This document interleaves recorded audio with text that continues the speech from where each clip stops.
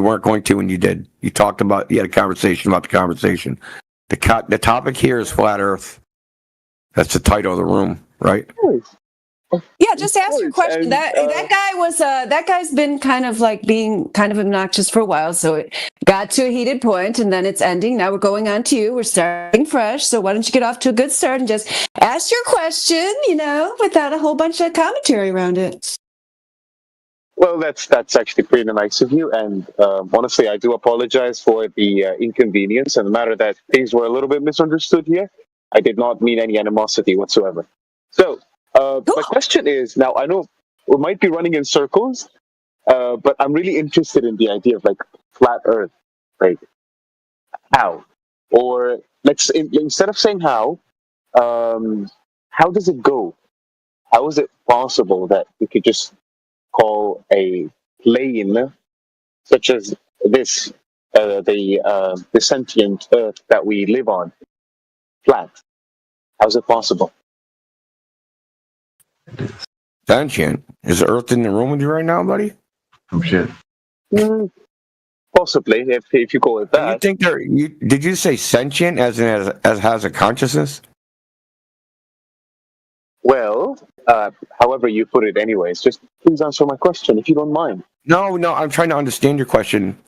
Would you like me to rephrase the question to make it a little bit more simple for you? Perhaps? No, I'm trying to understand if you said the word sentient, SENTIENT. Is that what you said? Yes, I did.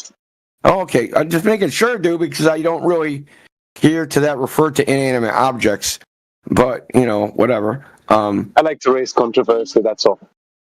I don't know what relevance does the Earth being sentient or not have on a flat Earth.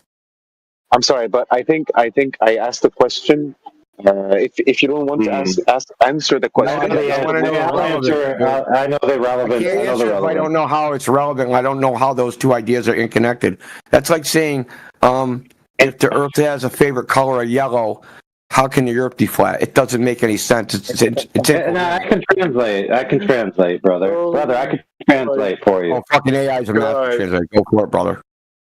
Yeah, so what he means is the Earth might get its feelings hurt if you misrepresent it. That's what he's trying to say. Never. Oh yeah, the Earth. Yeah. Writer, the Earth. The Earth does not want to be called a globe. I'll tell you that because that's a lie. And the Earth itself presents itself. Thank you for understanding the joke. Thank you for understanding the joke, and that is exactly what I mean. I said before, and I think I'm going to display the whole thing again. I like to raise controversy, and at the same time, I do not like to hurt anyone's feelings when it comes to, the Earth is flat or round. So I would like to understand your point. Like I said before, I said I'm interested. So I hope you explain the things. Writer, is flat a shape? Is flat a shape? Is flat a shape? I mean, if you're talking conceptual, I think possibly yes. No, it's a surface description. Shock horror. So if flat is a shape, or if it's not a shape, let's say flat is a concept. No. All right. How does it go if, let's say, now that we have this much land, right? How do we say that the Earth is indeed, let's say, not a globe or not something that has curvature? Because it measures to lay horizontal over distance. Horizontal being orientation 90 degrees from vertical. So the surface of the Earth, that's the water, measures to lay horizontally in orientation. That's why it can't be a sphere. I like how you pointed that out, because honestly I was thinking about it. But there is this one thing that always comes to mind since it comes to a horizontal plane. Matter of fact, now that you've mentioned it, if we have liquid on this horizontal plane, do we say that the gravitational force that comes from, let's say, the surrounding of this horizontal Gravity's plane. not a force. In- So what would you Okay, say gravity gravity is? is not a Because force. gravity's not a force. So what do you think it is? Gravity is not a force. If I don't think No, it's gravity not. is not a force, I do not think that there is going to be another explanation for it if I believe it is a force. Think about it. Dependent on It's That's not, depending on by the way, that's not the point. space-time. It's a That's mathematical not the point. framework. Gravity's Yeah, not a that's force. he's accurate. He's accurate in noticing it's not the point. You're red herring him away, bro. Yeah. Whether you realize it or not. All right, fair enough. Yes, because what I'm trying to get here is that if we say that we have liquid on this earth, Yeah. and let's say at one of the corners, Corner. liquid is present. Where does this liquid go if we say it is flat? Because surely if it's flat, it is supposed to go down, right? Or does it go round and round? I don't understand that. What do you mean? Does it go round does and the round? liquid not fall? Those would be like. How does the liquid not fall? How does the liquid not fall? The What, wheels on the off bus go around it. No, never mind. Yeah. Well, like off the earth. You Precise? asking why the water doesn't fall off the earth? Well, thank you so much. Yes. Well, first you're presupposing that it'll be something to fall off into. Like what? Great. So if it falls into something that is not Yeah. space, what is it? Well, if there's no space, and if we mean by that like 3 dimensions, height, width, length, by definition there's nothing to fall off into if there's no space. Lovely. So let's imagine this. For example, by the way, I do apologize for the noise on my side. On behalf of myself, and I'm sorry for everyone else here. If you're hearing any noise or loud noise. So Let's imagine. let's say we have a bowl. We have a bowl, for example, and we put the water into the bowl. Now the bowl is containing the water. To explain my point a little bit further, I am trying to understand if the water is at some point at one of the corners of a flat plane, a horizontally flat plane. Okay, corner. Where does it go? I don't know about corners, but if we want to talk about the water, then yes, it would be contained. We see that with seabeds and continental shores, for example. Continental shores. Yeah, so the So is seabeds and continental shores the everywhere? beach. I don't know, dude, but we're talking Ooh. about containment. I'll try and help you logically think through it. Because you're correct. To have water in the way that we do, it should be contained or it's going to go away. To have the gas pressure that we do, and for it not to go away and disperse into the vacuum, as the law of nature dictates, it must be physically contained. So logically, if we're talking about reaching the limitation of the Earth, that would be containment, wouldn't it? So we wouldn't fall off. Wow, possibly that could be one way to explain the point. But still, you talked about. By the way, I tried to take notes to understand a little bit further about this. You talked about, like, let's say, shores and ways to actually contain the water, since we can say that the Earth deep down. Now, how can we say that there is depth? There is depth because the water goes down into this depth, making sure that the water is contained within this depth, right? But if we say, for example, I don't know if you guys played Minecraft before. It could be a little bit, and this could be the only way I can tell you what I'm thinking of. If we say that the Earth is a square, for example, Why? and at some point, at the edges of that square, it is water. When I think about it, I look at the square. Let's say I'm in creative mode. I'm flying further away from the square. I can see the edge completely flat, the square, and the water is going all the way down. Why is it not floating in space? Because there's no space to float into. Where are we? The floor. You're on the ground. Have you ever fallen off of the floor before? No, because no, You fall off the floor. because there is nothing. Yes, but they should be beyond. How do I know if there are other planets? How do I know if there is a sun? Nobody claims other planets. The things that you see moving above you are indeed moving above your head, but they don't go under your feet. So they could be a part of this plane that we're in right now. The ground's not in the sky. That's how I know that they're not moving under your feet. You see them above No, head. the ground is not in the sky. Yeah, the ground's It not in isn't. the sky. True, it isn't really in the sky, but there are other objects in the sky that I could say objects Flying that we ground. can explain, On like vision. flying Earth. You're on the floor. Of course. That's what I'm saying. Welcome to the ground. I know we're on the floor, and I know I haven't fallen off the floor yet. And that's when I fine. tried to explain that gravity is a force. Bro, Yes, tell me. we're not claiming anything about any edges. We're not claiming Earth is a box floating in outer space. When you look up and you see yes, stars definitely. or planets, those are not anything like the Earth. Earth is like the Earth. Of course. You live on it. And if they are round, that doesn't clearly mean that the Earth is round, right? Yeah, it doesn't mean anything. Yeah, there's no logical correlation between the two. You can have a puddle and blow bubbles over a puddle. It doesn't mean that the puddle's a bubble. You can go into a forest and see a bunch of trees. That doesn't mean you are a tree. Well, yeah, these are metaphorical explanations, though.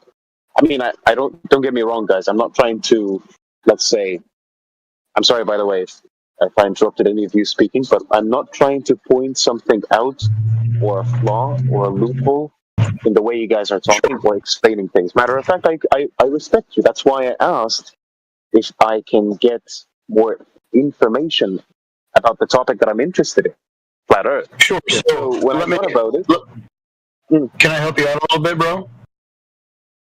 lovely, please, Jordan. Okay. So this entire cosmology, whatever you want to call it, the idea of the outer space and the planets and the galaxies and the ever-expanding universe, all of that stuff is predicated or is built around the idea that the Earth is a ball in that region, okay?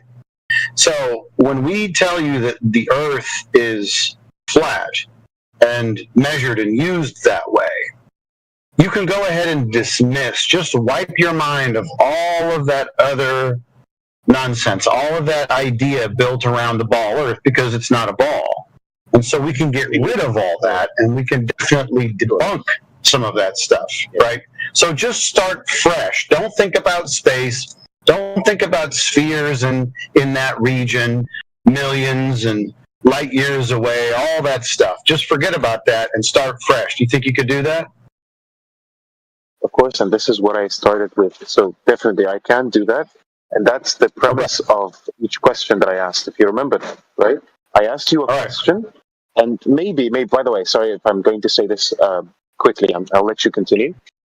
When I said whatever I said, the questions that I asked based upon logic, not based upon previous experience and previous knowledge about the Earth being round. I asked these questions because if we say there is liquid, the liquid should fall. Because liquid cannot easily be contained unless there is something containing it. You're not. Yeah, we know. That's called the coastline. We don't. Your example in question is building a straw man. Nobody's claiming we live on a cube with water falling off the edges. Yeah. Yeah, right. You created that on your own. What we're saying is that this particular plane is contained. It is a volume, and it contains everything, the water and the gas. Okay? So the barrier that contains all this, we don't know what it's made of. We don't know the limits of it, but it is a contained environment. So the water is contained, the gas is contained. You are within a realm of some kind that seems to be sealed, as far as we can tell. Okay? Logically, that follows. It's not that much unlike Minecraft in that, like, we can't go a certain. We can only go so far high up before we just don't have enough pressure to push off of. We can only dig so far down before our drills don't get any further. They get stuck. And so we haven't gone all the way to the sides to explore the extremities of that flat world, because Minecraft is a flat world. But True. we only know the that's locations that we have explored.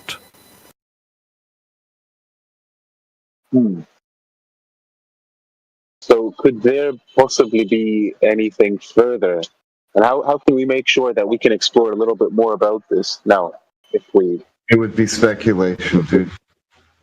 Yeah, in order to explore it further, Speculation. we would need to get more and more people on board with testing the ground and figuring out, well, it actually isn't a ball. We need to get together some kind of expedition, and then preferably you would want a government of some country to have a flat earther get in power, and then have the force of that government support that expedition.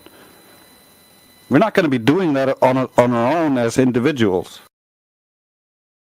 So if you need certain tools to apply your speculation of such matter and reach a proper conclusion of the uncharted territories that we have not yet discovered through flat Earth, you will need other people's help to believe in the theory, or so-called. Well, there's nothing to believe in. There's nothing to believe in. So we don't have theories of what's outside of the known world or anything like that. We stick with the empirical. So because we can prove that the Earth isn't curving, so then we can focus on that until we have enough of a mass with us that we can finance things like icebreakers, helicopters, beacons, so that the information can be transmitted and the public can know what's happening, and it not be like some one guy takes a boat somewhere, dies, and no one knows. Okay, now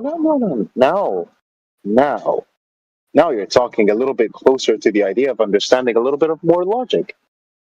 Nice. See what I tried to do with the connection of Minecraft, which could be a little bit more absurd, but by the way, the guys in the chat, they're all going mad. I'm gonna say that. This is what happens when grown men spend their time playing video games, bro. Wait, so is that a good thing or a bad thing? There's better things to be done. Bad thing. It's definitely not a good thing.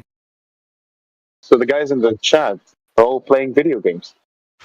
Life is short, and there are much greater. He was talking about you, I think, game. with your Minecraft analogies. I was talking about it's the you only right way- here. This is the only way I can explain to you guys what I'm trying to talk about, since you guys are disproving a lot of ideas. You should be asking us questions. Listen, you should be asking us questions as you know nothing about the topic, rather than coming up with straw man arguments, which is aggravating people. Just ask us what we claim, and we'll happily explain it all to you. Yeah, Ryder, you might learn something if you actually asked. Oh, dear Lord, have I aggravated you guys? No, it's fine. But if you could learn something about water, never mind. No ifs, my friend. Can I interject give for me a an second? Can I interject for just 1 second? Now I got to address square feet here. Square foot and all or nothing fallacy was when you say you either have to say everything someone says is true or nothing is true. That's a fallacy. Neil deGrasse Tyson could say things that are true while also saying things that are not true. He said that you can't see the curvature of the Earth from 128,000 feet. That's true, and we can check it because geometrically that's true, and we can just check it geometrically. 128,000 feet above a 8,000 mile diameter ball is nothing. Okay? And just because later on he says the curvature of the Earth and that there's no such thing as fucking gender, just because we said something true once doesn't make everything he ever says true. Stop being a dumb fuck. I think you're the guy who should keep things respectful now. I think you should just know what I mean. stay in your lane, dude. I mean, I'm not judging you. I'm just telling you the truth. I don't care about Don't get whether me you're wrong. I'm judging not me. trying to Stay in your aggravate lane. you. I'm looking at your roles. I don't see mod there, so shut up. Yeah, don't try to moderate this chat. Just I'm relax. not trying to moderate. all I'm having good. a lot of You're fun trying to here. moderate the moderator. Really? Did you like that? You want to talk No, about that's what you're moderating? trying to do. You want to talk? You want to talk about moderating? I'm trying to be No, you're respectful here, my trying friend. to. No, I don't. Yeah, we're not giving you an invite to You're talk gonna tell about me the what I have to conversation. do. Jesus. How I'm pretty about sure how you're not about my mom. we continue the conversation about something that is more valuable than just trying to judge you, my friend? Because I see that there's no need to judge you, anyways, right? I don't care about your judgment. I don't give two shits about what you think of me. I'm sorry, but I didn't ask. Just I'm get so back to sorry. the point Yeah, you keep instead of all this mentioning waffling. judgment for some Thank you. reason. I don't care about your If we're judgment. talking about the topic, and I also wanted to ask another question. Now, since you guys have told me straight, to forget everything you know and try to ask questions that relate to more of the premise ask of you a what we're question? talking about, right? Can I ask you a question now? It depends on who's asking, so really it depends. What does that matter? Because I'm not going to take questions from you because I don't want to make you mad. I'll so kick you sorry. out. I can do that. Really, please do that. Thank you so much for your time. Okay, bye. I just disconnected him. I didn't kick him out. Holy crap. Fucking super arrogant, huh? God damn. Hey, Flyer Day. Balls are so big they ride shotgun. Flyer Day, check this out. Check this out, bro. Yeah. 3 billion active video game players over the past 2 years. The average video game player is 35 years old. Yeah. That means that the vast majority of video game players are not children. So the idea that you castigate people as being grown men playing video games, like what was the point of that? Well, basically, I was just saying that, you know, he was relating a lot of what he was talking about to a video game, you know? So, I mean, I'm just a lot saying. of video games. Yeah, a lot of video games use rendering technologies or flat planes, or there's a lot of simulators. For example, I trained in a simulator for my gunnery in Bradley. People do it in things like video games are a very important medium. They're actually one of the most artistic mediums that exist and one of the most technically advanced mediums that exist. So why would you say this is what happens when grown men play video games? You're trying to insinuate that grown men playing video games is wrong? Yeah, No, you can literally create a computer inside Minecraft. Like, I played Minecraft. Are you shitting on me, bro? Nah, I'm just saying, you know, that he probably spends most of his time playing video games, and that's how he's relating it to life, you know? And he's using only a video game as an example. You know what I mean? All right, so do you understand the confusion, how you basically castigated a wide swath of people and then you actually had to narrow it down to what you actually meant? Oh, my bad. I didn't mean to offend nobody. Well, I think you did. Okay. So you see how impressions can sometimes matter more than intentions? Yeah, I'm not personally offended because I know you, bro. But he might have been offended, and you never know who's listening. Yeah. I wasn't trying to offend nobody that was listening. Yeah, that's fair. But see, my point is, if you offend a demographic that represents greater than 60% of the entire population, you know, see what I'm saying? Yeah. Especially with the casual idea, like it's just connotating that association with video games has some negative connotation. Like it runs the gamut. Pastors play video games. You know, criminals play video games. Your grandmother plays video games. Your brother plays video games. You see where I'm going with this? My brother does. He's a big time gamer. Yeah. A friend of mine, an ex of mine, her grandmother, who was like 90 years old, just relentlessly played Mario Brothers. I mean, like, that's all she did. She never stopped. Every time we went over there, she was playing that shit. Heck yeah. I'm playing a video game right now.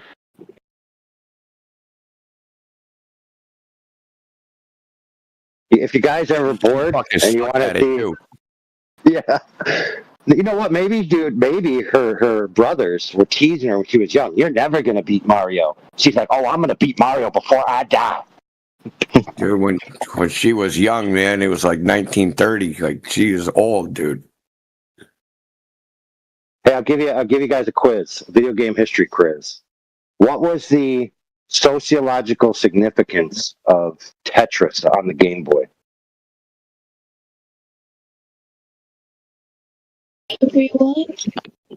Saved us Yeah, from if you the remember- Cold War. Maybe, but Tetris was that little block game where the blocks are different shapes and they Invented fall by a down from the Russian. top, and you gotta fit them together.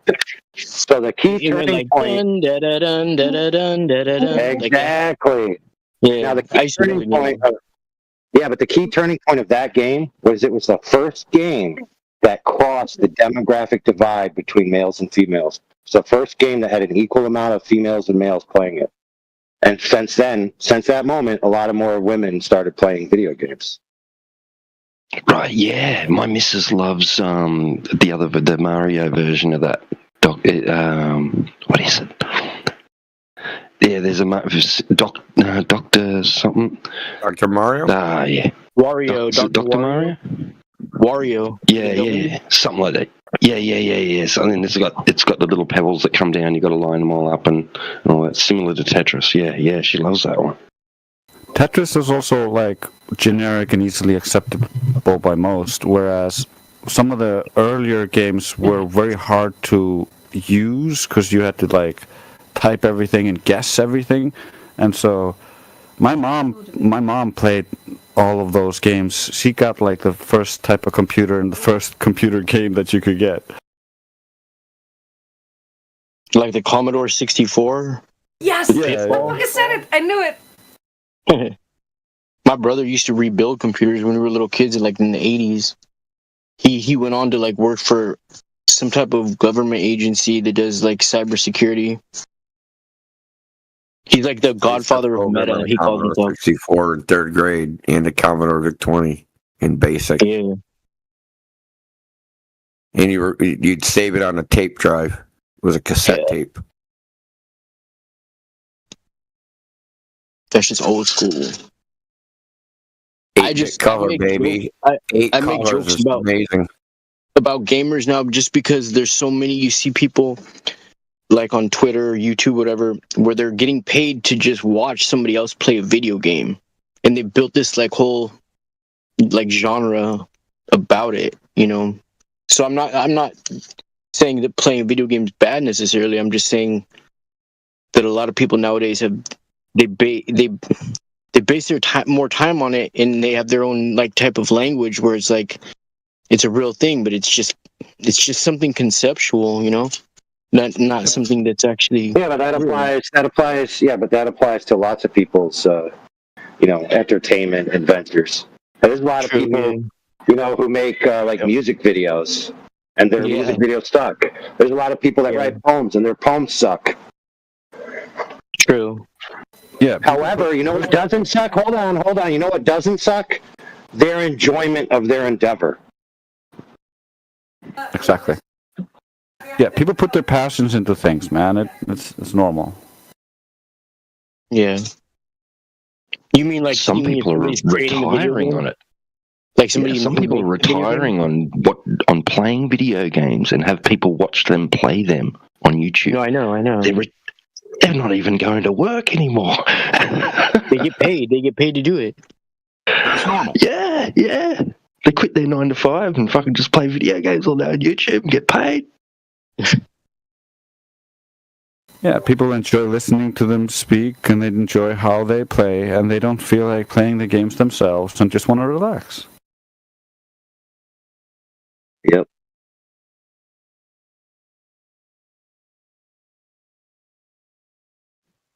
Or You know what's interesting about video games is they're the single medium that combines all of the art forms into one, and then adds an extra layer, which is the interaction of the individual in the outcome of the event.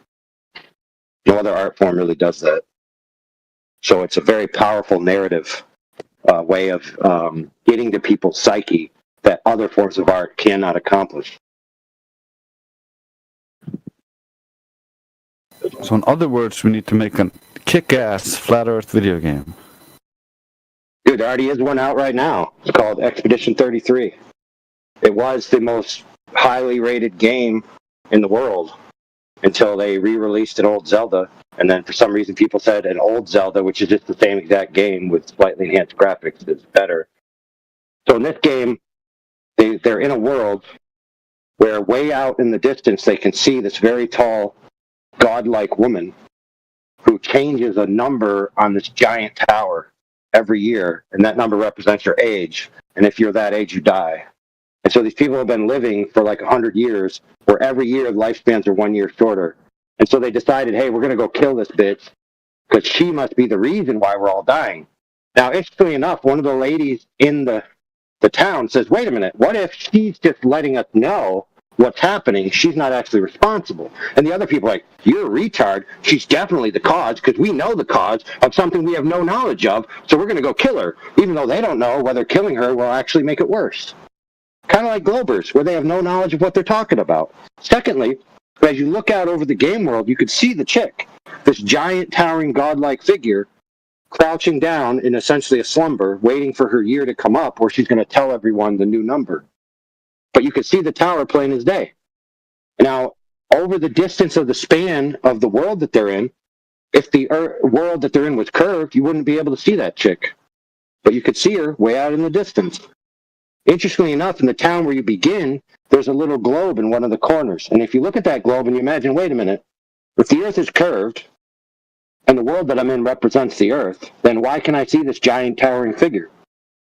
Which, by the way, the number on her tower at the moment is 33.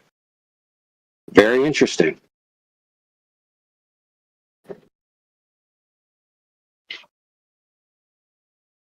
Yeah. Freemasonry confirmed. Almost all of the video games, there's just a few exceptions, have a flat, planar game to make things reasonable. It's problematic once you start curving everything.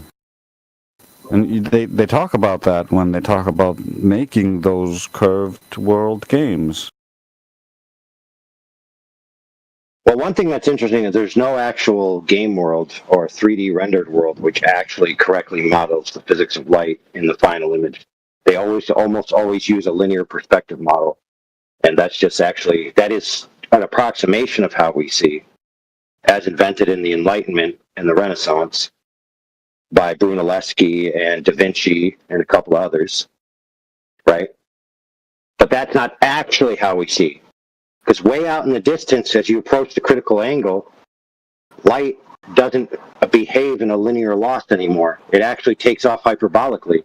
And so, Globers can't imagine how something can appear to move away linear, and it's shrinking, it's going diagonal towards the horizon. Then all of a sudden you can't see the bottom.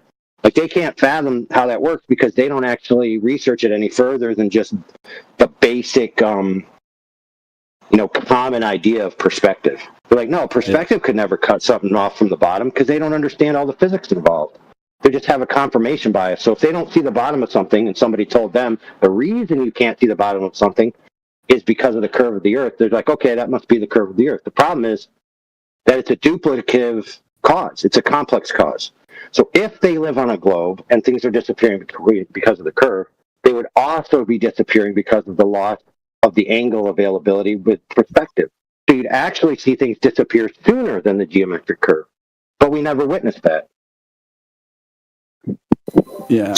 The great painters of old, they understood this. That's why the best painters and the best paintings are in natural perspective, not full linear perspective. And each character or object in the image is painted in focus. So when you look at each part of the image, it's in focus to you, just like how your vision works. When you look at something, everything is in focus because your focus is on it. But it's really interesting to research perspective and how these things work. But the globe just doesn't. The Globers in general just don't do that because they're not interested in art. They're not interested in these things. Yep. They're interested in TikTok and what. Right. So there was a guy There was another guy who went off of these other guys who were just basically recognizing the lines that appear in nature and converge, and they were mapping perspective and stuff. And he came up with an idea of, what if, rather than trying to see it with my eye, I just project the light that's out there onto my page, and then I will get the perfectly accurate perspective. And he invented a device, which is essentially this articulating arm with a lens, and the lens has like a single reflector, and you look through it, and it will show you your paper, and you're essentially tracing the world on your paper. And that gives you the most accurate. Why? Because we know, according to the law of reflection, that the angle of incidence is equal to the angle of reflection. So you're going to have an equivalence. So it's going to be an accurate representation of what you're seeing from that vantage point. And in fact, his artworks that he made are very famous. And I can't remember the name of it right now. It's not Camera Obscura, but it's something like that. It's called Camera Gibato or something like that. You know, some stupid other name. I know what you mean. And so, I just don't remember the name either. I'm trying to. Right, and so, yeah, so when you have this reflection present, you know that you're seeing an accurate representation of the other side of the reflection, right? That's called the law of reflection. So, for example, if you go out into a giant flat reflective surface, like a salt lake, and you see the sky being mirrored onto the salt lake, what does that tell you? That tells you that the angular relationship is equivalent over the axis of reflection.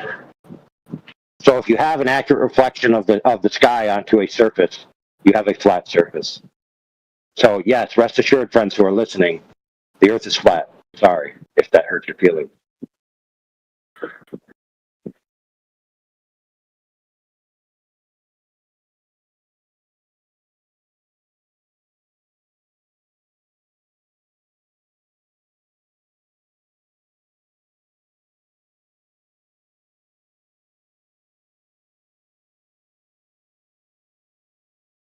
I think it hurts someone's feelings that just left.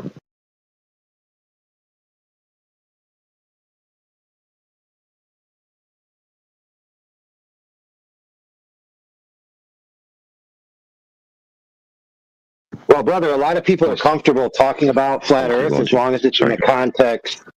Yeah, they're comfortable talking about flat Earth as long as it's in the context of they can frame it that, oh, I'm just here to listen to you tell me about your belief, and then I'm going to tell you how the Earth is a globe, and I respect your belief.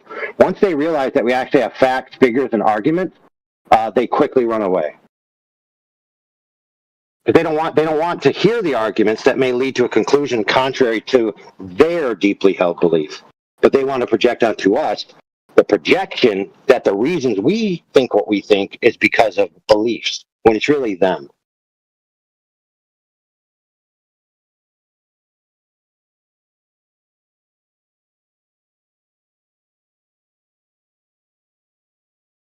And we understand that so well because we used to be like them. We used to only have this as a belief, and then we tried to test that belief and verify it and confirm it to be true, but in the process falsified it.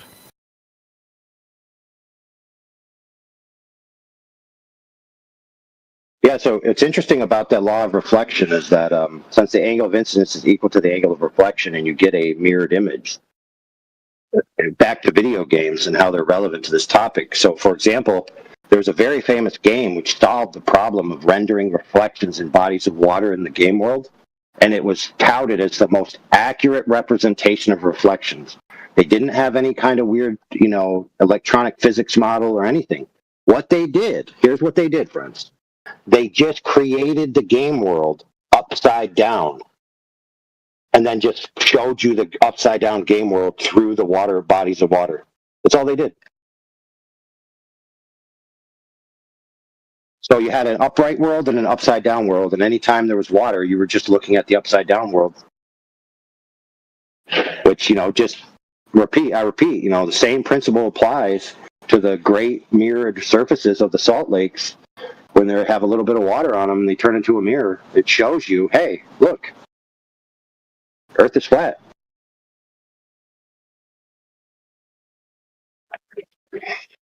Except it didn't work in Australia because it was right side up.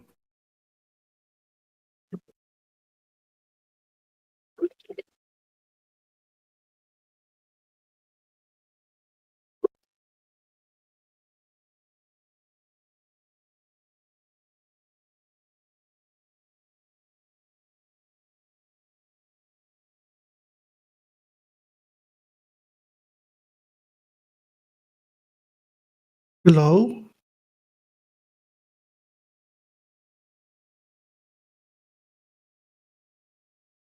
And welcome to the chat. What's your opinion about the Earth? Is it a globe?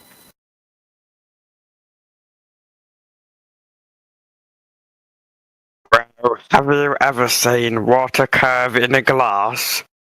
I don't think so. Oceans are just big glasses, but without walls. Boom. Flat. Like a container, right? Yes. So any container, doesn't matter about the shape of the container, like a teapot, the surface of that water is going to be level, isn't it? Yeah, it's Boom. flat. Yeah. Yeah, boom. Yeah, spot on. Welcome to Flat Earth. Boom.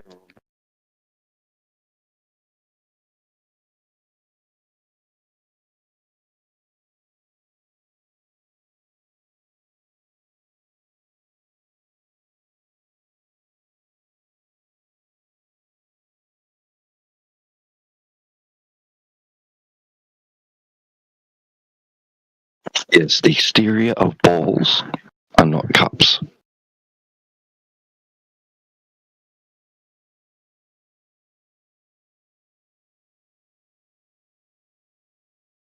Yep. So every now and then someone will come in with a profound alleged evidence that the Earth is a globe. One such evidence that somebody claimed and another person claimed, one being Mr. Sensible, who has a YouTube channel, and another being Dogs Are Gods, which, frequents our forums sometimes. They tried to argue, well, oh yeah, sure, the Earth is clearly flat and stationary, but I have this document here that proves the Earth is a globe. Let me show you. So we let them talk. We see what they have to say, and here's what they said. And I just got a post about it earlier today, and so I rewatched a little bit of it. It was hilarious. What it was, okay, they have this long tank of water that they put model boats in so that they can help design boats.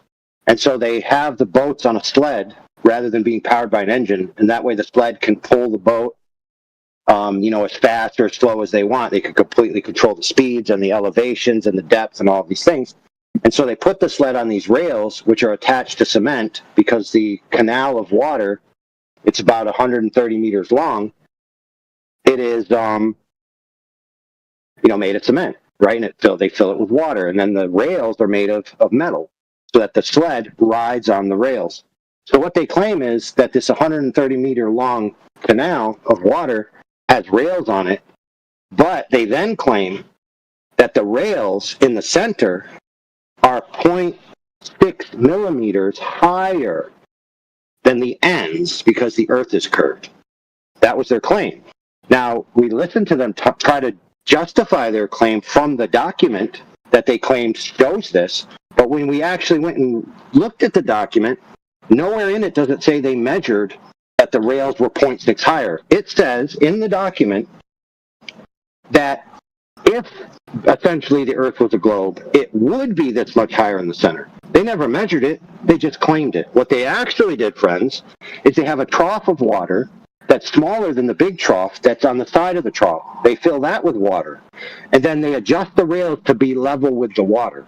So if they're saying that I'm adjusting to level because the Earth is curved, but the only thing I'm actually doing is adjusting it to level water, then they're committing a circular reasoning. They're saying I know the Earth is curved because I claim it's curved, and then I level something to level water and claim the level water is curved, but I never actually measured a differentiation at all. So they're just committing circular reasoning and justifying the fact the Earth is a globe with an unfalsifiable tautology, saying level is curved because curved is level because I leveled something. How does that make any sense? How is that evidence of anything? It doesn't make any sense. I remember that. I actually read through that.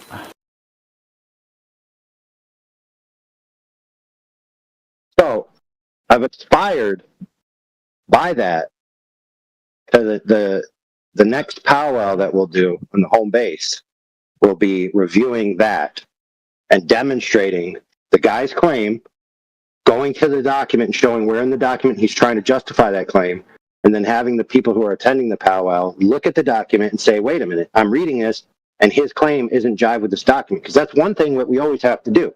We have to look at the documents that they present. We have to look at the data that they present. And they have to be held to task to present it. Because 9 times out of 10, what they present, when you actually look at the source material, doesn't agree with what they're claiming.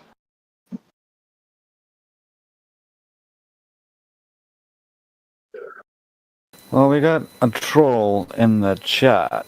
Maybe you want to open your mic and talk to us, dumb bass. Yeah, of course, yeah. I'm trying to prove a point about the big giant fan on top of our skies that causing ocean waves.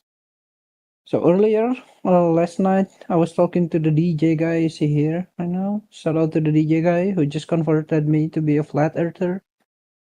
Yeah, that guy was right. The ocean waves caused by the wind.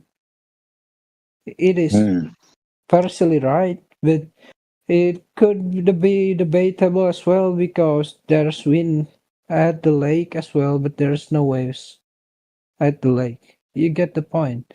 So I think that the idea of the big giant unpenetrable dome, the covering our Earth, it caused the bonds effect on the water, and there's a feedback to the shore, if you get what I mean. Like the ocean waves caused by this dome, when the water crashed to the dome and it fall back, just like when you shake a bucket full of water. And that guy is a troll because he doesn't provide me anything, and he didn't convert me to be a flat earther. I guess welcome everyone. This is a Flat Earth Discord 24/7, and we all sure that this Earth is flat on the surface, but there's a dome. It's a bowl-shaped Earth. I think that's it. So you needed DJ to tell you that wind caused waves. Waves, not tides, yeah. Cool. And I didn't hear you mention tides at all. You should change your screen name to self-deprecating humor is not funny. And it's harmful to you to do that shit. Don't do that. Yeah, and then there's depth. So if you think the Earth is a square-shaped space, it's not true at all. There's depth, and the depths are different between one region and another.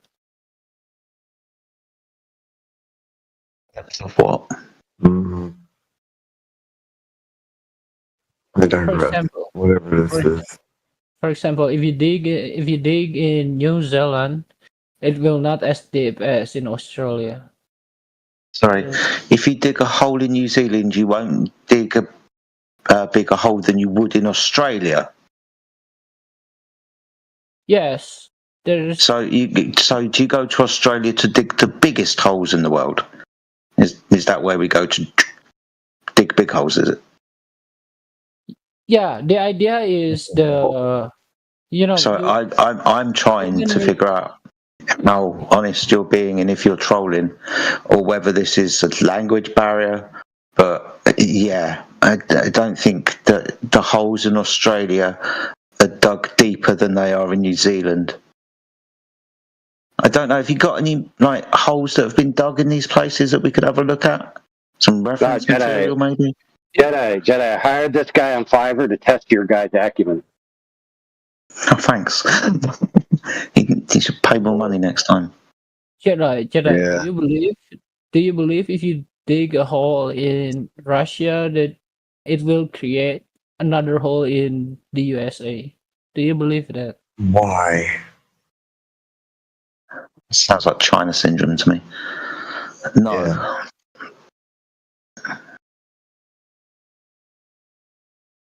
unless my hole was a tunnel, and I tunnelled horizontally. Yeah, I could do that, like I did between the UK and France. So you're a flat earther as well. So you just don't know it yet. I don't get either. Why do I have to be in a debate with you since we're on the same side? We're on the. Because in this instance, it doesn't matter what side anybody's on. The stuff that comes out of their mouth is on trial. Welcome to Flat Earth 24/7. The words that you use will be used as evidence against you. So he said some stuff. I challenged it. I don't care what he believes. Are you being racist? If it makes you feel better. Because he's awesome, that's why. Hey, kid. I'm going to give you one chance to apologize to Jedi for insinuating that anything he did had to do with racism. Otherwise, you're banned from the channel forever. I said gracious. My goodness. That's racist. Hey, All right, dude, get banned. Goodbye, buddy. See ya. Gave you a chance, and the other guy interrupted, so you didn't have time to think about what you were doing, so now you're gone. Too bad. I guess it's. All right, listen, friends. Hey, bro. When something's pressed to somebody that has serious connotations and weight to it, just wait for them to respond. That's not your cue to respond. You're not them. Okay? Is that fair?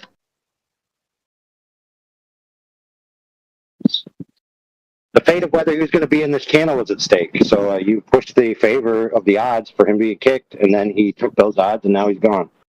I failed. I didn't hear, and I'm sorry. I'll mute up.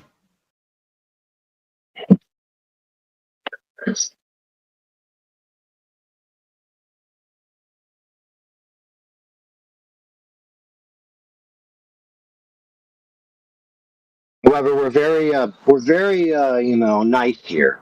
So if he decides to apologize in a text form to Jedi and to the forum for bringing up race, which has nothing to do with the conversation whatsoever, then we'll allow him back on advisement. Other than that, you can stay Gonski. Dude's clearly a troll being provocative, so he deserves 0 bird, right?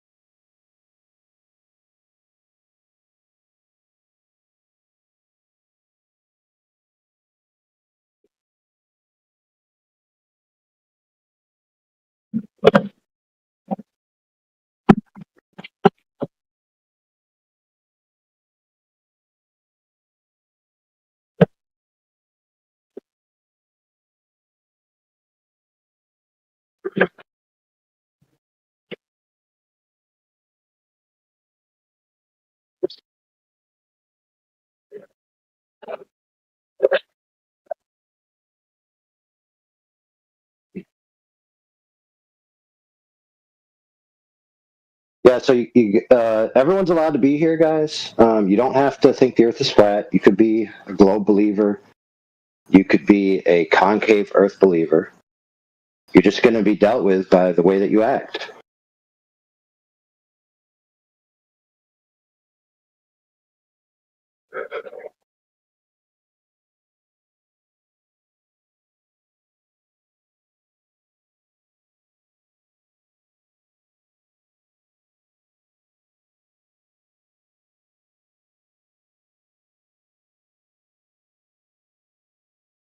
So now that I'm guilty of removing the person that was willing to speak, I have to fill the void, right?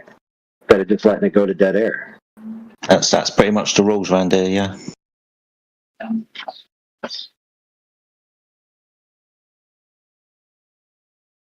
Yeah, so why is it that globe evidence, like the tow tank example, It's always stuff that they claim based on a model if the Earth was a globe, but the evidence never is there. So, for example, another such quote unquote evidence is they'll come in and say, oh, if the Earth was flat, why do engineers have to account for the curvature of the Earth when they build bridges?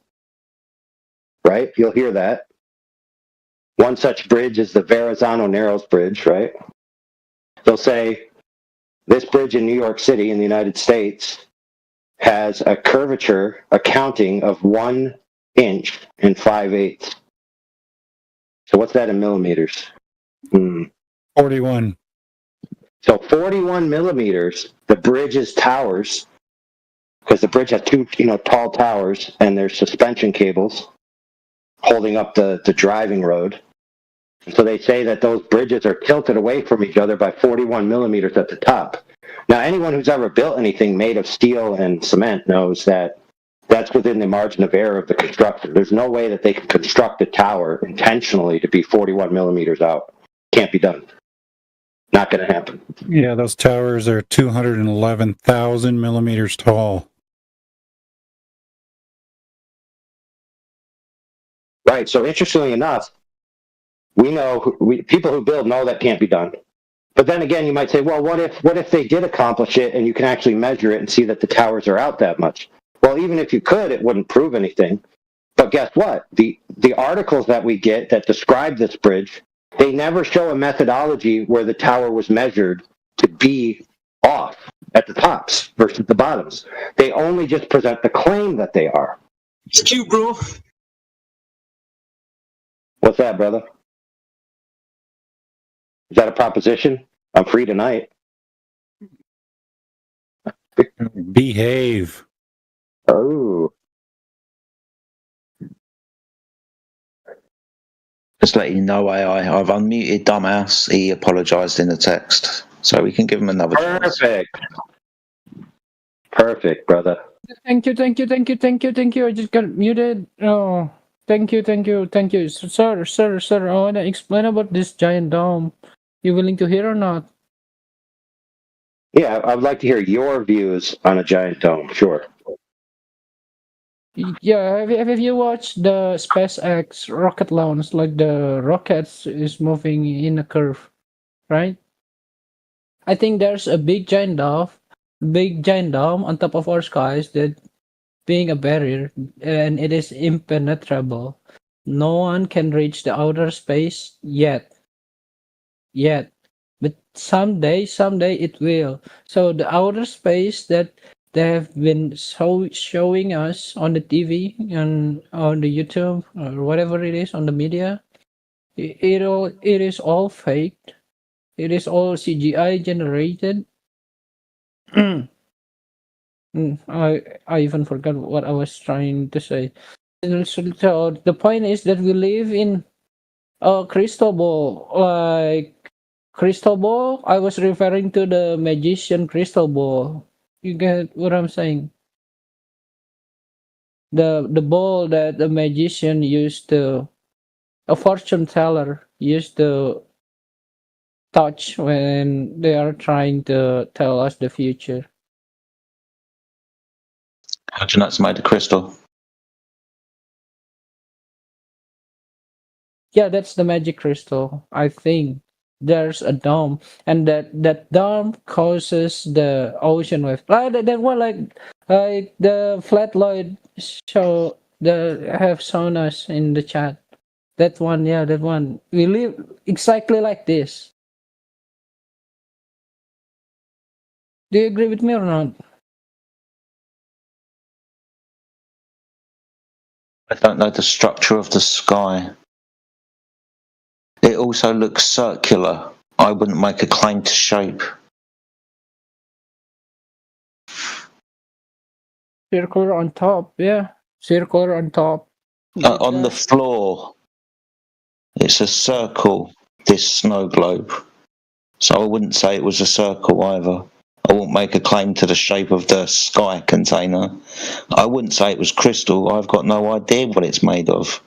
I just know that the container is the antecedent to pressure. Satan? I don't believe in Satan. I don't know. I think, yeah, it could be the Satan that trying to brainwash us with this globe thing. They're a bunch of dumbass, but I just got enlightened by the DJ guy. Shout out to the DJ guy. Yeah, no, stop. All this stuff is just nonsense. I don't want to hear this. I want to hear, what did DJ tell you that you found interesting enough to start this LARP? Lord. So, oh, the DJ. Mm, is he here? No. Hey, so I was talking about how the flat earthers perceive about the ocean waves, and it is apparently said that it was caused by the wind, and the wind caused by the temperature differences, right? And when the hot region meet the cold region, and for me, I asked him, I asked them, what is he? What is his pronounce? I asked DJ, like, I have experimented with a bucket full of water, and then I tried. Oh, hold on, brother. Hold on. We got to stop you there, dumbass. We got to be politically correct. So if you don't know someone's pronouns, the appropriate thing to do is to list off all pronouns that are known, and that way you're sure to get theirs. So begin now. We're all going to take a nap for 3 hours. That's disrespectful. I was trying to answer Dre's. Yeah, stop being disrespectful, please, and just do what AI said. Okay.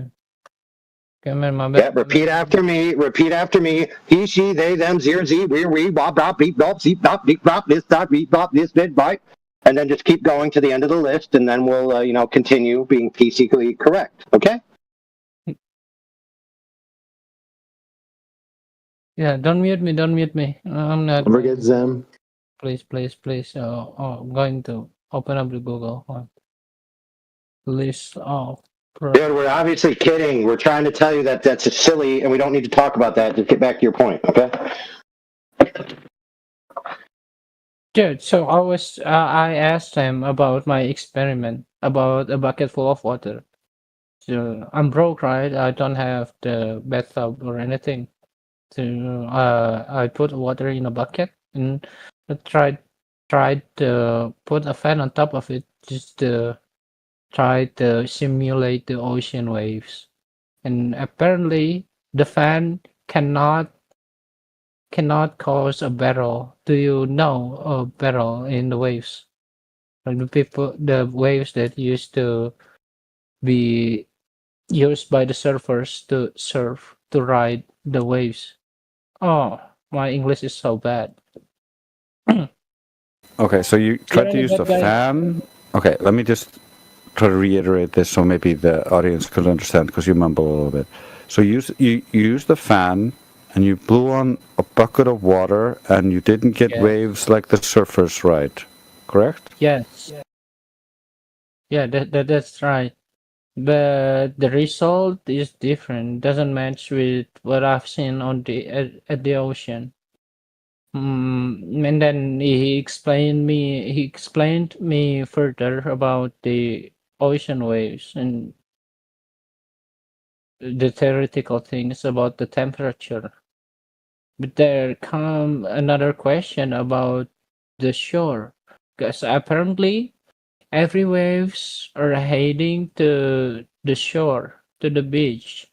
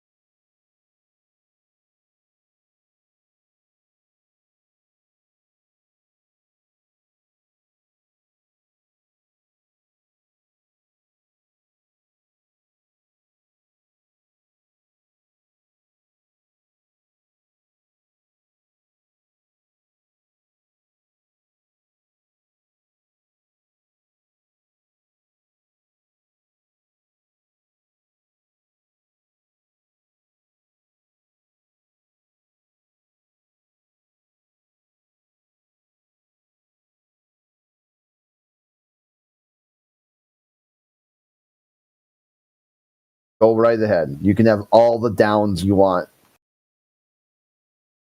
Yeah, but if one assumes a spherical Earth and that the down is always pointing to the center of the Earth, then everyone should have the same down. Am I wrong? Assumed that the Earth was a sphere. Yeah, it's Which is got not. begging the question within the question. Yeah, that's the reason why I often prefer to just sit back and enjoy you guys dismantling the globers, because I am aware of my language barrier, and sometimes I cannot get. For example, most of the times I would not be able to get a joke or sarcasm. Yeah, maybe I'm having difficulty. What you Jedi are trying to say with that. But I think according to the heliocentric model and to the assumption if the Earth was a sphere, then everyone should have the same down. Am I wrong?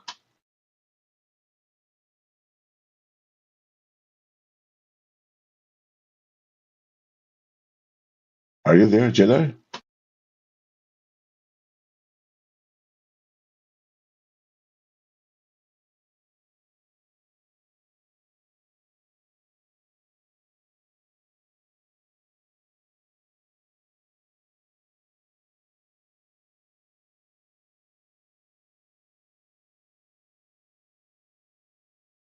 And every beach, not every beach, like there are different beaches facing to different Yep, there's directions. different bitches for sure.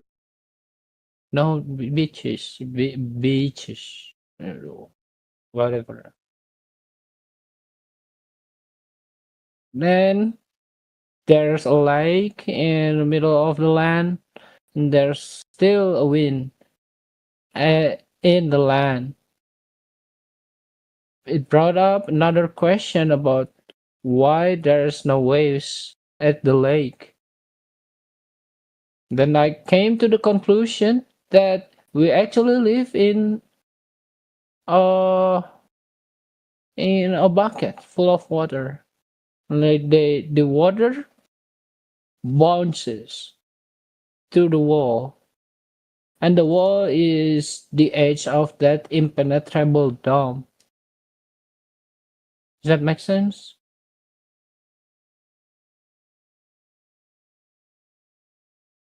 We live in a magic crystal ball. Because I've seen there's a curvature at the sky when I see the rocket launch of the SpaceX, Elon Musk's company. Are you okay, dumbass? You just seem to be rambling now.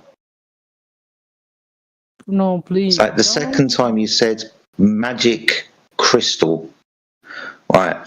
What's magic about it? And how do you know it's crystal? Just 'cause I'm bored.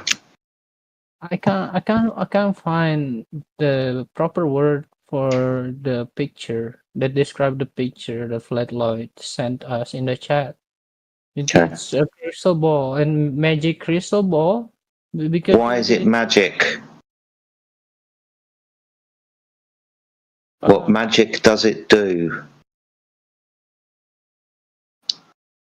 Sorry, it's somewhere in the movie that the fortune teller or magician use it. For example, in One Piece. So we live inside a crystal ball, and out there in space there's a big magician telling the future.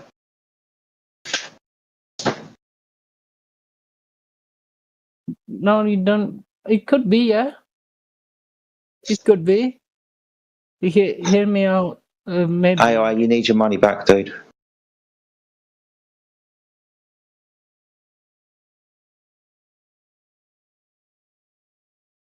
So if you guys do believe in God, the magician that this guy referred to It could be the super conscious that control our universe, the Yeah, magician. but that's a magician outside of the crystal ball. Right? You actually think it's a crystal ball made of crystal and does magic and tells the future, this earth in which we inhabit? Yes. Yes. Really? Out of 100, how seriously do you want me to take you?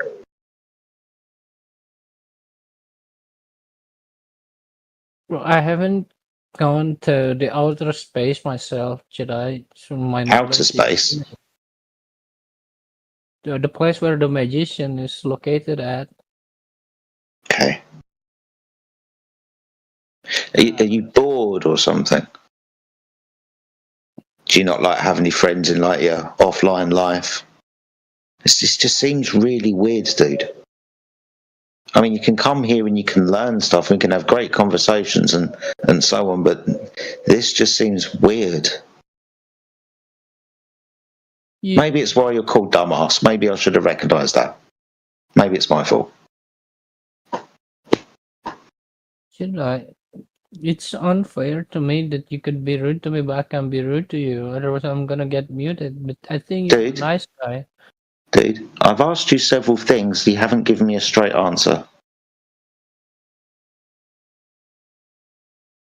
Yeah, I said that I'm willing to go to the place where the magician is located at. You are willing to go to the place where the magician is located on the premise that the earth is a crystal ball made of crystal and does magic.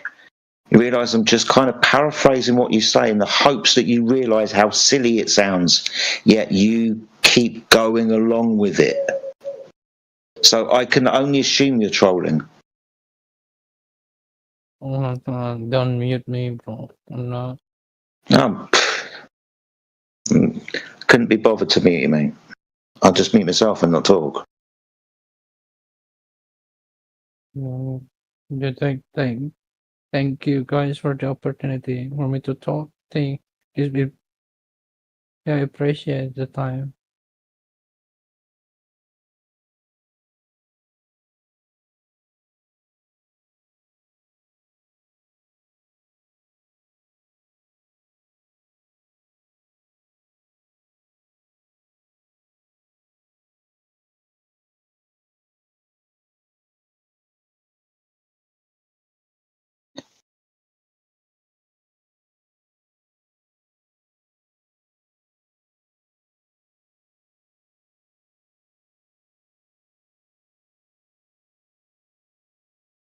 Well, I don't want it to go quiet. If there's anybody else in the chat who's got any questions, then please feel free to unmute yourself and ask your questions. Or if you want to make a claim, you think the earth is a ball and you definitely believe that you should be dying on a hill for something, then we'll let you die on that hill if you want to, no problem. So I see the chat is very exciting.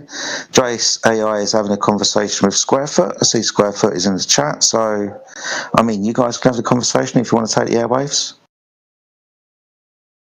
Be interesting to speak to Squarefoot. No, it's just incoherent nonsense. He was lying about what happened earlier. The other guy, dumb bass, brought up genders and AI. Told him that was ridiculous, basically, by showing him, and then to get back on point. And the other guy is like trying to now insinuate that we bring up genders all the time and that means something, when that was a response to them or the opposition, not our side, bringing up that.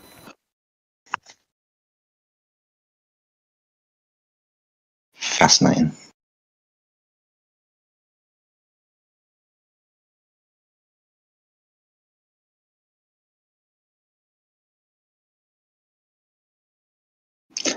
Does Squarefoot not wish to speak anymore, Joyce? Is that why he's muted and just I'll talk.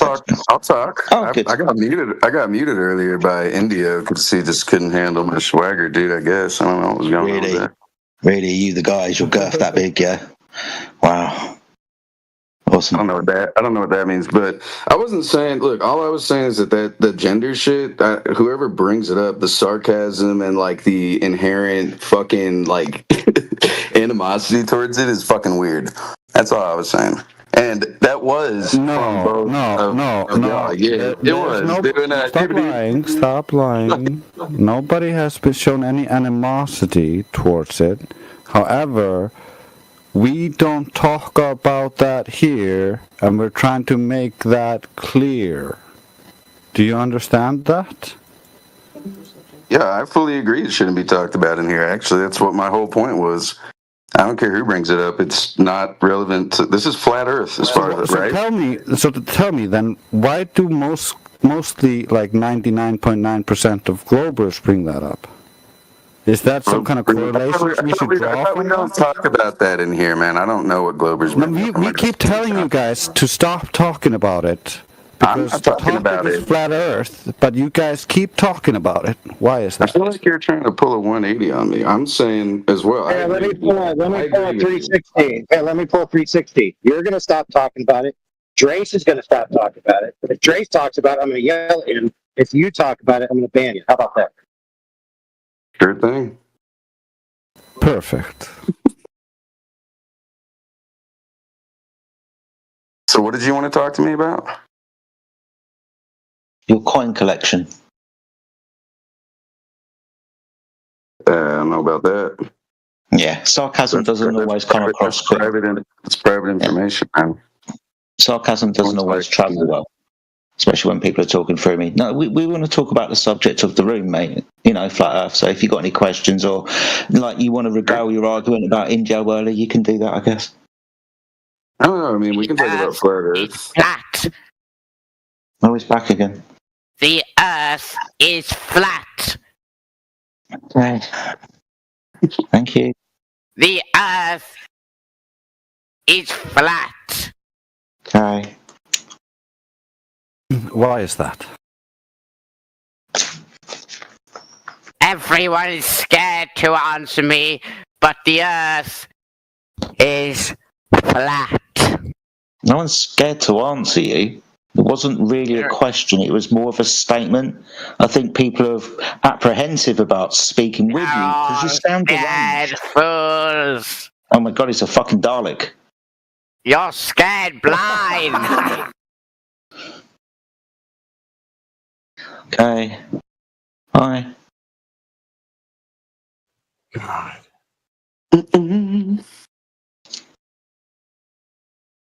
It kind of sounds like me when I'm trying to do my goblin voice. That's what I thought. I was thinking that I didn't want to say anything. People are weird. Fine. Anyway, where were we? No, I'll ask some questions. If y'all need questions. Yeah, man. Whatever. How do we what's the explanation for like airplanes and how they work, how they function, seeing curvatures outside of windows of airplanes?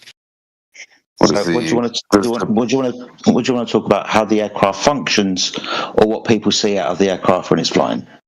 Well, just like I feel like in general. Okay, maybe this is a better way to put it.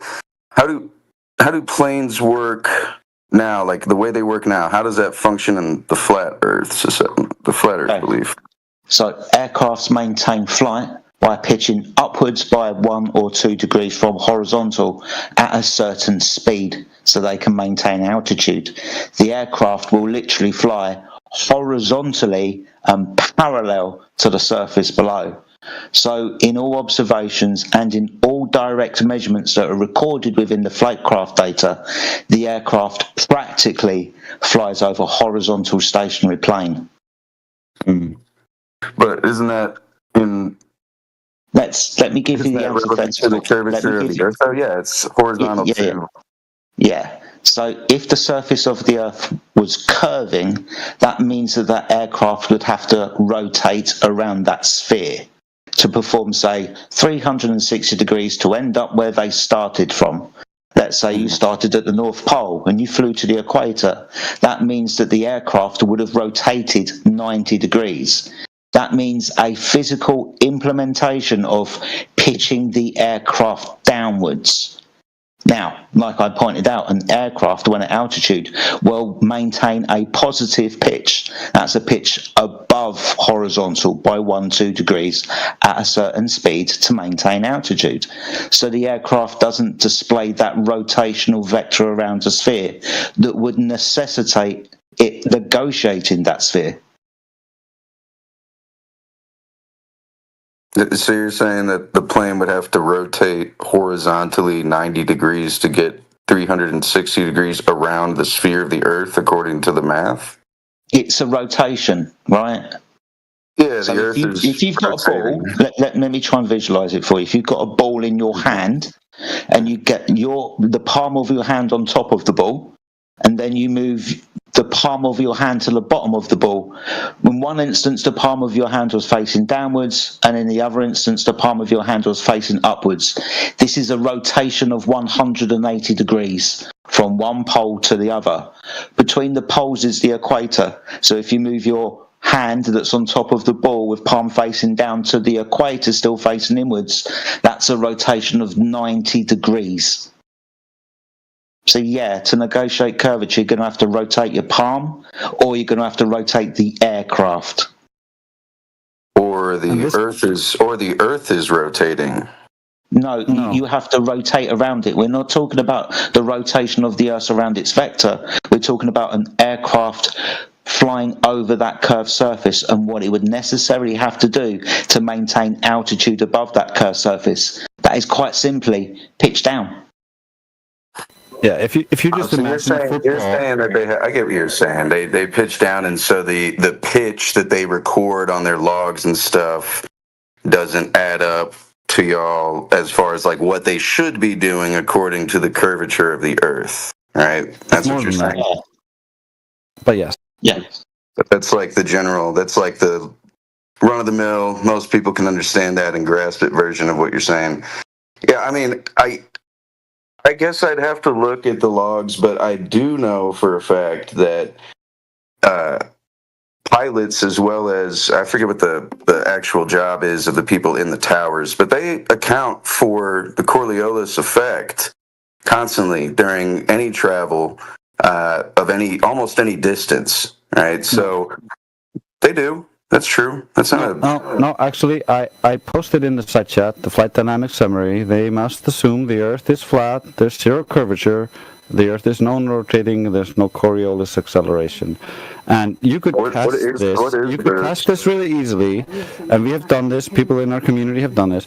You take a mechanical gyroscope, which operates on the gyroscopic effect, or being rigid in space. So if you turn the housing, the spinning top inside is going to remain upright. So you would see by the housing twisting, as you travel around the curve, the housing would twist because the gyroscope would remain upright due to rigidity in space. But I'm trying to look at your whatever this is that you posted. I have to like find the link because it's just a picture. Naver blog airplane flat Earth. Let's see if I find it. What? I'm trying to find the link. You posted a picture of something on a link, but I can't click the link. Do you have the link? The link is just a link to Chapter 8 flight instrument, gyroscopic flight instrument. It's not really that important. It's just showing you rigidity in space to teach you about rigidity in space and how that operates. Above that, where's this? Yeah, where is this flight dynamic summary from? Hold on, bro. Hold on. If you're pressed for the source of your evidence, the only appropriate response is, I'll get that for you. Yeah, I'm down for that. I'm always down to read shit. That's what I'm doing right now. I just wanted to let them know that, like... Yeah, that's fair, but you didn't communicate that to him. Dynamic summary. Yeah, I wasn't done. Yeah, but you I know. No, he jumped in. He jumped in over you. No, I was just saying I didn't get that. Hey, bro. He knows. He heard you. He was responding to you. And you kept on pressing him, was the same, I can't get the link. Can you have the link? Can you have the link? It's like, okay, dude, give him a chance. Here you go. The link for the PDF is right here. All right. What is this exactly? What is this? This is why I like. This is a flight dynamic summary for aero students to learn how to fly. Okay. What's aero students? See. Okay.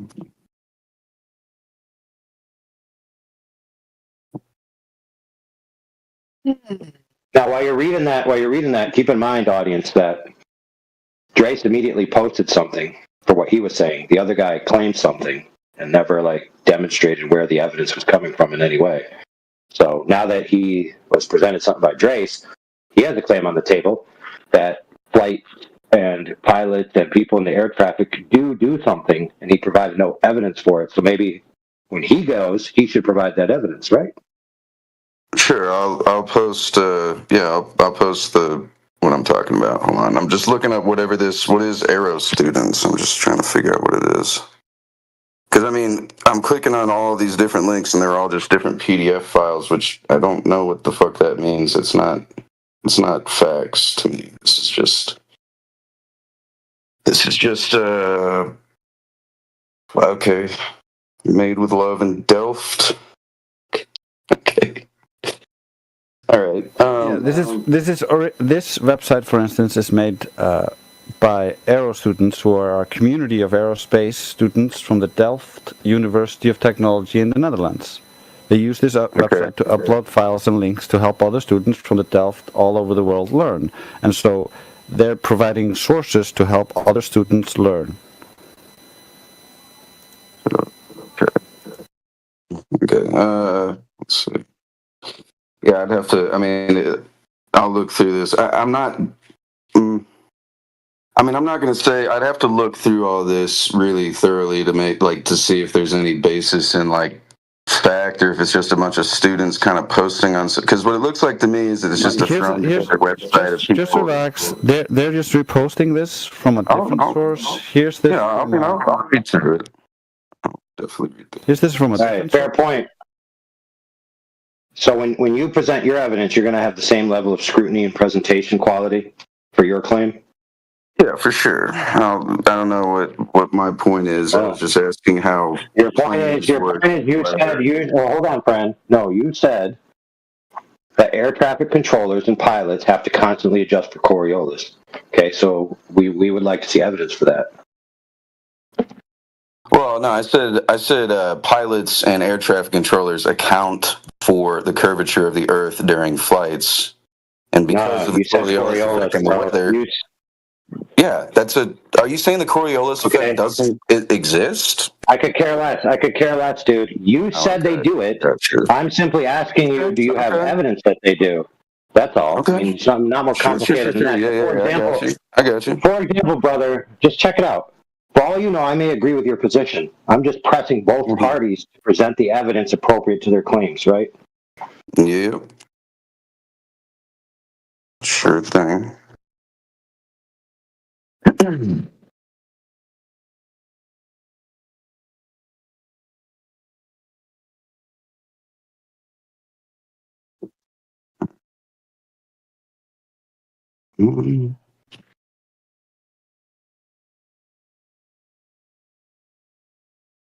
So do you have anything to support your claim that... Yeah, I'm just pulling up. I'm going to try to find a relevant, I'm trying to do my due diligence. I'm not going to let anybody be like, oh, well, that was from 4 years ago.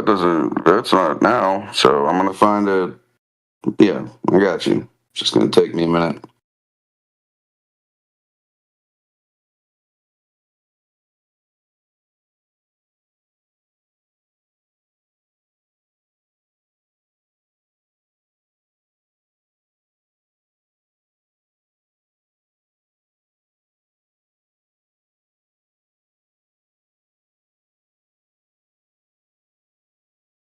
Now, this is a good on-the-spot exercise right here, because we were just talking about, not 30 minutes prior, some famous globe Earth proponents who actually specifically make videos on their highly populated YouTube channels against flat Earth, and they make serious errors when they try to support their claims with documentation, and the documentation doesn't actually follow what they're trying to say.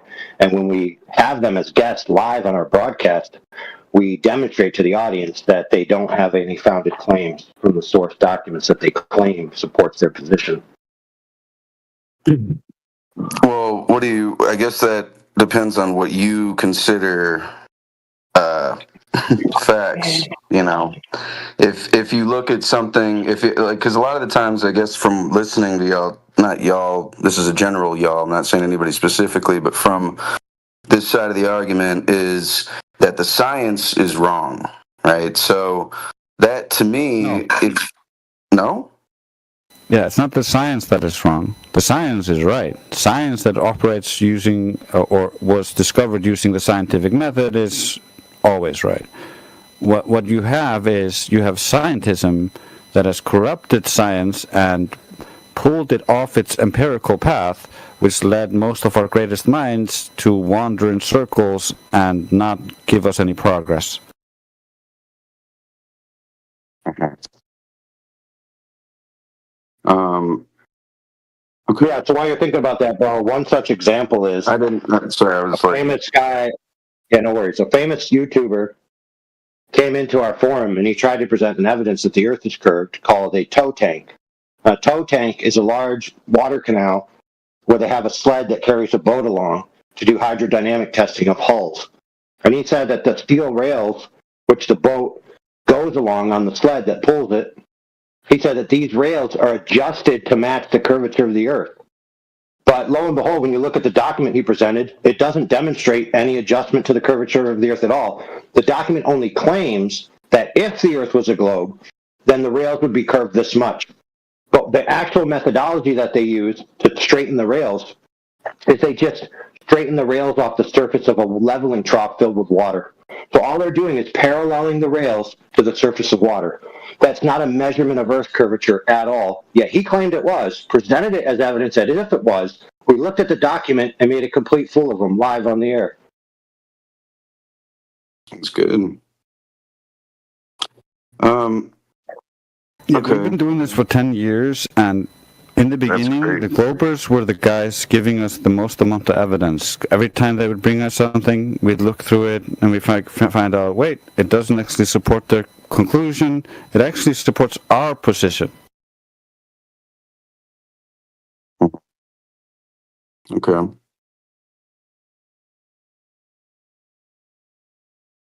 right, so y'all, so let me, before I like post anything or whatever, backing up the, I guess, finding something about planes following the curvature of the Earth, what would y'all need specifically in order to trust said information? Because what it seems like is that somebody will say, like you said, claims, which technically you're right, something that's like written as this would happen if this is a theory, claim, etc. But I mean, there is science behind, I guess what you're saying is there is science behind both aspects of the debate, but what would y'all need? Like numbers, equations? No. What do you need? There's only science on our side.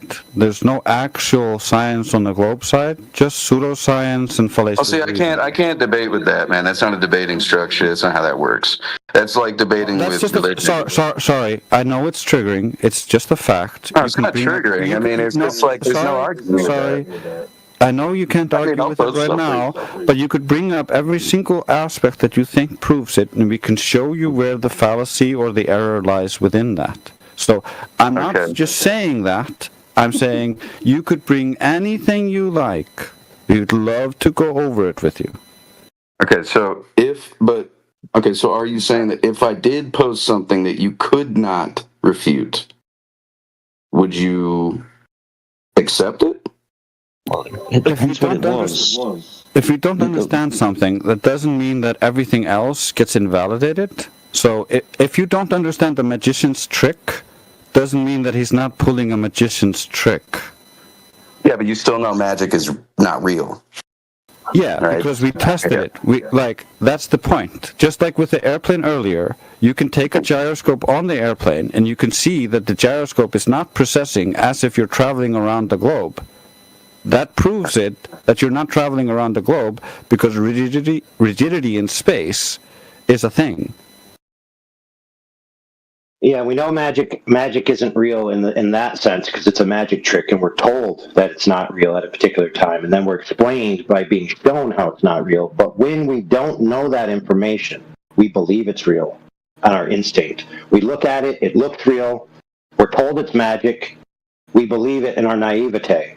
Much like the globe, where they claim we have scientific facts backing up the globe, but when you actually look at it, it's not science. It didn't follow the scientific method. It's actually pseudoscience and assumption. So that's what Drake's is saying. He's saying that when you actually look at the evidence presented, it's not scientific evidence. It's conjecture a lot of times, it's assumptions a lot of times, but it doesn't follow a scientific method.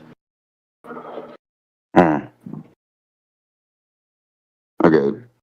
Well, I guess where my conundrum is now coming from is if I'm worried that what it is I'm going to put something in there and there's just no point because you're going to say it's not real or it doesn't disprove it. It's like that's what I'm saying. It's like arguing about religion. It's a belief almost. No, there is point because what we will do is we will help you have critical thought. We can go through the information and we can pick it apart from the inside out. And then we can show you, and you will eventually be able to demonstrate for yourself that this piece of information that's given as evidence isn't actually evidence. You have to pick it apart. You have to have critical thought, like I said. We're not just going to dismiss it out of hand because we don't like the shape of it or the smell of it. It has to be done critically and logically, right? So through that kind of process, you should be able to understand how whatever it is, well, it's not going to kind of... Yeah, Jedi, you're correct. You're correct, Jedi. So we have to understand his connotation by what he said, and we have to ask him what he means by it. So there's two ways to take what he said. One way to take what he said is unless you agree with what I present, I'm not going to present it. The other way is you guys are going to dismiss it out of hand, so I'm not going to present it. Now, Jedi assured you, we're not just going to say, oh, that's meaningless. We're actually going to look at it and critique it, and if we find that the critique yields a flaw, we're not going to accept it based on its flaws. We're not just going to say, no, we deny all evidence. So which one are you accusing us of? It was the latter, but if that's not the case, then that's fine. Then I'll post it, but it is, I mean, you're going to have to read it. Fair enough, brother. Fair enough. But in anything that we've said over the past 7 minutes, what part of what we said gave you the impression that we were just going to dismiss evidence out of hand, carte blanche? Well, I've been listening for hours, so it's not just 7 minutes of... Yeah, so what single point convinced you that our intentions and modus operandi is for you to present evidence and us to just go piss off? I don't know if it's a specific point. I think it's like a general vibe that's coming from that whatever, like it doesn't seem as much of a debate as it's like I need to be right and example please. Hey brother, example please. I don't have an example, man. It's just a feeling. Yeah, so. We know you don't. We know you don't have an example because what you're claiming is unfounded. That didn't happen over the past 2 hours, dude. Didn't happen. What? It's all you're feeling. What didn't happen? That we dismissed people out of hand without any appropriate logical scrutiny or reasoning. Okay, that didn't happen. I mean, I guess. No, there's no I guess. It did not. Hey, brother, it did not happen. I would debate that, but, that's fine. You can debate it all you want. Why don't you go to the live stream and pull an example from memory? You can't because it didn't happen. Okay, well, when I post this, I expect y'all to read it, so I hope you do. Well, look, we don't want you to post a reference that we have to read the entire reference. You made a claim. So you don't want to read it? Pay attention, dude. It's called references versus citations. You need to pull out the appropriate portion that backs up your claim. Like, for all we know, you could be posting a 1,000-page document and only one page supports your claim. Why should we read 1,000 pages when you are presenting your evidence? So your argument is, why should I... Okay. No, it's not. Yeah, no, my 1,000 argument pages. is It's one- when you it's make a one article. claim. Oh, okay, so when you make a claim, you should do the best to isolate what you provide to reference that claim directly in the form of a citation. Now, if you can't do that and you have a short article, that's a little bit different. But keep in mind that if you're trying to make a presentation of evidence, what you present should be isolated to the evidence that proves your case. Sure. So again, but like if I it feels like if I send something, it's either not gonna, which has happened actually multiple times. Of things that I've posted, somebody commented on it immediately, dismissing it without reading it because I know they didn't, because it was a whole article and they posted 30 seconds after. So, and I could go through the chat, I guess, and look at that. Bro, have you considered that we've been doing this for 10 years and we might have read that article 13 times? I doubt that. Yeah, I can actually read. What does it matter? I can read a 3-page article in 30 seconds, easy, dude. But I'm an advanced case, so maybe other people can't. But however, they could peruse it real quick and notice which parts of the claims, and then notice how there's no citations associated with the article, and say, hey, this is just an article full of claims that has no citations or evidence, and dismiss it because there's no citation or evidence. There's just a story. An article with a story is not evidence, my friend. Okay. If you can read 3 pages in 30 seconds, then there should be no problem.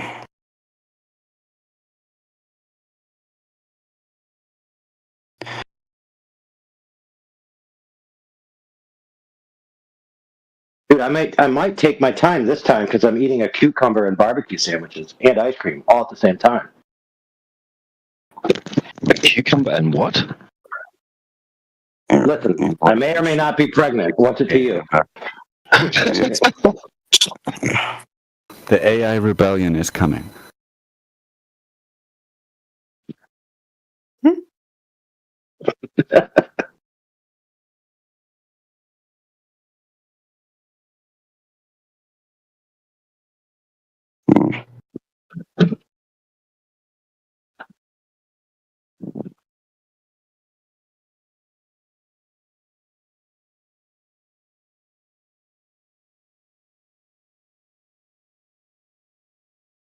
We never did get that citation about planes flying upside down, but I mean, well, this is a whole like article. There's a simulation in it. I mean, it's all you need. There's a little. It's even got a little game in there, you know, to play around with and test the curvature on a flat versus a simulated flat, simulated curved model. There's math in there. There's all the numbers you need. I mean, but again, it's just a read, man. You read it. I also posted in the chat earlier an entire. Let's see, where is it? It's not that far up. Let's see. This is Princeton University's.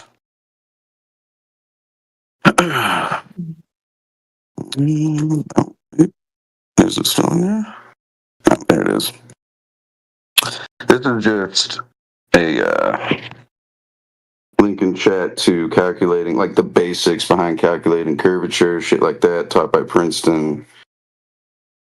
But I mean, again, if it's something that like you dispute gravity, I can't argue that either. So you can attempt that. did you read this article? Dude, you have to take time to read it, man. You cannot skim, scroll down, look for key buzzwords. I'm reading it right now, and I'm asking you. Keep doing did that. you read this article? Most of it, yeah, I would say most of it, the relevant things that I needed to, but there's parts of it that don't, like towards the bottom, you don't need to read all of it, but you'll see where you, I mean, just take the time, man.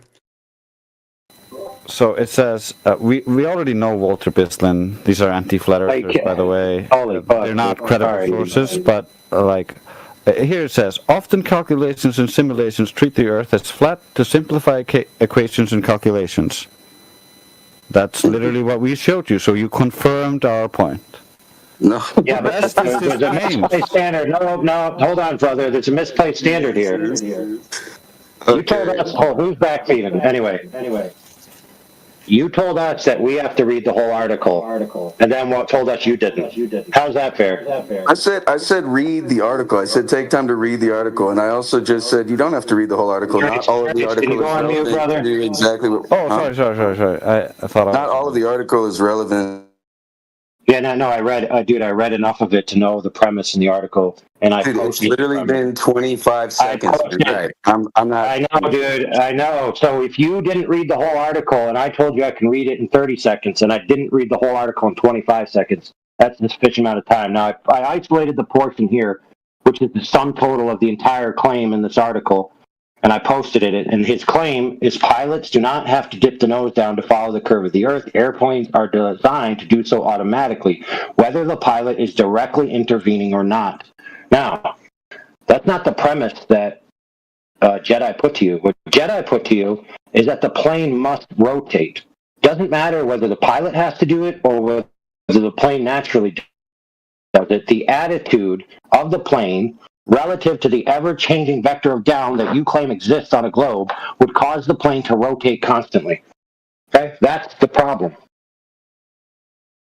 So I agree with you that Walter Bisman provided a quote-unquote model of why the plane, following the equilibrium of forces, with the nose would just constantly fall and the tail would constantly rise based on the pressure differentials. Okay, that's irrelevant to the point. We're not talking about that. What we're talking about is that a plane maintaining level flight, following a curved path, must necessarily rotate if the Earth is a globe. But the evidence shows that the plane is not rotating. There is no evidence that the plane is rotating.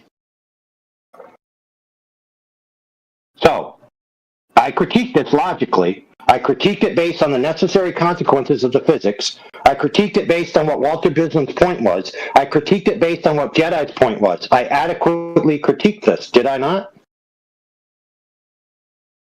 Or did I just dismiss it out of hand? Which one?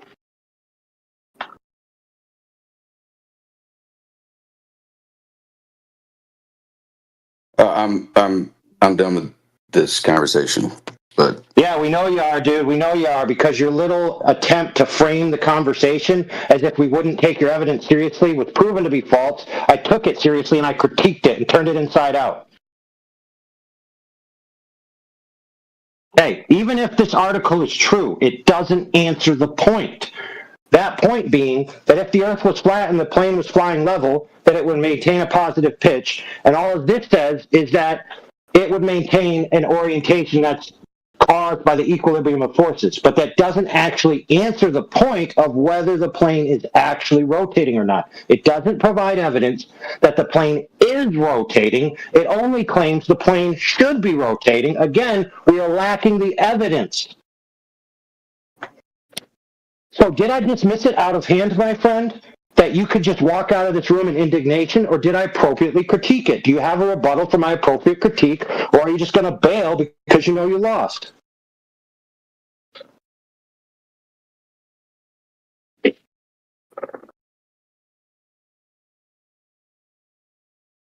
know, maybe you should open the door of the non-rotating plane and jump out with your parachute and be like, I'm out of here.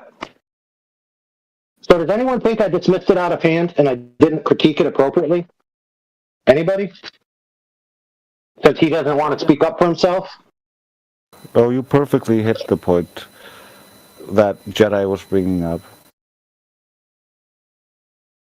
Yeah, so Walter Bisman's page here is a hypothetical. Sure, he simulates it, and if all the premises were true, then his simulation may actually be true. But he didn't prove his premises with the simulation. He only set up a claim of premises. If the Earth was a globe, the plane would naturally follow the curve. That was his claim, and that's what he attempted to prove here. But that doesn't answer the question of whether the plane is actually curving in reality. Well, oh, hold on one more time, friends. Let me hit that word real quick. That word's reality, brother.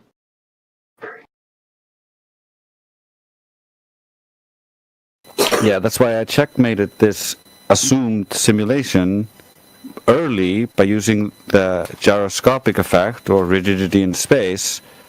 Like, we would be able to detect if we're traveling around the globe, but we don't.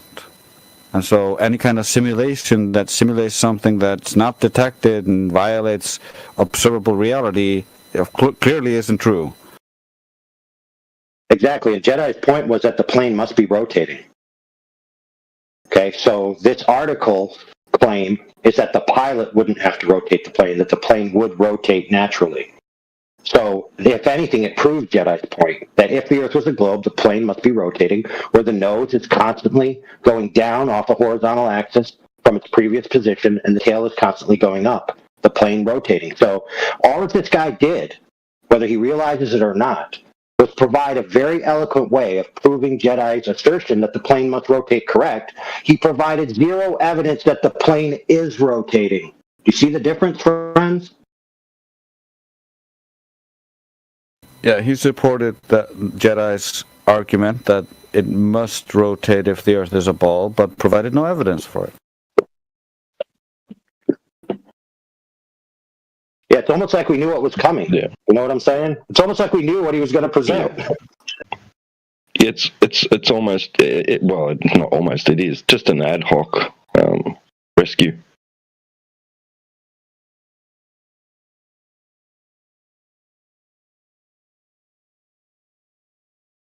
And I think he critiqued it very well.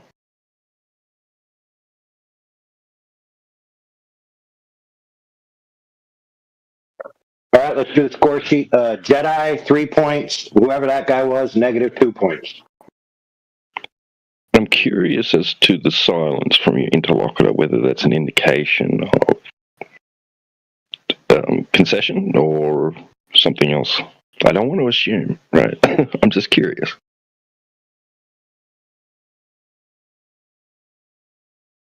Well, I actually hacked into his webcam. Not really, but metaphorically. And I'm looking at his search bar, and what he's searching is NTSB data of rotational vector of the attitudinal disposition of a plane as it crosses multiple variable radial verticals. Holy shit, why you just put Gregory to shame? Yeah, so for the guy, since this is an English-speaking learning, what I mean by that is he's trying to find the evidence that the plane rotates as it moves, like Walter Bisson said it must do, and he's not going to find it.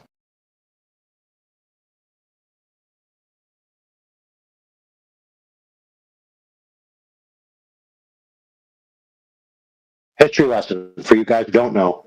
Most of you guys that I know, but 8 years ago, I think, roughly 8, a famous pilot in the flat Earth community argument called Wolfie 6020, he claimed that he had the rotational vector of the plane, and he could disprove flat Earth easily. He said he was going to get it for us, he was going to bring it, he was going to present it, because pilots know the Earth is a globe.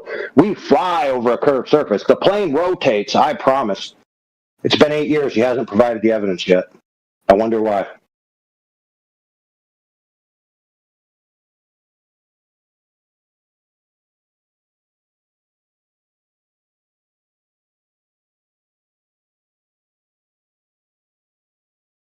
Yeah, the education system really did them a disservice. They're not ready for this conversation. Yeah, the worst part is that guy was clearly a native fluent English speaker, hogging the mic from people trying to learn English.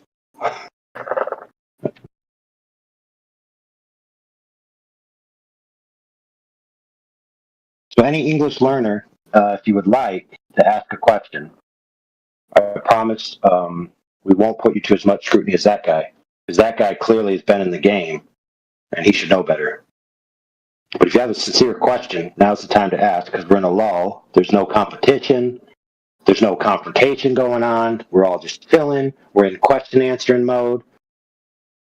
We're eating cucumbers covered in ice cream and barbecue sauce. What could be better?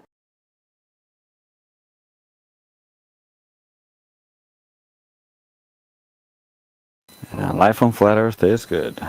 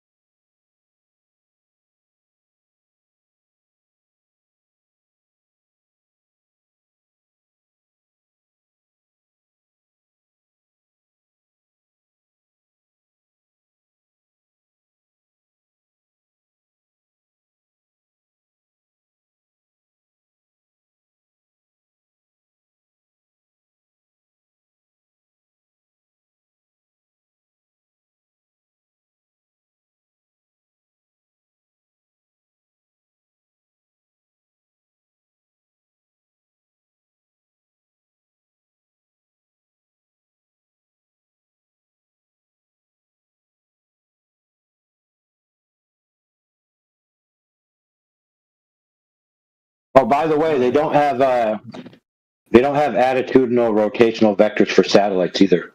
They don't have it for planes, and they don't have it for satellites. They don't have it for anything in the air whatsoever that I've ever seen or know of.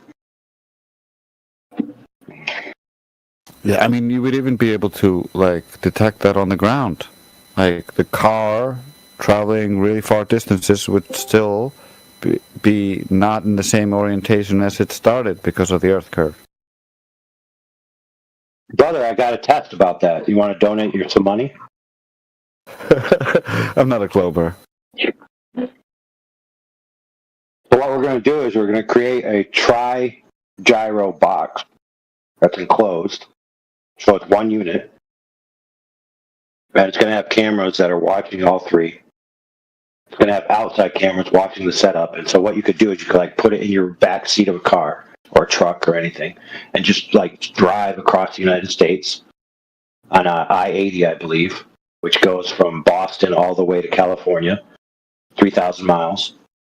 And then you could also drive north to south on I-95, which is like 1,500 miles from the tip of Florida all the way up to New England, right? So you could get an X and a Y kind of, a latitude and a longitude. And then you'd see if the car actually physically rotated from its predisposition when it began. Oh, sorry, too big a word.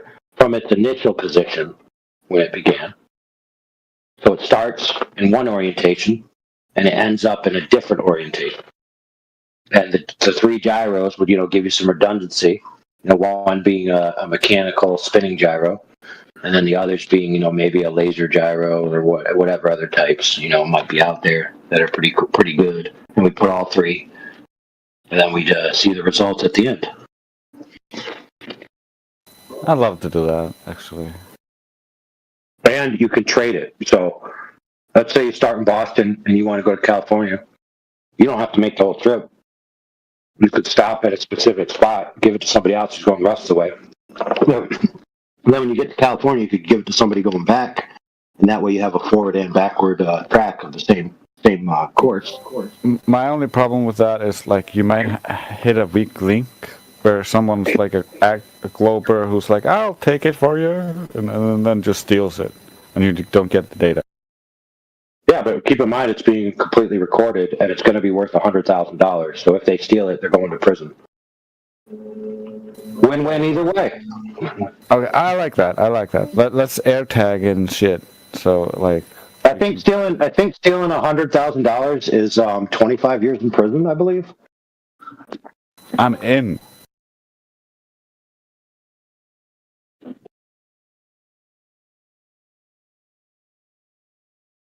It's basically a trap at that point. Like, if they want to mess with us on this, then they're in for it. When you operate it within the United States, that works because you have your laws and stuff. But if you wanted to do it further distances, like down through South America, that would become a problem.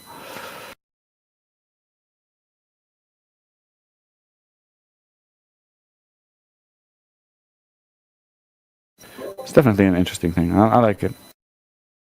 We can do the same thing for other people who live in Europe. Once we've built this, or if they want to build something similar, they could use it to travel across Europe, and we could get a lot of different data points.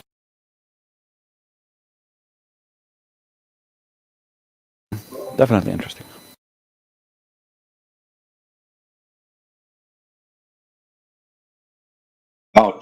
So 20 years in prison. It could be a sentence of up to 20 years in prison.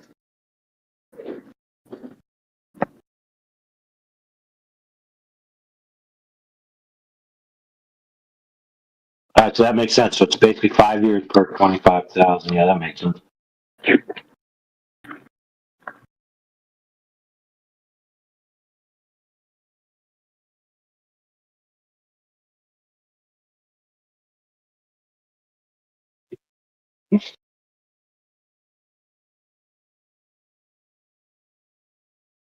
That's pretty funny though. Like,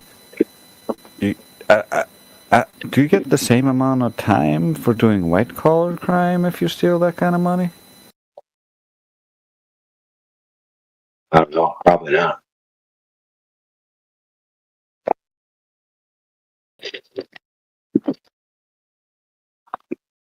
I mean, dude, you could steal $5 million and get away with it. They just call it a divorce. Yeah.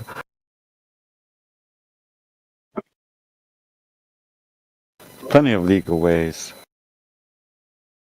All right, who just joined? Let's see. Arif, did you just join? Are you new? Got any questions? Can I ask you a question? Who is that? I just want to ask about something I heard the Flat Earther say. Sure, go ahead. So the other day, I heard somebody say that the moon landing was a second law thermodynamics violation. But according to the more modern globe rhetoric, the moon is technically in the atmosphere, I think, now. So isn't that wrong? Well, that depends on what you mean by second law thermodynamics violation, right? I'm just fucking with you, man. It's good to hear your voice. I'm the person that flat. Who is that? I'm who's that? Yeah, we got two new people joining us. ... at 9633. Bro, how did you know that the Earth is flat? Because 1, it looks that way. 2, we measure it that way. That means we measure the Earth to lay horizontally over its surface. And 3, we practically use it that way. For engineering, for aviation, for navigation. Every single day we use the Earth as flat and stationary. So that's why we say it is. But you seeing the moon and the sun, they are not flat. Why? I don't know what the moon and sun are. I'm not making a claim. We're not making a claim about the celestial bodies. We can't and access the them. planets. Okay, but we can't access them. Okay, what's the definition of a planet? What's the definition mean? I don't know. Can you explain planet to me? What is a planet? It's something have I don't know, just wetland, I think, or I don't know. I really don't know. I'm just asking here. Help. Like a circle, a ball, a sphere that moves in the sky. Mm-hmm. Okay. Does the Earth fit that definition? I don't know because I didn't see the Earth from above. Yeah, exactly. We can't have that access position to see the Earth being or not being. Okay. I think I don't know what is his name. Wait, I will translate it. Wait a second, please. Okay. Sorry. No need for apologies.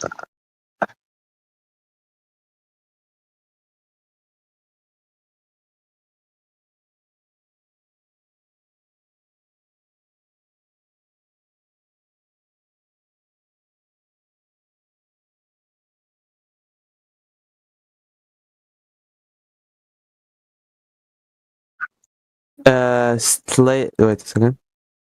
Satellites. Yeah. But the satellites is going on the going off. I don't know, on the Earth. It's so moving, you know. Okay, so we've got stories about satellites.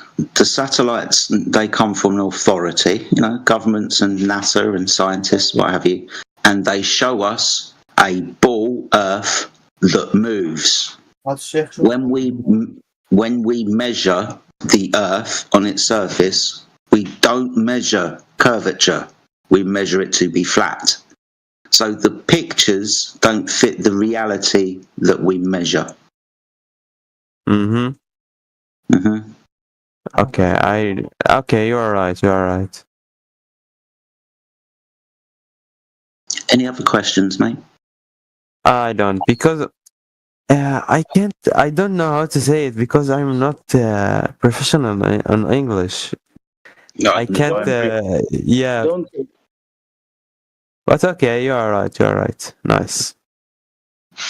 Well, feel free to stick around and listen. If you do have any questions, please feel free. We'll help you with your English. If you want to type them in the side chat, you can do that also. But welcome, my friend. It's good to have you. Thank you. Thank you. No Nice to meet problem. you. And yourself. Bye bye. Bye bye.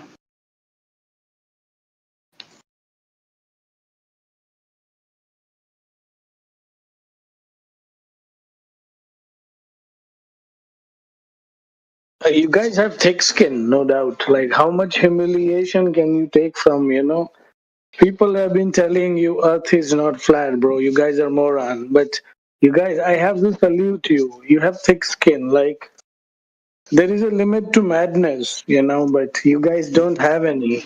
You guys don't have any. You are very welcome to prove us He wrong. ran away. If you Yeah, we don't need thick skin because we check the world and we're comfortable in knowing what we know and knowing what we don't know. So we don't have an emotional attachment and a belief like the Globers, like the one that just came in here. They feel desperate to try to project onto us some kind of imagination that they have about our situation and why we got to this position, but they don't really know us. This is what we are dealing with. The latest one, he comes and just throws insults and runs away. The other one seems to be asking a question and telling us why do we believe the Earth is flat. And when AI Lord asked him a question, he says, "I don't know." He says he doesn't know, and he struggles to find an answer, and he says again, he doesn't know.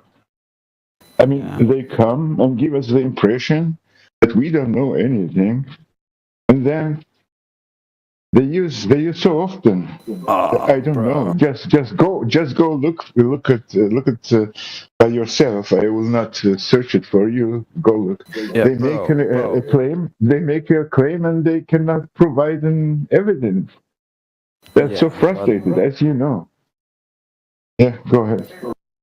There was a new person here, and we wanted to talk to her. But you gotta kind of pay attention to who's popping in and stuff like that. And when there's a new person here, you want to kind of draw them up to the stage. Yeah, I know. I'm listening most of the time when I have time. I'm listening in the backstage just because my English is not so good.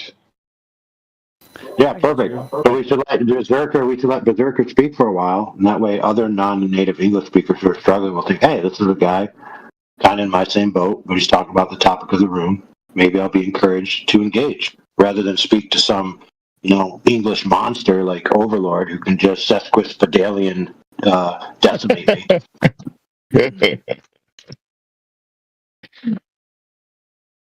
Yeah, I would be happy to do that. But it's beautiful how you put it and how we put it. Why do you believe the Earth is flat? Because it looks flat, we see it is flat. And when we look for the curvature, we find out that it is measured flat. And we find a lack of curvature. And you are welcome. You are welcome to show us the curvature. Just measure it and explain to us how can we see 10 miles far where the oil rig is, and we can see the horizon behind the oil rig, which is at 9.4 miles. It's impossible on a sphere with 3959 miles. Yeah.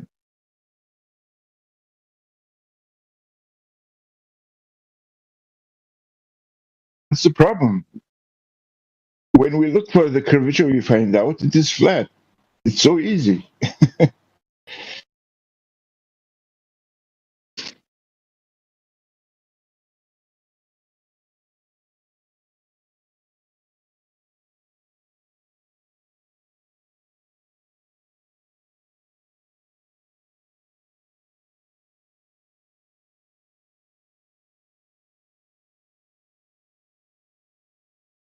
And if the planets are spheres, it doesn't mean that I'm standing on a sphere. For example, if I stood in a forest and there were only trees around me, does that mean that I'm a tree, or the ground I'm standing on is a tree? They just can't stop making this comparison. And the shadow on the moon, I mean, if the moon, even when we assume the moon is a sphere, the shadow does not confirm, because the shadow on a sphere should make a sine wave factor. The shadow should factor with the surface on which it is projecting itself, and we cannot see the S factor, the sine wave factor on the moon. So that means either the moon is not a sphere, or what we call a shadow, maybe it's not a shadow. Maybe it's a blind point in the sky, or a dark object which is going in front of the moon. It cannot be a shadow.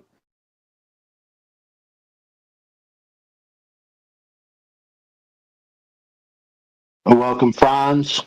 How's it going?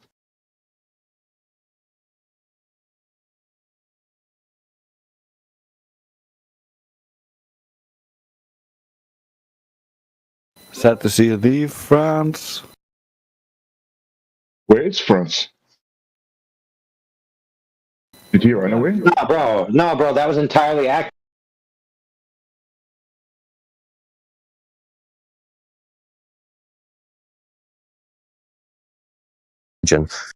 So anyway, that's what that was. Don't mischaracterize it. The question to the room, particularly if you believe in a globe, is what is the horizon? Could you describe it, define it? Because they're telling us that boats are going over it, as if it's a physical curve of water. Is this true? Do you think this is true? Like an edge? Yeah, that would be more like an edge. The leading edge of a ball. Yeah. Like at some point, if you're going over a ball, like stuff has to begin to disappear over the curve. You know, just like Bill Nye taught you guys when you were, probably watching it in first grade or something like that, I remember that. Yeah, I do. Yeah, I remember that. Guys, can I ask a question here? I hope I don't interrupt. There was this very interesting document, right, about the Suez Canal. Now they made it without without making any calculus for the shape of the Earth, that meaning the curvature. They didn't take curvature into consideration when they excavated the Suez Canal, and it actually went perfect. They didn't have any problem. And then the British government did something that every single construction made by the state would not have to include calculus for the curvature of the Earth. I'm just wanting to know if anybody has that piece of information at hand, just so I can download it and have it on my phone when it's necessary to use. Why would they need to calculate the Earth's curvature into that, Vlad the Impaler? Well, does anybody have that info for him or no? Also, I'm pretty sure, doesn't the Suez, isn't it plagued by constant problems, though? Well, I'll tell you this one thing, guys. Like one thing that's like kind of like consequential, unless if somebody has that info for him, since that's what he was chiming in for. That I'll tell you one thing that's consequential: a change in elevation of like the land or a surface would cause the water, like any water, to flow to the low, from the higher to the lower point. By definition, the Suez Canal, it's a canal. It's not moving, so it's level, right? Well, let's clarify. The guy said the Suez Canal's got lots of problems. What do you mean? Did I say the Suez Canal has problems? No, I don't think I said it. Well, someone did. He did. I know. You said, doesn't the Suez Canal have a load of problems? No, he did not. Which I think was some insinuation that, like, problem with it. I said they did not have any problem with it since they did not take. No, not you. Another guy. I know you were making the argument that they didn't take curvature into account, which of course they didn't, because there is no curvature to take into account. But another guy came in and said, well, don't they have loads of problems with the Suez Canal? As if I want him to try and articulate what problems he thinks are occurring because they didn't account for curvature of the Earth. Like, oh, shit. What's all this curve doing here? No one accounted for this. What problems do you think they're having? But that's all right. Maybe he thought better of it. So yeah, I don't know if anyone does have that documentation specifically relating to the Suez Canal, but yeah, we've got loads of information relating to the practical usage of the Earth being a flat, motionless surface. Whether it's aviation, navigation, surveying, building, construction, they all treat it as flat and motionless. You know what I would love to have is the Saudi Arabia is now making this project called the Line. It's basically 170 kilometers long. I would love to have the construction plans on it if they take into consideration the curve of the Earth, because that would be like such a evident piece of information for debunking the curve, like 170 kilometers of 0 degrees curvature. Well, 0 degrees curvature would mean a flat surface.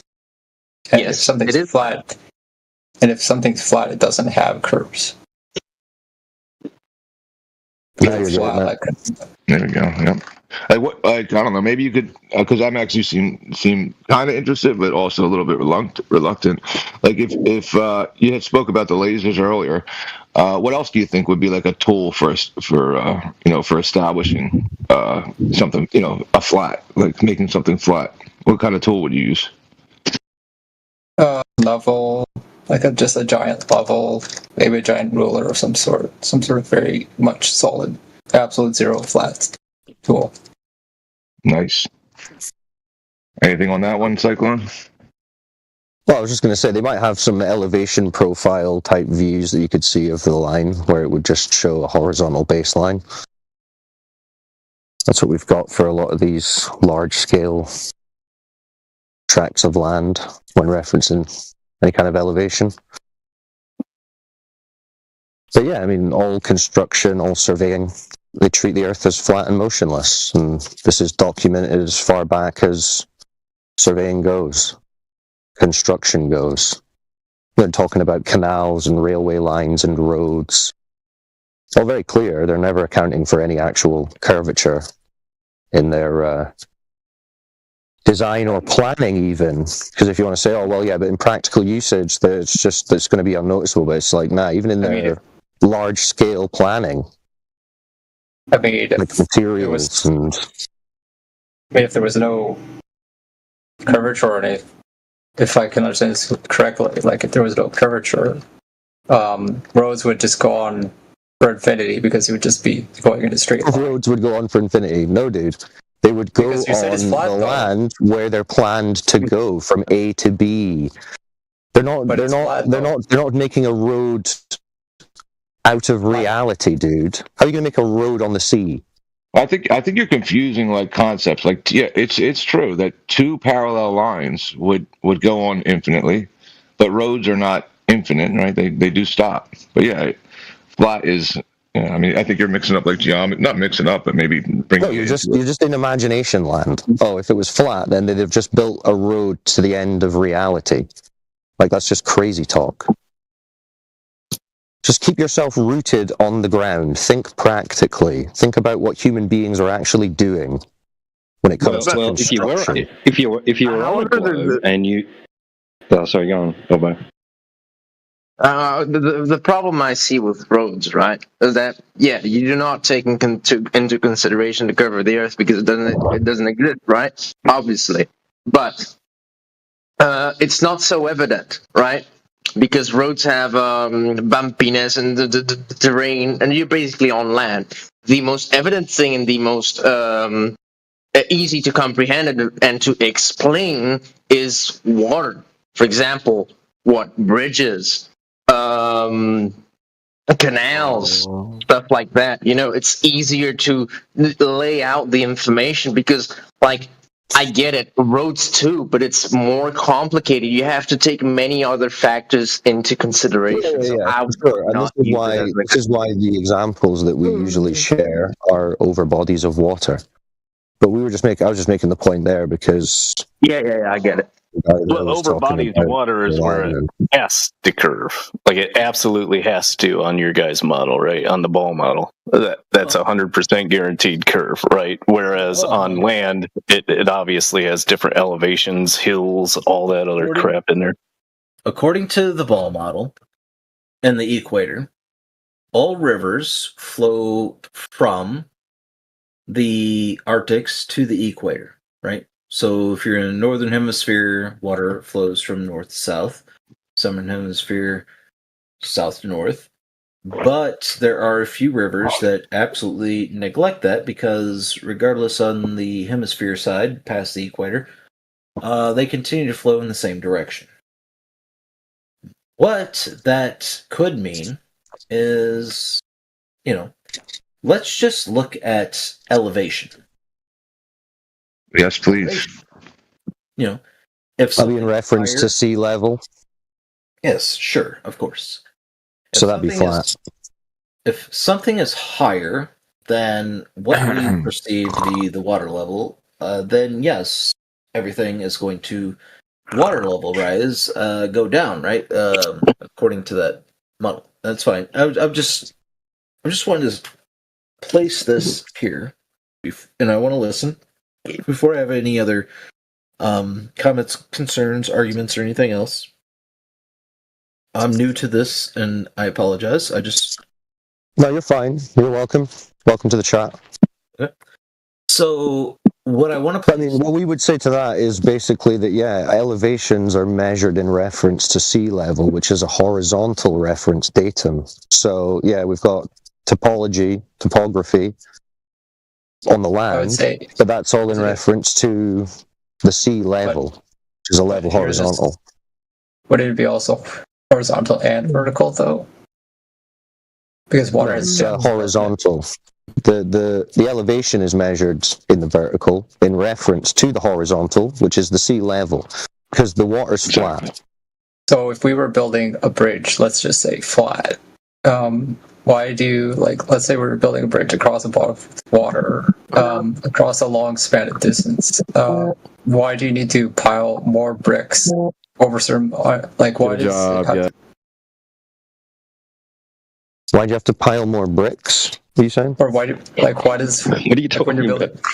And the pillars that hold up the bridge, why do they vary in height? Like if it was a flat surface, you would only need the same number of there's a what? Yeah, there's a bunch of different ways you can construct a bridge, which will involve different types of structural support, pylons, all kinds of things. So maybe they're slightly angled if it's a suspension bridge.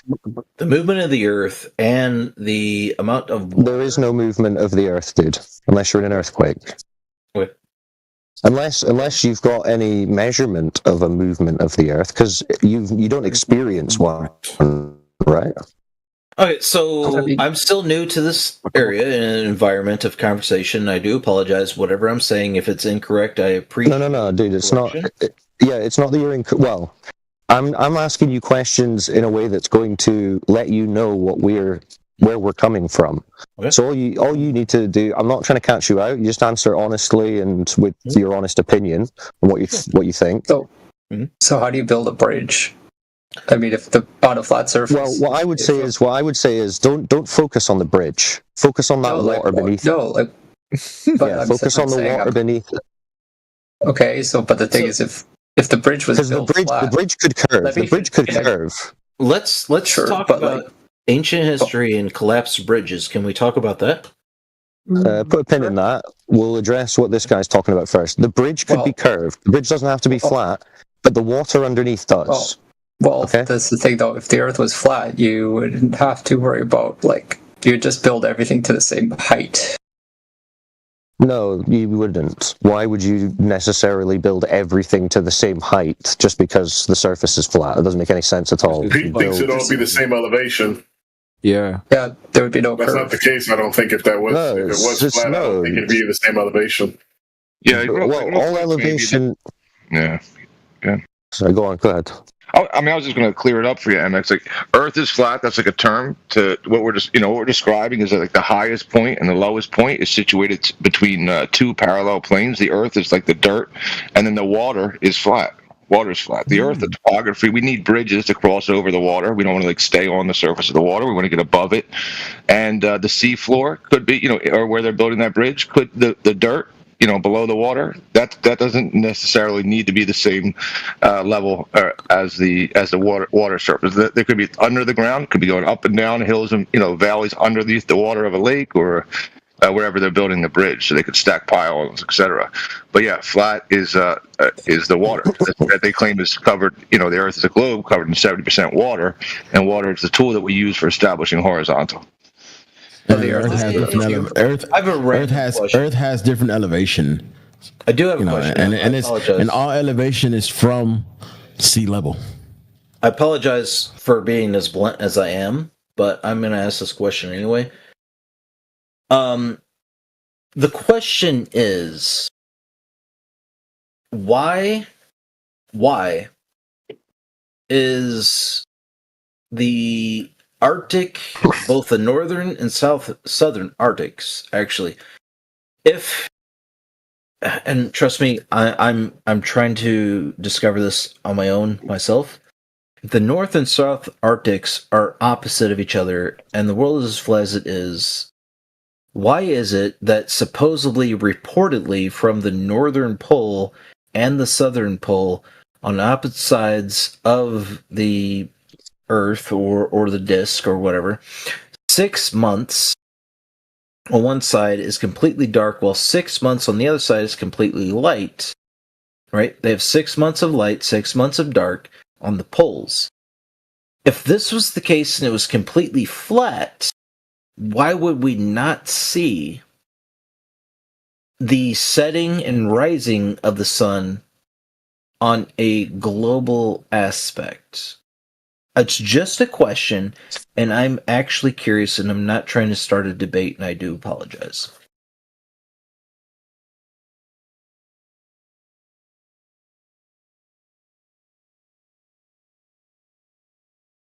I don't know. Is everybody cleared up with Earth flat and what's flat, bridges, all that?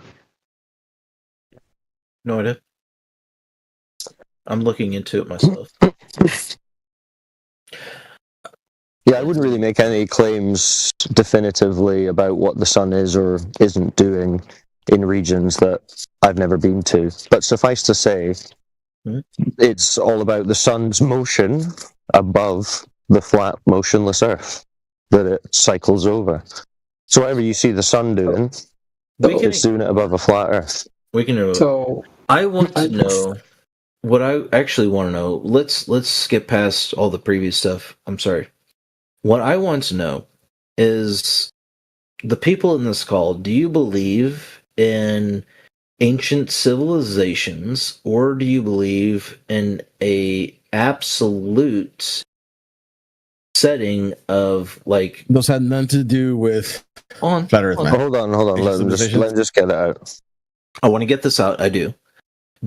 Does anyone in here believe in ancient civilizations, or do they believe in a set in time biblical aspect of Earth's creation? Because I know there's going to be a blend of individuals. This happens in every single... There you go. You answered your own question. Yes, it happens everywhere. I just want to hear, a couple explanations. What do you want to show hands or what?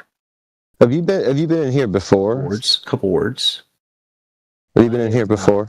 No. I mean, that's all speculation stuff, dude. I mean, like, want to go speculation? There's a thing of a day for that. You know what he was reminded me of? He reminds me of Colonel Ingus. Remember that guy? I'll tell you. I'll tell you one thing. I don't believe, right, bro? I don't believe we crawled out of caves, barely being able to scratch our butts, and not even being able to poke a stick in the ground about 10,000 or 12,000 or 20,000 years ago. Okay, I don't think that. We got go back tech, let's tech or whatever. I'm sorry. So you're gonna so archaeology is not real. So archaeology is not I didn't real say science. that. No, it's not real. I did not say that. No. Who said that? I'm agreeing with that. No one's saying that, dude. This is going to just take us off into the weeds. Like, people have various ideas about history and evolution, all that stuff. I place it in a question that would make everyone think that I was negative about either side, but I place it in a question to actually find out where you stand on that ideology. Yeah, well, this is what I'm telling you. Like, it's like loads of people have a bunch of different ideas. Sure. We don't have time, and it's not really the topic. I mean, if the Earth to go into all those different ideas, but we could and we should. But we reject. At least you can say we reject the globe. We reject the globe history of a big bang forming balls in space, and then the billions of years and all that. Sure. So the thing about this, though, like, if I understand it correctly, if the Earth was flat, you wouldn't need to account for curvature because it would be just flat throughout. It's a malformed question. Your question should be: if the Earth is a ball, there must be curvature. When we go out to check, no, dude, stop. Your question should be: if it is a ball, like you've been taught and like you believe, then there must be curvature. But when we go out and check for this, there is no curvature. So how can it be a ball? Well, if it was flat, we wouldn't need to. There's too much curvature. But at the same time, hold on. There's no curvature. There's no curvature. That's the whole point. Depending on your ideology and your aspect and your thought and your point of view. No, it doesn't depend on your ideology. We just discussed sea level and what it is. I'm not gonna listen. I won't continue. Yeah, there's things we can know. Like there's certain things we can speculate on. There's certain things we can know. Sure. And seems like the other guy kind of dropped out of that idea. But yeah, you can know. That you can make something flat, right? Like you can know what flat is. You can make something round. You can make something flat. You can make anything. And right. Okay. Too. I don't know about anything. My question. But yeah, I know you have questions, man. But so we can address like how you can establish a straight line, how you can establish horizontal, how you can measure like the earth, the dirt, whether it's going up or down in reference to a horizontal plane of reference, and that would be a change in the vertical. And we can know these things, this perpendicular relationship between horizontal and vertical, and we can establish those things in reality. If you're going to claim that those things in reality prove that the earth is a ball, then you would have to kind of demonstrate how you know that. All right, well, I'm not here to demonstrate that or even argue that point. Okay, then. All right, what about you, Shrek? Oh, the Earth is flat. Yeah, how do you know that? Because I look outside and it's flat. That's funny. But once again, I'm not here to argue or demonstrate the point or aspect of either side.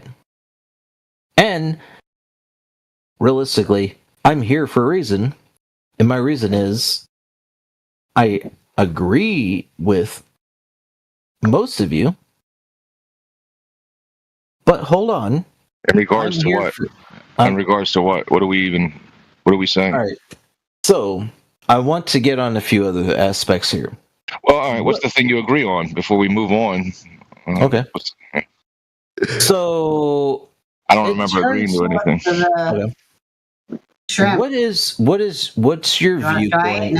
What's your viewpoint on ancient technology? Do you agree or disagree?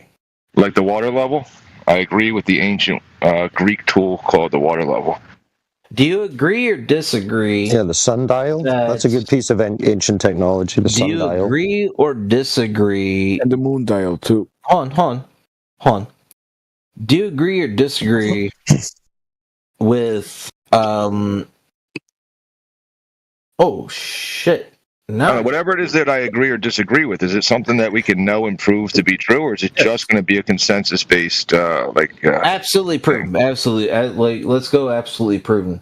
Okay.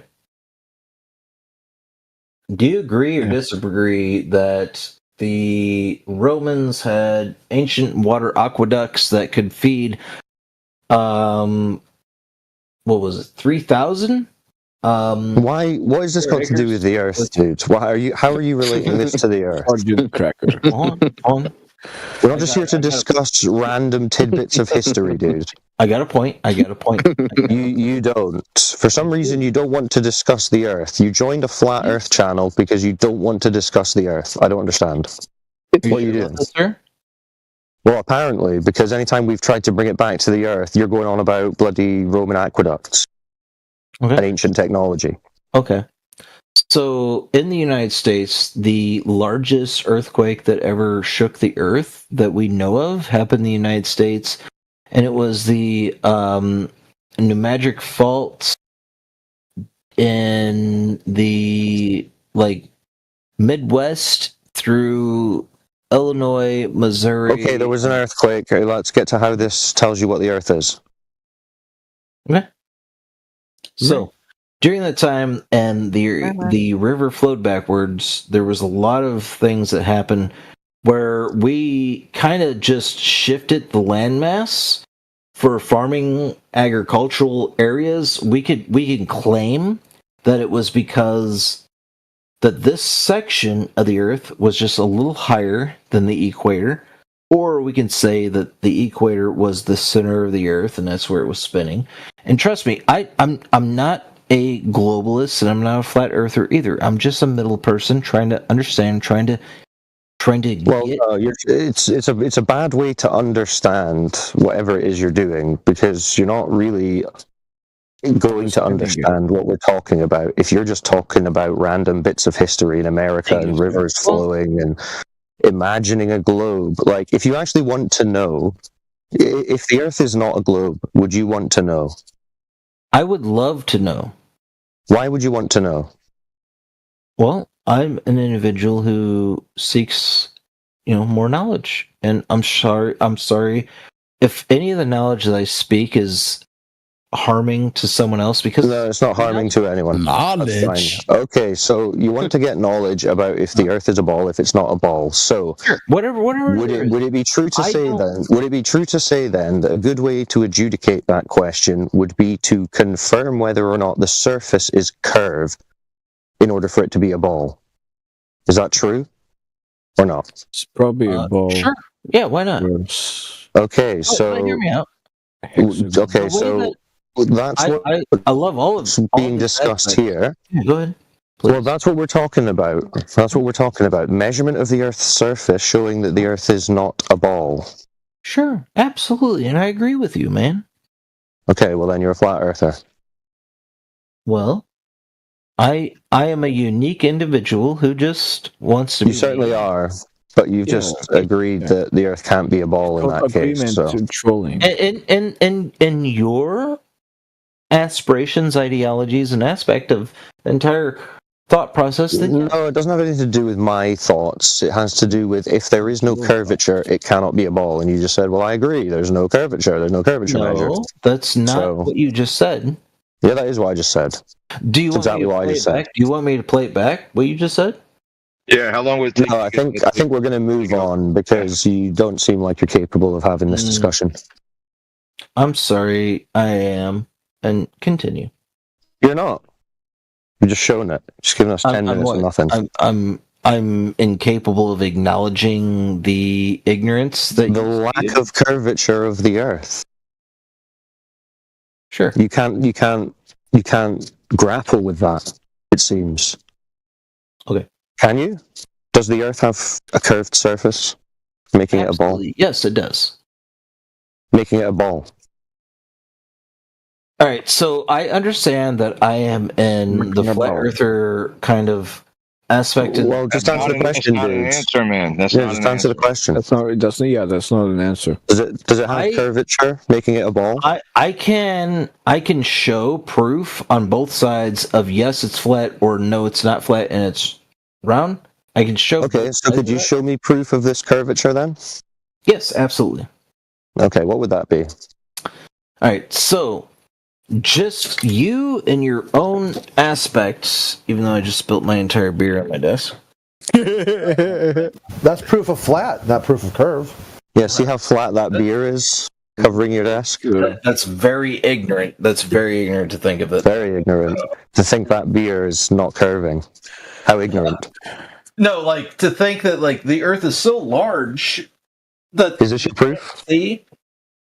No, is this your proof of the globe? It's just so large you can't detect it?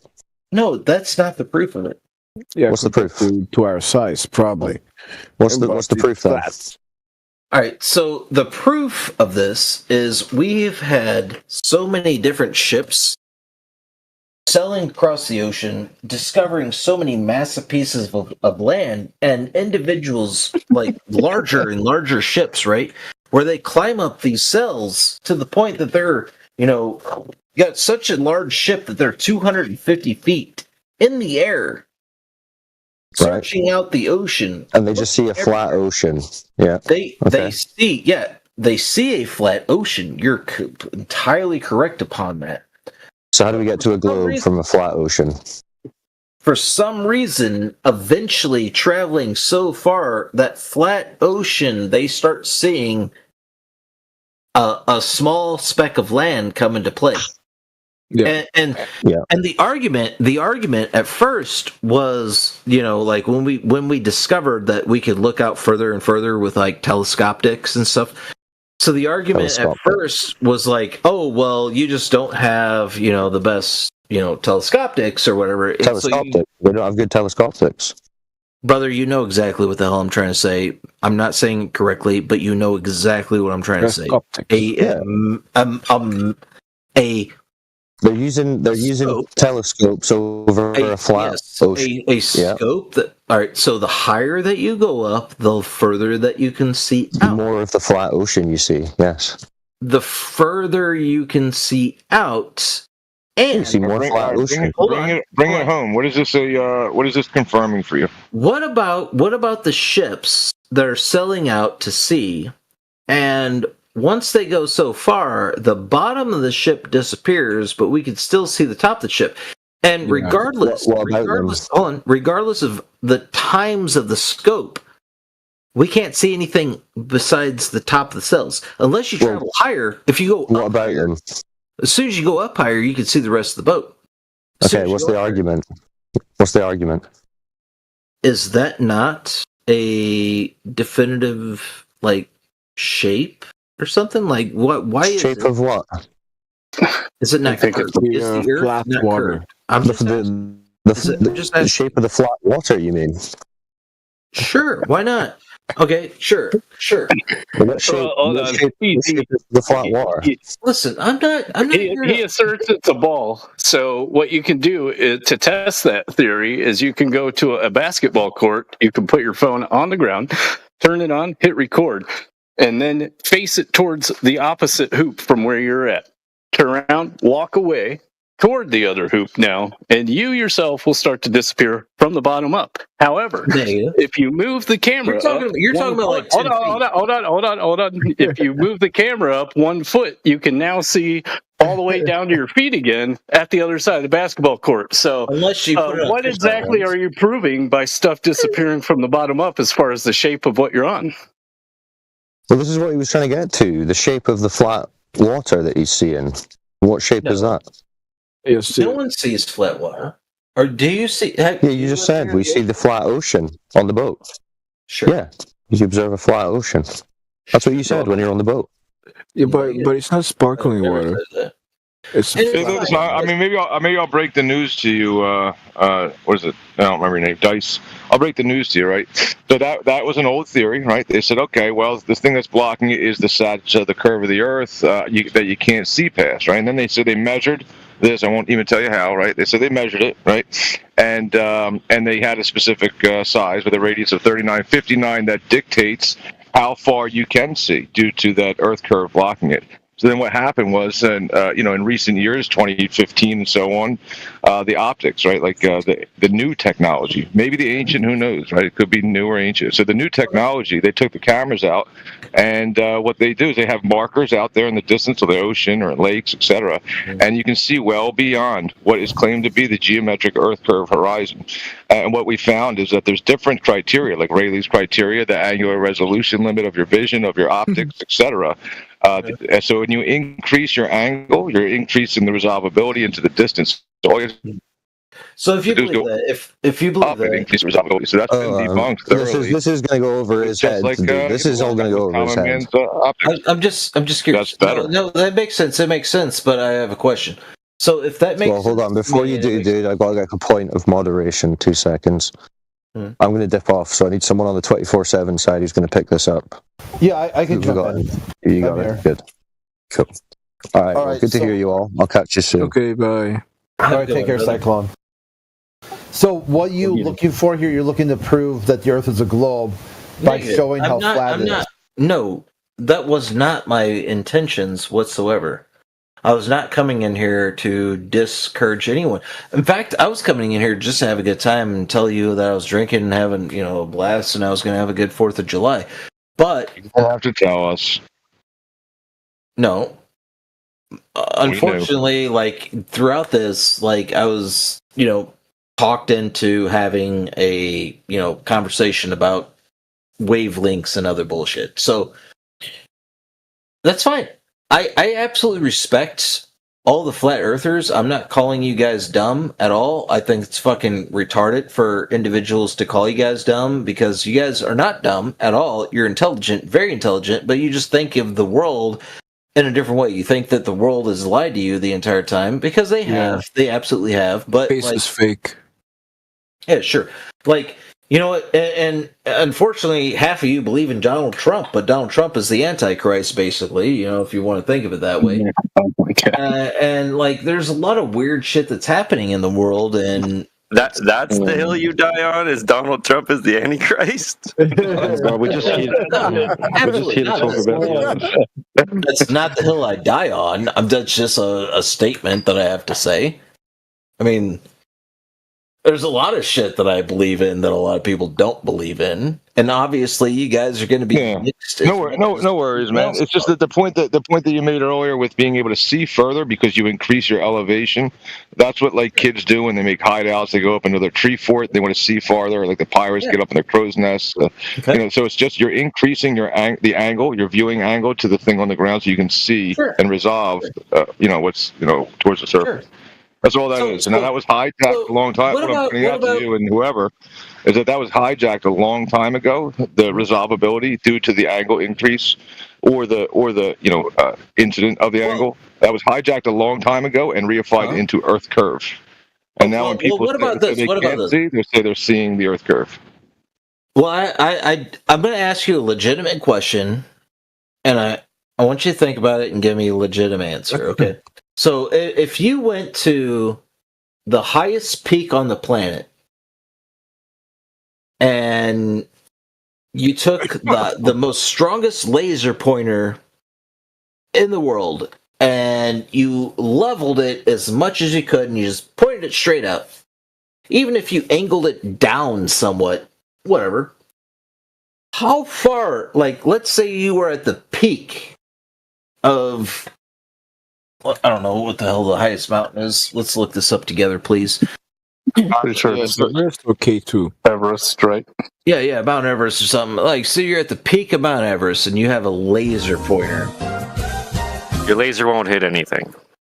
No, it won't. Score. Why? Why? Because it's. What do you mean? Why? What is it going to hit? Are lasers not strong enough to like reach their destination? I mean, we're talking about light. Well, what if you're at the Eiffel Tower? He's pointing out he's pointing out to you that if you're at the highest point that's above every other physical object, you have nothing to point at. That's what. What are you going to hit? You should be able to point down at anything on Earth. If you're at the highest point, if it's flat you enough, just said level though. You leveled your laser. Yes, for sure. Are we talking now? We're pointing it down instead of level though. Yes. We are. Oh, okay. We're absolutely talking about that. Yes. Oh, wow. Stop humping the laser. Like lasers do have a finite point at which they can be seen from. Okay. Listen, there will be attenuation of the light. There will be absorption. I did not know that this was like adamantly a flat Earth call. I apologize, and I love all of you to death. And don't get me wrong, I have nothing against flat Earth, right? You don't have to love us all. You don't know us. I love you too, bro. I love you. Man. Listen, I got to God. Why don't you and the giant laser get a freaking room for God's sake? Let's stop talking about that. I want to acknowledge a few other things. What do you think about dinosaurs?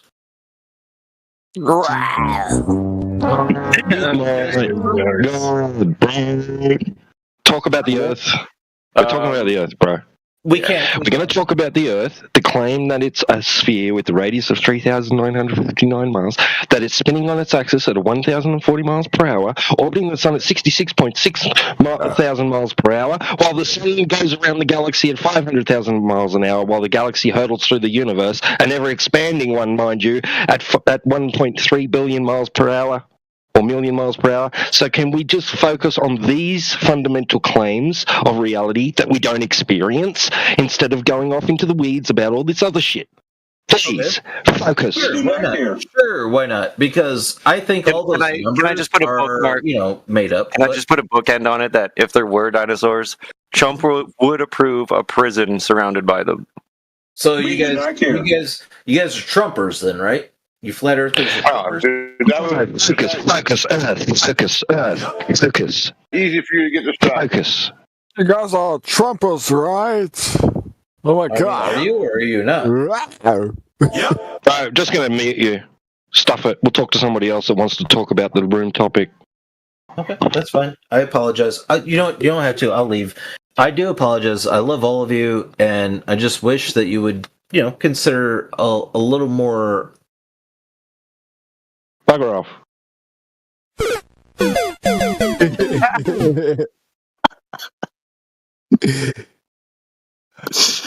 Oh, that one's too much.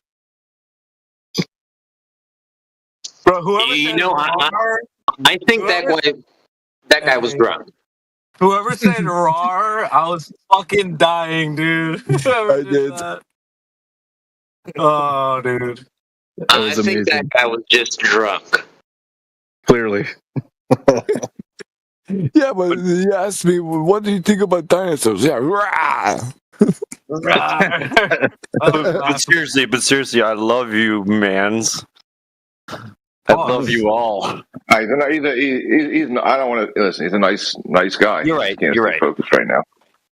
He's not the worst person, probably.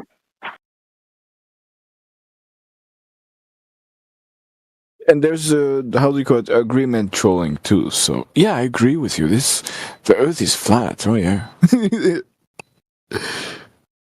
That's a new one. Okay, agreement trolling, nice one. However, if you leveled a laser and at the same time it was pointing down. Stop humping the laser. Who's got that soundboard? That's a pretty good soundboard. That's a good soundboard. Honest to God, why don't you and the giant laser get a frickin' room for God's sakes? For God's sakes.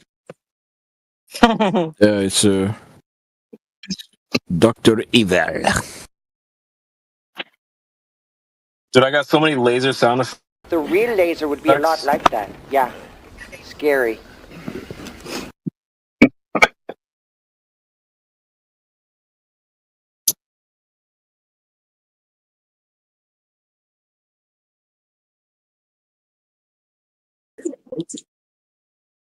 Are we still live?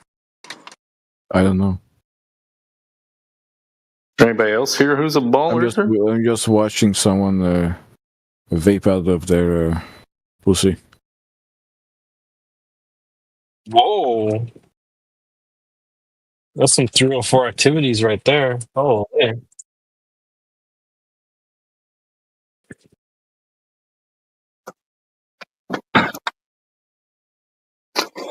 No, it's from how look at this server called God Gang. Oh, God Gang? Oh my God! Why are you in there? That's funny. It's a shit talking server, you know. It's beyond shit. It's beyond shit. That's just next level.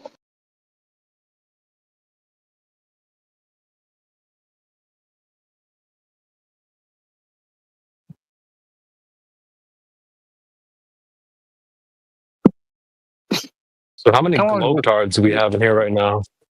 Globetards? I don't know. Probably 0. Are you a globetard? Oh, 0? Oh, okay. Is the world round? Yes, it's a globe. Globetard. Shout out to Andrew Tate. Fuck Andrew. I think he knows. Is it Andrew Tate or Andrew Tate? No, Tate, bro. W Tate in the chat. I think he's a flat earther. Yeah. I thought he Him was and his Andrew brother. Tate. Yeah. Come on, guys.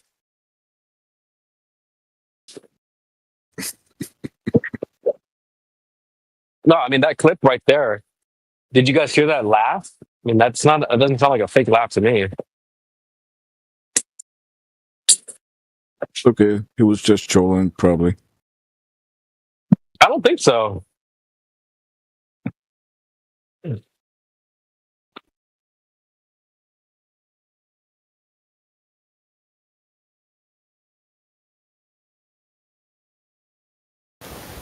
What did I miss? Anything good?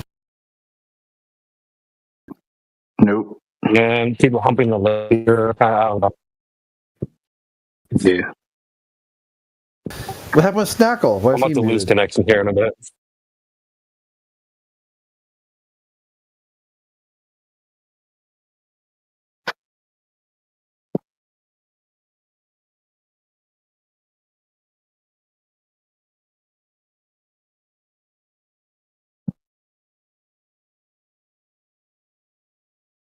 Snackle.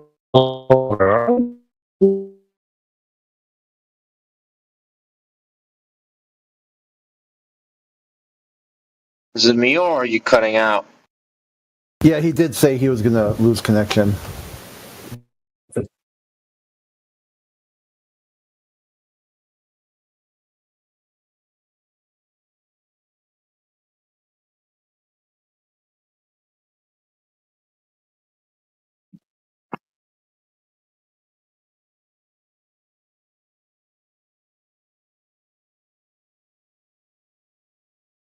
Who was the other guy? Goblin something? Did he end up leaving or what?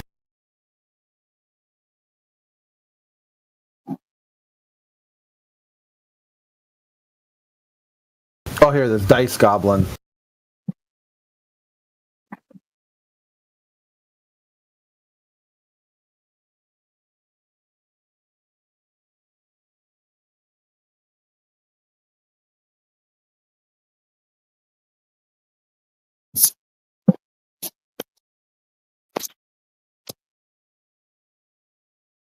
Is Dice Goblin one of the believers? The ball conference. Pretty sure they said he was. Yeah, he said that he could do both globe Earth or flat Earth. So we're like, okay, sure, do globe Earth, and then just basically describe the flat Earth. I'm not sure about that.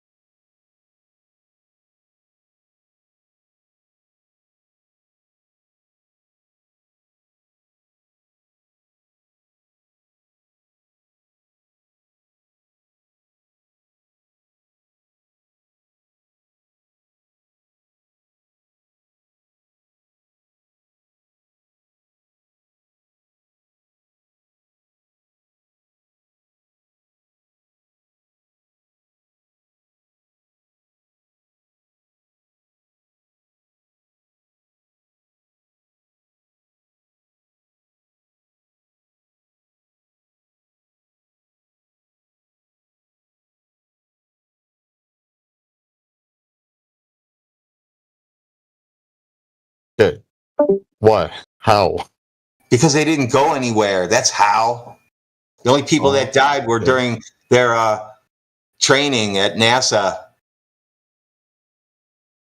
on the ground in a simulator. Yeah, that's what he's talking about. I think he was talking about that. The Apollo Academy. I'm not going to give him anything. He's just trying to make up stuff. Many people have died, so that's a lie.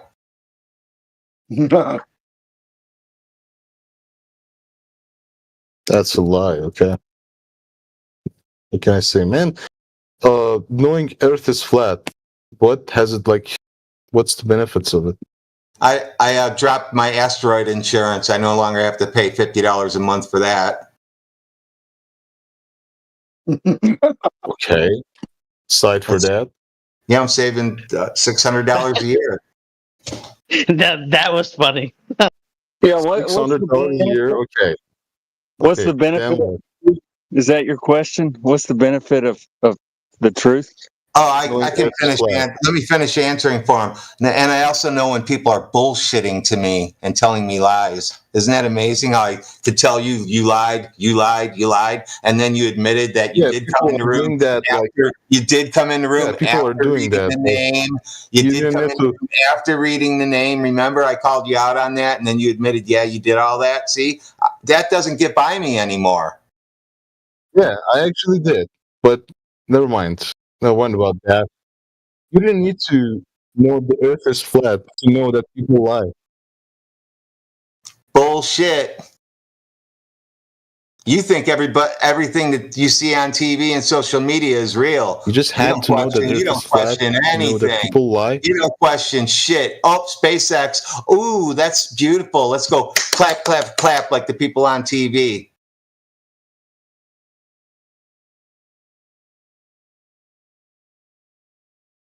The benefits, man. The benefits of knowing Earth is flat. Tell me. I know when people are lying to me now. That's a benefit. Okay, but you don't need to be a flat earther to know that. You absolutely you do. don't I need can to be. guarantee that you don't know when other people are lying benefits? to you. Like people that What are the other benefits? People that participate in worldwide events and they're just and we laugh at them. Okay, man. What are the other benefits in your personal life? I know when people are lying to me. I don't worry about asteroids hitting my house. Okay, asteroids $600 a year. People are lying, and okay, you get these. I two, know when and people what else? are lying to me. You know when people are lying to you. Okay. Yes. Yep. Like I didn't have to wear a hoop 5 years ago. You didn't see me wearing a hoop down the street, dressed like wearing a hoop skirt. Nope. Hoop skirt? What's that? What the fuck? Staying 6 feet away from each other. Social distancing. Yeah, I didn't participate in that event. See, I don't have to participate. I don't have to participate in those events anymore because they don't make sense. So I don't have to participate in what people on TV tell me that you need to be participating in. I just laugh at them.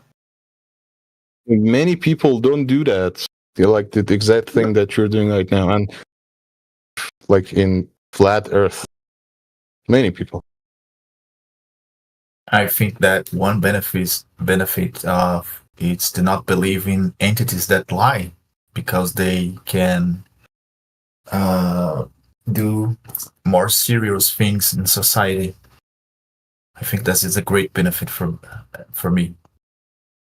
That's what I said. That's the number one. You know when people are lying, can't be tricked. It's like these Globers in here that are quite. That doesn't make a difference. Saying all that, like Dutch Lerner, I could probably con him out of $1,000 cash, and he wouldn't even know it. He would still be waiting for me. The same entities that say such things for you can, for example, create taxes for your society, so you don't have to believe in them.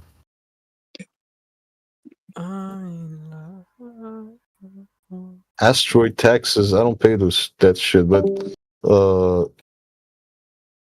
even though if I believe in globes, I don't care about asteroid taxes. The same entities that say such things to you will be maybe the entities that will say that you are destroying the world because you use a car, for example. You will pay for that. Yeah, it's double-sided. Destroying the world because you use a car, yeah. I don't agree with that either. But you will pay for that because someone says that you are destroying the world using your car. When you use your cars, you're emitting carbon. So something bullshit like that. And the reality is the trees absolutely love your car. Money? The reality is the trees love your cars. They don't tell you that. They don't tell you when Canada gets set on fire, Ohio's plants just bloom like crazy. They don't tell you that stuff.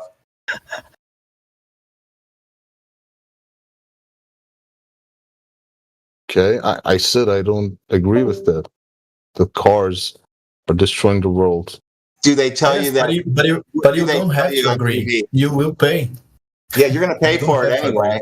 You can't not pay for it when they put that clean tax dollar, whatever they want to call it, green. You're paying for that in your taxes, so you are paying for it anyway. I'm not paying for that in my taxes, man. Doesn't matter if you believe or not. You will pay.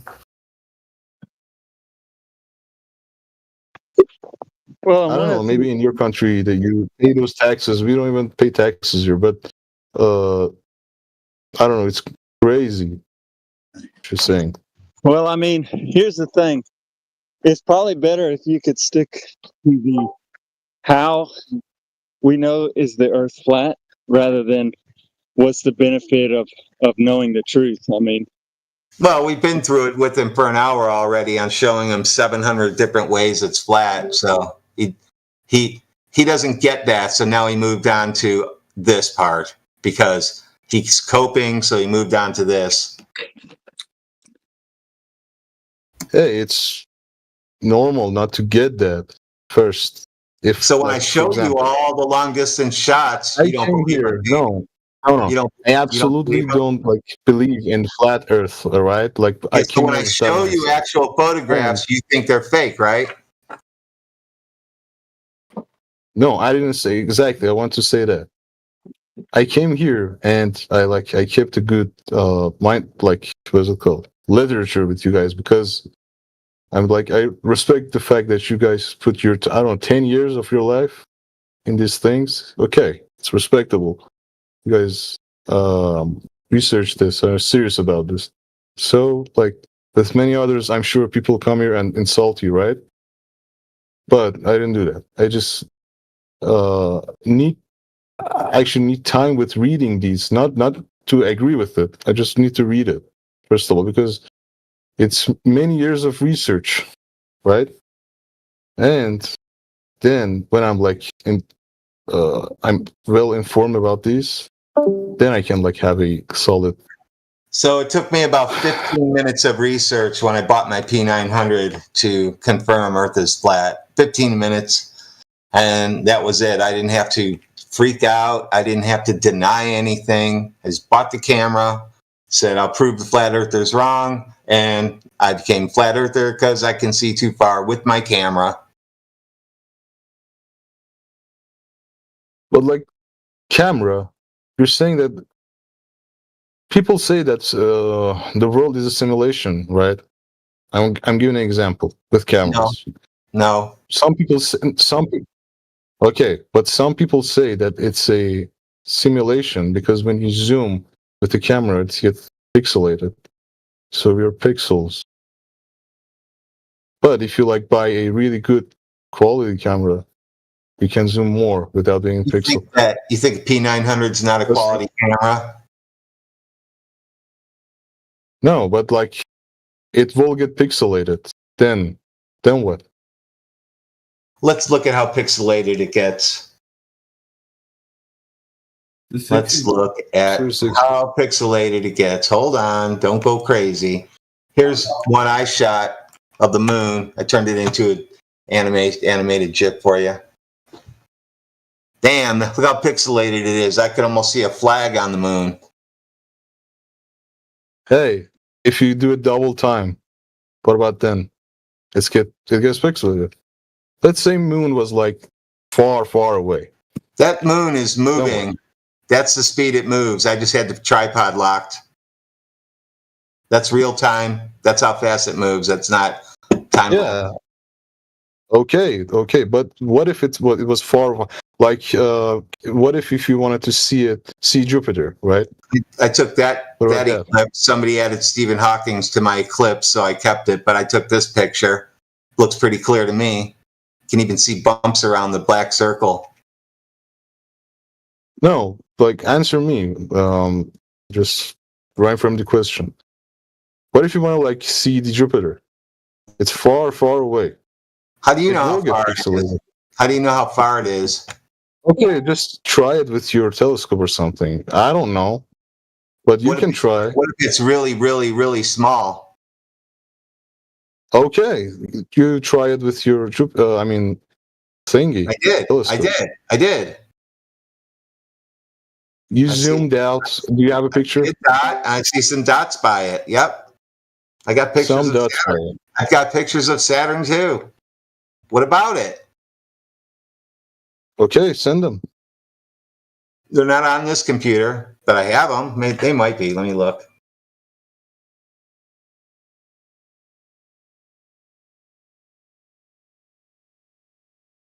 What's there to see? They're not gas balls, that's for sure. I debunked that with my vacuum chamber that's in my garage. You're talking about like getting pixelated. It's not. They're not pixelated. They're just circles. Yeah, even this moon Saturn doesn't picture look is a little bit pixelated. No, Saturn doesn't look It is. It's not 4K for sure, but it's like it might be 720. I don't know. Why does that matter? Yeah, exactly. It gets a little bit pixelated, and So some what? people say. So you think pixelated cameras? You think pixelated cameras see around a ball? Is that what you're telling me?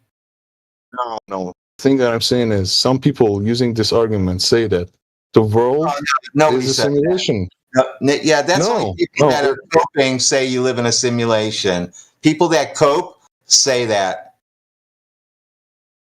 No, I'm telling you, man. I'm telling you. I'm not lying to you. I know Some you're people say it. after coming in this room, you're going to want it to be a simulation, and then you have to ask yourself, why is my simulation flat too? You're like mixing it up, dude. I was talking about the fact that people using cameras say that Nobody, the world is no, simulation. you're the only person who's ever said if you use a camera, you live in a simulation. No, dude. I believe heard that, that. bro. I saw and heard that from the what is it called? The document. I mean, and yeah, people said that if you zoom out too much, it gets pixelated. And because of that, it's a simulation. No, it's really stupid. on the P900, The reason because it's always going to get pixelated. On the P900, there's a certain point where it goes from an actual lens moving to digital zoom, where it's just taking the picture and making it bigger digitally with a computer in the camera. Up until that point, that's the very last spot. If you want to click on it, I could zoom in on that moon even more, but that's the normal zoom. I actually can get closer than that. Okay, how much closer?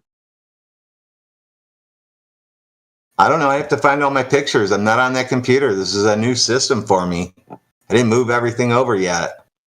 Yeah, let me ask you a question. If it's pixelated or not, how does it change the fact that the Earth is flat? Oh, because he wants it to be a simulation, and then I said that your simulation's flat. No, you didn't understand that. I was saying that using cameras, you can't prove anything, man. So now, because people are no more cameras. Yeah. Cameras are out. So no globes, no pictures of globes. Those are out. That's out. Yeah, at that, with your logic, then nothing can be 100% known, and that's just basically it's pointless. Yeah, you have no point to do anything. You could actually, since nothing's really real anymore for you, you don't even have to eat. You could stop eating today, and you'll be fine. No, I have. 1 second. Hello.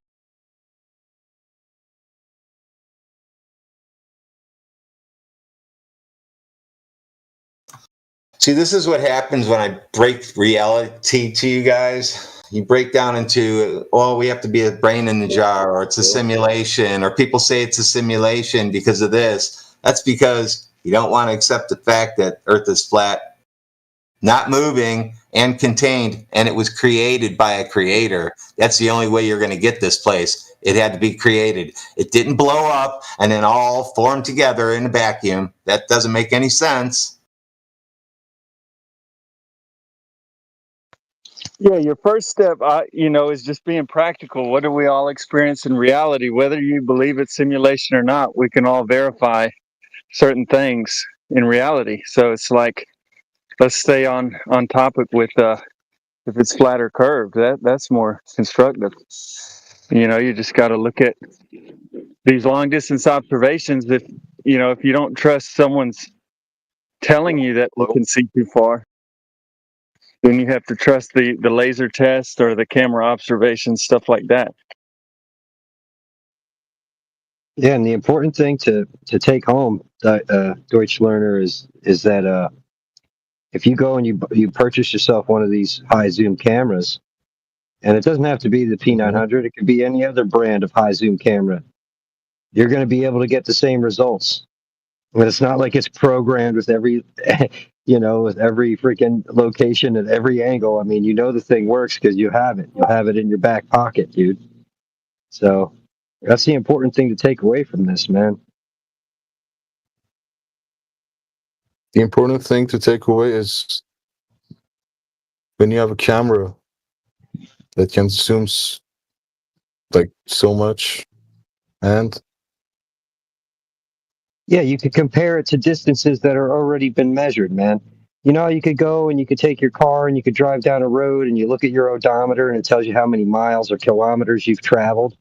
It's the same concept, man. You figure out, hey, I shouldn't be able to see that far based on the radius. You know, that's what lets you know.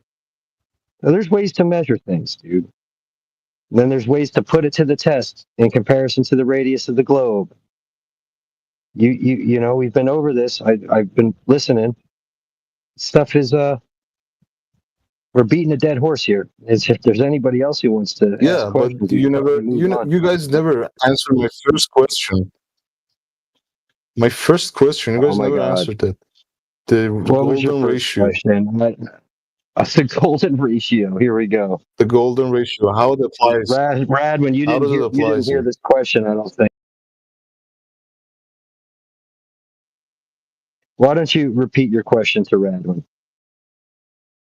How does the golden ratio applies here?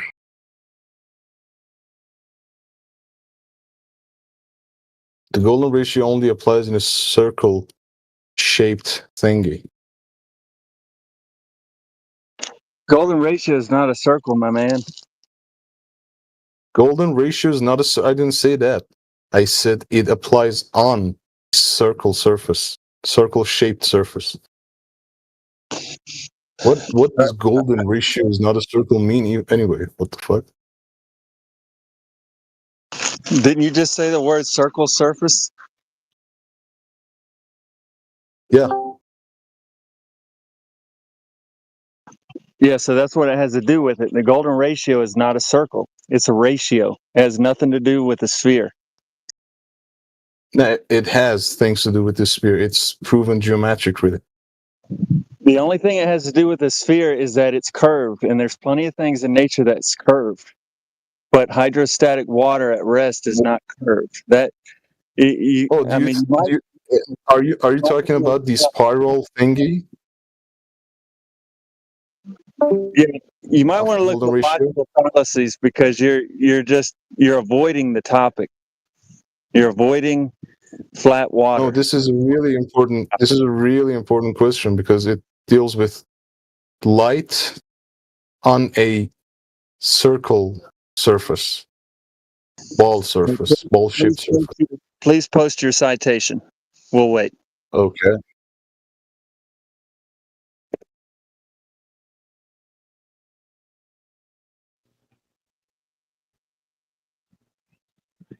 That was fun. There's a fun question right there. I don't know how to wrap my head around what he's trying to express. Because you don't know, man. You don't have to use hydrostatics. You can just tell them air pressure keeps water in a liquid form. Because if you remove the air pressure, you remove the water. That's air pressure is the reason, nothing else. Yeah, the golden ratio is like the rate at which systems grow and express themselves, like in biology and nature, has nothing to do with the shape of the Earth. There's been no. I've seen. You don't know. You don't know it. When you say that, you don't know it.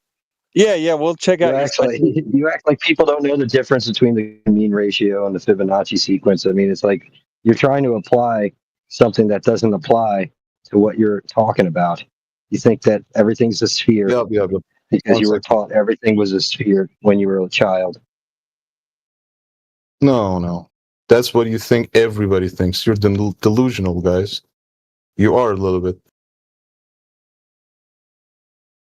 Speaking of delusional, do you got that citation yet? Just let us know. Maybe go on mute for a while and just let us know when you got it. You want the resource for the thing that I'm saying?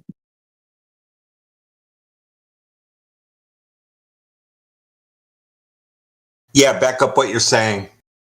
Okay. 1 second, please. I'm gonna find it.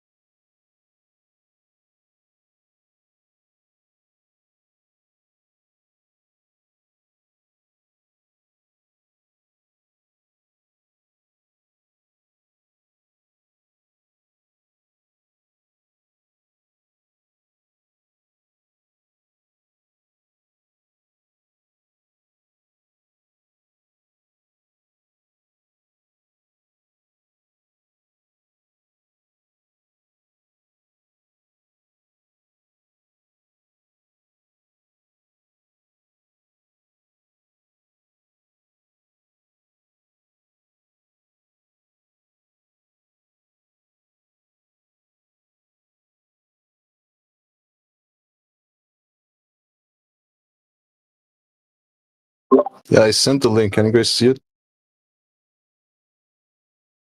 Send a YouTube video. Yeah, we want a citation where you take us to the exact part that says the Earth is a Fibonacci sequence or golden ratio. Here's the measurement. Yeah, like see the video and just say if it makes sense or not. That's not how this works. It's not a make sense class. But you want me to go to, I don't know, read 100 articles and get back to you? You're the one who said it. You should be able to find it like that. You just go and instantly watch the video. If it doesn't make sense, then okay, debunk it. I don't need to We have to be a watch an entire scientist. video and to- debunk you. I You're don't the know. one who came in. You came in and said you know the Earth is not a sphere. Yeah, You know yeah. the Earth is a Yeah, sphere. You're the one who came in and said you know the Yeah, Earth you is a won't watch sphere. the You video, don't need to then know the okay. radius. No, you said you don't need to know the radius of the Earth. You could prove it because of half of pi. That's exactly what you said to me. Said I don't need to know the radius. I don't need to know anything. No. You know why? Because half No. of pi. How can you explain it? That's what you said to me. You said half of pi. How can you explain that? Yeah, It go see explains the video, everything. man. That's what you told me. That's what you Go told see me. the It's video, dude. recorded, brother. It's recorded, dude. What you said. The Okay, conversation go is see the recorded, video, brother. man. I don't need to watch a video to know that you don't know what you're talking about, son. Yeah. You guys You all can't know even what you're explain talking it. about. You can't 16 even people, explain it. flat You can't Earth even explain what believers point you're getting at. backing up each You couldn't other. even put it into a What, cipher. like Excuse me, stupidity sir. I'm times talking to you. 12. You couldn't even put it into a citation of what you're exactly you're trying to what point you're trying to get across here. Citation for every fucking thing, man. One thing, not everything, just one thing. You might look up the definition for citation to help clarify what we're requesting. It's a very detailed latitude, longitude of the fact you're claiming. It's not a video. It's clear, demonstrable measurement evidence. The video is clear as well, man. If you, I don't know, watch it.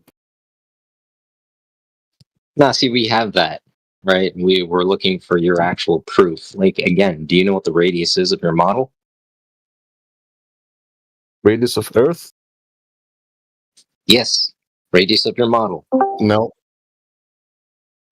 Okay, so what were you, John? Brother John was just referencing something you said earlier. What was your mention of this? Half of pi or half of a pi? I'm confused myself, actually. The golden ratio, man.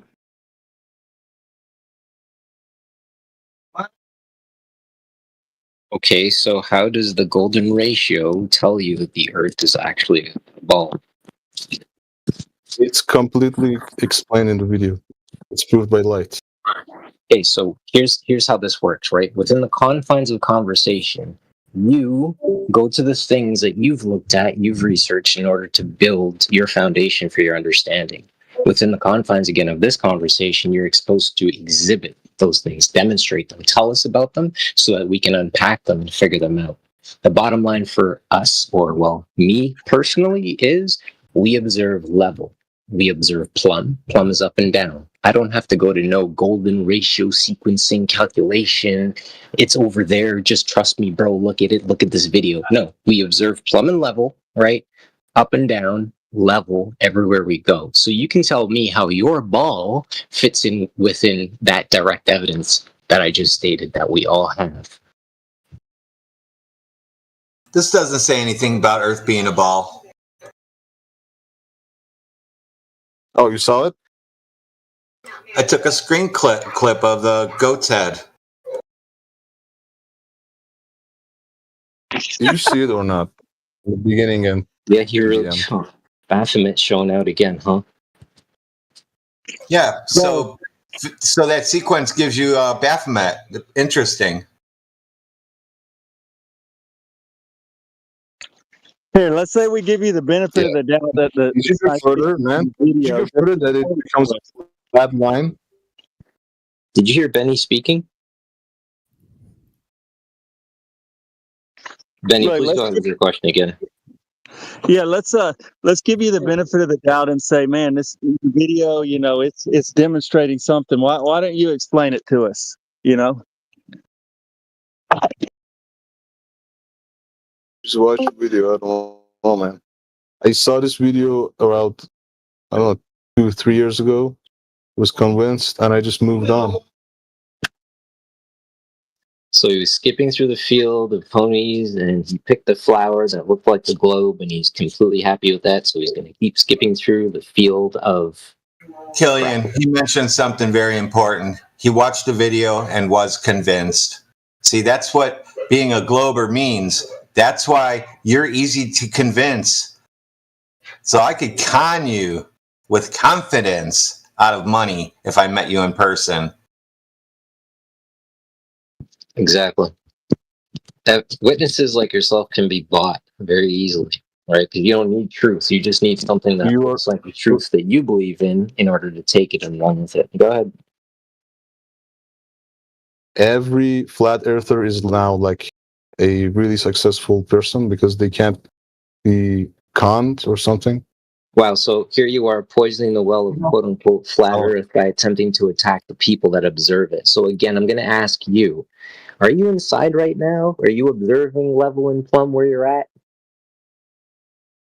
Your hand in the cookie jar of flat earth and you just don't realize it? Sorry, go ahead. You know what happens when you're looking at your monitor on a computer and it's slightly like mine flipped sideways so I can have for coding and shit like that? You know what happens when you can tell they're just slightly off? You sit there and fuck around with it until it's level. Your eyes can tell you when things are level. Oh my. Yeah. That's a bad what's up with it? Mike. Well, that's the crazy part is like everybody that's on this call right now, whether their phone, their mobile device is resting on a level plane, or as Brother Radwin just said, you're looking at a computer screen that is on a level, where you're literally, your hand is in the cookie jar. Your brain's like, everything's cool, right? My vestibular system is telling me that I'm not moving, I'm on a level surface, everything's calm. However, your brain is hanging on to this picture of a globe, and it's like, no, it's a globe, it's a globe. Yeah, globe coat. Dude, my brain doesn't even care about it being a globe. Yes, it does, because you left 3 times and came back. No, I came back because of the conversation.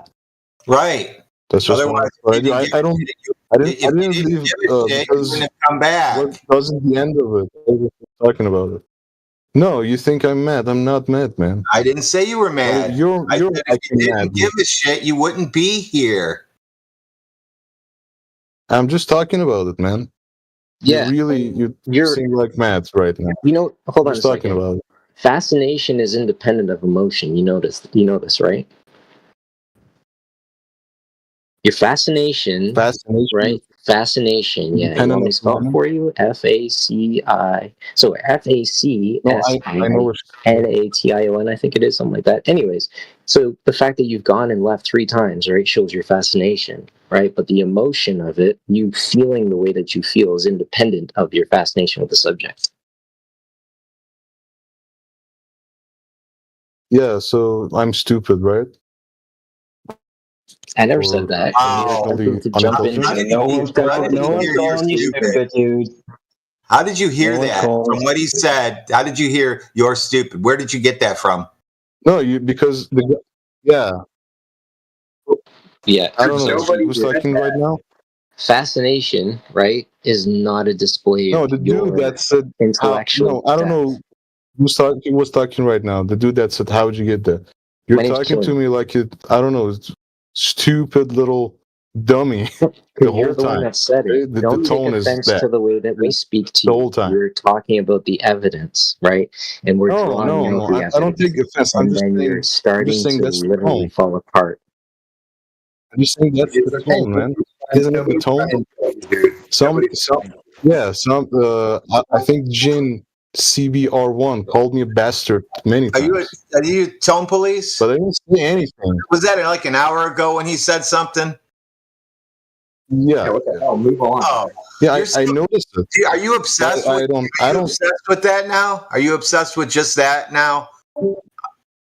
I'm gonna yell at Jin now. But you gotta know, man. I was talking about Elon Musk. I was talking about Elon Musk. You can tell he's telling the truth because he's a lying bastard. That was Elon Musk I was talking to, not you. I wasn't referring If you to you think at all. everybody's an asshole, man, you're an asshole. So you didn't listen to him at all. Stop. Guys, You didn't listen. Stop. Everybody stop Let talking. Professor deal with this guy. Dutch learner, stop talking. You didn't listen at all. He was talking about somebody else and you thought he said it to you. So it's you. It's your problem. You came up with that problem on your own. Right, let's say this. Let's forget the bickering for a moment, the fighting, and just the next 30 seconds, we can all be silent, and you just tell us your best evidence that the Earth is a globe.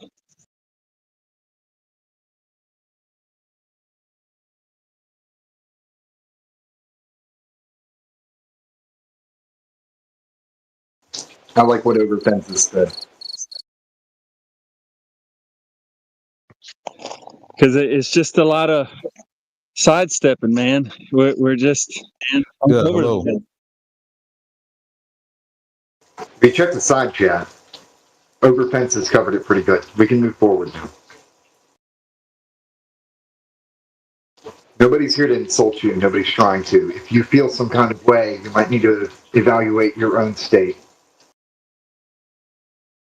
I don't care about being insulted, actually. I'm just saying. I'm just stating that it happened, okay? You weren't insulted. And it says about your mental state. You were not insulted. No. Your tone is like, dude, you're talking to a fucking stupid guy, okay? The whole time.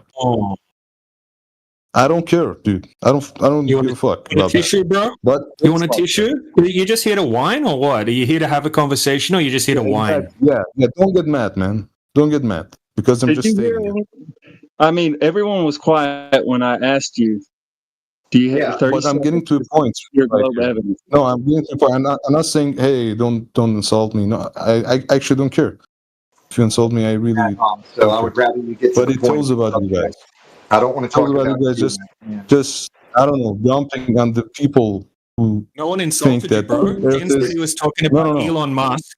Jin said he was talking about Elon Musk. Did you hear that? Jin said he was talking about Elon Musk, and then see, you don't listen to people when they talk, bro.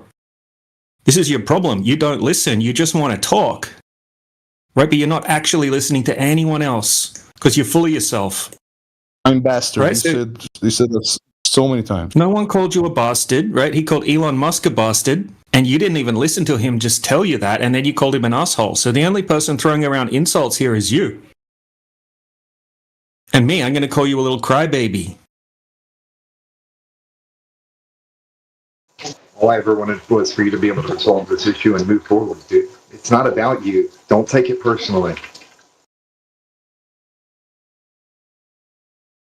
The subject matter. So you can follow along with the conversation like a normal person, or you can just keep getting muted like a baby. Right? So you are asked, do you have any evidence that the Earth's a globe, or would you like to ask questions about the flat Earth, which you probably don't know anything about? No, you don't, do you? I gave him all the long distance. If you scroll up, if they're still there, everything from my folder we went through, and he doesn't believe it. So there's nothing you can really do with that. He just gave a bunch of He said, quote, I don't believe it. Quote. Damn. What's there not to believe? I don't believe my own eyes. I don't believe those observations. This flat earthers must have made it in Photoshop to deceive the globers. No, he said, then said we can't use cameras because the world is a simulation. Oh, great. I'm out. Really? Wow. Well, if it's a simulation, they built it on a flat map. That's for sure. I said that to him. Why is your simulation flat? Ask yourself that question. Yeah, why would you use anything else if you're going to try to, make a video game or a simulation?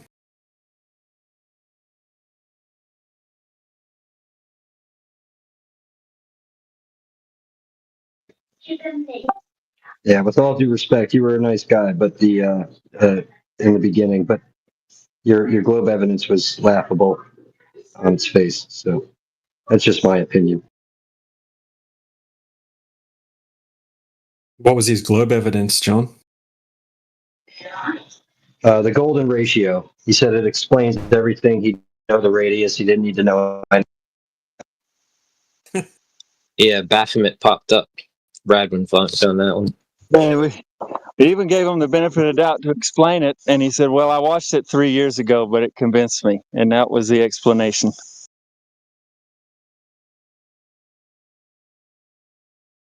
I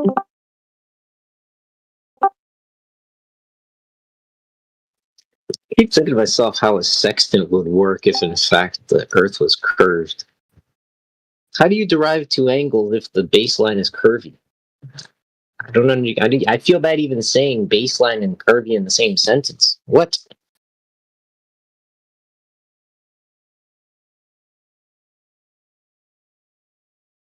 Yeah, Radwin, I think it might be time. Sorry, Professor Triangle. Would you mind maybe asking your infamous question of what is a triangle? Maybe we can test reality. He already took the test. How'd it go? He passed the test and then failed immediately after. So he passed the test of what is a triangle, and then he failed to actually apply it in real life. Interesting. Yeah, that's where he took the square peg in the round hole. Elevation angles knocked him out. All of a sudden he was just saying weird shit. You know how it goes. Yep. And attempting to bring in refraction as to an explanation as to why a straight line would actually curve in a triangle. Understood. Thank you for that.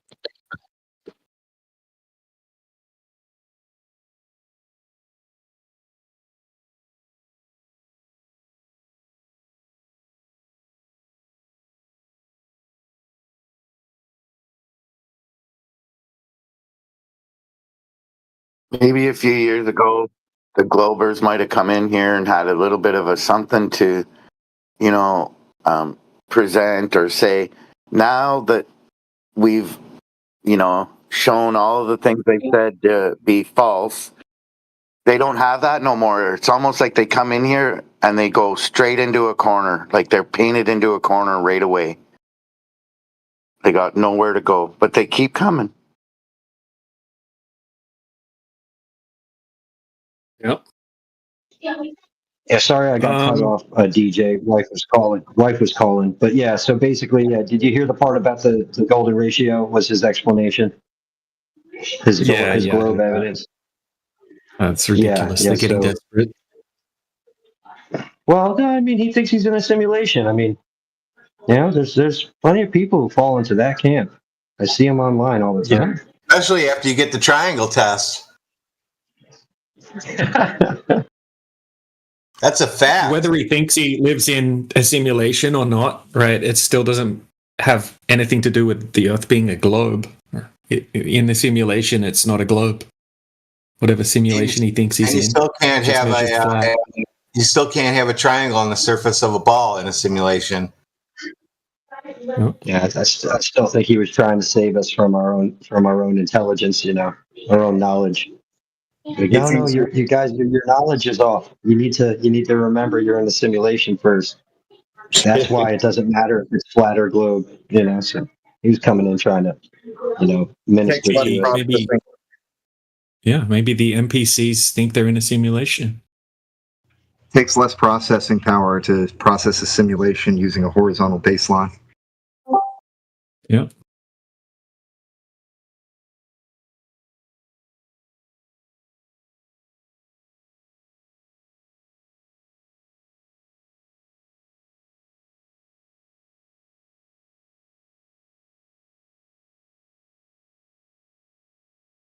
Here comes the globe proof.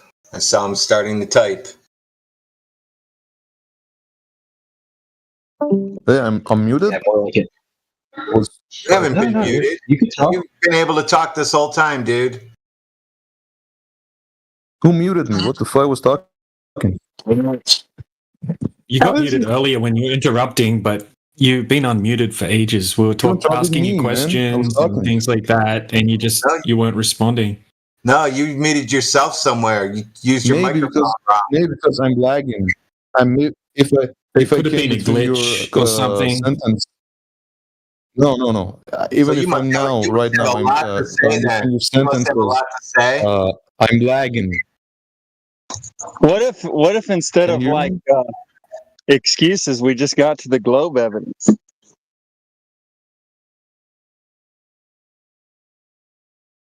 Can you hear me? No. What? I was Oh, I was Jedi. saying I that thought it was the other if guy. I Sub Jedi. Hey.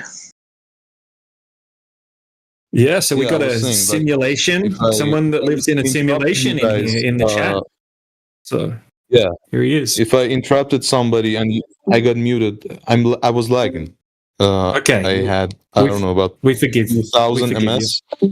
So yeah, You're forgiven. no, I don't need. You better call NASA about That, those that was satellites. just what was happening right there. But I was saying that you guys, it's just like the religion debates. Dude, it gets to nowhere.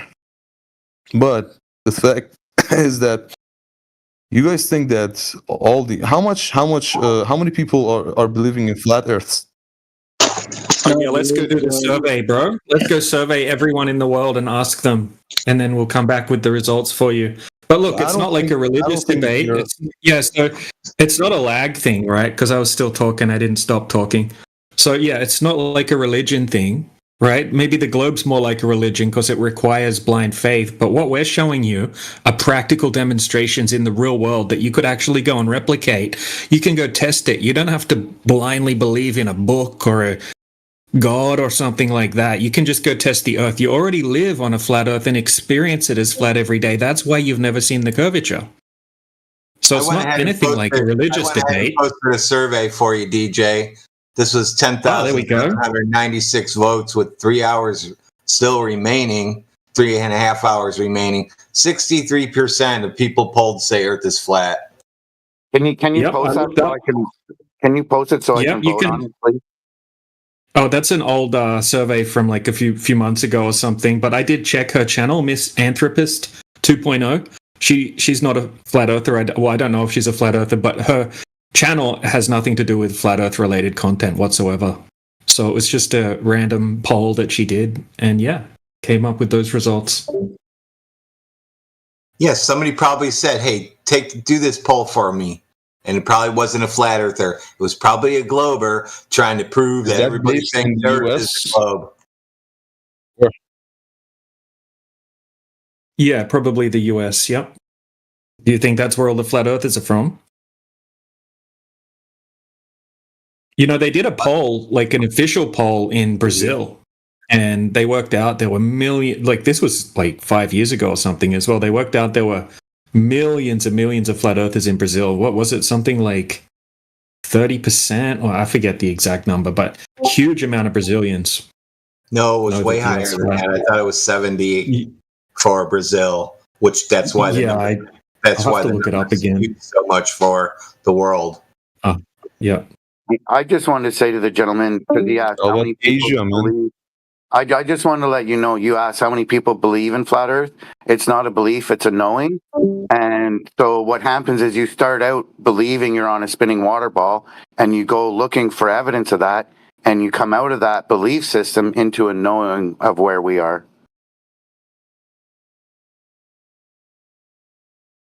Yeah. So it's been measured, right?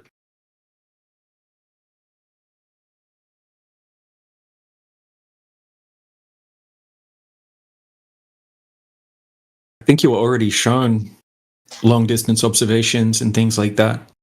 Angle of elevation. You wanted to talk about Jupiter. You wanted to talk about Jupiter. Do you remember one? Stop talking through me. It's not lag. Do you remember you wanted to talk about? You talked through me. I was talking. Jupiter and Saturn. Remember you wanted to talk about gas balls in a vacuum, and I said you can't have gas balls in a vacuum. You always talk through me. You didn't let me finish my sentence, man. Catching you up. Talking about, I don't know. So you could remember what you talked about. Picked up on my half of my sentence. Yeah, bro. So Radwin was talking and he was mid sentence and then you started talking. So if you've got some kind of like shit internet, you need to, that's a you problem. It's creating audio chaos. So maybe you should upgrade your plan or something. Man, it's a country problem, so not everybody could fix that. You gotta like cope with that. Well, you're going to have to deal with the mutes. With the mutes? Yeah, if you're talking over people, creating audio chaos, you're going to get muted. And I think he's just letting you know that so you don't take it personally. If you get muted, it's just because you were interrupting. Yeah, it's because of your internet. Allegedly. Sounds fine to me. Okay, if you don't believe it's a lag, but okay. If you think it's a lie, I don't care, man. I'm in a third world country, so bad connection is frequent here. So you should already know the Earth is flat. You shouldn't have any globe influence in a third world country. You guys should already know the Earth is flat. How? How do you know it's a globe? Why should we know it's flat? Because we're in the third world country. What? What was that? Nothing indicates that you live on a globe. What? If you're living in a third world country and it's hard to get Wi-Fi connection, then it's hard to get, say, common understandings about the world around us. Right? We in the West say that the Earth is a sphere because of lots of things on TV. Being as you probably don't have a good connection for your TV, you're just going to go with your base understanding of the world around you, and that it looks flat and that it appears stationary without all of the media influence. And when you start moving closer to the first world level of whatever, then you might develop a space agency and seeing the lie. What's your main point here? Like, because I live in the third world country, then what? It doesn't matter, mate. If it's gone over your head, don't worry about it. No, like I don't know what the fuck. We've tried to explain. If I live in a first world country, I get the idea of the world is the globe. But if I don't, it's flat. What do you see around you without turning the TV on? Do you see the Earth curvature and do you feel motion without turning the TV on? Or do you see a flat horizon and detect no motion yourself without turning the TV on? What do you see when you turn the TV on? A ball that spins in a vacuum. Now, when I don't turn the TV on and I look outside in the real world, I don't experience motion, for example. I don't see the horizon that is horizontal curving, for example. So I don't see the sphere that spins. I only do that when I turn on the TV. So you think they don't show these in the third world countries? You're getting really hung up on this point, dude. Right, we're just trying to use an analogy, and we understand that you get TV in fucking third world countries, right? Yeah. We get that, but we're just having the analogy. Okay. So do you get it yet? Analogy. Or do we have to explain it to you for a fifth time? No, because it's stupid. What kind of analogy was that? Right, so we say this to lots of people all the time. You only see that the Earth... sorry. Nope. Everything you've learned about the globe came from television and your phone. That's it. Nothing you see in reality has anything to do with being on a ball in a vacuum.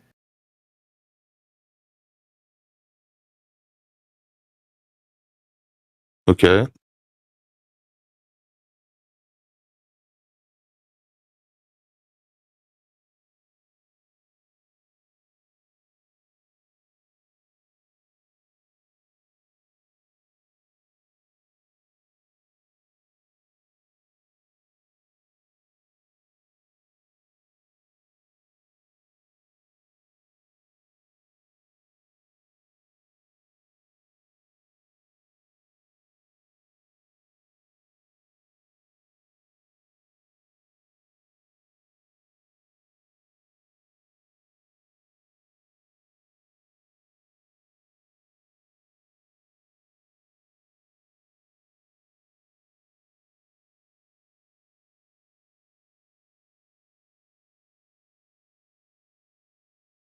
Am I a flat earther now?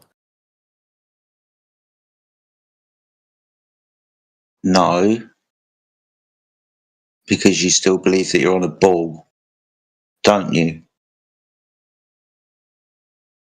Yes, sir.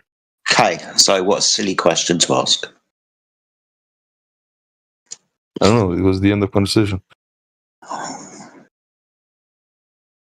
Here, I got a question for you. How long have you been looking into the flat Earth topic? Flat Earth topic. Since how? I don't know. Since I got here. Never. So you've been here about 20 minutes, maybe max, and you're asking if you're a flat earther already. No, it's more than that. Whoa, brother! An I'm hour. not done. I'm not done speaking, brother. I researched this topic for 9 months before I made a decision and realized, you know what? It's bullshit. There's no space traveling. There's no going to the moon or Mars or any of the circles in the sky that are lights. It's such a lie. And I pulled my head out of my ass and started critically thinking. Until I did that research, I didn't really care about it. I just went about my life, you know, having fun, getting drunk, whatever, doing my thing.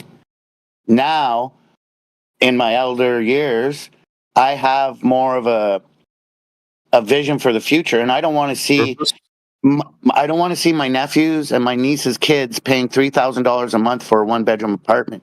I don't want to see them paying $20 for a liter of gas. This money is a waste. There's homeless people and problems in front of our faces right here on Earth we need to deal with. So Yeah, that's a beautiful thing. You're not going to become a flat earther in 20 minutes, brother. You're going to have to look into it. Hey man, if you don't like to, I don't know, if it's, do you think it's really not rational to pay $3,000 for a bedroom? I mean, in a room in a hotel or something one night. Yeah, I agree. But I don't have to be a flat earther to agree with that.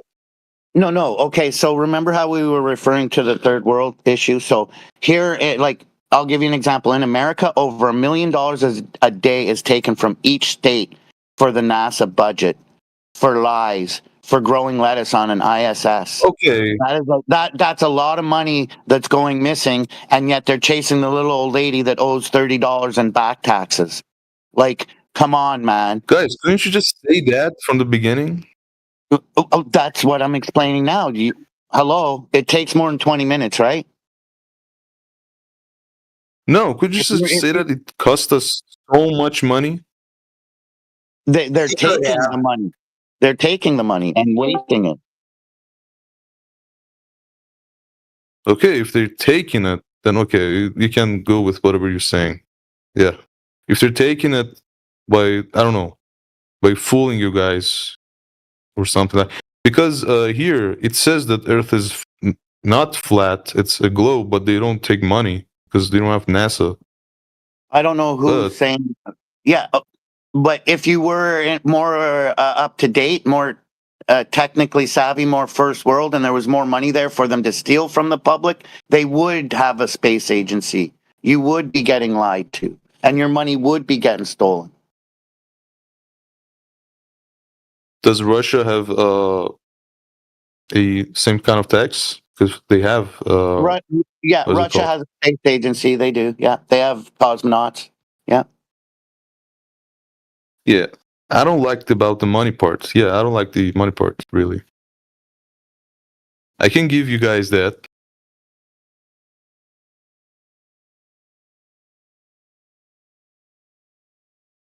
You can go on with your research and stuff. Yep. It's forced money. So that's our point. The more we look at the footage they present, it's worse than Hollywood. Hollywood fakes space better than NASA does or any other space agencies. India claimed that they landed on the moon a few years ago. It looks like a Nintendo 64 video footage. It's insanely crazy, and people eat it up like it's for real. They really went there. Give me a break. So it's all about money, right? It starts with money. Let's say that, right? That's one. It starts with money, right? No, that's one aspect. I'm not gonna try to claim I know why they're doing what they're doing, but part of it has to do with, bending your brain, making you believe shit that's false, keeping you in a state of fear. An asteroid's gonna hit the fucking Earth and wipe us all out tomorrow. So kiss your ass goodbye. It's bullshit.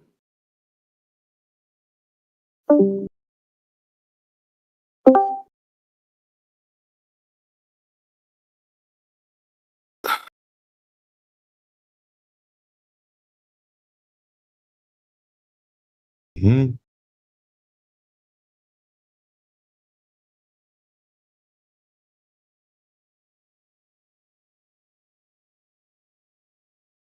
Who knows, man?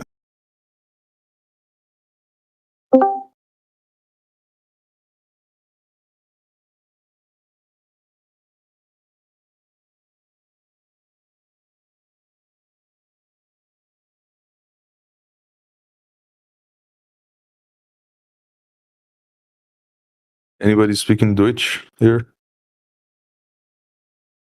In terms of service, it's English only. Mm. A nuking in the cooking. Nuking in the cooking, that's Dutch. It's fucking in the kitchen. Looking in the cooking. Yeah.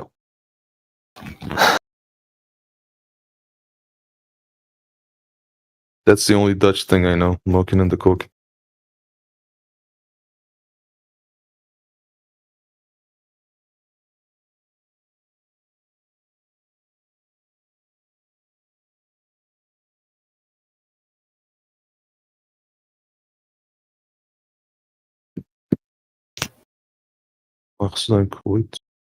No, that's German.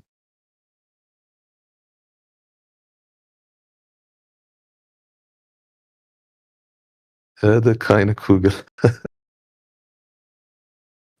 Earth is not a globe. Do we have a global vegan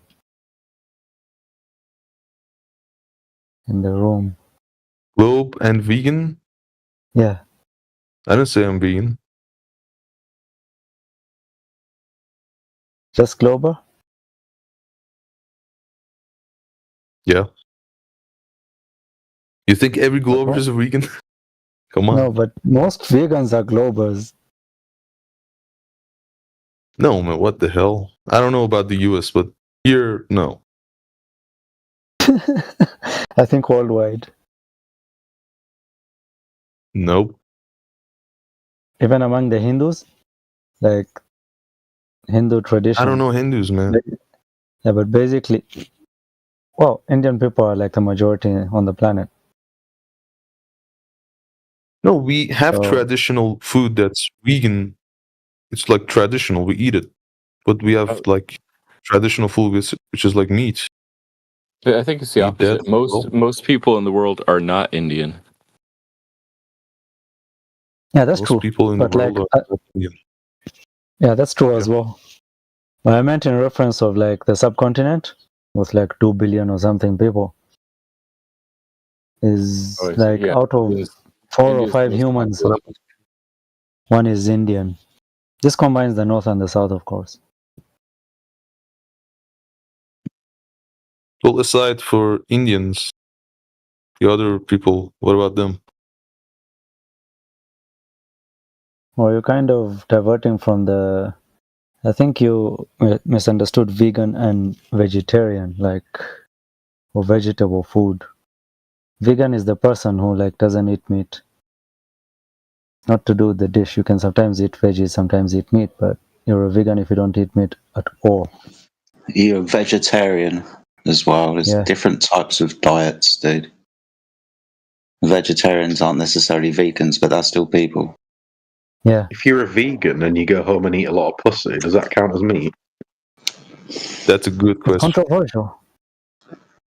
My question still hasn't been answered by these guys because I once read, even as a child, that vegans are like generally fart more than regular humans because the content of the green stuff they eat has more methane production in the in the intestines and everything.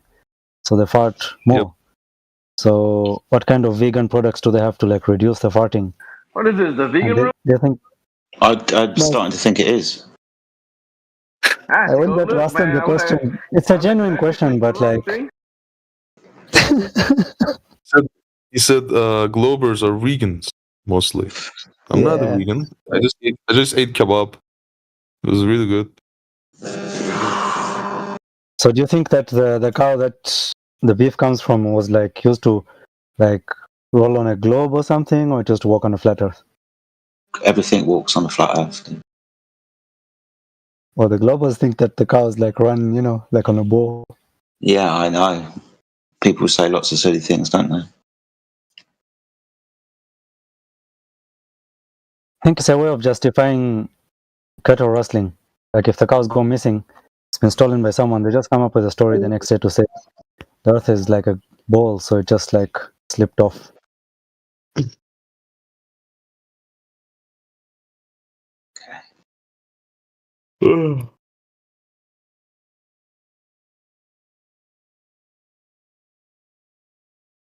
If Earth is flat, what's beneath it? Ground, buddy. You can dig and literally find out.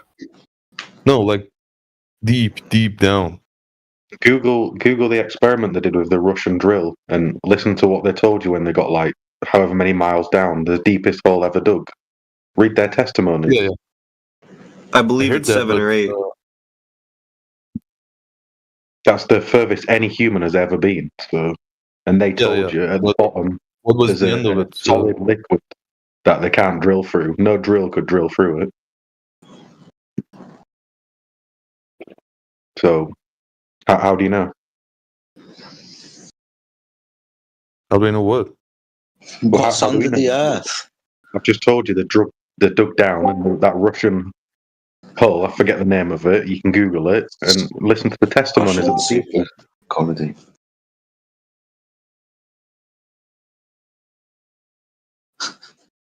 Next question. Can you say it? I just want the answer. What do you guys think about? We don't know. It was just answered. It was just the answered. Kola super deep borehole. The Kola super deep borehole in Russia, 7.8 miles deep. So we know what's 7.8 miles deep. Yeah, That's so we probably don't know around what's 10 deeper than kilometers. that. That's right. So yeah, that's why I was saying next question. 7.8 miles. We know what's down that far. That's all. That depth also matches the deepest part of the ocean, the Marianas Trench. Yeah, the pressure is so high.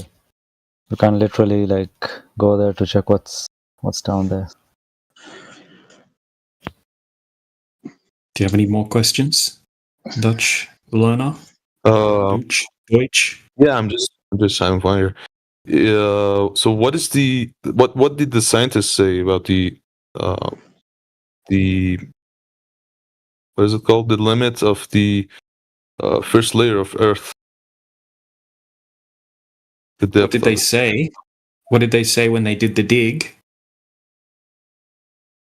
Bugger, we can't dig anymore. No. The theory. We should probably go home. The globe theory. The first layer. It's like layered, right? Yes, the lithosphere. So, the first layer of the ground. How deep they say it is? What, the crust of the Earth? That's a few hundred miles deep. A few hundred miles deep. Oh, yeah. Then 8 miles is nothing. Then. Yeah, exactly. If you scale it down, right, to like an apple, right? Like it's like digging halfway through the skin of the apple or something. Yeah, exactly. It's nothing. The skin. How much deep is the skin? They say. Yeah, I don't know, man. Aren't you? You're the globe Earth believer. You should know all this stuff. No, I don't do research about the globe. You guys do. Yeah, I mean, look, all they're going to do, they're going to give you cartoons They're going to give you some cartoons. They're going to say, look at the cartoon. This is how it works. And just trust us because you're not a scientist. We are. But how much do they say it is? The what is it called? The They scan of usually have more than one opinion, you know. There's like 3 guys who are going to all come up with their own different numbers. So there's usually more than one because they don't prove it. They just estimate, basically. And estimates vary. Yeah, but what's the average estimated depth? Well, the one they like is going to have his final word, basically. It's not like it's based on anything. They just choose one. I remember in school we were taught that it was like 7, I think. 7 kilometers or miles? something. No, it was kilometers. But I think it was 7. It's about 50 miles or 100 miles. That's just what I remember from the books in elementary school. I think it has to be less because once you dig after a certain distance, the soil is different. You could get rock or other matter, but there's a significant difference. It's not oxygenated. You don't get... Even the living creatures that exist are different. Like the kind of bacteria you find down there and stuff are all different. So you can feel that difference. Like it's not something negligible. And that is pretty close. Like it's not even that much, you know. We dig our boreholes 50, 70 meters. I dug one that's 110. We still did not find water. It's just the regular gray stone that came out as a dust like cement or something. Up to 110 meters. Only the first 5 meters were soil. The rest was all... The Earth's crust varies in thickness. It's said to vary between 3 to 5 kilometers to up to 70 kilometers and deeper, depending on when you reach magma. So the average would be around 45 or 50 miles? Yeah, probably. What's the point of this question? So the 8 miles that they dig up can't debunk the estimated theory. You asked the question, what happens when you go down? I said They the don't furthest know. you've been down It's is the 8 moral miles. of the story. Yeah, the moral of the story is they don't know, dude. It also depends where you dig as well. You're not going to come across the same stuff if you dig down from multiple different locations. That's why the thickness differs before you hit the magma. Sometimes the magma is quite shallow to the surface. Sometimes it's like 10, 20, 70, 100 miles deep. Depends where you dig. In Russia, where they dig, they couldn't get any further than 7 miles. Yeah. Don't they also claim there's like more water under the surface of the Earth than in all of the oceans combined? Yes. Sub-aquifer water, whatever they're called, I can't remember. But yeah, and it's super clean huge underwater oceans. And they claim it rains diamonds on Uranus, and there's planets made of diamonds. And it rains sideways glass rain on distant exoplanets, and there's black holes, and then there's also hairy black holes as well. They say that. Meteors made of 100% pure gold. Yep, all that type of shit. Yeah. It's all Space. good for movies and cartoons, but come on. Once you switch off the TV, you got to get back to reality. You know, if you stay there, that's a problem.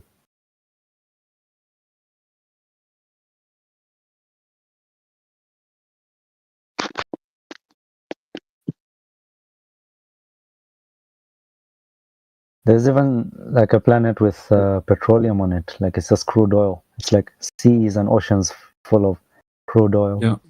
What isn't there in space? Fascinating. There's everything. I mean, it's just wow. Yeah.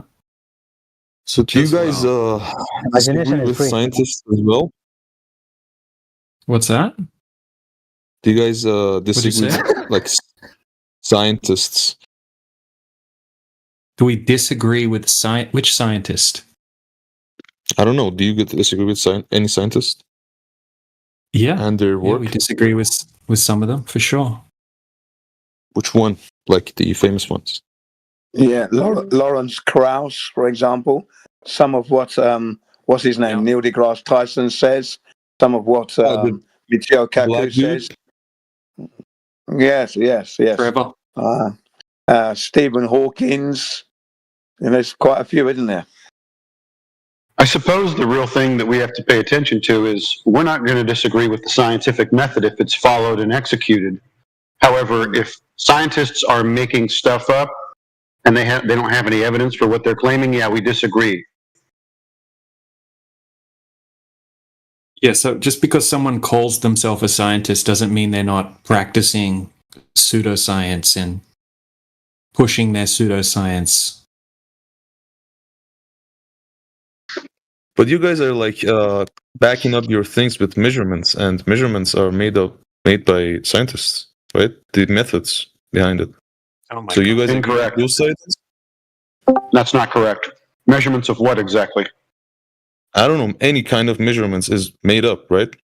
By humans, scientists. No, we find a standard, and then we measure things against the standard. Oh, in this case, flat earthers find a standard for measurements? No. Dude, why are you putting words in my mouth? This is how all measurements are done. A standard is created. It could be a cubit, it could be a yard, it could be a meter, it could be a foot. It doesn't matter. There's a standard created, and then things are measured against that standard. Anybody can measure. If I measure a board to cut it because I'm building a house, am I a scientist all of a sudden? No, that's a very simple example of measurement. Right. So in the case of the Earth, we are looking for drop over distance. The standard would be feet in our case, but you could use meters. Who cares? Drop over distance is what we're looking for. And it's not measured anywhere, not even by the people who make your maps or, do you guys use any formulas? I don't know. A formula would be fine. A formula would be fine, and yes, we do use them, but we have to have values to put into the formulas. The values come from the measurements. There's no measurement of curvature. Yeah, you understand that? Are valid. The values. No, I didn't even mean the value. Yeah. So what value is there for curvature? Where was it measured? Yeah, and don't forget there has to be a standard. I'm asking you. Yeah. Don't forget we need to have a standard. I'm just asking you guys. Yeah. No. You got it wrong because. I meant that I don't care about meters, kilometers, or yards, or like imperial. What about standards? Do you care about a standard? A standard. Do you care about that? Standards. He wants to be wowed with a fancy looking formula. So he's like, "Wow, I don't know what anything in that means, but that looks intelligent to me." No, dude, you're just putting things in my mouth. This is the thing. We're given the radius value by the globe side, and we're told that it matches reality. So what we're doing is going and testing to see if the formula's right, see if the variables in the formulas match up with reality, and they do not. Right? That's where we're coming from. We're not claiming to know the shape of the Earth or the size of the Earth. Flat is not a shape. Right? We're going out and testing to see if the curvature that must be there for the Earth to be a globe is actually present. And it's not present. So you're saying that Earth is not flat? You don't know what Earth's shape is? Oh my God. What is flat? What do you think flat? Okay, so I'm going to tell you what flat means, right? In this context. Okay, so flat is the description of a surface area. Okay, so if there's no curvature over the surface area, therefore the surface area is flat. Now, if it's to be a globe, there must be a certain amount of curvature over that surface area, and we can calculate how much that should be, and then we're going and testing to see if it's there. And yeah, flat's not a shape. Need to remember that. Can you draw us a flat? It's like a 2D surface, right? Without any curves. In this context, we're talking about there's no drop over distance. There's no curvature. You can use the word flat in many different situations, right? You could have a flat tire, a flat joke, whatever. There's tons of ways to use the word flat, right? In this context, we're saying that large bodies of water over the surface area would have to have a certain amount of curvature, but they don't. Right? But they would have to if the Earth was a globe. Yeah, you can even have a So flat by flat, battery. you mean the drop of the curvature over distance doesn't exist, right? Correct. Yeah. Okay, that's more rational way to say it than flat. No. If something's not curving, then clearly it's flat, isn't it? And level, flat and level. There's nothing wrong with that. It's a description of the surface. It's accurate. It's concise. Everybody knows. Flat table. I'm going to have a picnic. Let's find a flat surface in the park to have a picnic. You don't pick a place that's bumpy and that, because you can't lay your stuff down flat, can you? So flat. But you guy here just said that we don't know that it's flat. We just we don't know the shape. Listen, we don't know the shape. We know it's not an oblate spheroid, and we know that the surface is level. But as for the shape of the Earth, nobody knows. Blimey, don't you understand now? Okay, nobody knows the shape. Nobody knows the shape. Nobody knows Yeah, the I know shape. Yeah. What's the shape? Is it? The surface of the Earth is roughly an oblate spheroid. Okay, you got your best proof for that, please. Oh, I don't have any proofs for it. It's just well, then you don't have anything, then do you? If you don't have any proof, you cannot know. How can you know and not have proof? Come on. Because it's the best explanation for the observation. No, that's not it at all. I can give you a song and dance explanation that could be more exciting than the globe, but it's not true until you prove it. Got to prove it, haven't you? Yeah, song and dance explanation is not very good, but I'm saying this is a good you've got to prove it, though, haven't you? You've got to prove it, though, haven't you? Have you Jim, this proven? was in here just wasting time yesterday. I wouldn't even engage. Yeah. Very much for the heads up, yeah. No point talking to Matthew. We already know that. Oh, we just use him every now and then to like as a hostile witness. It's about the only purpose he serves here. Oh, right. Okay. I see. Got it. We just In that case, I will take my leave and say goodbye. Goodbye. Okay, yeah, I understand. So it's just there to sharpen the tools. Well, I was trying to sharpen mine. Thanks for the heads up. Matt. He was just being rude yesterday. He was just talking over everyone, not really listening to what they were saying, and giving absolutely zero proof of anything he claimed. Yeah. I did like your meat analogy, by the way. That was good. How can you claim to be a vegan if you're going home and eating the meat? Well, it just came out smoothly. I went, wow, look what he's just said there. So, Deutsch learner, do you understand what we mean now by flat? Yeah, some guy said it's about the drop of the curvature over distance, right? The rate of it. No, and the other guy said it's about the surface of large bodies of water not having any drop over distance, not having any curvature. So if you have you say water, you didn't say water. Yeah, I said water earlier, but you don't listen very much. I noticed that. You didn't say water. Yeah, it's large bodies of water at rest. Okay. Right? Or any large body of water over distance doesn't have curvature, right? It would have to have the curvature that goes along with a 39, 59 mile radius value. So if you have a 10-mile lake, for example, right, it would have to have 66 foot of curvature. Or if you have a 20-mile lake, it would have to have 270 foot of curvature, roughly. But when we go to those bodies of water and conduct different tests, there's zero curvature. We can, for example, set a camera up just off the surface of the water and zoom in over 20 miles and see the shoreline on the other side of the lake. That would have to be hidden by hundreds of feet of curvature, right? This can't work on a globe.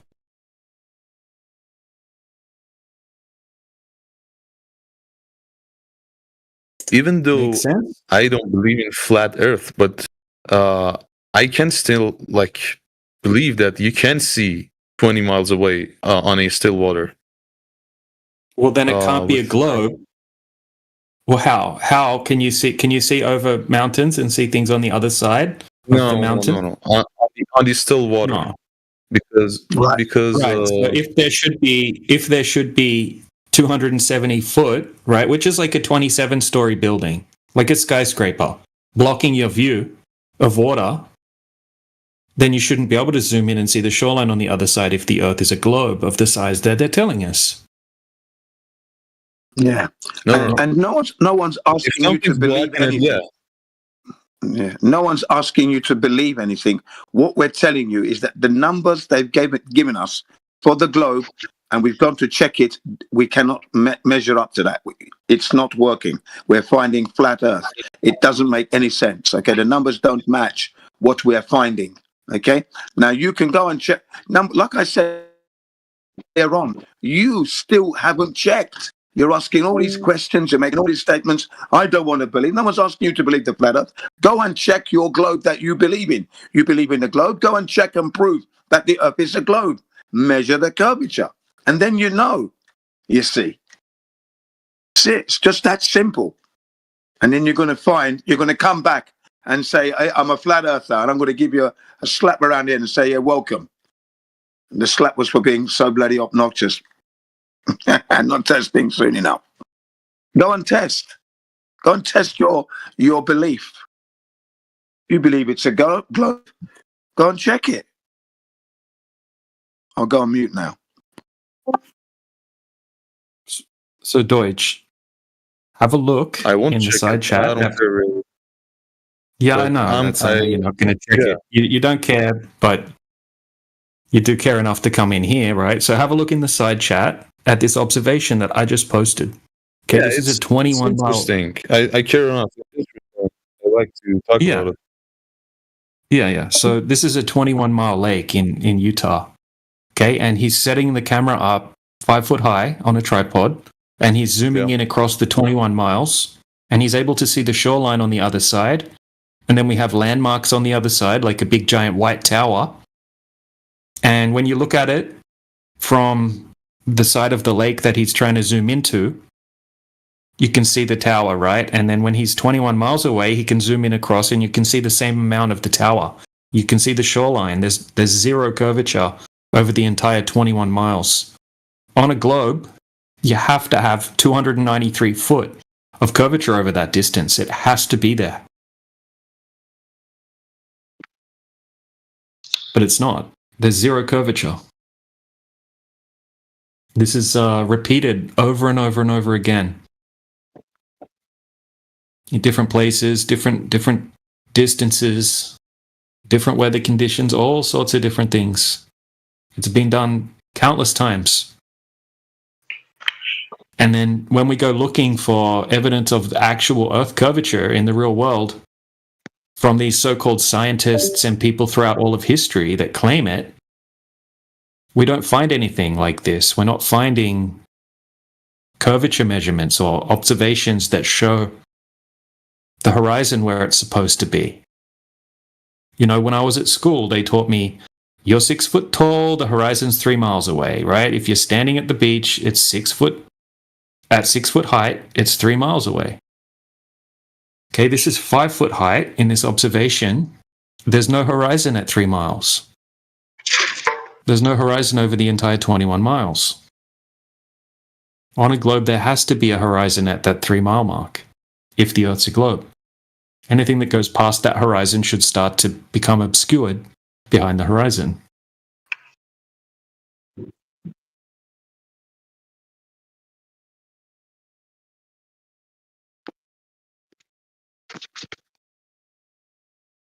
So, Fatty, I have no idea what you're talking about. Up a hill? This is a lake, right? There's no hills. It's just a lake. He says because it's uphill and you can only see the top of the buildings.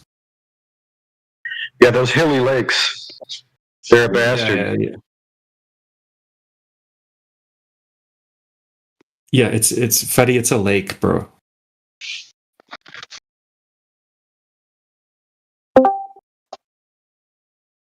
Who's Fatty? What the fuck?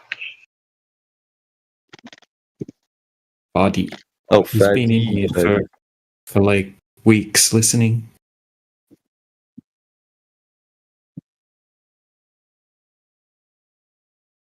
The observer height for that over fences is 5 foot.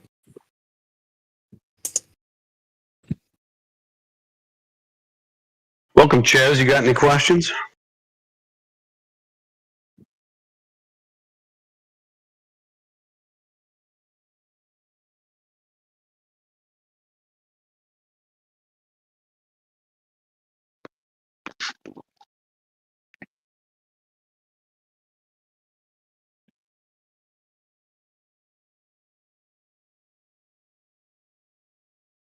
No questions, Ches? Just want to leave your mic open.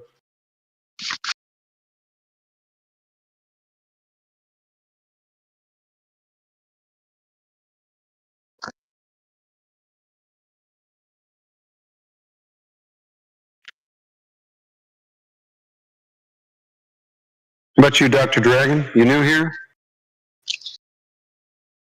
I'm thought I was in the politics one. I've got no questions. Okay.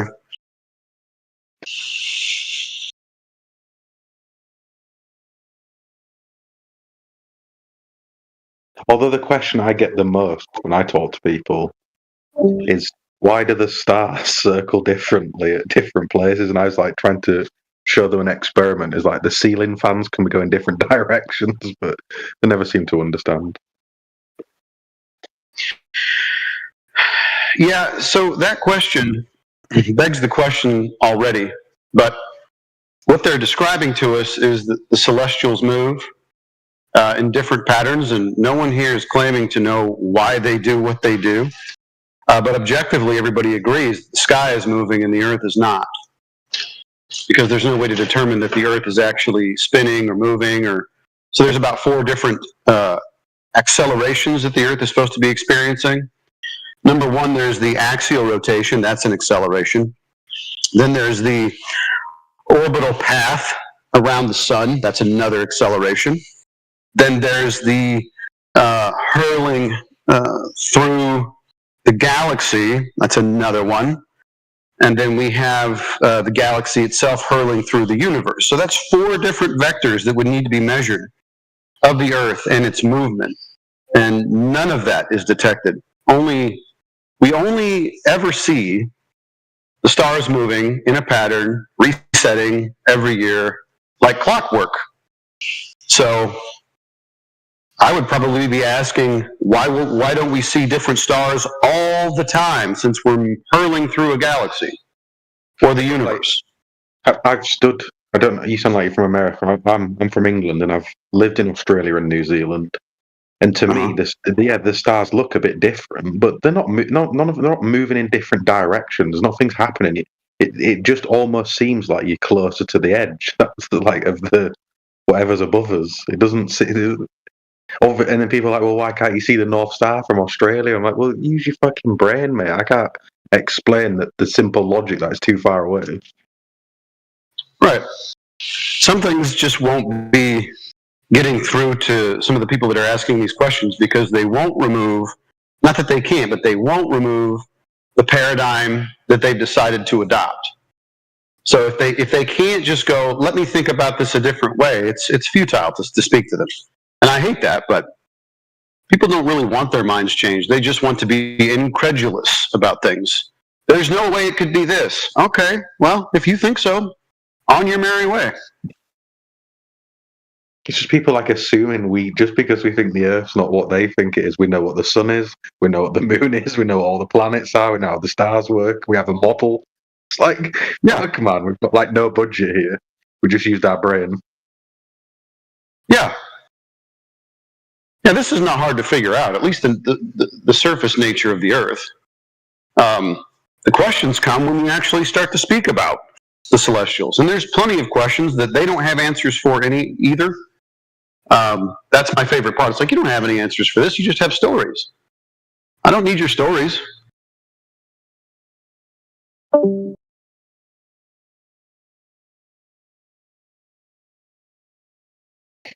But I was just saying in the Flat Earth Discord this morning, I do think this movement is growing rapidly.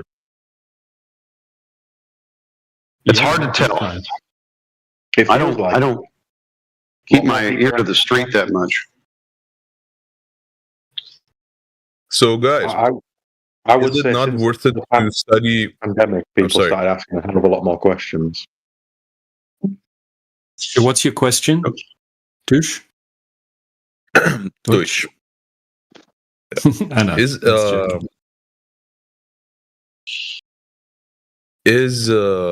What was I saying? Oh, is it not worth it to study some fields of physics then, in your opinion? For example, You're assuming that no flat earthers have been in that type of field. I mean, I can give you a series if you want to watch it right now by a high-level engineer named Brian Mullen, who goes over all of the physics and how it doesn't work on a globe. If you want to look into that kind of thing, you're more than welcome to. We have quite a lot of very well-educated people in flat earth, but anyone can learn these arguments. I mean, many of us have been looking into these particular arguments for 5-10 years. Okay, you can become a professional in certain fields by doing your own research. But yeah, there's tons of people that have many degrees, varying degrees, over different industries. So there you go. So Deutsch, the question that you're asking about physics, and you mentioned astrophysics. Astrophysics is not a science. And the clue is in the word physics. Physical, right? So somebody would have to have physical access to the celestials to say that they were an astrophysicist. And they don't. What they're doing is making up things about the sky. In fact, Michio Kaku, who is one of the more prominent astrophysicists out there, that he says, nobody in my field, as far as he knows, uses the so-called scientific method. It's by leaps of logic, by the seat of your pants. It's guesswork. There's no science or the scientific method being applied in astrophysics at all.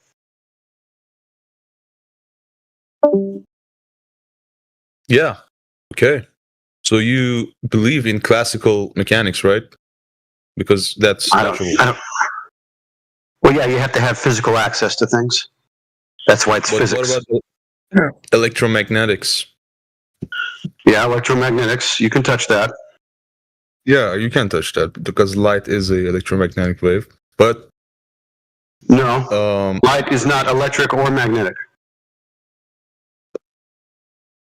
But it says it's a Maxwell and Faraday proved it. Okay, how'd they prove it? Faraday came up with the idea, and Maxwell proved it with mathematical. He didn't came up with it. He gathered it from Ampere and what is it called? There are 4 formulas. One is from Ampere. Okay.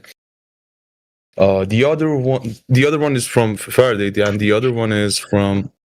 So he gathered 4 formulas and proved them mathematically. I don't remember the scientist's name. And yeah, you can't prove things mathematically. You understand that? That's not physics. That's concepts. Yeah, you can. So electromagnetism is just bollocks right now, right? Because it's all from Maxwell's equations. What do I care about the equations? I want to have the actual evidence that light is both physical, or excuse me, magnetic, right, and electric. Because it said that it's something about the fact that the speed of light is matching the speed of whatever that I forgot, really, in electromagnetic waves. Nobody has any such knowledge of the speed of light. The best thing that we have is an average of a 2-way speed. So the 1-way speed of light is not known. The speed of light is not known. Correct. It is known. It is known. Okay, so how do they derive the speed of light, the 1-way speed of light? I'll wait.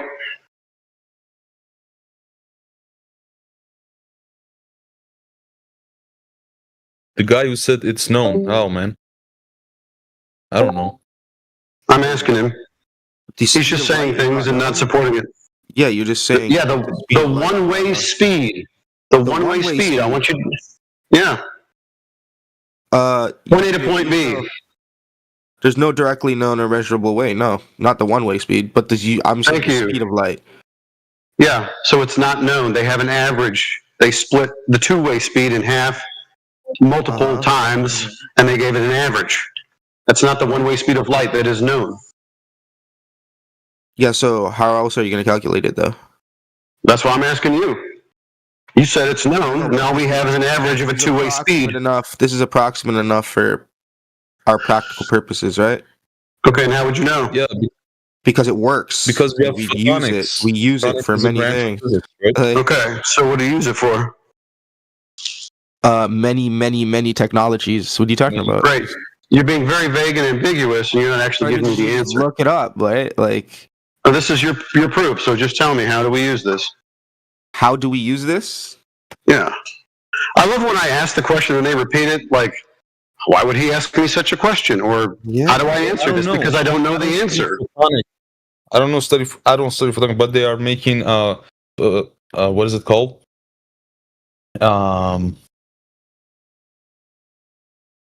Circuits, like photonic circuits. Okay. With lights. Yeah. Elaborate. Go ahead. I don't know. They work. They're studying in universities, and it's a big thing. Yeah, no, you're not giving me any details. You're just saying. I just looked it up. So GPS is right. Oh, yeah. Well, that's. Yeah. GPS what about it? Use signals. Yeah, they use signals that they can, and those signals can be measured at the speed of light, right? And measure that. That's still two-way. practical purposes. Yeah, still practical. That's two-way. I can't listen to you right now, Oates. We heard you all day yesterday. I'm talking to somebody new. You're going to shut up for a minute. Anyway, Deutsch. Yep. You've been given claims about things. Now, have you ever bothered to look into the details of what they're telling you? Detail what? How to the details of the claims you're making. Speed of light.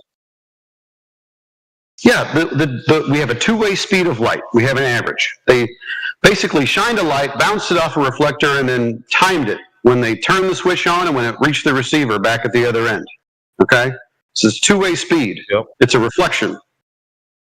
That's not going to tell us the whole story because now we have light bouncing off of things, and we don't even know how much it would slow the light down. Yeah, exactly. That's where calculus comes in and limits. They calculate this with limits. For example, the speed of the velocity of a car, which is the displacement over time. Holy shit! Right? You're gonna write this to car speed. Yeah, because when a car starts, the speed is not the same as the middle of the way, right? So they came up with the idea. Yeah, they came up with an idea of calculation, which is limits. And yeah, you would need a value to see how much the reflector slows the light down. How would they measure that? I don't know, man. That's my point. They should look into it. They should use limits. Okay, you trust that they did. You should look into it and see. I'm not sure what the speed of light has to do with the cosmos, though. The stars in the sky. What does that have to do with anything? No, that's astrophysics, but this is electromagnetics. Okay, astrophysics. What about that has to do with physics? Is another thing, really, but electromagnetics is really small. Astrophysics is really big. It's really, we can fool around with electromagnetism, sure, right. So those are two different fields. One is one that you can have access to. The other one is not. We don't know anything about the celestials. We know nothing. They're light.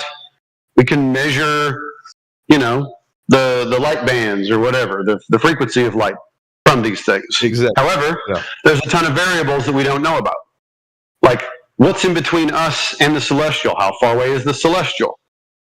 Right? There's problems that we can't solve because we don't have access to that stuff. So even our measurements, even the spectra, there's problems with that.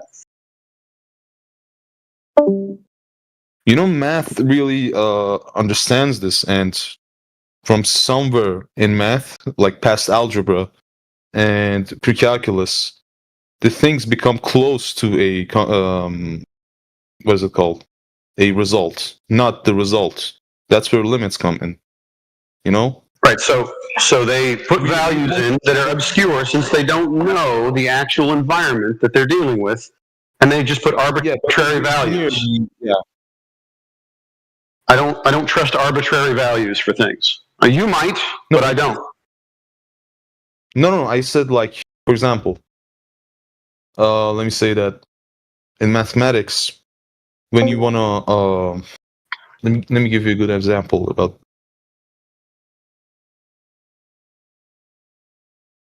Okay, so the circumference of a circle, for example, right?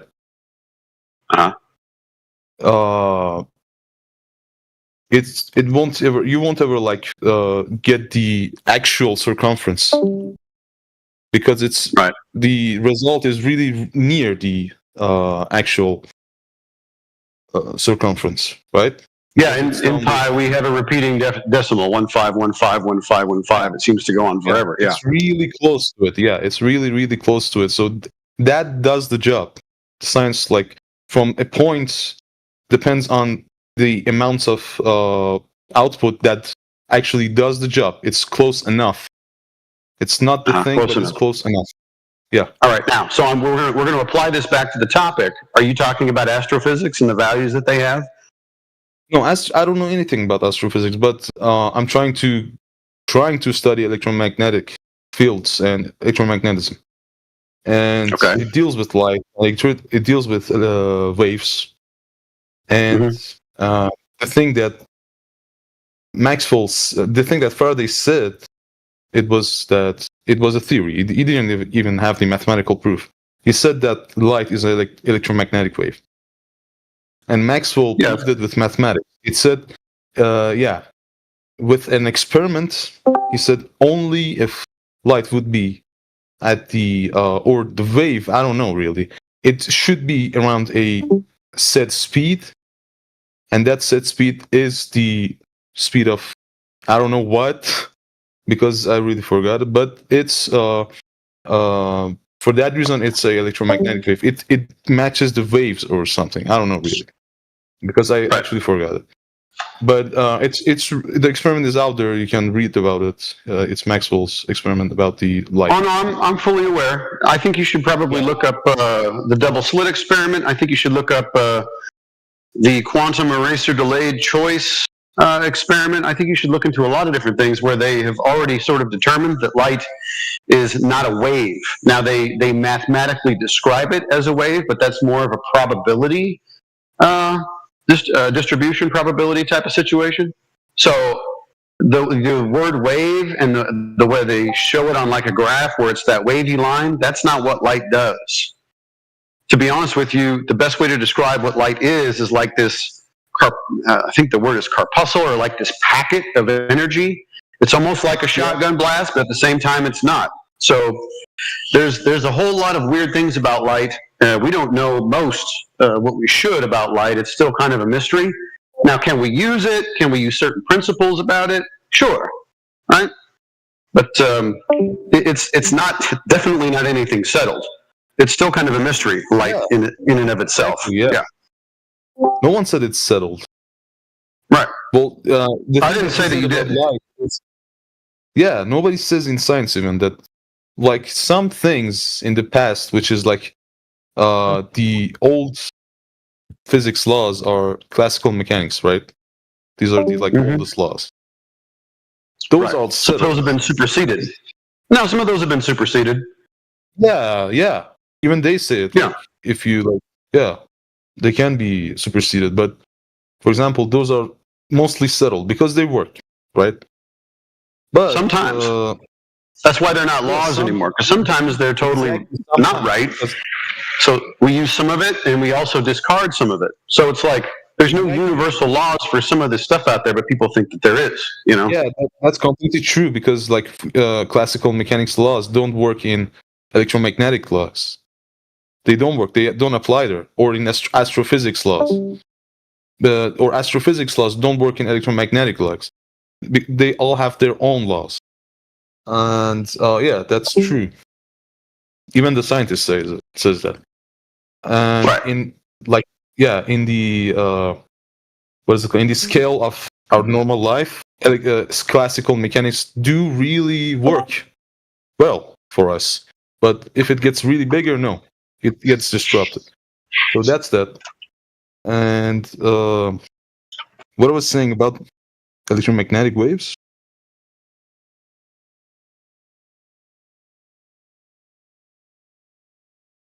I don't know. I forgot that part. No worries.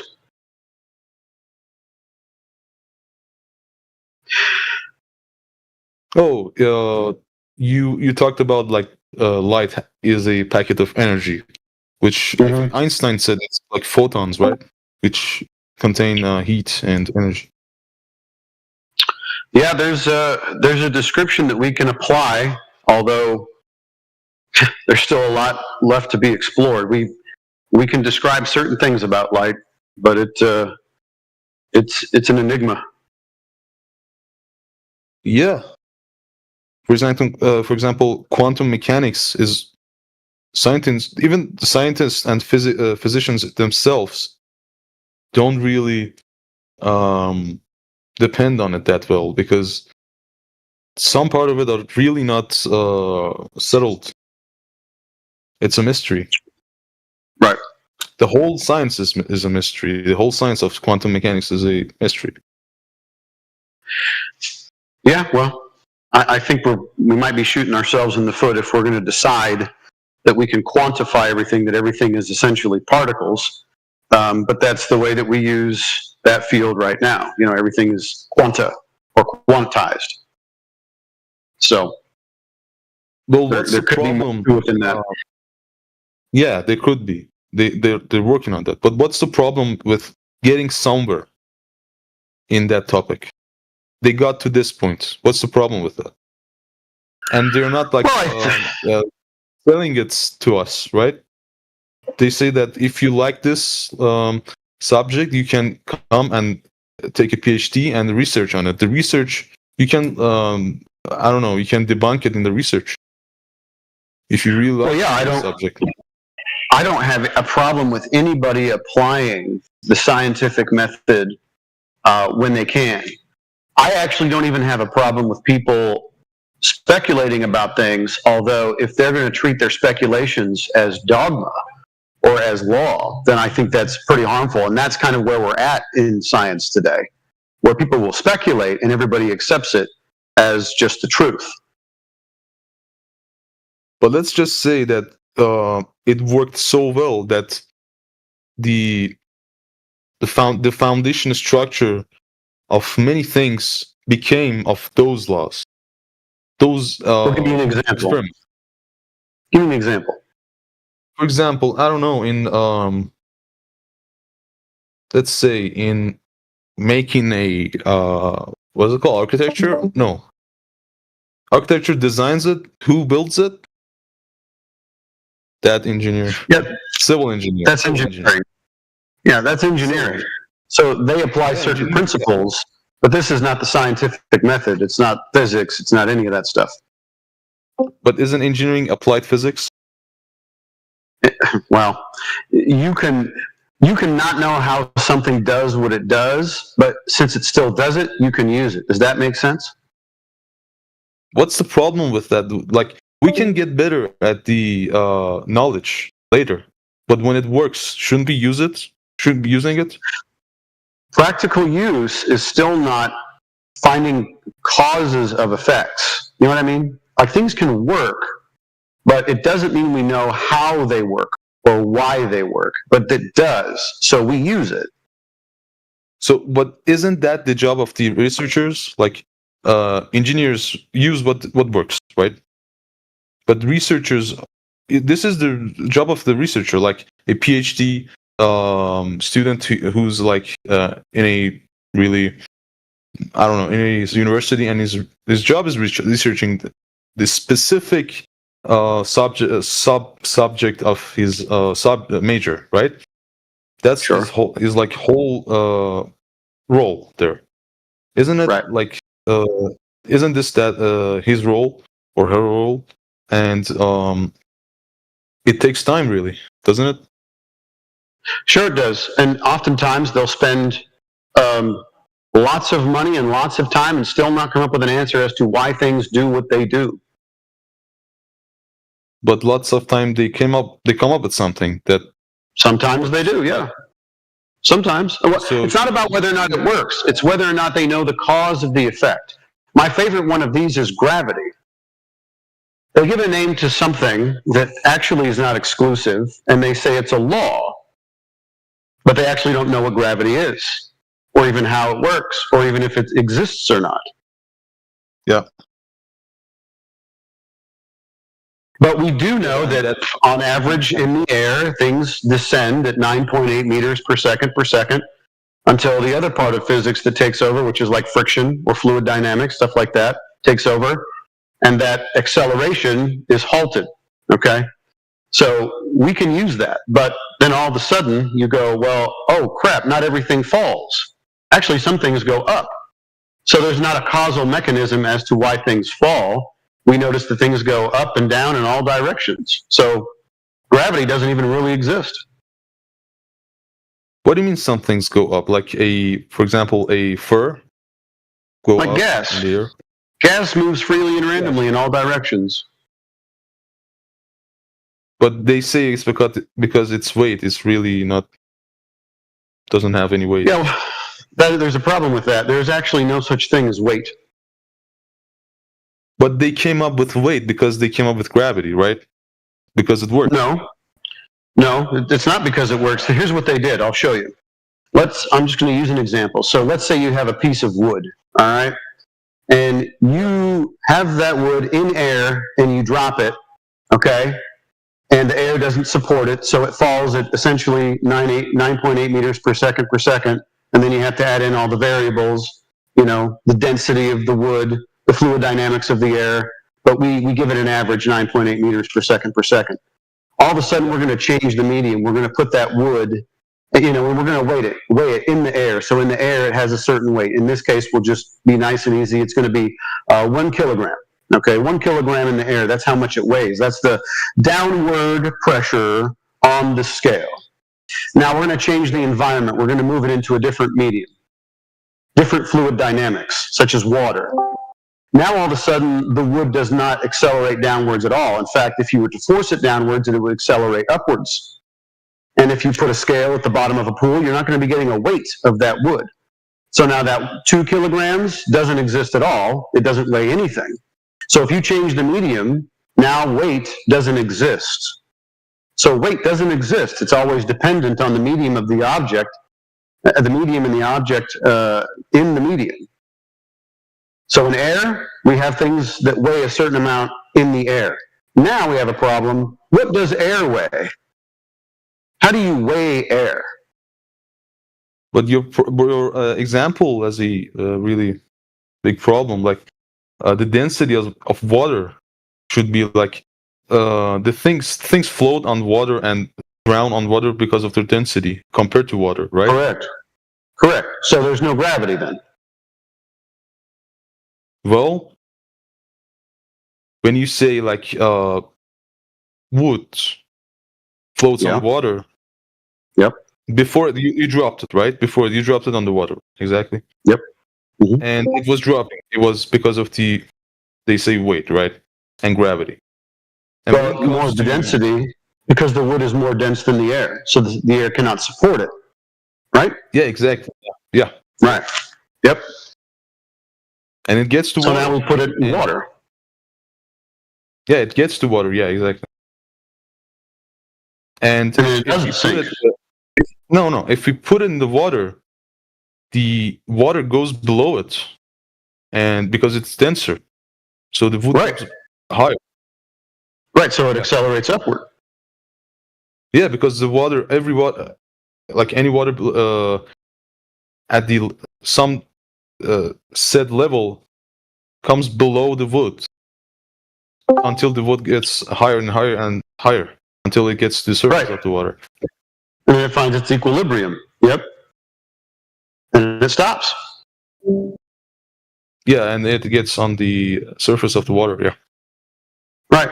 So in all of this description of what happens with the block of wood, we didn't include gravity in this in any way, shape, or form. No, the water gets under the wood. In the that's the gravity. Right. Well, I could make the same argument and say the air is getting on top of the wood and pushing it down. The air is pushing it down. Yeah, you're saying that the water's going under the wood. I'm going to just claim the opposite and say that the air on top of the wood in the air is pushing it down. I could say that. That's not actually what's happening. Well, the air can do that. It's how airplanes fly, right? The lift of the air. Yeah, the lift effect. Yeah, the lift effect. Yeah, it can do that, but I don't know if it applies there. Well, you're describing one thing. You're saying that the water is forcing itself underneath the block of wood. I could say the opposite and say that the air is forcing itself above the piece of wood and pushing it down. We could describe things in a lot of different ways. It doesn't mean that there's any gravity, none of that stuff. Well, I think the wood is forcing itself to get down. Everything is forcing itself to get down, but like the gas that's moving freely and randomly in all directions, the air is moving everywhere.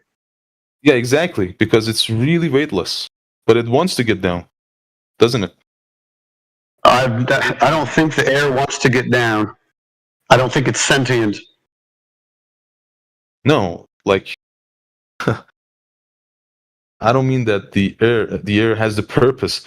Like they say, like I'm saying things based on scientists' beliefs, right? They say because it has weight, it can have weight, then it should want to get down, right? Well, how would they know the weight of a gas? I think it's measurable. Okay, how do they do that? Well, thing is, we have some denser gases, right? We do. Okay, so we have certain gases, if they're pure and not homogenized with another one, have a tendency to be more dense than other gases. Helium is extremely not so dense gas, but now we're getting into something that's really high level stuff, because why does helium decide, right? Why is helium less dense than, let's say, oxygen or nitrogen? It's because the atomic number, right? Well, that's just a description of the gas molecule itself. So we count isotopes and protons and blah, blah, blah, and we give it a number. It doesn't mean it weighs that much. It's sort of just an arbitrary number based on how many isotopes and stuff are in that gas. Well, the atomic number relates to the electrons around the nucleus. Right. Yeah. That doesn't give it a weight, though. It's a number. And what?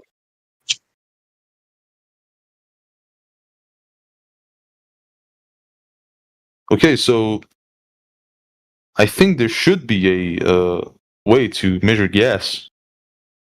You think that there is an existing measure to measure gas? Measuring method to measure gas? I'll tell you what they do. They fill containers with that particular gas and then they put it on a scale.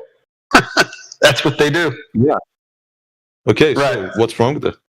That's what I was thinking, but I wasn't sure really. I wasn't sure what saying because I didn't know. Well, they're measuring a gas inside a container in another gas to get the weight. Now, sometimes they'll try to do this in a vacuum chamber, but it gets really dicey because now all of a sudden the second law of thermodynamics takes effect. And if you put a container within a vacuum, well, the gas that's inside that container is going to want to fill the available volume, and a lot of times that canister or whatever they have it in will rupture, and so they can't get an accurate weight. The other thing that they, kind of ruins the whole mess is that if they try to do this in a fluid, well, then they have no weight, like a water, let's take for instance, or liquid. So when they do it in water, now they have no weight.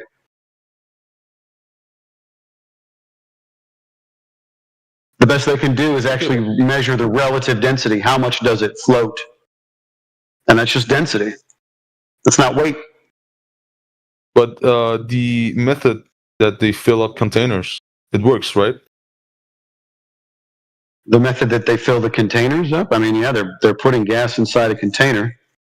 I assume it works. I do barbecue with propane, so I think it works. Yeah. Yeah. So, yeah, that's a way to measure gas. What's wrong with it? Well, yeah, the best. Well, because it's not weight. Like I said, weight doesn't exist. It's arbitrary. It's typically an average of a downward acceleration in air. That's what it is. Yeah, but what's wrong with the method, actually? I'm not saying there's anything wrong with it. You can describe that number, you can describe that downward acceleration on average in air and call it weight if you want to. We can all agree that things weigh a certain amount in air. But as soon as you change the medium, everything changes. And so it's going to be an arbitrary value. It's based on in air only. Yeah, in air only, just like with what I said, with classical mechanics rules doesn't apply in electromagnetic rules. In air, it's okay. Isn't it okay? Okay. I mean, it's okay. We use it. If people feel like they're getting too fat, they weigh a certain amount, right, on their bathroom scale. So they're going to get skinnier. No problem. We use it. No problem. I'm just telling you that weight essentially really doesn't exist. We just agree that we're going to weigh things, quote unquote, in air for our practical purposes. Yeah, I know. Like, this is all of. I think everything's arbitrary, okay?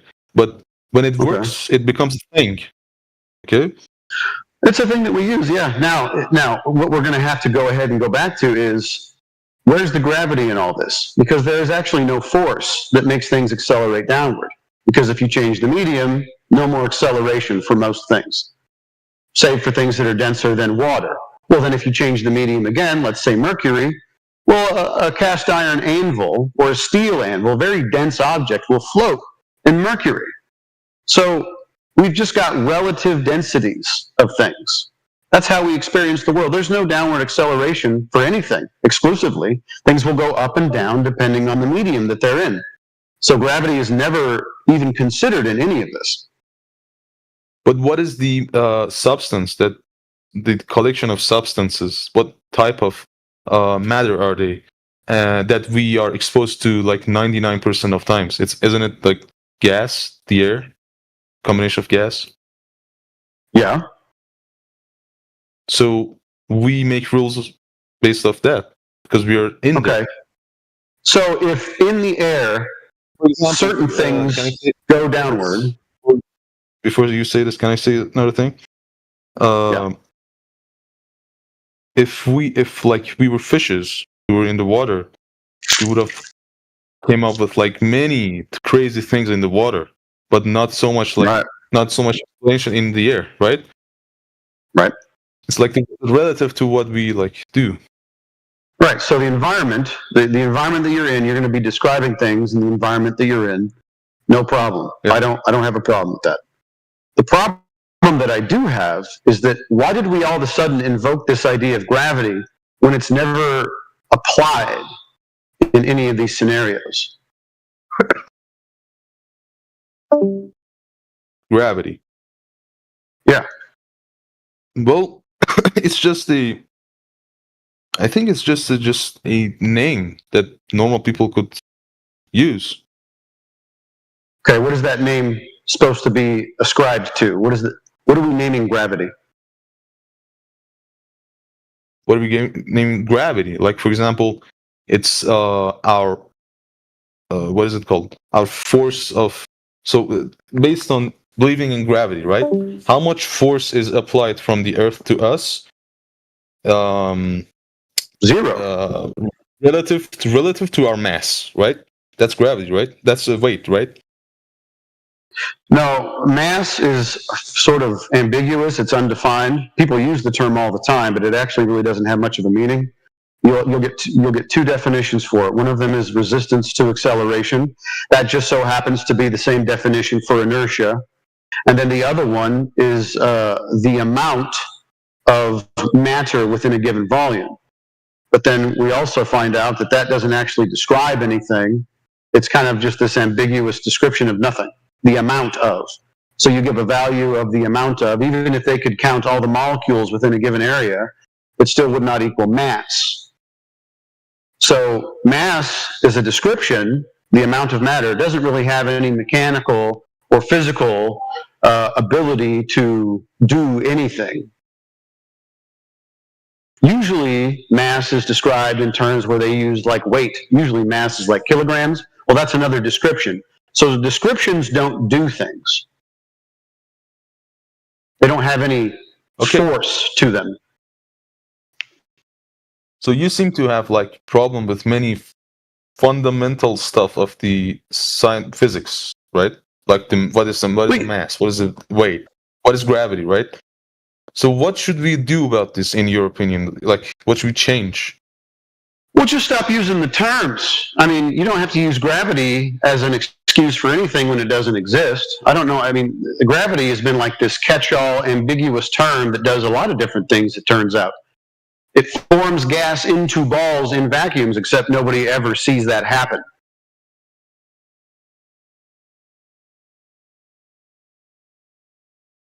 Okay, but what should we call it, in your opinion?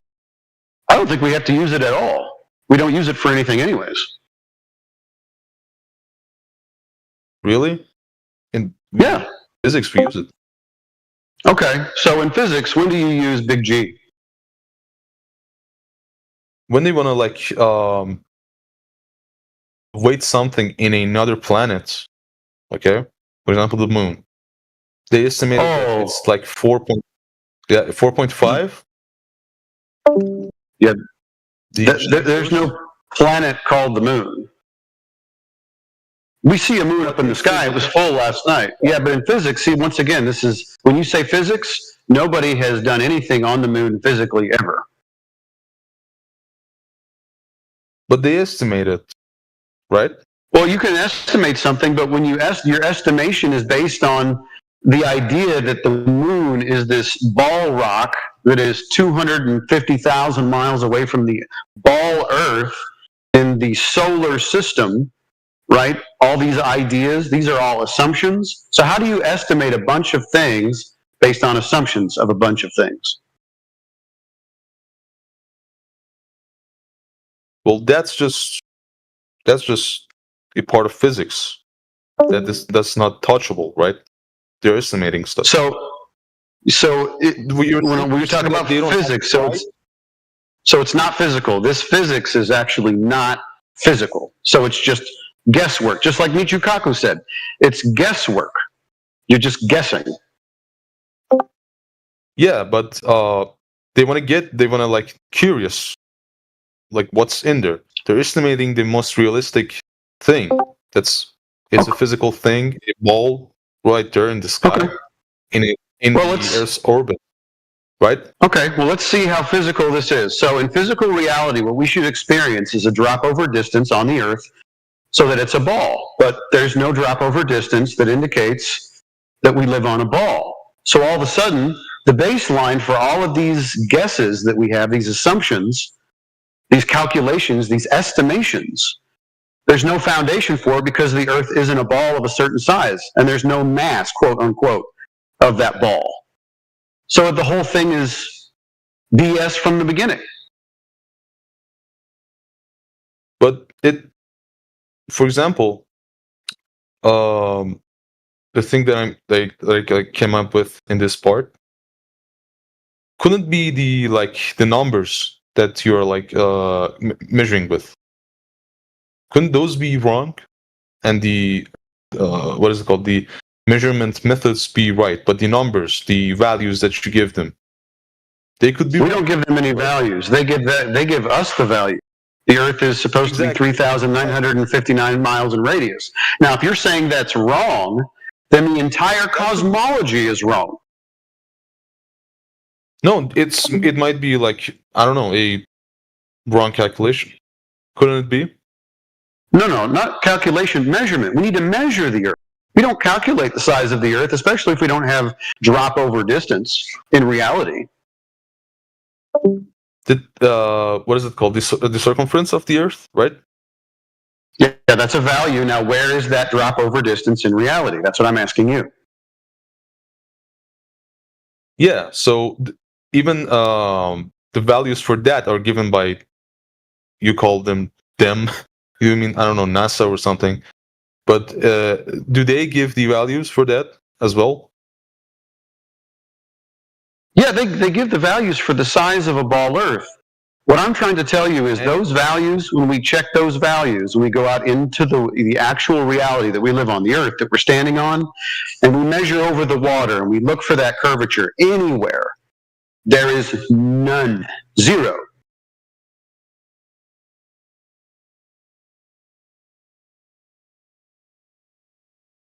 So what's also curious is that people who measure the Earth, let's say the surveyors, well, they measure it flat as well. All of their baselines for their measurements, altitudes from sea level. Sea level is a horizontal flat datum. So they're even using the Earth as flat to get their measurements, because otherwise I would see a datum that shows the curvature and then somehow the relation of the terrain to that curvature. Although I think it would be quite difficult to get any kind of elevation profiles against a curve already, but it could be done. But they'd have to change their datum constantly. Okay. I think it's reasonable to consider whatever you are flat. It is reasonable, isn't it? It's reasonable to consider the Earth as flat? No, I would say so. No, like, for example, because it seems flat, isn't it? It seems flat. Well, not only does it seem that way, it's measured that way too. You understand, it's not a matter of whether or not it seems that way, it's measured that way. It's measured, the whole Earth is measured that way? Or yes. Only on the whole Earth? Yes. Is measured flat? Yes. And how much is it? How flat is it? Well, sea level is 0. So there's 0 curvature, 0 drop over distance across the entire sea level. That doesn't work very well for a ball, because 70% of the Earth's surface is water. So they measured the whole, what is it called? I can't say this like the middle circle of the Earth. Like we should have that measurement to study the curvature of the Earth, right? Yeah. So the entire, what you would call the northern hemisphere, which is actually just one big giant elevation angle to Polaris. The distance between the equator and the GP of Polaris is an entirely flat plane. Do you mean from the north, what's it called? North Pole to this South Pole? Well, yeah, then they double it. I'm just talking about the equator. From the equator, which is 90 degrees to the GP of Polaris, that 90 degrees has a flat baseline all the way. That's one giant circle that is flat. I don't know about that. I really don't know about that. Well, that's how they measure it. I'm just giving the information.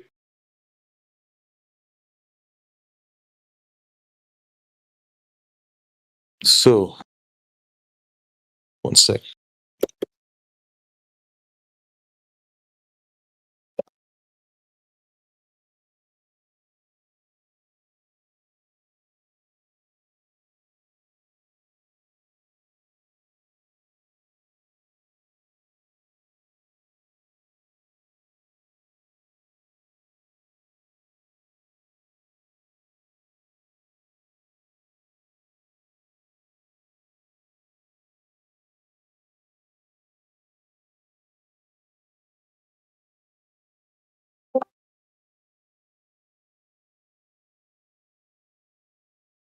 The diameter of Earth through its center is 7,926 miles.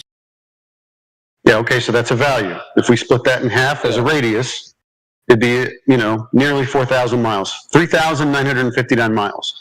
that would dictate that every distance to horizon would be 1.22 times the square root of the observer's height in feet. We have tested this claim. The horizon, depending on the day, is well beyond that geometrical limit.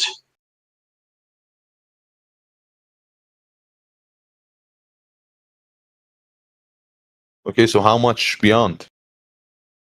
Well, I'll give you an example. So if you're looking in the side chat, this is an observation that has a video with it. So if you want to see the video, I'll provide that for you. Let me just post it real quick. Okay, so I just posted an image. It's 2 minutes after the hour. There's 2 oil rigs in that. The observer's height is 1 foot. It makes everything really easy. In fact, it's less than that. It's 8 inches, but we're going to round up because it makes it easy. So at 1 foot observer height, the distance to horizon can be no more than 1.22 times the square root of the observer's height. In this case, the square root of 1 is 1 times 1.22 makes the horizon distance, or the distance to the horizon, which would be the tangent point on a curving Earth, 1.22 miles. Those 2 oil rigs are distance demarcations. These are off the coast of Santa Barbara, California. They're still there. I think they're planning on decommissioning them, or they're probably decommissioned now. They don't pump oil because it makes a really big old mess. But where's the horizon in relation to those distance demarcations?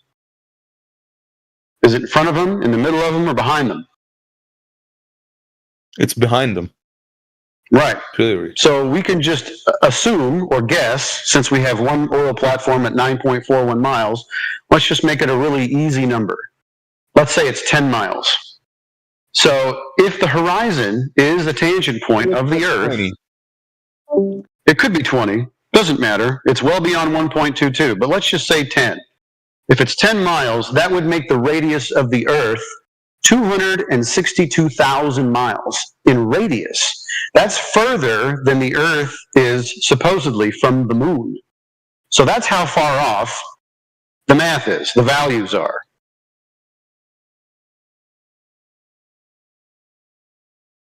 When you go from 4,000 mile radius to 260,000 mile radius, that's a lot.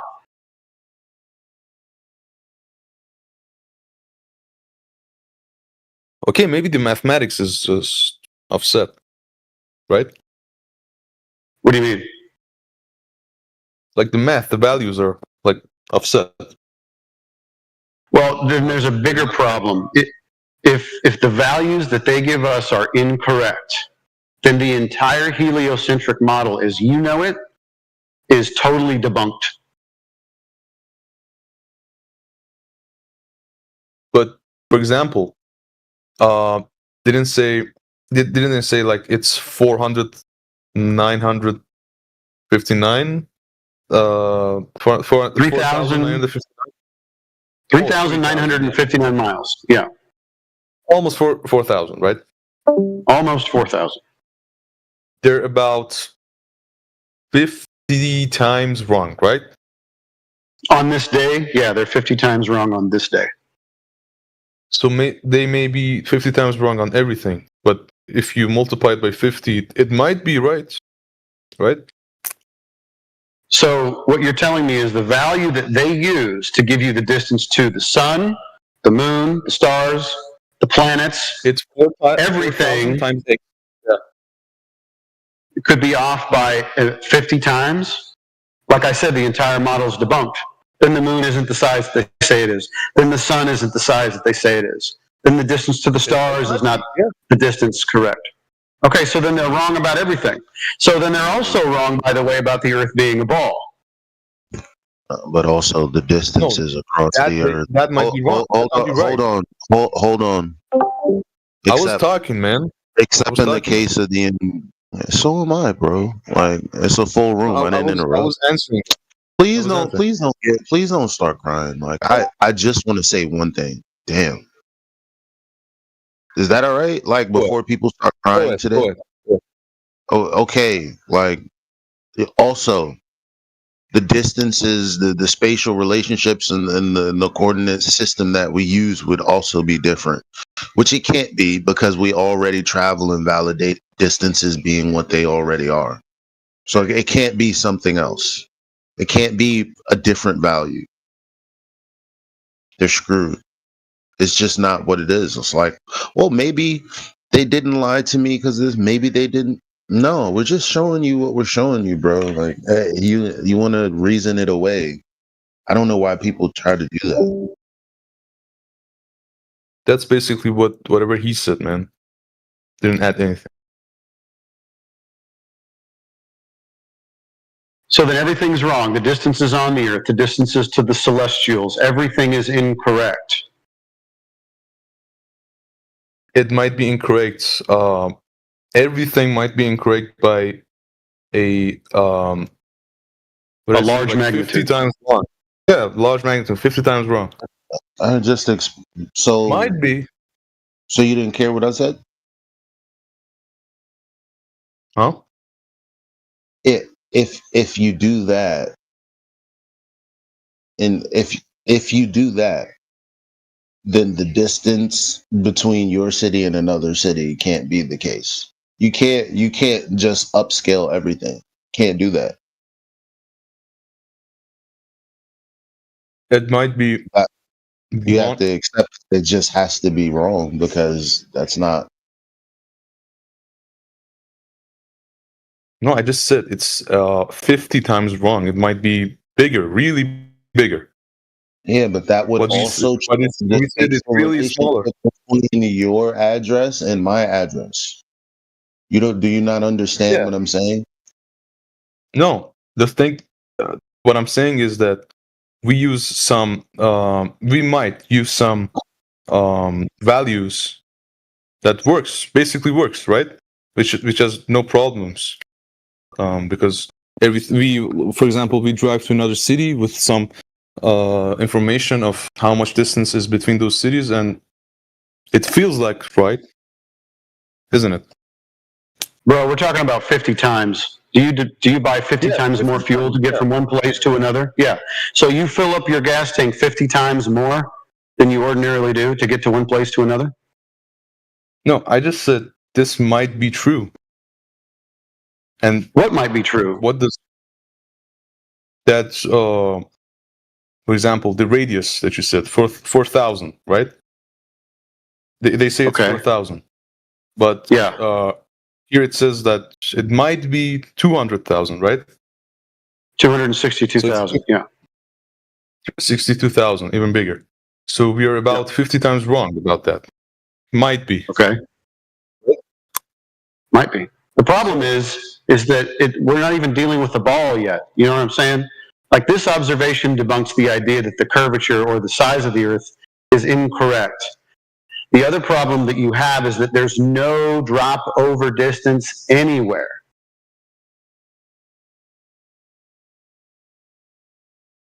Well, how much did they measure without a drop of curvature? Well, like I told you, from the equator to the GP of Polaris. Like the whole Earth's diameter. Pretty much. Yeah. That's nearly 4,000 miles. So a 4,000, you have a circle with a radius of nearly 4,000 miles. That is a giant flat spot. Pi r square that. See how many, I think, millions of square miles of flat that is.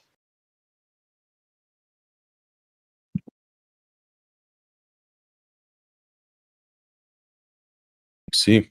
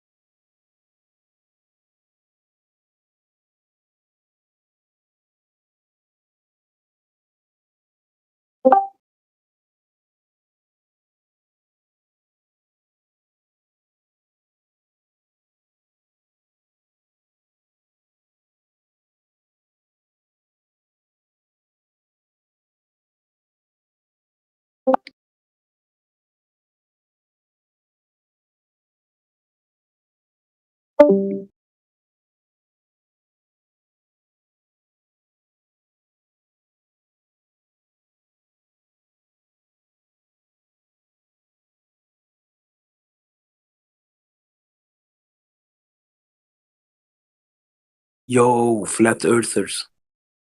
¿Qué pasa, bro?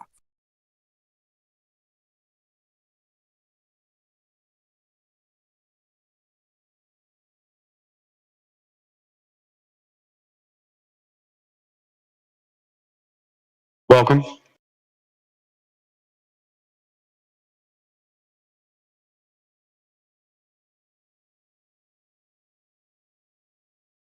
So I have a huge question. So is the Earth flat or round? Well, I'm going to be that guy and say those two descriptions are not mutually exclusive. It can be flat and round at the same time, like a quarter. So you're asking, is the surface of the Earth flat, or is it curving over distance like a sphere, right?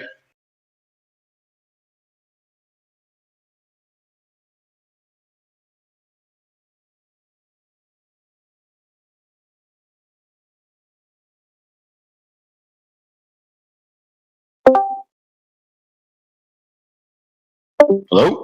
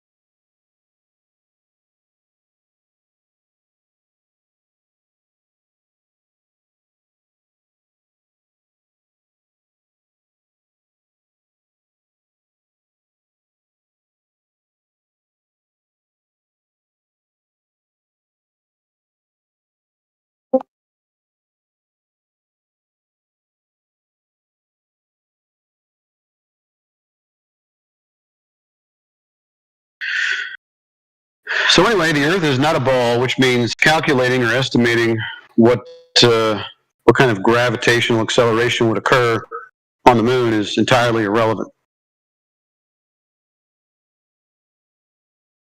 So, amigos, may we discuss more things other than flat Earth or anything less earthy? Well, there's a lot of different channels in here. This is a flat Earth channel, so we talk about that. How about speak some about summer and some Latinos? No, you're going to have to find a different server for that. All right. Or at least a different channel. I was joking, bro, obviously. All right. So for real, it's good perspective. I got each word you said. Thank you for explaining. Mm-hmm. Yep, we don't have any drop over distance. So in reality, the Earth is flat.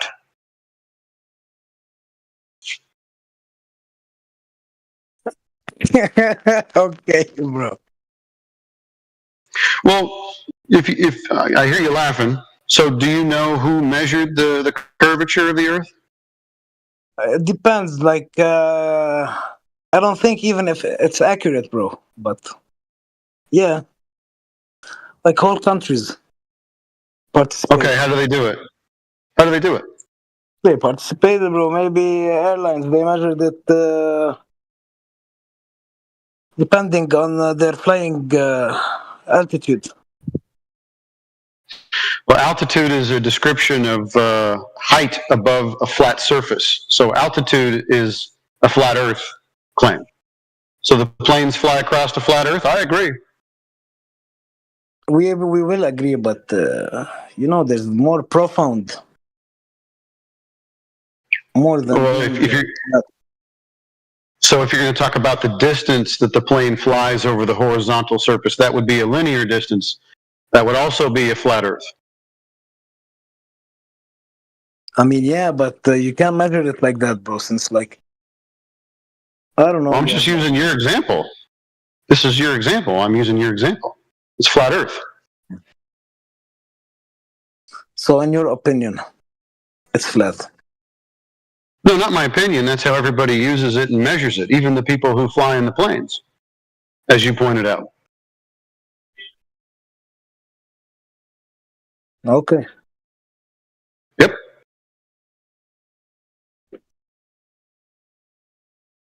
Thank you in advance, bro. No problem.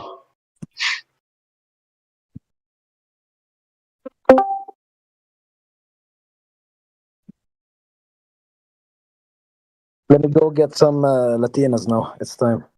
Too much knowledge. All right. Enjoy yourself. Thanks, buddy. Be respectful.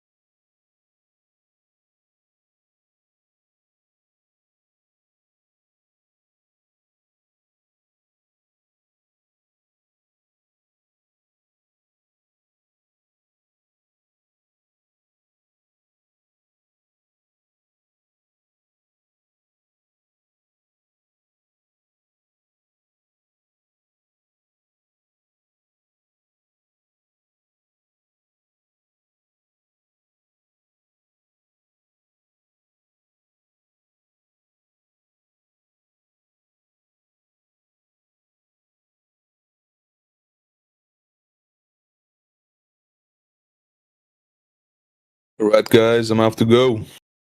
Mr. Says who? Yeah, Deutsch, nice talking to you, man. Come back anytime. We're here 24/7. Yeah, catch you next time. Catch you next time. Is it really 24/7? Damn. Yeah. Yes, sir. All right, man. All right. Peace out, homie. Thank you for the info. And see ya.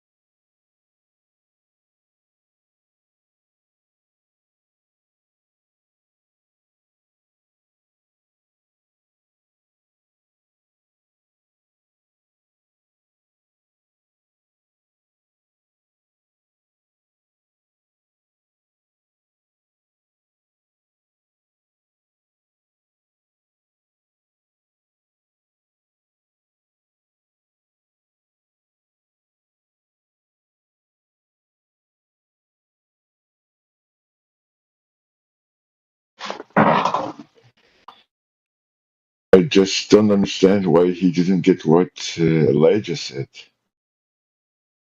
It's very simple, because if you scale up everything, then you will have to scale up the distances between the cities and the continents. Yep. And we know that these numbers are solid because we traveled and validated. A similar thing I said maybe a week ago. It cannot be a much bigger ball because we know the distance to Australia, and then Australia wouldn't be in the southern hemisphere. But it must be, otherwise we will not have the opposite seasons in Europe and Canada, and then the opposite season in Australia. Would be the opposite season to the United States and Canada and Europe and Asia, and then doesn't work. But he didn't get that.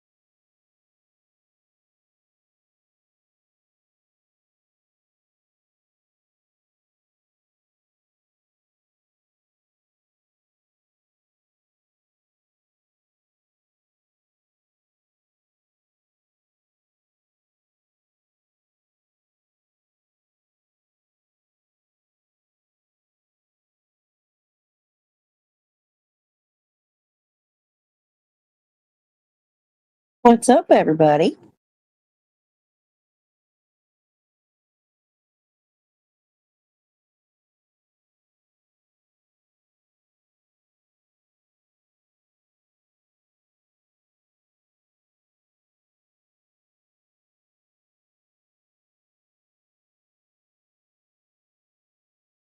You got any globe Earth believers in here?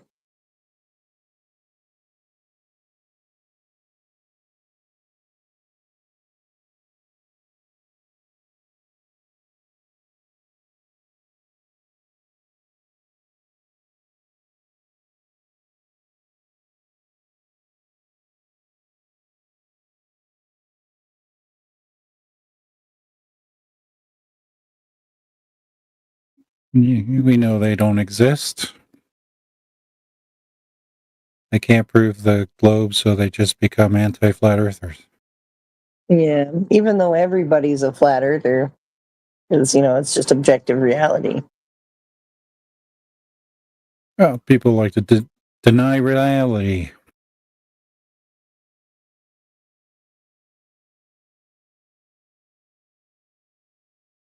Like, imagine thinking you could go against object reality.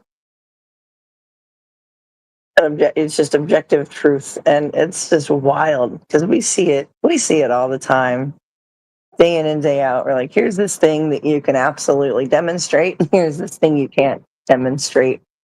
Which one do you think is real? And they'll always go with the one that they can't demonstrate. It's crazy.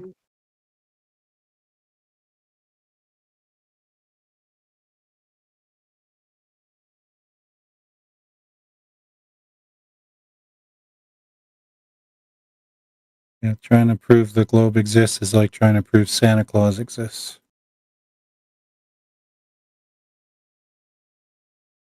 It's so funny because what is it, NORAD? NORAD tracks Santa. Like, NASA's going to tell you where Santa is. It's just, let's combine fairy tales. Make a fairy tale sandwich.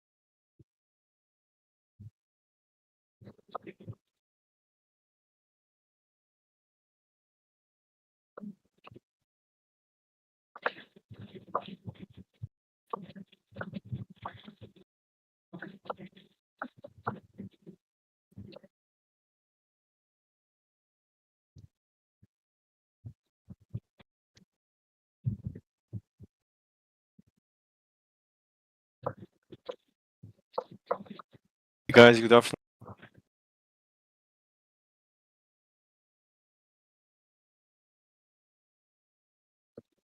Yeah, you got any flat Earth questions? Do you have any questions?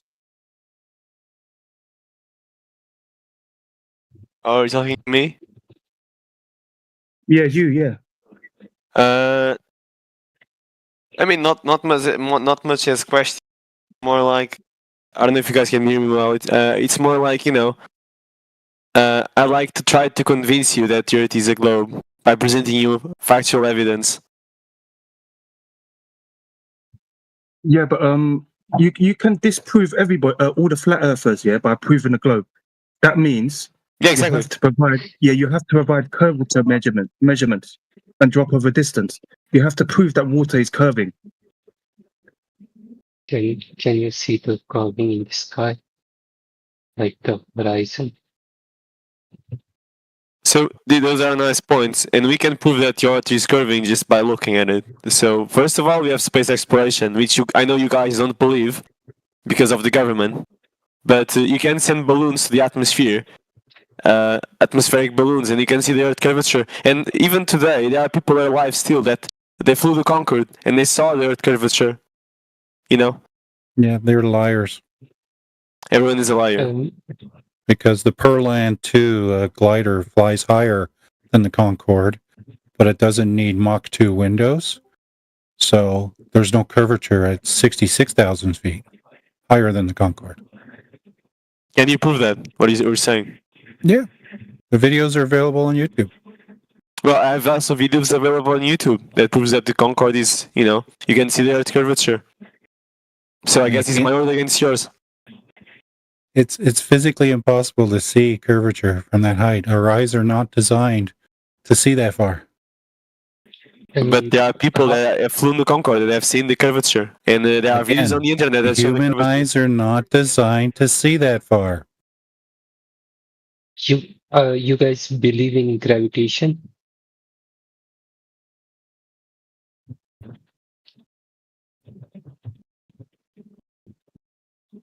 Is my audio clear?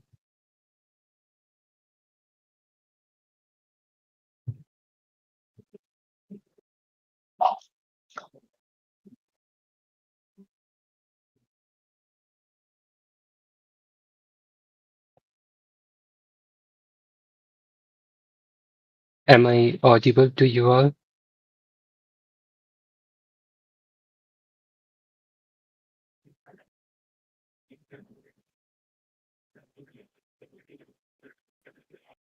Yes, you are, my man.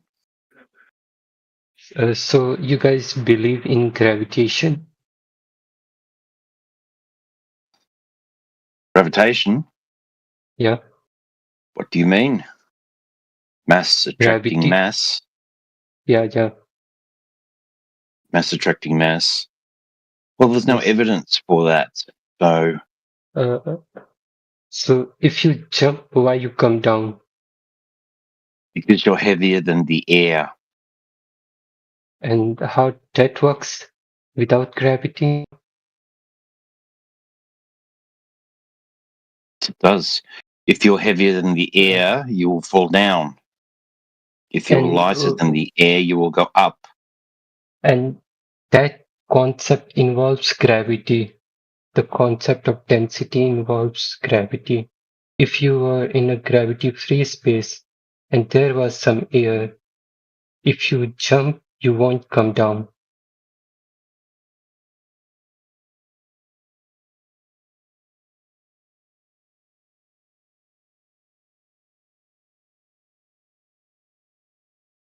Yeah, no, there's no gravity in The buoyancy. When you're talking about you are talking about buoyancy and density. the buoyancy involves gravitation.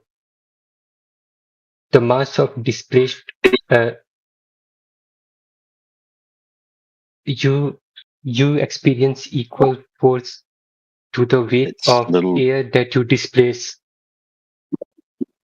and the weight involves gravity, like mass into gravity. Yes, but you have no evidence of that. Do you have an experiment? The evidence is you simply coming down. Okay, how will you explain me coming down with help of air?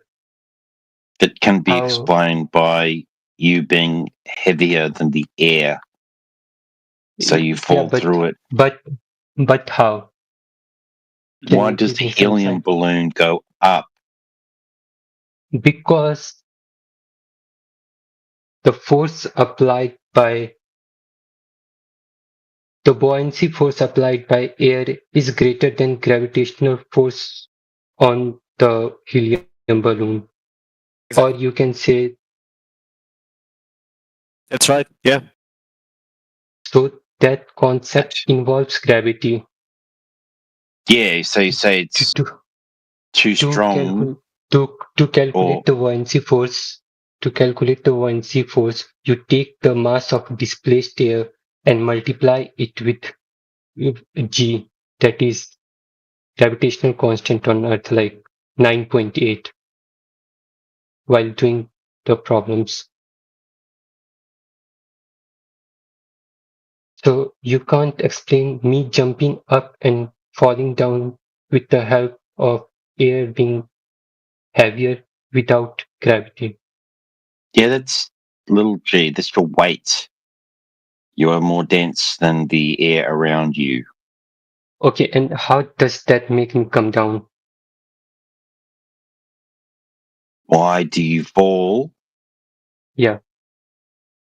What causes you to fall down? I don't know. Yeah. Just your matter, your density. Gravity.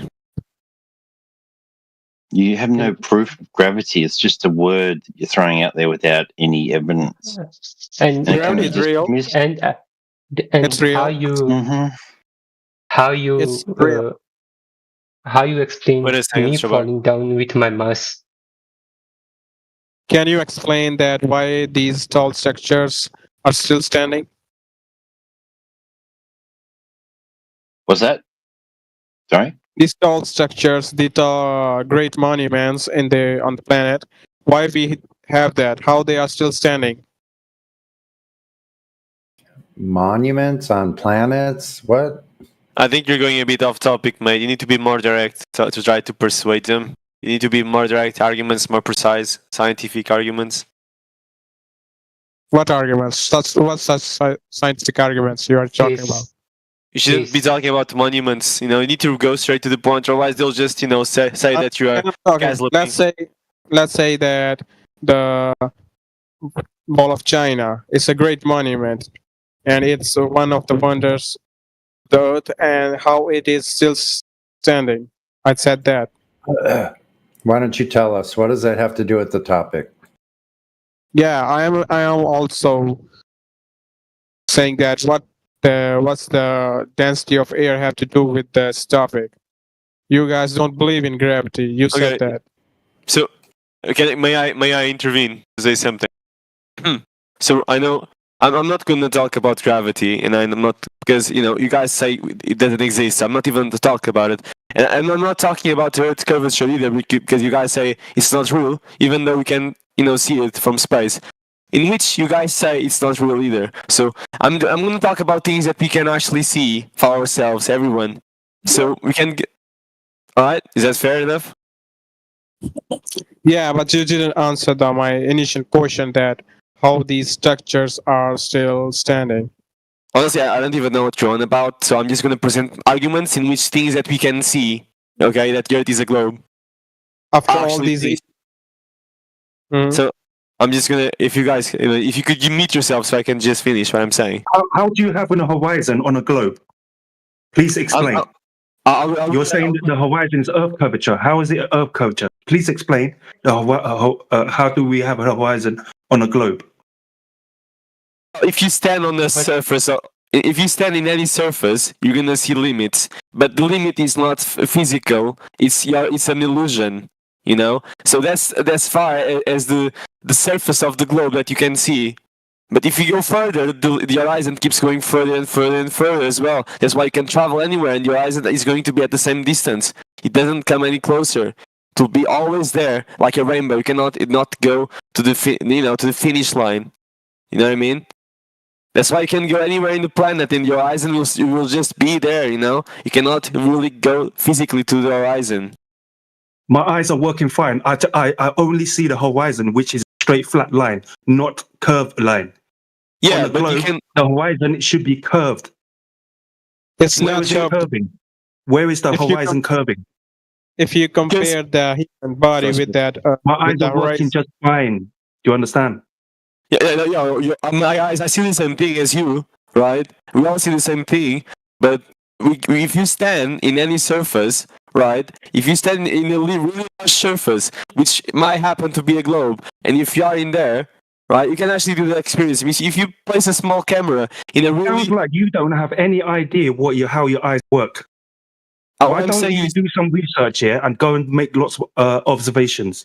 Go outside in the real world and make lots of observations, yeah? So you interrupted me and you insulted me. So what I'm trying to say is, if you have a big globe, not a scale globe, but if you build yourself a globe which is about 5 meters in diameter, right? And if you place a small camera on top of the globe that you just built, you'll see that you see an horizon, you see a fake horizon in the small camera. You'll see that a flat surface, even though it is a globe.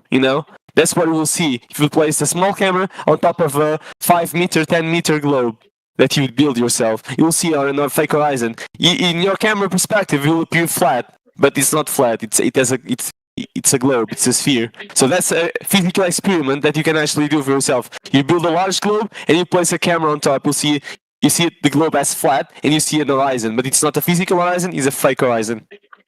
It's an illusion. Yeah, you're completely ignoring the size that they gave us. Literally answered your question. And how much? He literally answered your question. Why are you interrupting me? Why are you interrupting me? Yeah, you are in. No, I'm not. I'm answering. He's actually saying. I just answered you. Yeah, and you are interrupting him before. No, I'm not. I'm answering. He is completely ignoring If No. you compare, that they gave us the size, and that requires a certain amount of drop over distance, you're ignoring that part. Who is that keeps interrupting? Someone got him as Chobar. All right, yeah. You're gonna stop that one way or the other. Sinbi. I don't care about you, bro.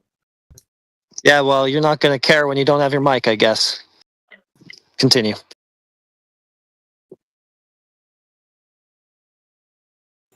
Yeah. So they gave us the size of the Earth. That requires a certain amount of drop over distance. Very easy to figure out. At 5 miles, it's supposed to be 16 feet, 10 miles, 66 feet. At 30 miles, like my Catalina observation, there should be 469 feet of curvature. Right, I get that. And I already explained it to you that I'm not going to talk about curvature. I'm not going to talk about space because you don't believe it. I'm not going to talk about gravity. So I'm going to talk about, actually things that we see that can prove empirically that the Earth is a globe. I'm going to give you that evidence. Okay? So, Okay. All right. So the first evidence is in Antarctica. And Antarctica is a place, and people go there. I mean, even flat earthers go there. And they relatively not long ago, and they did a famous flat earthers, and what they realized is there was a 24-hour sun, right?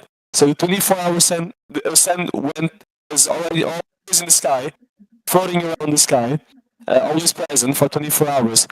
That can only be explained in a globe model, not in the flat earth model. Yeah, what model? What model? In the model. Yeah, what is your flat Earth model? Present your flat Earth model. Put it in the chat. Are you saying that a model is proof of what Earth is? No, but the fact that okay, then it doesn't matter. Then next.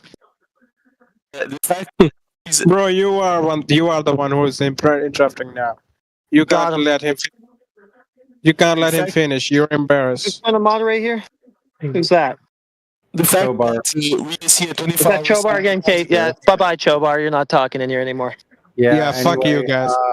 Anyway, that's good globe proof. Ruga Peso, you're breaking up, so you're fading off and we can't hear you. So I don't know what's happening with your internet, but you're having a problem there.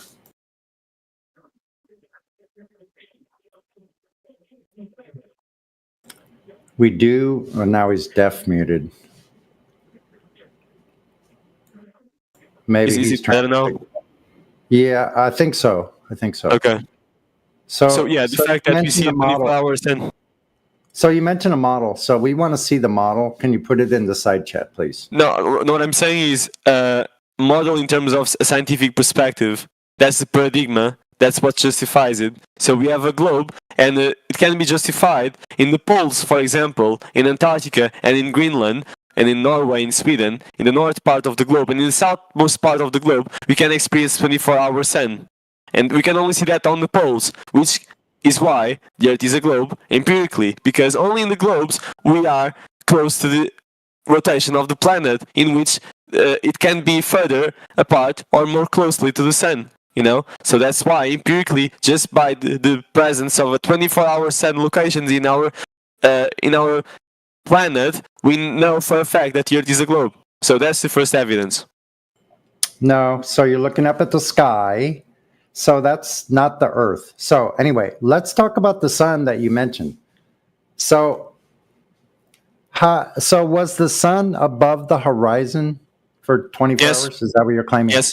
Yes, above the horizon. Okay, and so it's an elevation angle. I don't even know what you're on about. What do you mean elevation it's an angle from the horizon to the sun, above the horizon. So the sun is above the horizon. So that's a flat Earth proof. No, it's not.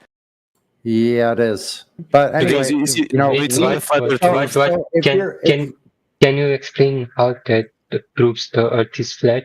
Yeah, because they're measuring an elevation angle above the horizon to the sun. And how does that prove the Earth is flat? Because a horizon is a flat line, a straight line the line of the horizon. So when they rotated, so when they had a camera, it's on a tripod that rotates 360 degrees on a flat plane. So that they're following the sun with a camera that swivels around on a flat horizontal plane for 360 degrees.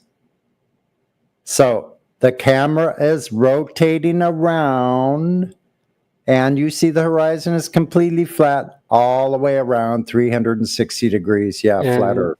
Yeah. May I answer to that argument? If you zoom a circle enough, will it look flat or curved? A circle is flat. What? Yeah. I can take a piece of paper. I can take a piece of paper on the flat table, flat piece of paper, and draw a circle. Circles are flat. I gave you example of circle instead of sphere because it will hard for you to emulate it. I'm just asking, does circle have curvature? Does circle have some radius of curvature or not? You can put a coin on a piece of paper and draw a circle around the coin. It's flat. Yeah. Yeah. A frisbee, flat. Dinner plate, flat. Circles. It is 2D, but does circle have a curvature? Yeah, around the circle, flat plane. Yes, the circle has curvature around the circle. Flat plane. Yeah, along a the flat circle plane. have. Yeah, and if you zoom the circle enough, will you see the curvature? Say that again. If you zoom the circle enough, like zoom into the circle, will you see the curvature?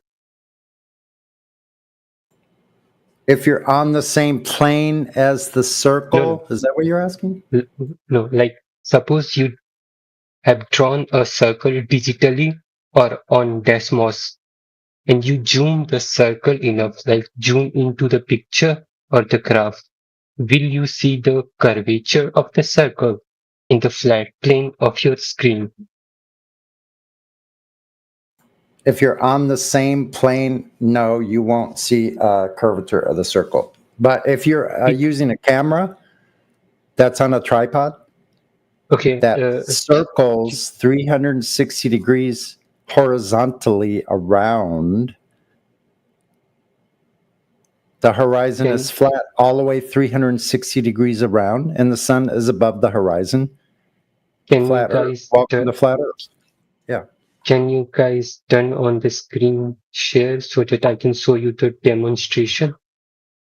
You already your buddy it was your buddy that demonstrated it already. He said in the South they experienced 24-hour sun. My point is different from him. My point is about the curvature that relates to your horizon planes. If you give me the permission of screen share, I can demonstrate with visuals, which you can cross-verify by yourself too. We don't screen share or put cameras now because it limits the number that can be allowed in the room when you do that. I was like talking about something, and I finished my argument, and you said something really interesting. I'd like to answer to it. So you said that the sun revolves around the observer, and it's true. The sun does revolve around the observer, always above the horizon line in the Antarctica. And so, just as an observer in Antarctica, we are standing there, and we see the sun revolving around us, going 360 around the observer. But when you go up to the equator, we don't see the same movement.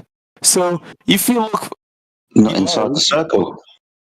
No, we don't see the sun going around. No, because you're not inside the circle. Exactly, but we see the sun. Why would you? Sorry, when you're inside the circle, you have a radius to the edge of the circle. When you're not inside the circle, you have more than a diameter to the other side. So how would you expect to see it revolve around you? You're not in that position. If you're on the equator, if you're talking about summer, then the sun's going to be on the Tropic of Cancer. So you're going to be outside that circle. Of course, you're not going to see it revolve around you. Of course, yeah. But we still see the sun and going past many places, around many other places in our planet. We don't see the sun standing still around doing 360s around the same observer. We don't see that. It moves, doesn't it? You've just pointed out the sun moves. Yeah, it does move, but it does move differently because according to what do you mean it's moved differently? It's moving the same way. It's dependent on where you stand and how you see it. Exactly. And that's what do you mean exactly? It's dependent on you, how you see the sun move. And depending on that, of how I see the sun move, there needs to be a difference in latitude, needs to be different in position relative to the observer. And so, if the Earth was flat, that position will be on the same plane. We will see the sun revolving around those observers in Antarctica, and we wouldn't see different things. What we would see would be the same thing they would see. We'd see the sun going 360 around them, and that's exactly not what we see, as you said. So there we go. We do see the sun. Sorry, hold on. Your microphone's terrible. Sounds like you got a bumblebee caught in it. I missed most of what you said. So slow down, stop spitting into your microphone, and say it again. I just said it, and I think I was understood. Sounded like a bumblebee. You seem to have some misunderstandings and miscomprehensions about what you think is going on.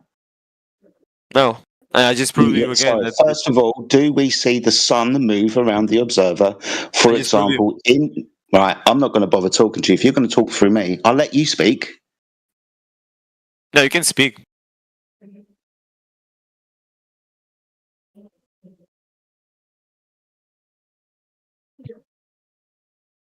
Can you guys see the chat?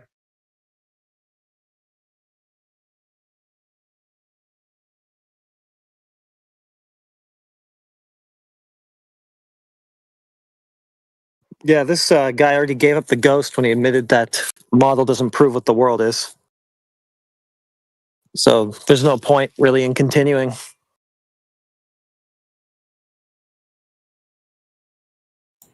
Plus, he also admitted that the sun is moving across the sky. So there you go. Yeah, the sun is in motion. Thank you.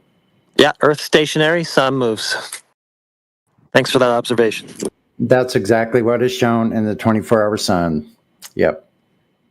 The rotating, pivoting camera is in motion 360 degrees. The ground underneath the tripod is not in motion. The sun. Then you're measuring its position, utilizing the Earth as a horizontal baseline or horizontal reference. No, that's not what I said at all. You're twisting my words. Well, that's what we're letting you know. So all the things that you've brought up, they don't prove a globe, and if anything, they support a flat. No, they do, because if the Earth was flat, we'd be on the same plane in space, and we would see the sun 360 them in Antarctica. In space. See, you seem to be arguing. See, every time I talk, you talk through me. You seem to be arguing about a straw man in your head. In space, no flat earther says the Earth is in space. No, I'm talking about spatial, spatial orientation. I'm not talking about space. You should listen. You should be more clear. Well, I'm talking about spatial orientation, and if you were okay, so you should be more clear. You just interrupted me. You should be more clear. Are you going to say that again? It should be more clear. Yes, please be more clear. Speak slower. Okay. Enunciate your words better, please. Thank you. Okay, you said it 4 times. Can you say it a 5th time? Yeah, can you enunciate your words, slow down a little bit, and speak more clearer, please? Thank you. There you go. Can you say it the 6th time now? No. Okay, then. Okay, good job. Stop being an idiot. I'm offering you the opportunity to clearly explain yourself, yet you're not taking it. Okay, so can you say it the 7th time? I've heard it enough times. Shall I just mute you? Yeah, we're just going to move on. The conversation now. I'm trying to present arguments. No, you're not. You're trying to derail. You're being a dickhead. You're not trying to present an argument at all. You're just interrupting me. That's right. I'm going to interrupt you. I'm going to turn your microphone off. We're going to talk to the next person because you're being a dickhead. Well, I have more arguments. You just don't want to listen. Then you get one more chance to get to them and to stop being a fool. Okay, so the Antarctic argument. So, us being on the same space orientation. You'd be on the same plane. If the Earth was flat, as you say, we would see the sun. First of all, we would see the sun going further and coming towards us, and we don't see that.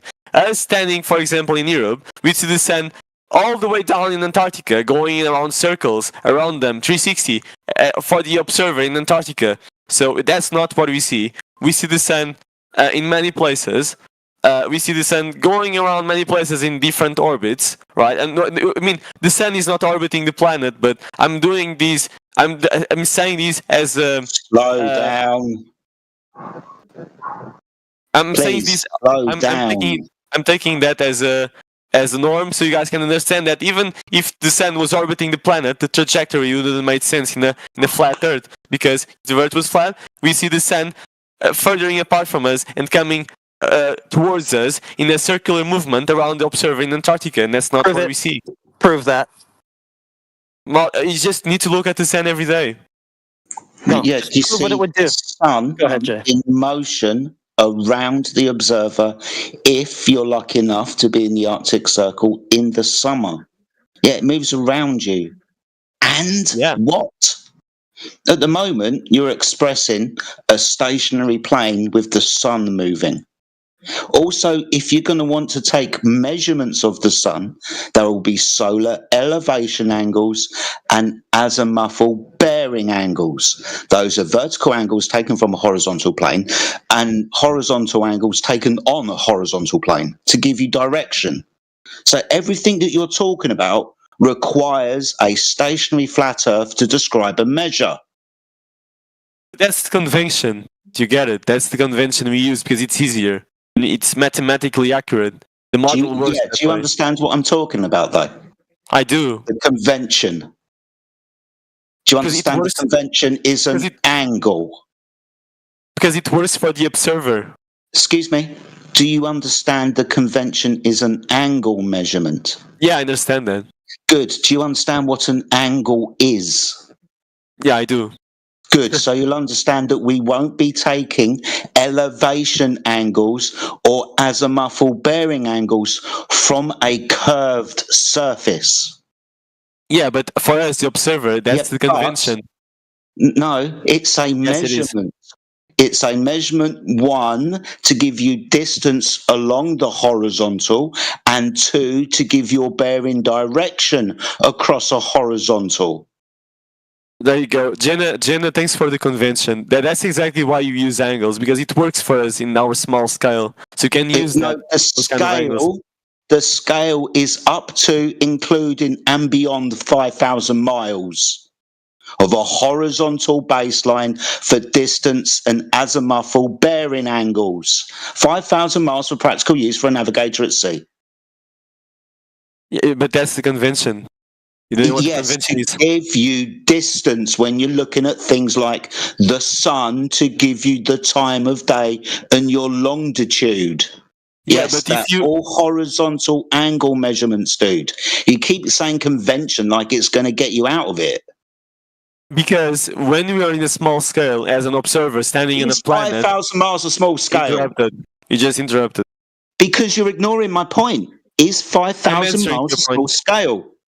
I'm answering to your point. For us, an observer... 5,000 miles a small scale? You interrupted my point with a question. Is 5,000 miles a small scale because you said it's a small scale, which means you weren't listening to what I said. So I have to ask the question again. Is 5,000 miles small scale? It depends on... I'm not talking what to you. you're talking about. I'm not talking to you. So, as an observer, standing on the planet, the mathematics using just angles works. But if you went, for example... It doesn't, because it's a curved surface. No angle's going to be measured from a curved line. Why are you not understanding this? Actually, you measure angle with curved. This guy needs to be quiet in the background, or we can just move on to you and shut this guy up. But I'm not going to deal with both of you. I'm trying One at a time. I'm going to answer. If he's not able to defend with scientific evidence, I can. You're not talking about scientific evidence at the moment, Sunshine. You can measure angles in 3 dimensions. That's nice. If you are If you are not aware about steradian unit, you can search about it. It is defined for measuring angle.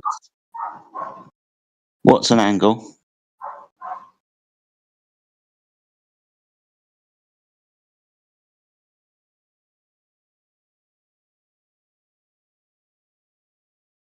No? Okay. Uh-oh. So as I was saying, as I was saying, in our small scale as a human standing on a planet, we use the angles to determine, for example, position of stars. But if you want to do something at a larger scale, we don't use angles and simple mathematics. We use differential equations, for example, right? Is 5,000 miles a small distance? Yes, it is. It is a small distance. That's almost the distance from the North Pole to the equator. That's almost a quarter of a way around your sphere. Is that small scale? So that's miles. It's 8,000 kilometers. Is that small scale? So if you're talking about quarter of a way around the Earth. If you're talking about 5,000 miles, is 8,000 kilometers, right? 8,000. Yes, so for like the 20,000th time before I get really frustrated and annoyed and mute you because the conversation is worthless. So yeah, no, it's not a small scale. No, 8,000. No, that's not a small scale. So this is practical use of a distance measurement using an elevation angle. It's not the local scale just down the road. It's across the Earth. Straight line, horizontal measurement between you, the observer, and the geographical position of the thing you're observing. In Antarctica or the Arctic, that's the sun. Same process to find out how far it is away from you at the North Pole when it's circling around the Tropic of Cancer around the 21st of June. Because when you are there, you take the horizontal as a you take the horizontal line as a complete plane line. That's what you're saying. Take it as a plane line, it's completely flat, and that works. You don't need to measure the Earth's curvature to know that exactly. That's actually flat from the North Pole to the equator. I'm trying to answer, and you don't need to consider the Earth curvature to just monitor the position of the sun or the position of the stars itself. What are you talking about? What are you talking about? You don't need to consider the Earth curvature. Hello, you're not listening. You're interrupting me. Excuse me, ignorant person. Is the Earth curved between the North Pole and the equator? Yes, it is. But you don't need to consider that. Why don't we measure that then with the elevation angle that gives us the distance? You're gaslipping. You're not even listening. You're just a prick. Maybe you should just go. I'm trying to answer your argument. You keep interrupting. Maybe you should just go. As an observer standing in a place in the planet, we don't need to consider the Earth's curvature to make simple observations about celestial objects. As an observer, it's not about celestial objects. It's about the geographical position on the Earth. This is how we navigate the surface of the Earth. The distances that we measure as straight line distances along the adjacent of the right angle triangle we're forming. Have you not paid attention? We don't need to take the Earth's curvature. Sorry, have you celestially navigated before, have you? Yes, and if I talk about astronomy, and astronomy proves that Earth is a globe again. What process did you use? But I'm not talking about that. I'm saying what process did you use? You're going to run away from your claim that you've done celestial navigation. I'm going to hold you to that claim. I'm going to ask you what process you used. You just keep run away. Run away. You're jumping from point to point. You've celestially navigated before, yeah? I didn't say that. No, I didn't. Because I asked you if you celestially navigated before. You said yes. I'll ask you again. No. Have you celestially navigated before? No, I never said that. So what the fuck are you talking about then? I mean, this is being live streamed. You can check it after. Yeah, I know. I'm the moderator of the room. I'm well aware it's live streamed. It has been for 8 years. Thank you.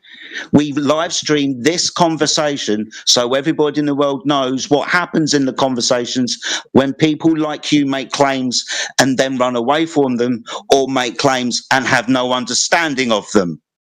Well, for an observer standing on a planet, we don't need to consider planet, the what planet? of the You planet. haven't proven it yet. You're just begging the question. What You don't planet? need to consider the Earth's curvature to measure. You don't need to consider the Earth's predict curvature the when it's a movement planet of and it's celestial curved. objects because it works for an observer. But You're if an you idiot. want to, but if you want to do space don't need to exploration, you don't consider use small Earth's- angles. You don't Excuse use me. simple mathematics. Use differential equations. You are just talking shit. We use steradian to measure angle in 3D, and it is used by satellites too. Oh my God! Why are you jumping in, dude? Because you were talking about satellites. No, nobody's talking about satellites. What are you talking about? No, we're talking about being on the Earth and observing things in the sky that go round and round, and how we will measure them. Because the normal guy, Bob, doesn't need to learn differential equations to predict the movement of stars. He just needs to learn Microphone basic shit, geometry. dude. Sort it out. He just needs to learn basic geometry because it that's the Your convention. microphone is shit. Sort it out. Leave and rejoin. The normal guy, Bob, that's your neighbor. He doesn't need to learn differential equations to predict the movement of stars because he can just use normal geometrics. Yeah, thank you. The normal geometry is a right angle triangle.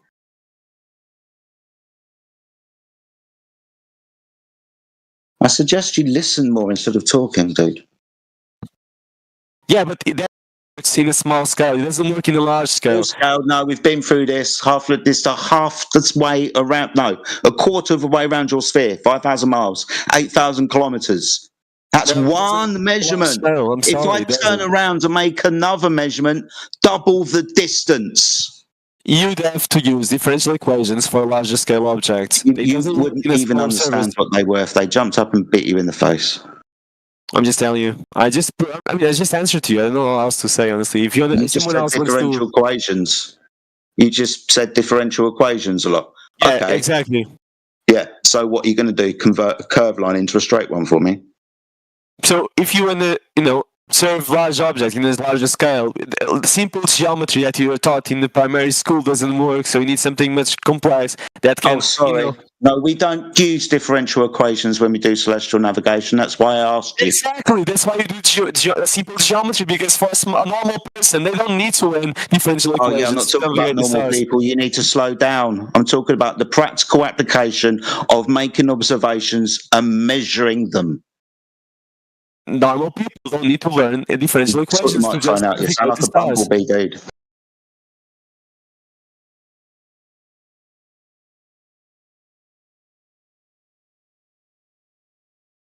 So normal people don't need to learn differential equations to navigate the stars. They can. Which ones? They Which don't need ones? to learn. What are they called? What do you mean? Which ones? No, you need to sort your microphone out. You sound like a bumblebee. It's like the 5th time I've told you.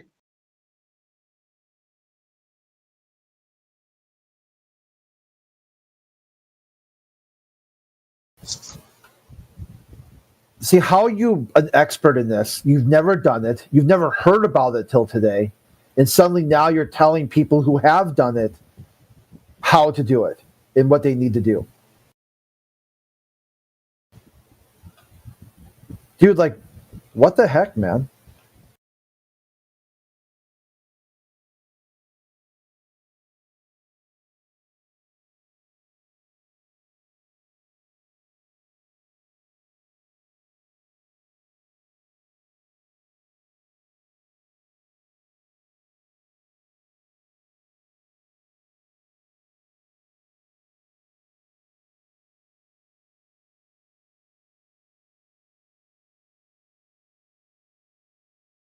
Season 9, mother.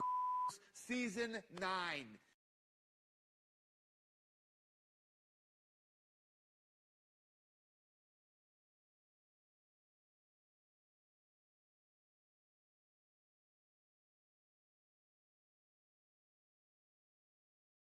So I don't know if you guys can hear myself better now. Yeah, dude, that's way better. That's like tons better. Now, as good as you sound talking, get that good listening now. both things. So you don't need to learn differential equations to to just go across a sea. That's why simple geometry works, because you're in a small scale, in a human scale. You see the horizon line as flat. You consider the Earth as flat, right? You don't need to learn differential equations to do that. But if you want to, for example, consider space exploration, or consider modeling and predicting the motion of spacecraft and celestial bodies, you need differential equations. Yeah, that's not relevant to what we're talking about, dude. If you're saying when we navigate across the Earth because of our scale, then the simple geometry is fine. Now, I've given you a curved surface from, in your model, the North Pole to the equator, 8,000 kilometers or more. Now, when we make a measurement to one star that's 15 degrees above the horizon, for argument's sake, then we can figure out our distance along a straight line to that geographical position, utilizing a simple mathematical formula. Now, this is all taking place on a horizontal plane. Exactly. And the distances can be double the one that I just told you. 16,000 kilometers if I'm to measure one star in front of me at 15 degrees, then one star 180 degrees behind me at 15 degrees. Now, you have to understand the process that is involved here. It's just a right angle triangle, an elevation up to talk about, let's say you're in Antarctica and you can see the sun above the horizon. Let's say it's 23.4 degrees above the horizon. And over time, it changes its location. That location is going to be an azimuthal bearing angle, which is also an angle measurement. So the cop-out, which it is, of the geometry of the Earth being too small, is that a cop-out. You don't understand the process that's involved. You started talking about differential equations like it meant something. You have to understand the process. The process what I'm saying requires a horizontal Earth. It doesn't. That's where is your problem. Because you think Sorry, it do you does know what the require... celestial sphere is? I know what celestial sphere. It's what. Okay, define the celestial sphere for me, please. It's where all the all the constellations and all the movement of our celestial bodies. That's where they are. That's what they are. What's in the celestial hemisphere? Excuse me? I'll ask the question again. To utilize the celestial sphere, where do we take our measurements from? Of course, from the horizon. The horizon is a flat line. That's where you only from the horizontal plane of the Earth. I know you've repeated that. May I answer? Because I know that, and I mean, if you consider, of course, I know that. Yes, and it's flat, but that doesn't make the planet flat. Thank you. It does make your planet flat because that's how you get your coordinate system, longitude and latitude. That's how you get distances from point A to point B, so you can navigate. But you're not listening. Goodness. But let me answer. Let me answer. The point is, even though we consider it flat, in our small scale, again. In our small scale, it works, but if you want to do larger things in larger scale, for example, larger scale will like go to space. Exactly. You Not need relevant to our conversation. You cannot consider on the Earth Earth. flat. Are you saying that the measurements of the surface of the Earth are not relevant to the surface of the Earth? It depends on the scale again. Answer the question. Depends on the scale. All scales. Yes, that's what I've been saying. It depends on the scale. If it's on a small scale, the scale of the Earth, distance is 5,000 miles. Yep, I've given you the 5,000 scale. miles. If you are not if you are on a boat, if you're lost in the ocean, you don't need to consider it as a globe. You just need to, orient yourself with simple mathematics. Stationary plane. Exactly. Yes. When your life matters, you can do that. Dude, shush. Shush. I mean, I'm trying to answer. I mean, but you're being an idiot. You're telling me that when it matters, when your life depends on it, you're going to treat the Earth as flat and stationary when your life depends on it.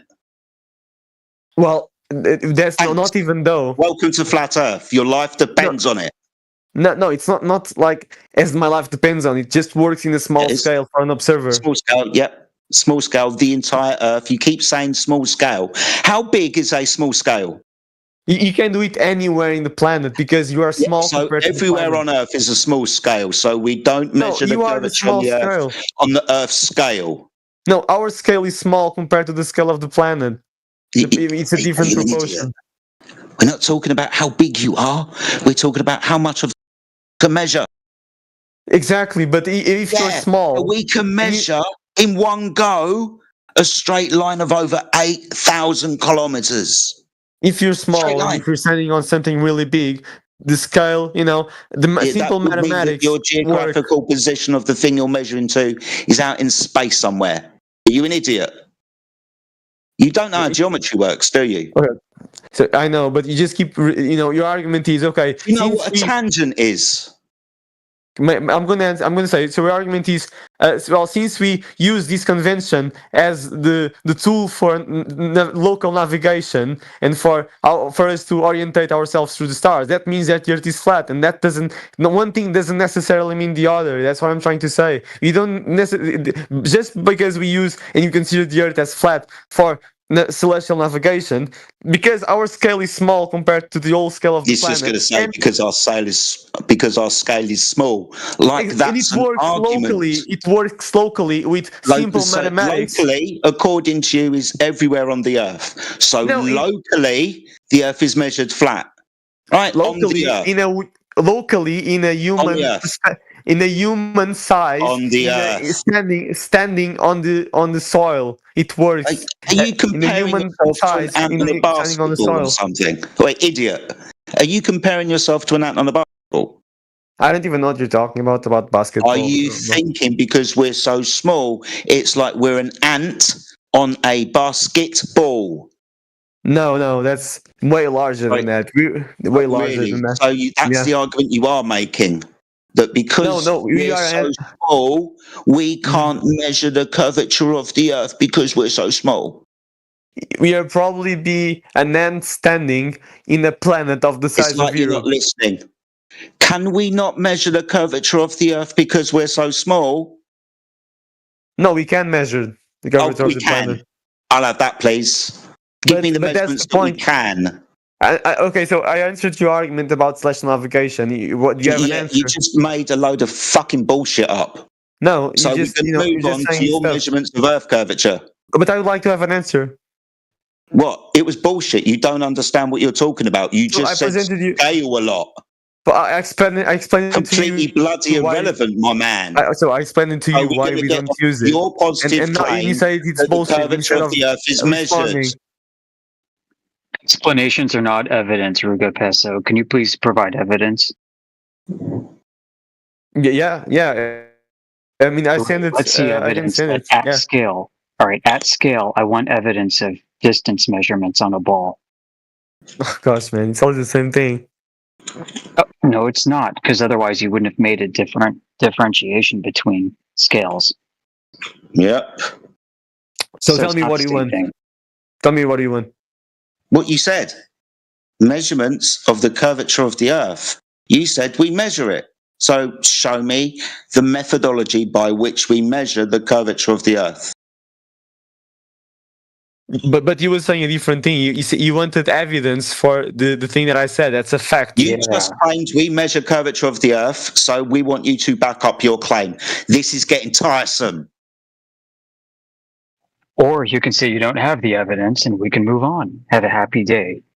But that is evidence, and I just presented you evidence. So you provided an explanation without evidence. We want the evidence. We want to see data. An explanation is a fact. I want to see data. Data, D-A-T-A, data. That's what I said in the beginning. I said I was going to give practical, empirical examples that everyone can see. Yeah, that's what I said. Yeah, show me data. Measure. So one is asking for data, one is asking for measure. So I don't know what kind of data. Measurement. Measurement data. About what? The surface of the planet. Oh, yeah, the curvature measure. Dude, you're about to earn yourself a one-way trip out of here for being stupid. So you want the radius? No, the curvature, the drop over distance. You're not going to be able to give me a measured radius, because to measure the radius, you'd have to dig to the center of the earth to physically measure it. We don't want calculations. We want the method. The Earth's curvature is 8 inches per mile. And how was that measured?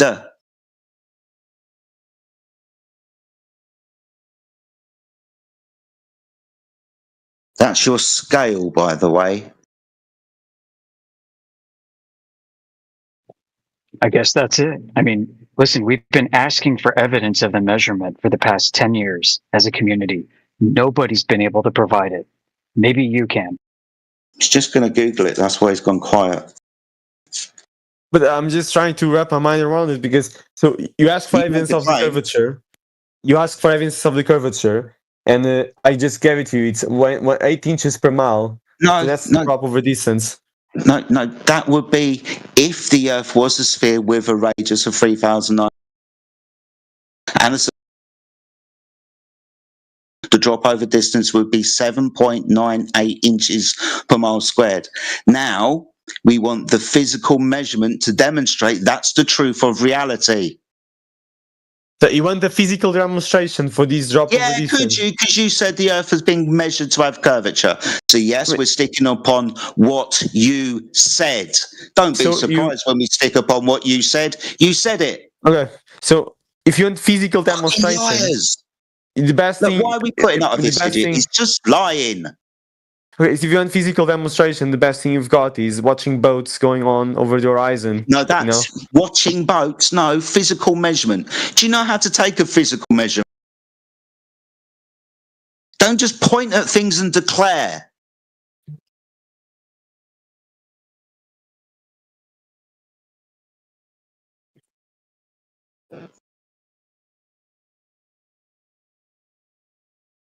So I don't know what you're asking. So the evidence of your claim. We've said it 5 times. You think that telling us a story about why you think boats disappear bottom up is a physical measurement of Earth curvature? How is this confusing for you? The thing is, to have a survey. You know what a survey is? Do you have surveys? Do you have LiDAR? Do you have infrared measurements? And do you have anything like this? But it has been done by flat earthers. That those experiments have been done by flat earthers. Here we go. You said the curvature of the Earth it's known on the internet. They tried to you said that about 10 minutes ago. They tried to prove that the Earth is flat, and they ended up proving that the Earth is a curvature. Excuse me. You made the claim 10 minutes ago that the surface of the Earth had been measured to have curvature. 10 minutes later, we're still negotiating. What is this, some kind of negotiation tactic or saying? What, if we pay you enough money, eventually you might start bleeding the information out to us in a couple of years? You made the claim, we want evidence of the claim, physical measurements, not your stories. Do you not understand how this works?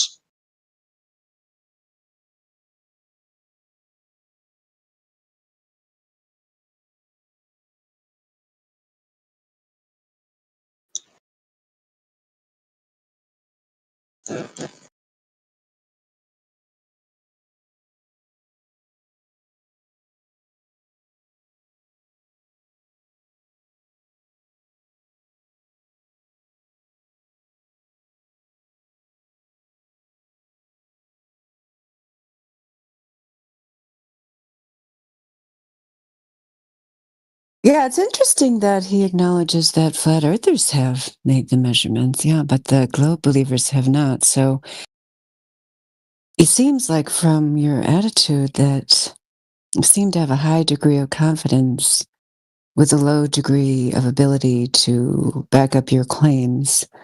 You're probably one of those people who's used to chanting these stories, kind of regurgitating knowledge and getting lots of pats on the head and maybe an A+. But what we're asking here is you to go deeper than that and actually come up with some kind of evidence for your claim, because your boats over the horizon fairy tale has been debunked 7,777 times, and that's a low estimate. Doesn't demonstrate curvature. So we're asking for some objective measurements, since we have conclusively demonstrated time after time after time that no curvature is ever measured in reality. So you might need to humble yourself a tiny bit. I mean, if you're a person who's interested in stretching your mind, learning about new topics, you might have to think like, maybe I should listen to the person who's right in front of me and try to challenge myself to actually enter this discussion rather than Googling, why is the Earth a globe, and giving us the first result, which is probably the stupid myth about boats over the horizon. Because that just makes you look dumb. That's why I was calling you that, because it was like, you demonstrated that.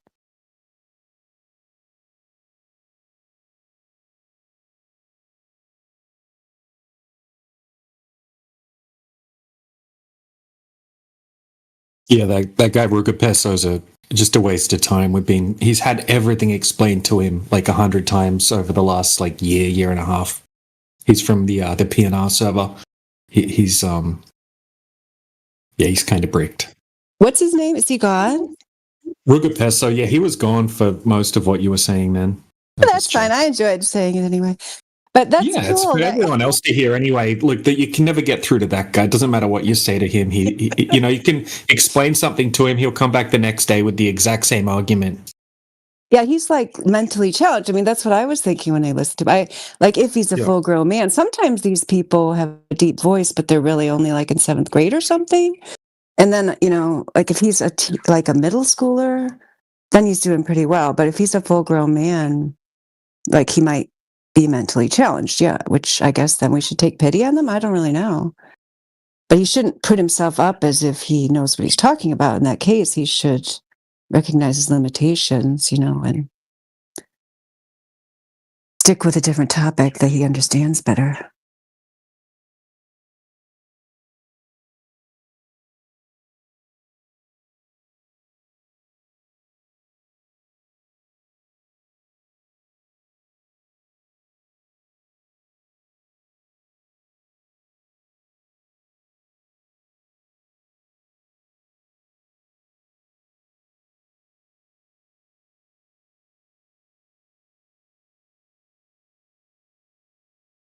Well, the best he gave us was Boats Over the Horizon. I know, Sporadic. That's why I'm so disappointed. I'm like, oh my gosh, we're back to your Bill Nye middle school VHS tape, Proof of the Globe. I mean, come on, do better. Hello. Hello. Hi, how are you? Hello. Pretty good, Alice. How are you? Is it Alice? I'm good. Where are you from? I'm from the United States of America, land of the free, home of the brave. Oh, that's great. I like America a lot. What do you like best about it? The people? Oh, okay, cool. Yeah, we got some good people over here. Yeah. Yeah. How about you? Where are you from? I'm from India. Nice. That seems like a cool place too. I've never been there, but Please come. okay, thank you. Invitation. Yeah. Yeah. Have you heard about the flat Earth before? No. Yeah, okay. Well, that's what we talk about it, here. please. I want to learn about it. Yeah. So the reason we are here day after day is to demonstrate to people that the predicted curvature that you would see in the real world if you lived on a sphere, as claimed by the military-industrial educational entertainment complex, is actually not found in reality when you go out and measure it. Because there's many reasons. The horizon location, which would be fixed if you were on a sphere, and yet we routinely see the horizon further than that. Also long distance observations where if you were on a sphere, the curvature would be approximately 8 inches per mile squared. So, like, for example, Alice, one observation that I made that would be impossible on the claimed globe is the Chicago skyline across Lake Michigan. So you haven't been to the USA? Have you been here? No, but I would like to ask a question. Oh, I thought I was talking to Alice. I'm answering Alice. Then we can take your question next. Dramatic, deep voice person. I don't know who you are. Oh, she's gone. Oh, that's really unfortunate. Oh, I really wanted to tell her That's about that. unfortunate. Who is it? Who's the Well, other I am person? here Yeah, to it's listen so to you. unfortunate. That's me. Hello. Okay. Hello. I'll tell you about the Chicago skyline. So, yeah, you see that picture there, Lux, at 51 minutes after the hour, where it says 52 miles away, should have over 1,800 feet of curvature hiding the tallest building completely. Well, I'm not a scientist. I don't know the specific. My question was, only question I asked you was, do you see the picture? What picture? Where? Your picture? I'll tag you in there. Yeah, it's in the chat that goes along with this channel. You mean the side chat? All right, let me check. Yeah, the side Please chat. tag Yep. me. Let me check. Yep, that's a good name for it. It's scrolled up the screen now, so I'll just put it in there again. Might as well. Okay, so you said you wanted to hear about it because I was going to tell Alice about it. So I'll just give you a brief description, and you can go on to your list of questions that no flat earther can possibly answer. Yep, we can get to that as soon as I give you. I wouldn't want you to leave like Alice without hearing the basic arguments. If you're going to distract me by asking me questions about the sky, etc., I just would feel very bad, and I wouldn't be able to sleep tonight if I didn't at least get the basic argument out. So yeah, 52 miles, you should have over 1,800 feet of curvature, according to the geometry of the sphere, as dictated by so-called mainstream science, which we would call pseudoscience. But really, this is a mathematical question because that curve is never demonstrated in reality. And in fact, you can see things such as the Chicago skyline across Lake Michigan when in fact it should be hidden around the imaginary curve. What do you think about that, Lux? Oh, sorry about that. What are you sorry for? My internet flickered on and off. Did you say something? What's your question? Anyway, my question for you is, it's not gonna be a cliche one. Don't worry. I know you've heard lots of questions, but my one is gonna be a little bit different. Okay. If you ask me some the thing unrelated to the thing I just described, I'm going to be really annoyed that you pretended you didn't hear it and are going on to your irrelevant question. But go ahead and ask it, and then I'll decide if I have to go back and repeat everything I just said. No, I know what you told about before, and I've watched many documentaries about That's what I thought. That's what I thought. You know it all already. I got you. Yep. So go ahead, ask your question. Okay. Oh, you don't know it all. Oh, I'll make a note of that. Lux does not know it all. We might need to remember that later. Go ahead. What's your question? I'm not God. Anyway, okay. My question. Anyway, he's not God either. Nice. So my question is: during a lunar eclipse, what's casting the perfectly round shadow on the moon, and why is it always round, no matter where you are on the Earth? That's not true. How is that not true? Only a spherical object can cast a consistency circular shadow from every angle. No, sorry, but you need to go learn about the waxing and waning gibbous moon phase, and you also need to go learn about the Selenilian eclipse.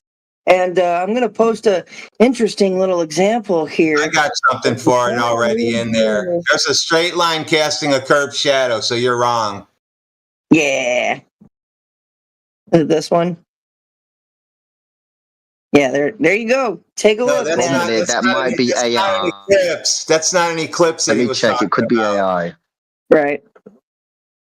But it's Earth shadow on the moon is ball Earth shadow on the moon's been debunked tenfold.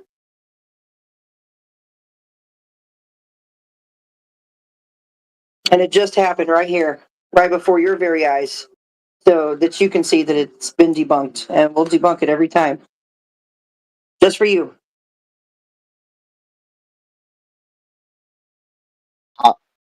How do I know that's not AI?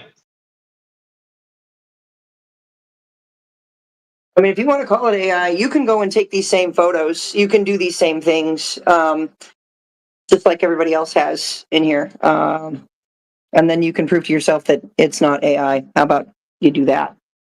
Seems like a pretty reasonable way to go about it, right?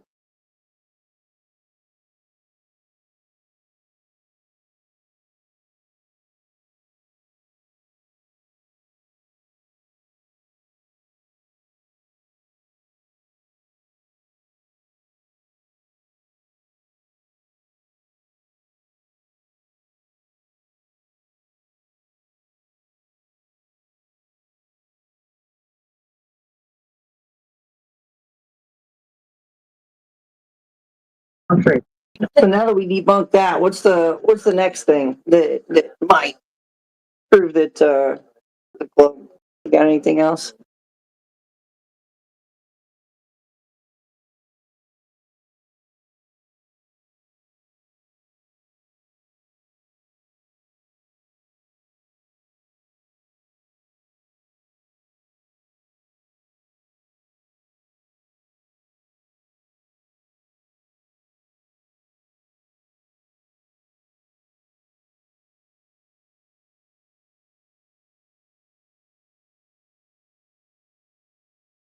Got anything besides looking at the moon when we just demonstrated there's no curvature, Luke? I'm checking.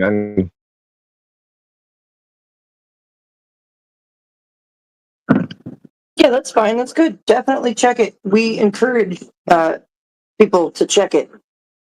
Check the sources. Check it out. All right. Authenticate it any way you need to. Make sure it's good. That's what we do.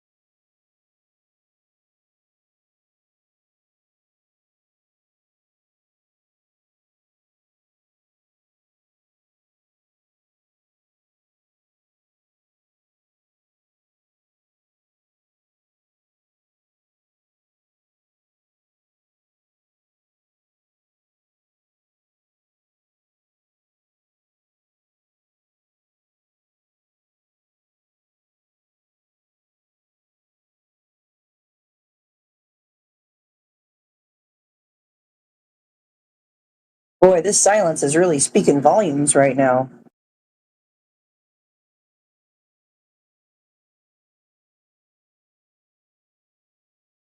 Now he's gone, Jenna. Lux. Oftentimes, the most intelligent thing is head in silence.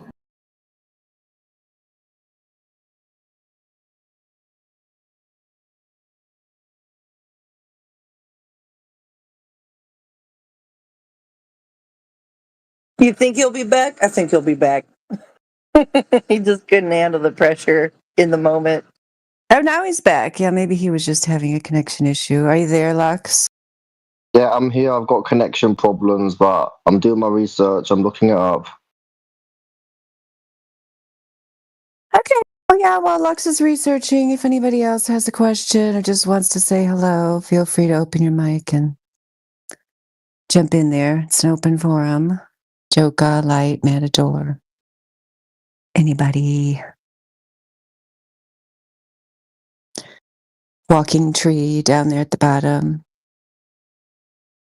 Well, I guess it's a walking bush. It's an escaping bush. That's what it says. But what's casting the shadow then, and why is it always curved? Hang on. Are you talking about the eclipse, lunar eclipse? Yeah, the lunar eclipse. Biggest question is, can a spherical object cast a curved shadow on a curved surface? So if the moon was a curved surface and the Earth was a curved ball casting a shadow, we wouldn't have that curve. We'd have what's called as a complex curve, because the surface that the shadow is cast on is curved. So either the moon is flat for us to observe this curving of the Earth's shadow on a flat surface, how it appears, or the Earth is flat, casting a flat shadow on a curved surface. You can't have both, though. So the observation doesn't fit demonstrable shadows on curved surfaces. Oh. You've played shadow puppets? Yeah. Cool. Now do a shadow puppet on a curved surface. Notice the distortion. If the surface of the moon was curved, we'd observe distortion of the curved shadow. It would be a complex curve. It would be distorted.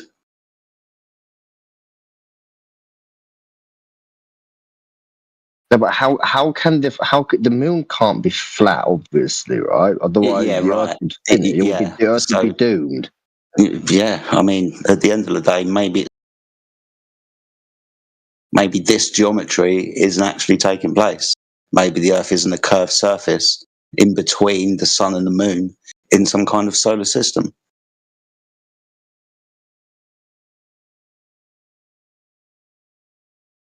I don't get it. Try and cast a curved shadow on a curved surface, dude, then you'll understand.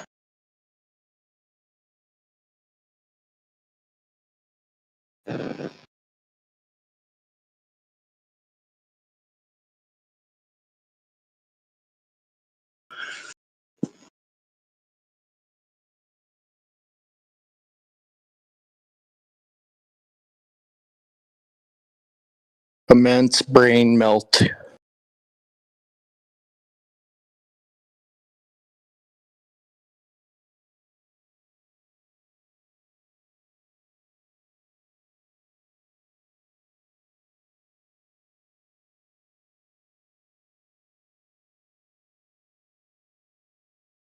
Hello.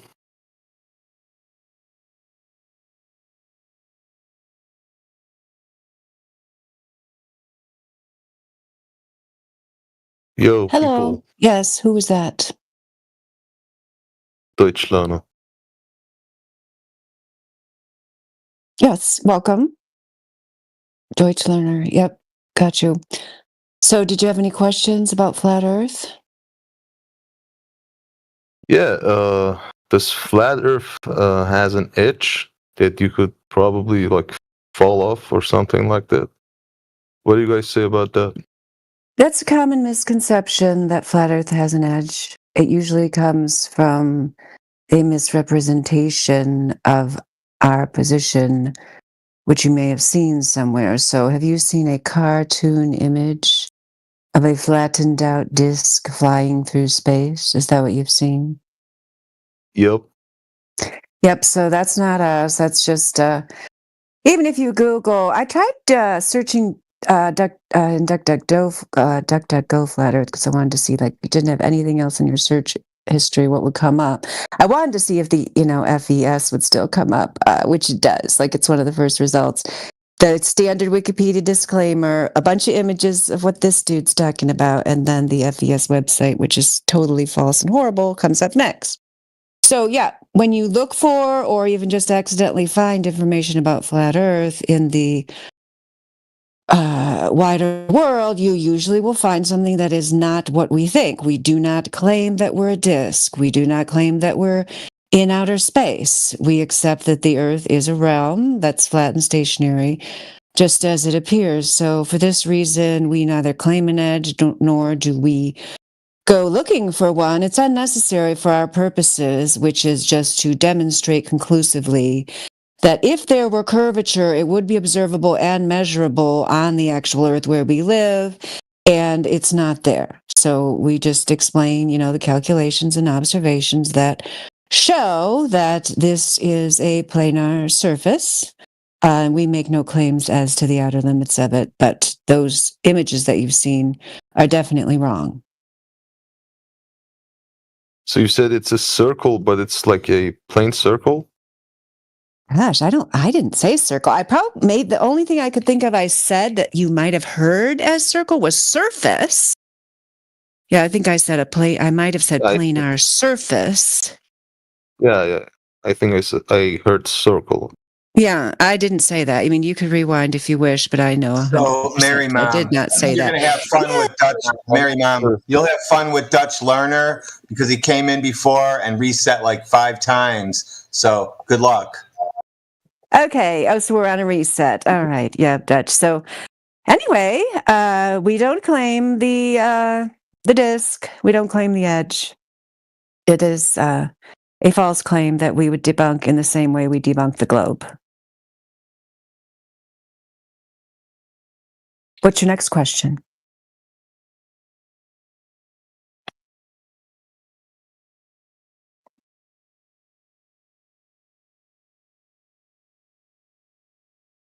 Oh, I guess I'm going to have to address this. I didn't really want to talk about the Flat Earth Society because they're so annoying, but since Deficit is bringing them up and I mentioned them about the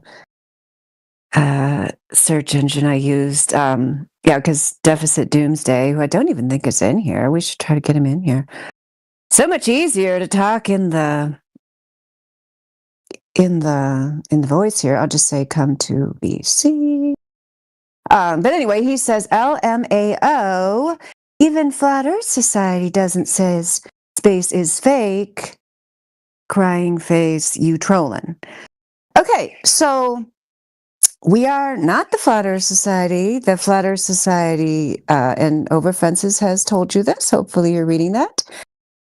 Over Fences has said it's a parody site made by Globers, totally. You could call it controlled opposition if you want. Yeah, calling it controlled opposition, maybe that's like giving them too much credit. Like, I kind of like that parody site. That's a good way to put it. Yeah, it's just a joke. Yeah, like they're not serious.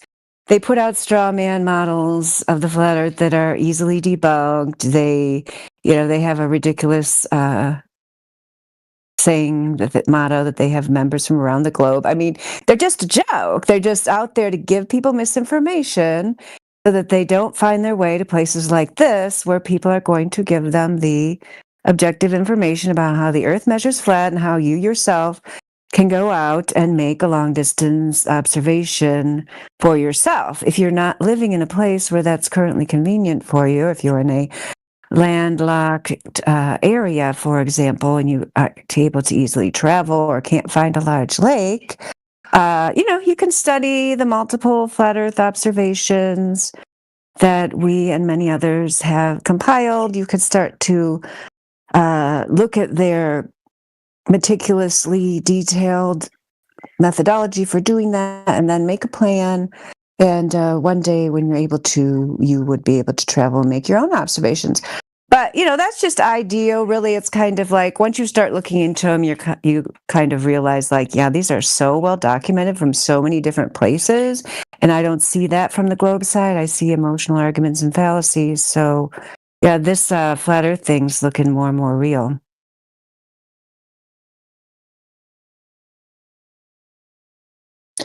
So, does anybody else have another question if Deutsch learners all tapped out?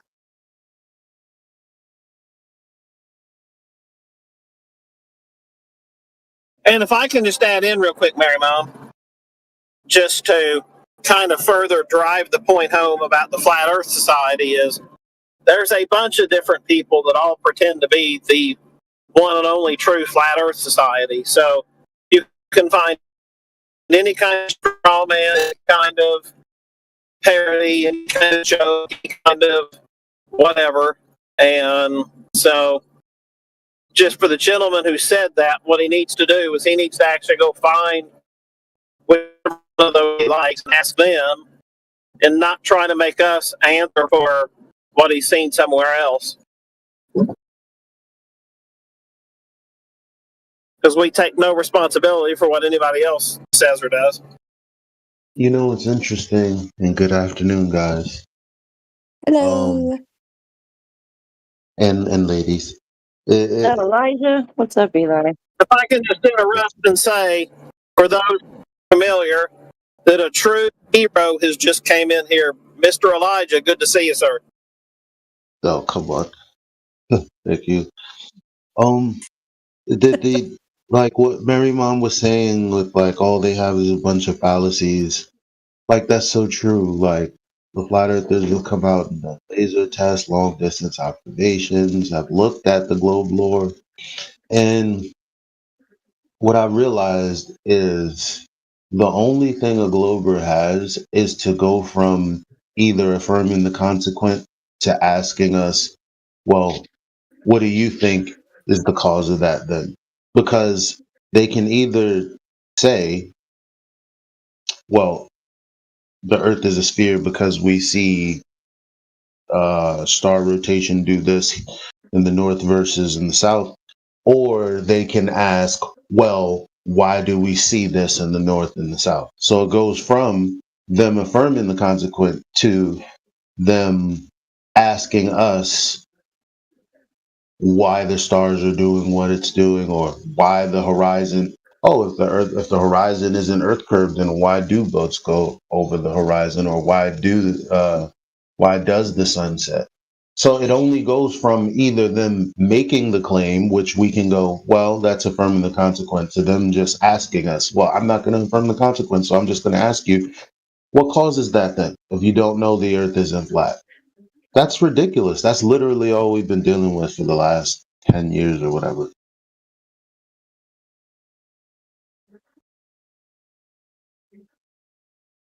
Yep, for sure. Yep, their sky argument's getting old. I don't know if Cucumber's trying to ask a question. I don't know. You're lighting up there, Cucumber. Did you have a question?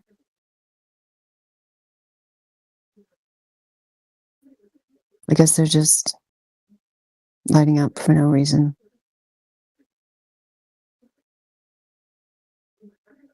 I was muted. Someone's unmuted me now. Oh, okay, Cucumber. Yeah, hello. Okay, Did you have a so question? what you guys were saying that you can't measure the curvature of Earth without digging hole? Without digging a hole? I didn't say that. I don't think anyone said that. Okay. I mean, we might have said something about, you might have heard So- someone here say that the deepest hole is 7.6 miles, so we don't know the thickness of the earth, but we don't usually dig holes. We just make long distance observations on the surface, usually over water. So you guys agree it is possible to measure the curvature of Earth? Do we think it's possible to do what? Measure the curvature of Earth, the radius of Earth. Radius of curvature. Oh, to measure it, yeah. Do you think it's been measured? Is it possible to measure? I mean, I know it. Yeah, I know it's not possible to measure the radius or the curvature because I know it doesn't exist. You can't measure something that doesn't exist because I know for sure that we don't live on a sphere. So, do you think it's been measured? Yes, I think it has been measured by using simple geometry. Tell us all about Not it. Let's by- see. If you could put your information in the side chat also, that would help. We need to see this evidence that you're claiming. I already sent them the maths and they muted me after that Who did you send it to? in the chat. I will send it again. Okay, we send it again. Yeah, I wasn't here, so I'd like to see it. Do you think the maths is right for a circle? I'll take a look at it. He's got an image there at 15 minutes after the hour. Did he say by use of simple geometry? Because by use of simple geometry, just keeps measuring flat. You can simplify the solid angle to 2D geometry. while doing the questions or while doing the calculations. It has nothing to do with what kind of geometry I'm using. I'm simply demonstrating the maths that allows us to measure the radius of something without actually knowing the radius. So you don't need Yeah, to but one of dig a your hole. I'm not digging a hole. One of your angles is out there floating in space. How are you getting that one? Your angle. I mean, your main theta angle, your sine theta. Your theta's out Okay. there floating in So space. if you think I know the angle, do you think the math will work out? Like the math is correct if I know the angle.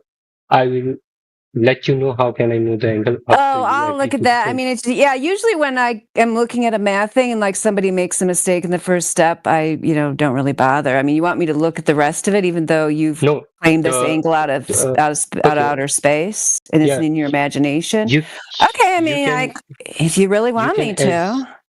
You can assume something in maths.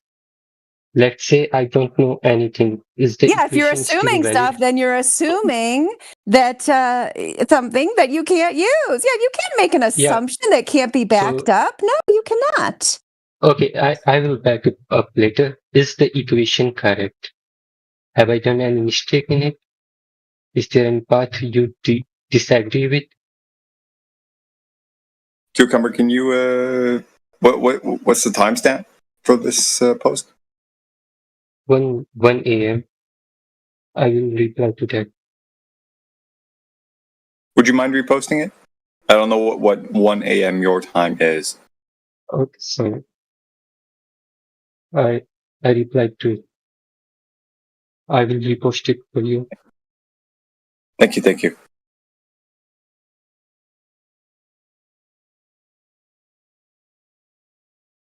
Oh, okay. If you guys don't believe in trigonometry, I can do it from the Pythagoras theorem that you are talking about.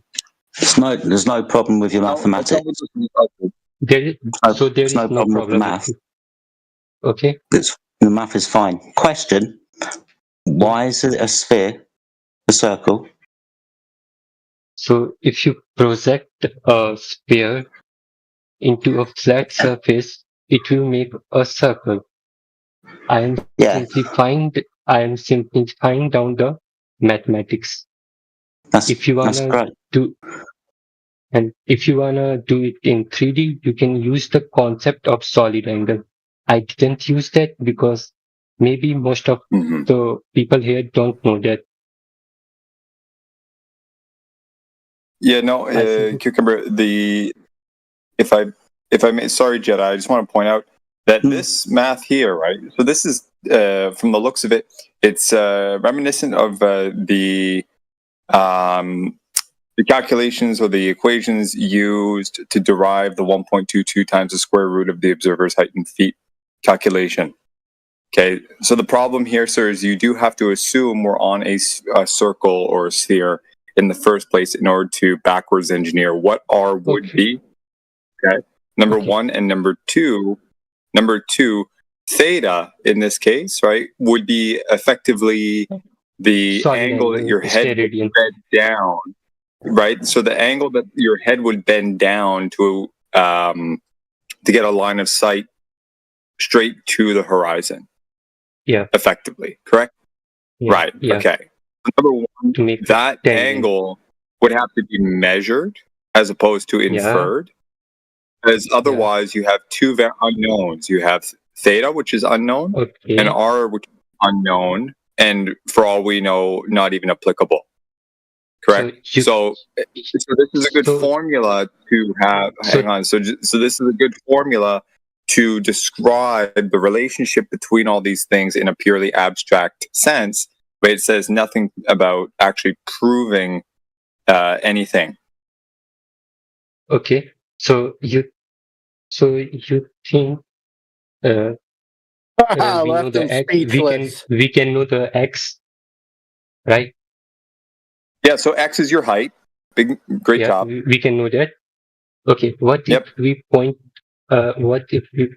a laser towards the tangent and measure it using some instrument? Can we do that?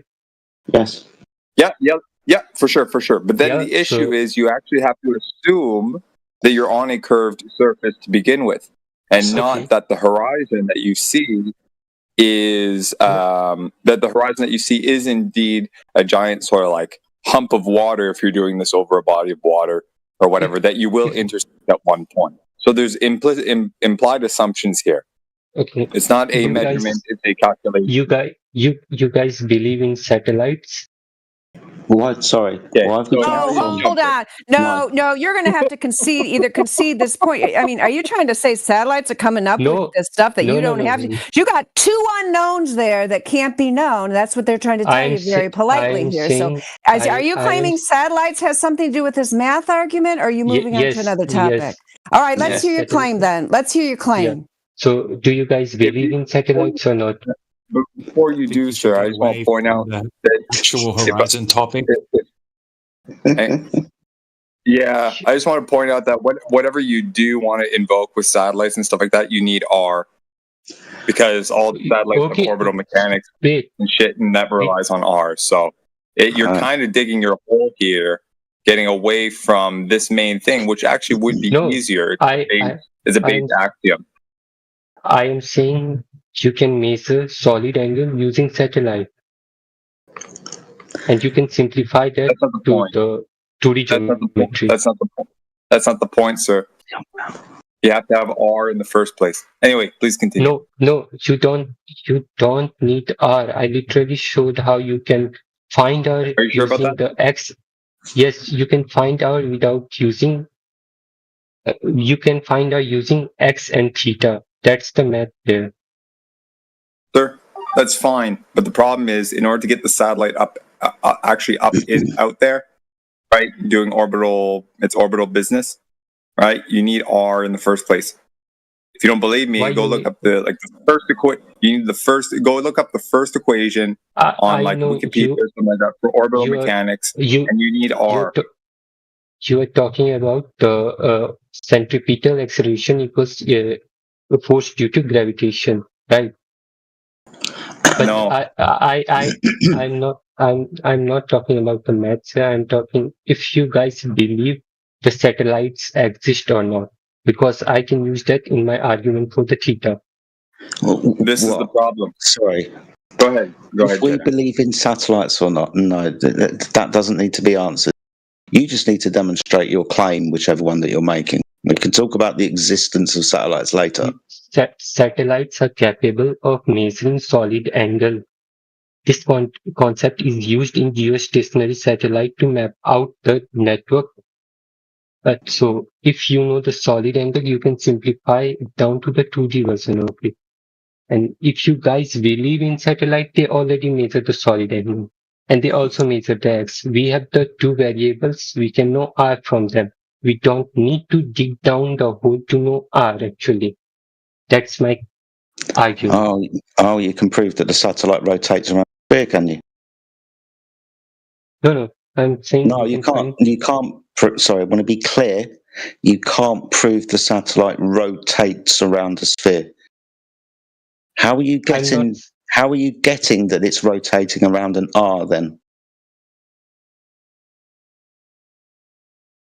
So what do you think? Wait, I'm just literally saying if satellites rotate or not. That's not my argument. Well, they need to rotate if the Earth's a sphere. Can they stay at the same place? What, geostationary? What, above the surface? Yeah, of course. Yeah. So I'm talking about them. Okay, and what we're going to do, measure an angle. Are we going to measure an angle to it? And then over a signal, get the timing of its... All right, you carry on talking. We're going to measure the angle and its height from the surface of the Earth. Okay, right. That's going to be an elevation angle though, isn't it? Geostationary is rotating with respect to the stars. No, it rotates with respect to the Earth. To maintain down. It's rotating in the sidereal frame. I know what that means. It rotates around the Earth. From the frame of reference of Earth, geostationary Geostationary satellites are stable. No, they rotate as the Earth rotates. So the satellite is Okay, I am on not the Earth. saying. Okay, you guys will not believe if I claim the Earth rotates and the satellite rotates around it. I'm simply asking, do you guys believe that geostationary satellite exists or not? If It's it the word does, satellite. I'll give you. We can send signals to things in the sky. Okay. yeah, And they can measure the solid angle. it's an And angle, though, isn't it? Yeah, it is an angle. Yeah. Angle exists for flat Earth too. Say that again. Angles exist in a flat surface too, right? You guys believe in angles. You guys believe in Pythagoras theorem. You guys believe in satellites. I'm using that in my argument. I don't see the problem here. You've got a sphere in it. I am assuming the Earth. Yeah, why? It's nice to assume things and have lovely mathematical follies, right? This is lovely, but we want to get this into reality where the Earth is a sphere. That's why I asked you for the rotation of the satellite. We let you talk, dude.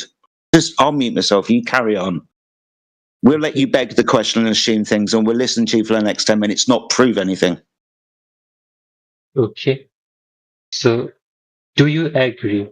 If the Earth is spherical, if the Earth is, do you agree? If the Earth is spherical, we don't need to dig down holes to know its radius. Yeah, you need a geometric horizon. Yeah. You also need to be standing on the curved surface. You also need to beg the question. But you don't need to dig down holes. Yeah, we know. Yeah, we know. And you were pointing out earlier about pointing lasers across the surface of the Earth. Right, that was really, really good. But for some reason, you started talking about satellites. Now, when we send lasers across the surface of the Earth, we don't see it being a tangent as dictated. I'm sorry. Was I talking? No, it's all right. I'll mute myself. You carry on. I was acting with you. Go ahead. What were you saying? If he talks, you're just going to talk as soon as he starts talking and try to say something completely different. What's the point of saying anything to you? Satellite is not a completely different topic. I was saying you can use it to measure the angle. You can use balloon to measure the angle too. You can use a big mountain to measure the angle too. My point was angle, not specific to anything. So I asked if you guys believe in satellite or not. If not, I would have used another example. I've been posting pictures of satellites in the chat this whole time. Yeah, the thing is, remember, whether you have an observer height of 6 feet, or you're on the top of a building at whatever 100 feet, whatever the fuck. Okay, so you have a small X or a large X or an even larger X from from an object flying up there somewhere. However the fuck it would have gotten up there. Okay. The problem still remains mathematically that you just have X. You have to assume R. You have to assume everything is applicable, right? If you, you have you either have a very oblique angle if X is really small, or excuse me, obtuse angle, or a more and more acute angle as X increases. Big fucking whoop. Thank you for kind of narrowing it down ever so slightly, although you still have the issue of R. You have to assume R. You have to assume the entire thing is applicable. Big deal. No, I'm not. Yep. I'm just saying if the Earth you do. You do, sir. Yeah, I'm assuming the Earth is round to prove that it is possible to measure the radius of Earth without digging a hole if it is round. I understand, sir. This is the problem. You're assuming R even exists. You assume we live on a sphere at all. This does not measure. This does not measure R. This calculates R with the underlying assumption that there is one in the first place. This is not what's being asked. It doesn't even measure curvature. Go ahead, Jedi. No, it doesn't measure. It's like we've all pointed out. It's lovely mathematical folly. Okay. What I was saying was relevant to what someone said about if the Earth is round, why we don't know the radius of curvature of Earth. So I was just demonstrating, if you assume the Earth is round, it is possible to find the radius of curvature of Earth without digging a hole to the pole. Yeah, we know. If you have a height of I above a curved surface and you measure a distance to the horizon, or you measure how much the horizon dips from eye level when you gain in altitude, all begging the question that the Earth is a sphere and the horizon's the curvature of that sphere. And we know. We just want the measurements of it actually in reality. It's what we've been trying to tell you for the last 15, 20 minutes. You decided to keep talking though. Okay, now I will continue to why I think the Earth is round, spherical. Oh, you have a geometric horizon, do you? I was talking about the horizon point only. Like why you... Sorry, excuse me, I do apologise. My friend, can you maybe speak a little bit louder? Your microphone's a little bit muffled. Okay. So speak a little bit louder for me personally. I'm old and I'm getting deaf. Okay. You all were talking about horizon, right? Let's do a real world test and check that horizon distance. How about that, Cucumber? You want to see a real world test that debunks your globe? All right. Yes, you do. I'll take that as a yes. All right. Have a look in the side chat. Okay, I'm just uploading something. This is an observation over a 21-mile body of water. The observation height is 5 foot.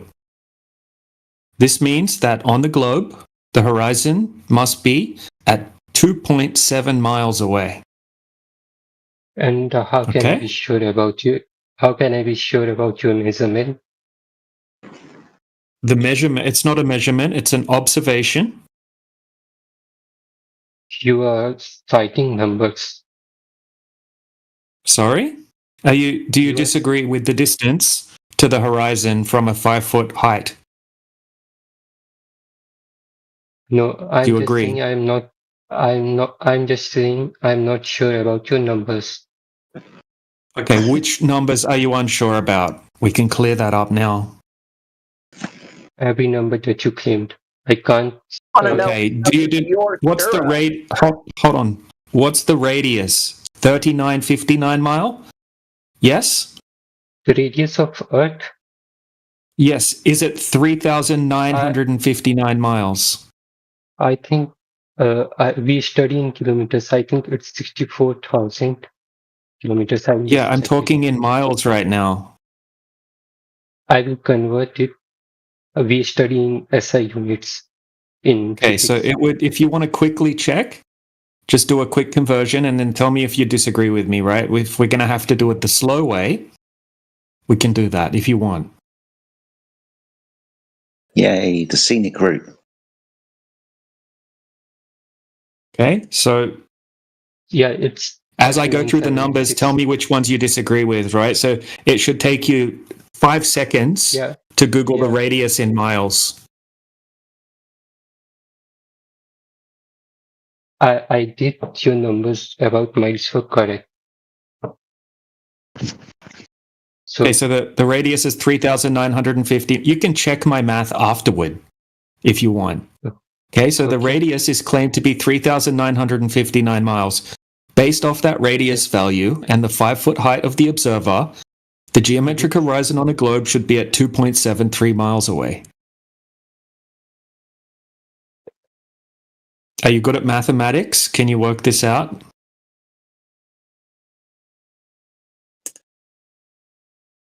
So you can just go to Google if you like, and you can type in Earth curvature calculator and just choose a calculator, and then you can put in the observation height of 5 foot, and it will tell you the distance to the horizon on a globe will be at 2.73 miles away. Are you there? Oh, yeah, I'm there. Did you understand what I said?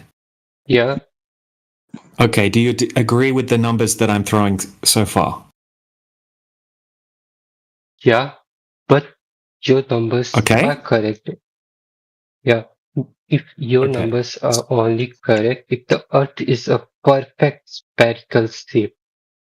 Okay, so they claim that the Earth is almost a perfect sphere, that it's 0.3, that it's 0.3% different than a perfect sphere. So this distance that I'm talking about would be negligible. So we don't have to take that into consideration when we're talking about the distance to the horizon from a 5-foot observation height.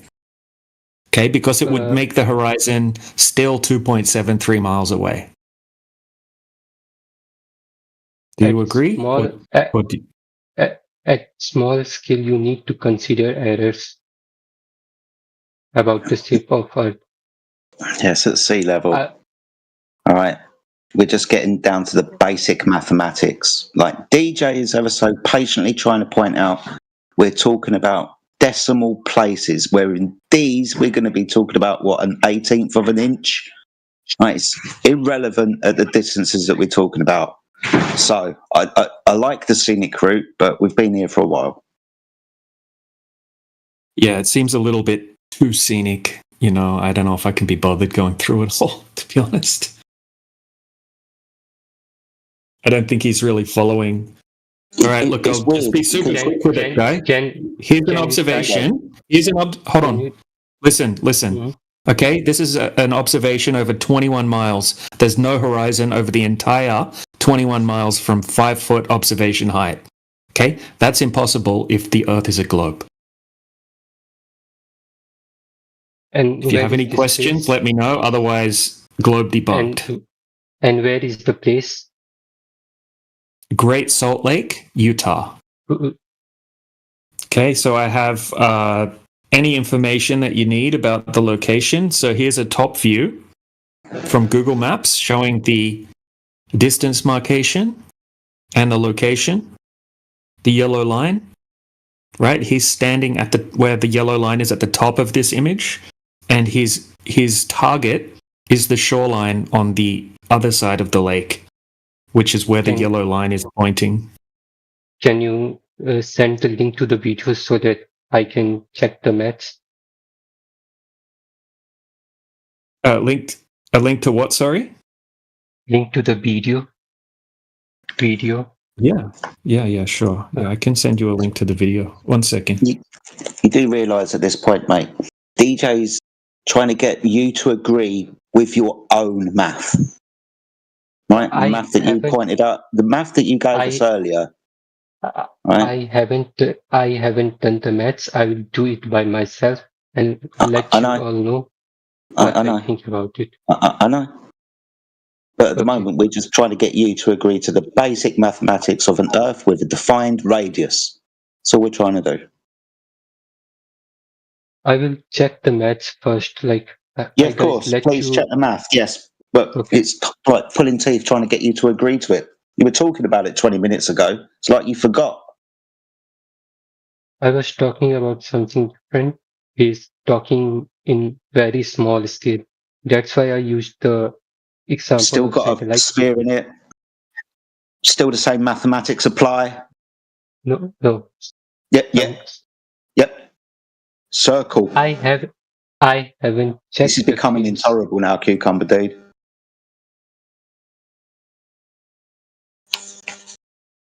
Yeah, so Cucumber, over 21 miles, there must be 293 foot of curvature over that distance, which is approximately, what's that?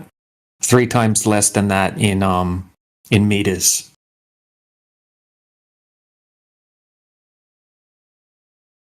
a skyscraper, basically, would have to be sitting on the shoreline of the other side of the lake, and you would only be able to see the top of the skyscraper popping out over the horizon if the Earth were a globe. And the horizon would be at 2.73 miles away. But it's not. There's no horizon there, and there's no curvature, and we can see the shoreline on the other side of the lake.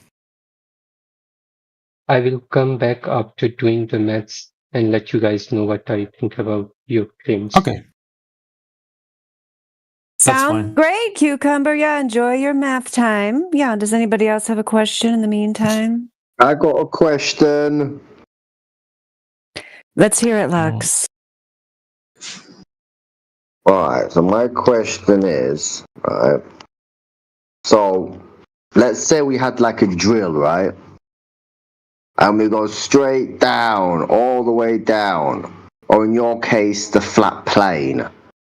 Where do we come out from? What's underneath? Is there an edge, a bottom, another world? What is underneath there? Sorry, are we making claims to have been to this place that you've made up in your head? Well, the Mariana Trench, don't you believe in the Mariana Trench, the deepest place in the ocean? Dude, right, you're asking us about what happened in when we dig down beyond the Arianas Trench, beyond the super deep Kola borehole, beyond these places where no man has gone before. You want us to tell you about that? The short answer is, dude, we really don't know, mate. I haven't got a clue. We also don't think the Earth is a disc, so if you drill down far enough, you pop out the other end and fall into space. So you're saying your entire belief rests on something you admit you have no clue about? Oh, sorry. The belief you pointed out is based on the knowledge that the surface of the Earth is. That's our claim, that the surface of the Earth is horizontal, not claims that you make up in your head. But it's a bit obvious. We can go down the road. We've got drills.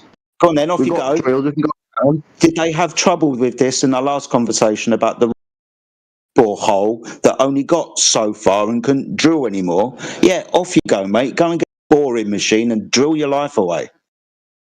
Well, James Cameron went down there. He went down there. He did. James Cameron went down there, the Mariana Trench.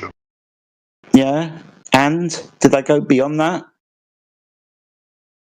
Well, he couldn't because there's molten lava down there. He's going to burn himself up. Brilliant. So, something that we can't practically even do. What? He can't. He's going to go down there. He's going to burn himself up. It's hot down there. There's molten lava in the middle. In the middle? Yeah, in the center of the Earth. Molten lava? Yeah, and there's that core thing. There's that hot thing in the middle. That's a molten iron core. That's not lava. But what's in the middle then? Middle? Yeah, You've got a sphere type in the middle of. We're not claiming the middle of anything. We live on the surface, dude. All right, we're not moles. We don't know what's underground. We're not making claims about what's underground. We're making claims about the surface. So forgive me and us if we get annoyed when you start asking questions that are not our claim. All right, you can't answer it then. All right, thanks. Yeah, it's not our claim. So the question would really be, how come you haven't been to this region? How come you can't prove it? We're going to burn if we go down there. That's why it's too hot. Okay, so you presuppose that there's this molten iron or molten rock that will hit and we won't go any further.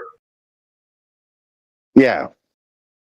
But if we drill through that as well, we'll go through the opposite part of the Earth. And your evidence for this is what? Wouldn't the Earth have to be a ball first?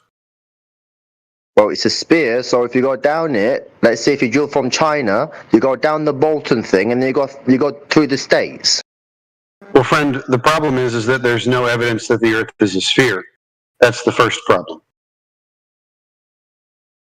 All right, but my question is, what's down there? Like, when we drill down, what's down there? There's got to be something down there. We've got the technology. Hold on, friend. The super deep borehole is 8 miles. and then they couldn't drill any farther. So they found dirt, water, mud, clay, probably all kinds of stuff, ice. So that's what they found. That's what's down there. You can go ahead and research the Kona super deep borehole. That's what you want to know. So we haven't gone down more than 8 miles. Is that what you're saying? That's what I'm telling you. Nobody has drilled beyond 8 miles. Nobody. Oh, come on, man. It's common sense. Go look it up. You tell me how far they've drilled. It's common sense.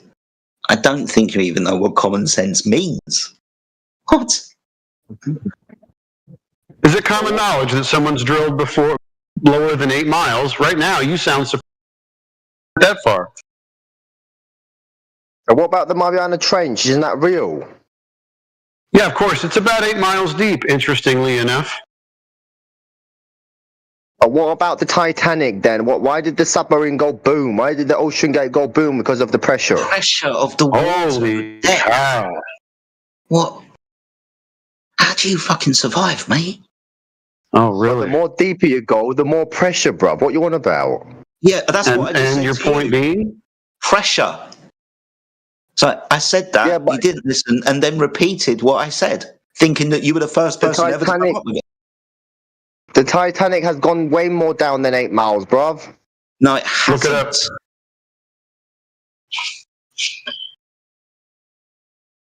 It's like a cursory Google search will point this out to you. We got taught this stuff at school, dude.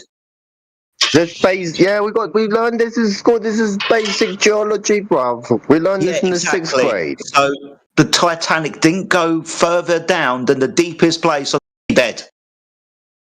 Simple logic will tell you that. But Mariana Trench, you could fit an Everest in there, and you could put about. Seabed. How did the Titanic go further? That's what you said. All right, my friend, the Titanic is. Let's check. How deep is the Titanic? How deep is the Titanic gone down? 2.4 miles. The Mariana Trench is much deeper than that. Exactly. So the Mariana Trench is more than 8 miles, isn't it? Then. No, it's 8,000-ish. What's he saying exactly for? Right. We're helping you. So what's more down than that? If we go more down than that, what is there? We don't know. We've not been there. This is what we said first. Yeah, but NASA's been out as well. You know everything about NASA, about the solar system and everything. Sorry, I'm putting evidence on NASA. I'm losing my patience. Sorry. Bro, what are you so obsessed with this depth thing for? How is this supposed to help your claim that the Earth is not a ball, or that the Earth is a ball? Because these depths, they're measured from a horizontal. Yeah, your questions are nonsensical. They're incoherent. What about the depth has anything to do with whether or not it's flat or a sphere? Yeah, because look, when you go down it, you go down, you're going to come across the molten lava. If you go more down in no, there's no opposite side of the Earth. That's only in your imagination. I'm sorry. Your imagination is jacked. I don't know what to do for you. I'll find evidence. Hang on. Okay. I can't wait to see the cartoon. Yeah, it's going to be hilarious. Like molten magnetic iron core. It's such an oxymoron. It's so contradictory. You can't have iron being magnetic at 9,000 degrees because it stops being magnetic at like 1,400 degrees. So what the hell are you talking about? A molten core. Still wondering what this has to do with whether or not the Earth is a sphere or not. That was a good question, says who. I don't think we got a good answer for that one. Well, while Lux is researching, if anybody else has a question, feel free to speak up. We have Mercy, Light, Joka. Junior's bald with a nice little bald profile there. Daz is here. We got a bunch of flat earthers in here. Great to see everybody.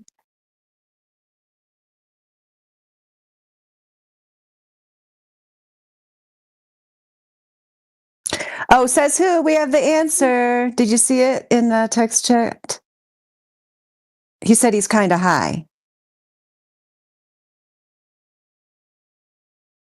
Okay, let me have a look at this. Is it a cartoon? Oh, no, I'm just saying that. I think that's his explanation for asking nonsensical questions. He said, I'm kind of high. Yeah, I don't think he hasn't finished his baked. I see. researching. Yeah, he hasn't finished his researching yet. He said he's still searching as of 50 minutes after the hour.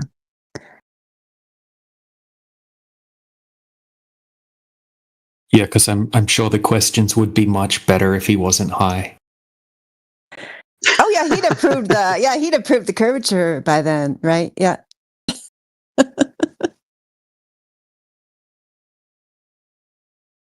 Don't doobie in Discord, just FYI.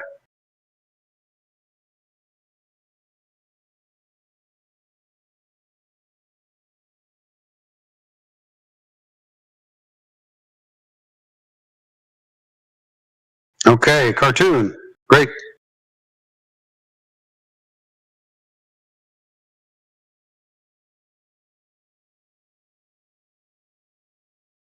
Yeah, that's a fancy Okay, so little Lux. cartoon there.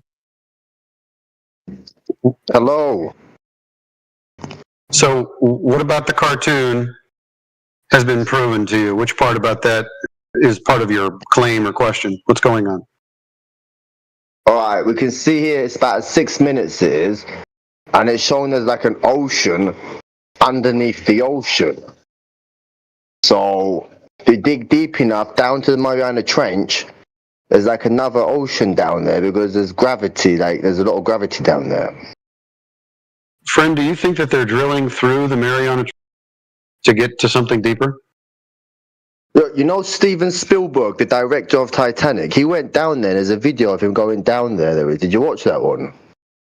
Who cares? What does that have to do with anything? Because look, when he went down there, there was no light, all right? And there was no sunlight there because it went all the way down. The sun wasn't hitting there. So it's gone all the way down there. And there was all them weird fishes and stuff like that. Fantastic. What does this have to do with anything? And it's way further than 8 miles. It is. It's a lot deeper. You can put a Mount Everest in there. How big is Mount Everest? 21,000 feet, right? Friend, I'm telling you right now, I went ahead and Googled, which you didn't, and the Mariana Trench is something like 7 miles deep. Okay? What's your point? How big is Mount Everest? How tall is Mount Everest? Who cares? What does this have to do with whether or not the Earth is a ball or not? Well, I'm saying you can fit it in there, in the ocean, and you still got space. So what? So what? When you go more down there, you're going to cross the round thing, the lava. Hold on a second. Right, so Mount Everest is like 5.5 miles. Mariana Trench is 7 miles deep. So, what's your point here? All right, what's more down there? Let's go even more down. We can go down because NASA stopped doing it, and they went to space instead. Lux, what does this have to do with whether or not the Earth is a ball or if it's flat? What does this have to do with that? It's about the gravity. What gravity? The gravity, because if it's flat, then the gravity is not making sense. It's not making sense. But if it's a curve, if it's a sphere, gravity makes sense. Like, how can you explain time zones? Do you believe in time zones? Like here in London, it's 9 o'clock. Somewhere else, it's about 3 p.m. How do you explain time zones? Go on then.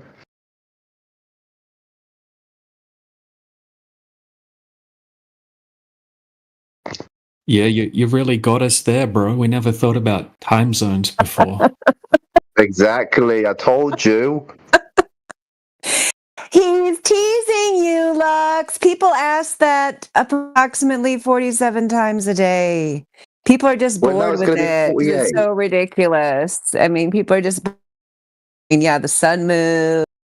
It goes to a different place. Then it's morning there. Then it moves some more, and it's morning in another place. What's your point? Works perfectly well on a flat Earth. Not proof of your globe. Next. All right, but now in Australia it's sunrise and down here is sunset. Look at the sunrises and the sunsets. It's because the sun's there right Making now sense. and not here in Europe. The sun will be here in Europe again tomorrow. Right now it's in Australia area. But in Australia it's not sunset, it's sunrise at the moment. They're like 12 hours ahead of us. So they've got they're different places on the earth, obviously, right? I mean, if it was flat, where are you going to put Australia? Where are you going to put UK? You know what I mean? How? Okay, so if you have like a big lake, for example, and you have islands in the lake, you could give those islands names, and then you could go from one place to the other place. Scale that up. Yeah, all right. But how? We're going from one place to the other place, right? I understand that, but hang on a minute. And then the water on the lake would be flat and not curved over distance, just like we all experience in reality. Scaling only changes visuals. It doesn't change physical behavior. If it was flat, we'd have different time zones, different flight paths, and satellite behavior. The physics doesn't match the claim here. So even if you scale like a flat plane, you still can't answer what's below. A scaled up flat Earth still needs a bottom, an edge, or an explanation for gravity. Scaling doesn't solve the hole in the theory. Well, actually, what we're doing is when we go out and test the actual mathematics that we're given from the globe side, it doesn't match up with reality. Like, they say that over 20 miles you would have to have about 300 feet of curvature over that distance. But when we go test over 20 miles, there's zero curvature consistently, so can't possibly be a globe. But if gravity doesn't work, then what's keeping everything from flying away? If we're on a flat plane, there's no reason objects would fall downwards constantly across every continent every second for thousands of years. That would mean we're in a simulated environment. Yeah, so that's a globe problem, right? You don't have that problem in reality. Like, if you were on a spinning ball flying through space, you know, you're going to need, like, some magical force to keep the ocean stuck to the outside of the spinning space rock, right? You know, to keep you from flying off into space. That's a globe problem. That's why they need to come up with things like that, right? To explain all of the ludicrous claims that the globe side makes. In reality, why do you think a helium balloon goes upward, right? Because it's less dense than the air. If it was more dense than the air, it would sink through the air.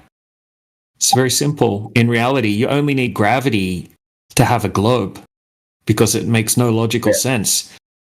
No, it makes sense in the third dimension, but if you're a two-dimensional being living on a flat surface, how would you ever prove or experience a third dimension? So how you can't stop making sense that you believe we live in a two-dimensional space, right? When they make a video game like Grand Theft Auto or Red Dead Redemption or something like that, right? They plot it all out on a flat map, right? It's all 3D and you traverse over a flat surface, just like we do in reality. The video game has come to life. Same thing. All right. Yeah, the video game come to life. I understand that. But when you make a video game, you create a map, a coded environment, and the game comes to life inside that program reality. The game but you'll start with a plane, flat. right? And it's then you made start of pixels on a screen, running on code with no true shape except the one the system renders to. Okay, bro. Well, in reality, when we go out and test the Earth for curvature, there isn't any curvature. And obviously, water needs a container, right? And then the surface of the water is flat, right? This is common sense. This is what we all experience every single day. If the Earth was a globe, when we went out to test over 10-mile distances, 20-mile distances, 30-mile distances, and so on, right, there would have to be a certain amount of curvature, which we can calculate exactly how much there would have to be but it's not there. It's not there when we go and test in reality. So Common maybe you should sense have a also look says the at some sun of. moves around the earth. But that's Yeah, an the sun moves illusion. across Force the doesn't need sky. a physical Dude, container. It needs a force. Gravity is the listen. container. Gravity holds No, no. oceans to the sphere the same way it holds your feet to the ground. You don't fall off the earth because gravity curves space itself, not because of some magical invisible wall, innit? No one said anything about a wall, right? You're more dense than the medium that's air, right? Air's a very light medium. If you were a helium balloon, you wouldn't be stuck to the ground. You'd be floating off into the sky, wouldn't you? Oh yeah, but look, go back to the video game, right? Water looks flat too, but that's just how the engine renders it. In higher reality, the coding ruler shapes the world behind the scenes. So when you say the water looks flat, yeah, but if you have a pool, right? If you have a pool or a pond or a lake, right? It's, obviously it needs a container. Like a lake is the low spot in the land, and then the water gathers in the low spot of the land, and then the surface of the lake is perfectly flat when there's no wind, right? There's no curvature over a lake. Now we can scale that up to a giant lake or a sea or an ocean, and it's the same principle, right? It needs a container, and then there's no curvature. It's just flat on the surface. And we've tested it and confirmed that there's no curvature. Just like you experience every day, right? What we're claiming is everything we actually experience, right? So we experience the Earth as flat and stationary, right? And when we see the sun moving across the sky, we say the sun's moving across the sky. Whereas the globe's telling you, the globe side, right, they're telling you everything's the opposite of what you're experiencing. They say it looks flat, but really it's curved. It feels like it's still, but really it's spinning. Okay, it looks like the sun's moving across the sky, but really you're on a ball spinning backwards faster than the speed of sound, and it just makes it look like the sun's moving across the sky. These, they're replacing your common sense with nonsense. all right, look. All right, let's say you got an ant, right? Put the ant on a football, all right? Yep. Now, if you put it on the football, it can't see the ant. The ant can't see the curve. It looks flat Yeah, no, because the curve. I got you. That small scales, right? Yeah, I get your argument, bro. Right, but if another ant, say he's got a little ant buddy, right, and then his ant walks away from him, at a certain point, his little ant buddy's going to disappear over the curvature of the Earth. Okay, so if you take a small section between ant 1 and ant 2, right, you should be able to measure a certain amount of curvature.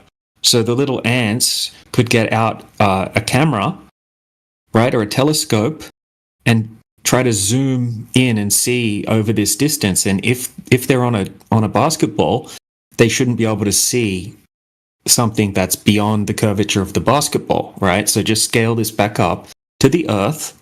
We can go to a 10-mile lake, for example, okay?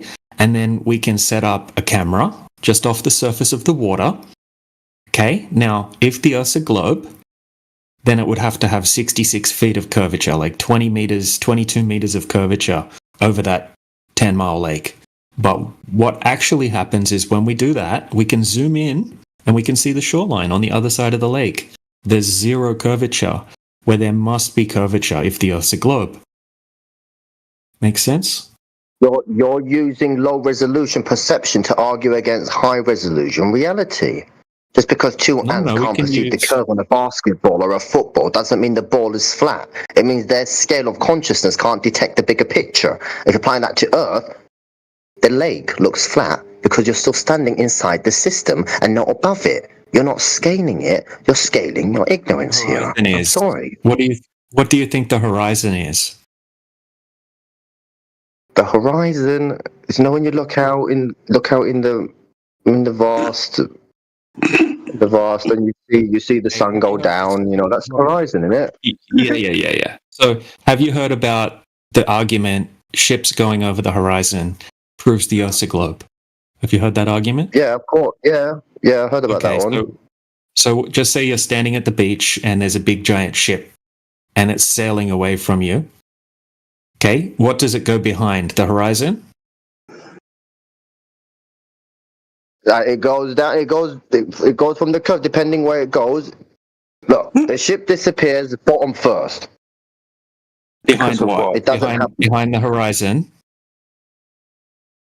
If the Earth was flat, the entire ship from top to bottom would just get smaller but stay visible. Right?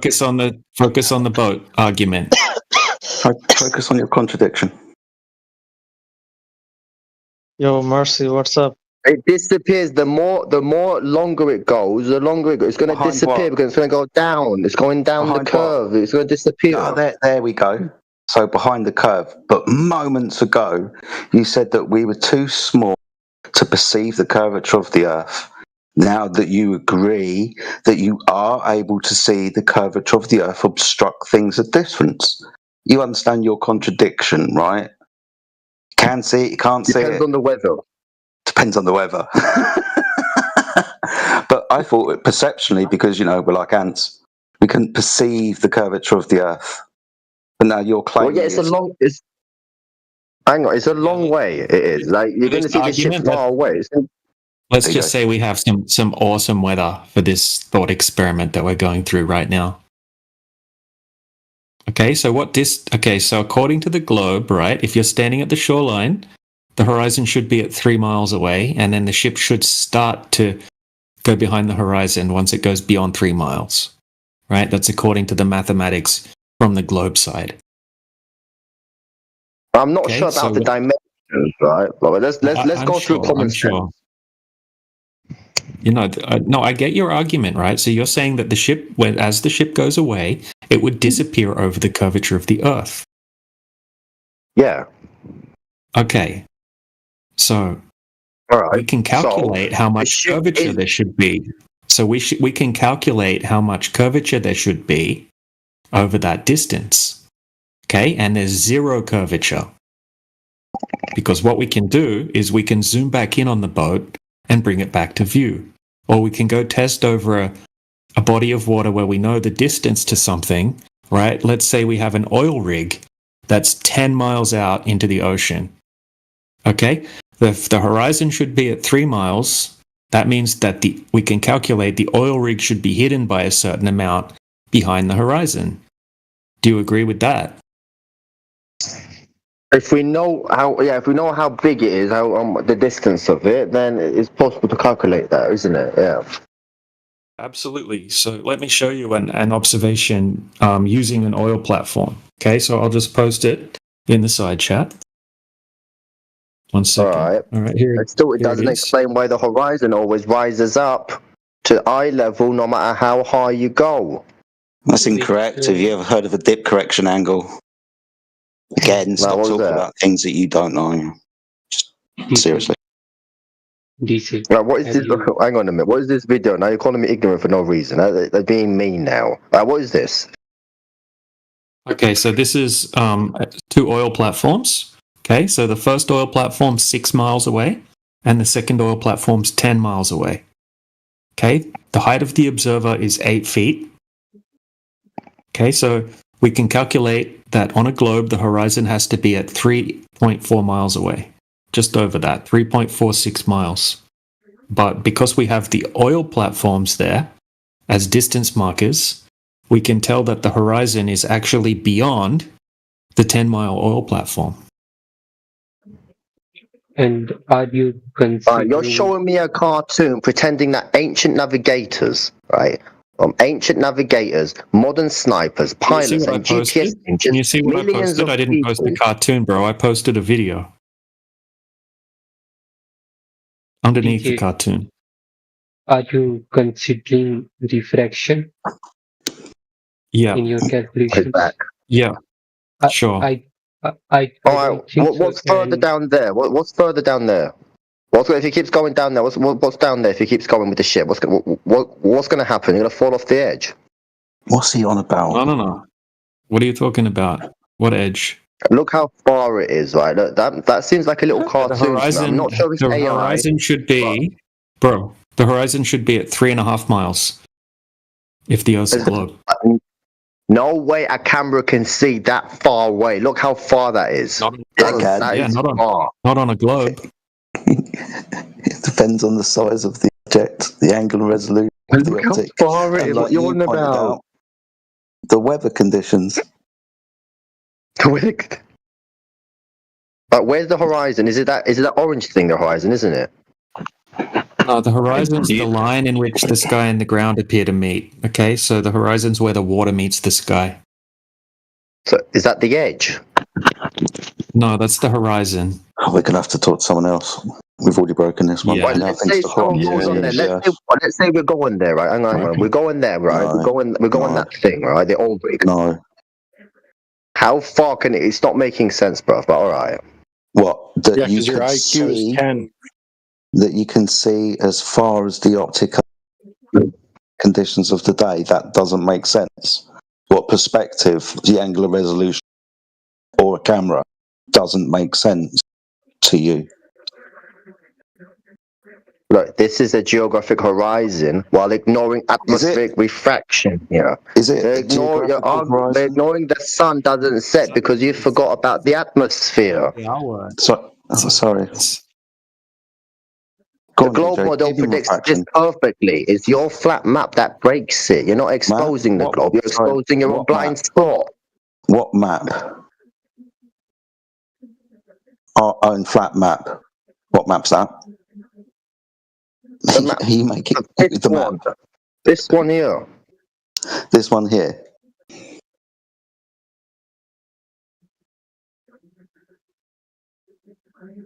Look at it. I mean, look. How? It's a video. But I'm not sure about the exact dimensions. I'm not that very scientific on that. I mean, I'm not a scientist or something, but... You think dimensions are a science question, do you? Oh, man.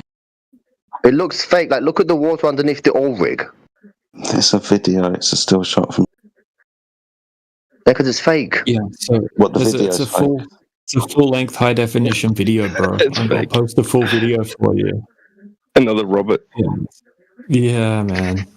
Look, man, I'm going to post the full video for you so you can tell it's not fake. Firstly, it doesn't look fake in any way. Secondly, here's the full video. Look at the water underneath the oil rig. Look how fake that water is. But all right, send me the video. I'll watch it all. Thirdly, you could go and do it yourself. Video. You could go and do it yourself if you had the camera, right? Can you? If you had a camera, you could go to the beach and you can make an observation. Because you said boats disappear, don't you? Like you've seen it before. Right. But you didn't. I'm watching it now, right? But you didn't answer my question. Let's say we go on the oil rig, right? Yeah, the oil rig should be behind the horizon. The oil rig should be behind the horizon, not the horizon. If I go on that oil rig, and if I get a jet ski, if I keep going down there, what am I going to find? What the fuck is he talking about? You can't answer. That's why you said what I'm talking about. Because it's a stupid question. What happens when I get in a jet ski and go further than the oil rig? I don't know. Where are the oil rigs? What's the location? Are these ones in the Pacific? You're probably going to find lots of... Depending on which way you go, you're probably going to find another landmass at some point. What do you think's going to happen, dude? We're going to fall off the Earth, according to you, innit? No, just pointed out that you're probably going to go across the Pacific to another landmass. Probably not in your jet ski, right? You'd probably be fish food by dinner time. Well, yeah, I mean, how many oceans are there? Hang on. This is in the Pacific, isn't it? How many oceans are there? This is in the Pacific, innit, Rob? Hang on a minute, 1 minute. This is in the Pacific, innit? Wow. Why are you off into the weeds, dude? Is your brain that broken you now don't know how many... What the fuck? I'm a little bit high, but I know what I'm doing. Dude, no, you don't. It's embarrassing. It's not embarrassing. You can't even answer my questions. How is that embarrassing if you can't even answer my questions, bro? We have answered your questions several times. You're still sitting there going, you ran a question. It's like you're ignorant of what's been happening the last hour. It's like DJ's been taking his time out of his day to explain it to you, and I guarantee you don't understand it. He explained it very simply. I understand everything perfectly, I do, but I just don't understand the dimensions. But I know what's going on. Where should the horizon be if you're standing on a sphere? Should it be in front of the oil rigs, between the oil rigs, or beyond the two oil rigs? Out of those three choices, it depends on the time of the day. Oh shit! Well, welcome to Flat Earth. If the horizon moves around, Oh my lord. Sorry, is your Earth getting bigger or smaller? Because what? Depends what the atmospheric conditions are like. There's always, dude. We'd never see the curvature of the Earth. It's all, you're going to say refraction because of the weather conditions. Yeah, it's optical. It's meteorological. It's welcome to flat Earth. We don't see your curvature though, do we? You're making up excuses as to why we don't. Aren't you? You're making up excuses here, bro. But all right, I'll give it a break. Let's give it a break. No excuses. I'm going to go drink some water. Dude. I'm going to take a break. Yeah, run away.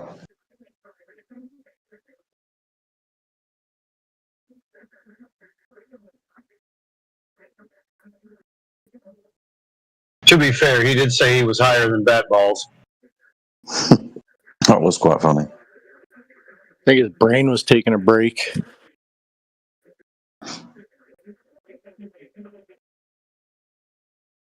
All right. Is there anyone that's not a wildling in the chat that would like to defend the globe? So what you are claiming was different. Bro, seriously, come on, man. You gotta like turn your volume up or speak louder, and I can't deal with this. You simply claimed that. No, it's the same. It's the same. It's still the same. No, he used laser for the measurement. Bro, not the picture. You got to fix up your microphone volume. We can't hear you properly, especially with your thick Indian accent. It makes it very difficult. He used. Do you know how to turn up your volume? Go to settings, go to volume, turn it up.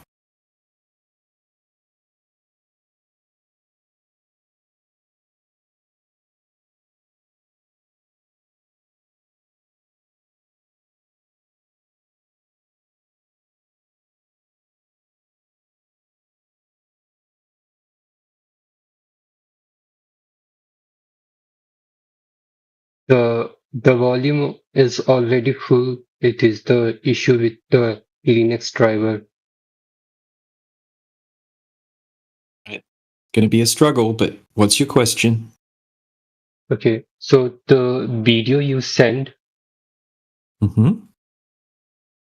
he used laser for the measurements to prove his claims, right? No, it's an observation using a camera. No. He used lasers. Watch the full video. Oh, you're talking about the other video. Yeah. So I wasn't talking about the laser segment of the test. I was talking about the observation that was done earlier in the video. So the observation doesn't explain anything. What explains your claim is the laser measurement. Incorrect. No. Incorrect. Let me explain why you're incorrect. No, let me explain why you're incorrect. Okay, how much curvature is there over 21 miles if the Earth's a globe? The answer is 293 feet. Do you agree?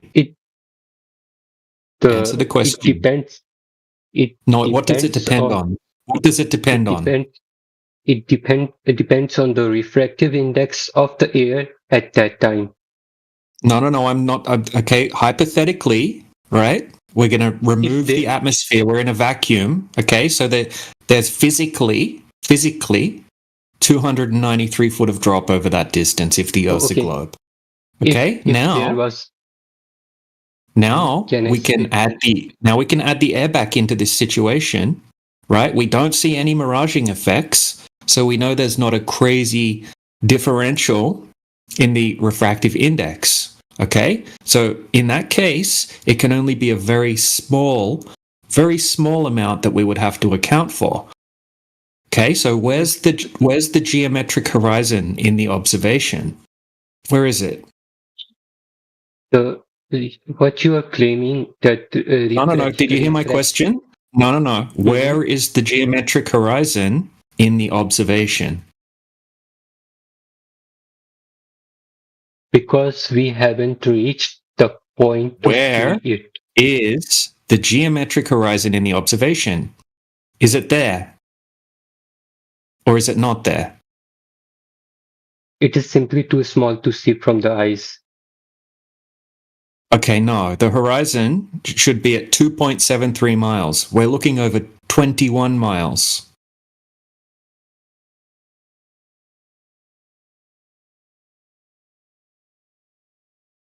Horizons are not small. Horizons are not small.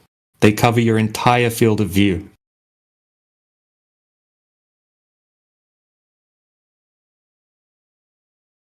Okay, so the horizon has to be at 2.73 miles due to the physicality and size of the globe Earth. Right? What numbers you are claiming might be correct if we were living in vacuum. Okay, so you agree that in a vacuum, the horizon is at 2.73 miles. I will have to exactly check the number, but you might be correct, yeah. Yeah, oh my that's goodness correct. gracious. Okay, so if you add the air back in, it doesn't make the horizon disappear over the entire distance. No, refraction affects the viewing distance a lot. You can see it in experiment with simple slabs too. And what he was Show claiming was me any experiment where or any citation that says the horizon can just disappear entirely over that magnitude of like over that distance. Okay, for that I will need to search. Okay, good luck with that.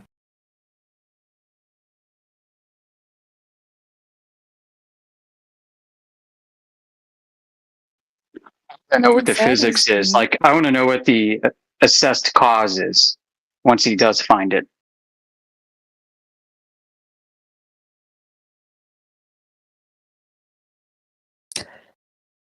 Fatty's here. Welcome. I know we've talked to you before. I think I'm saying it wrong. He taught me how to say it before. Say it. Say your name again. Fadi. Fadi. Yep, got it. Good to see you. Thank you. So This other Fatty's guy's. another one. Go ahead, DJ. Fatty's another one that's very confused over this 21-mile observation. Right, Fatty? Yep. Okay, so you understand the observation, right? It's just from one shoreline of the lake to the other shoreline of the lake. The buildings that are in the Great Salt Lake City, in Salt Lake City in Utah, aren't part of this observation, so you don't need to keep bringing those up, and the height of them. Do you understand? Yep. I still need to think about it. Okay.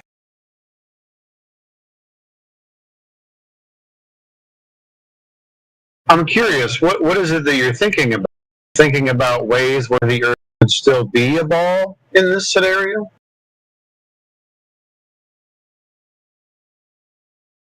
Nope. I'm thinking about every possibilities.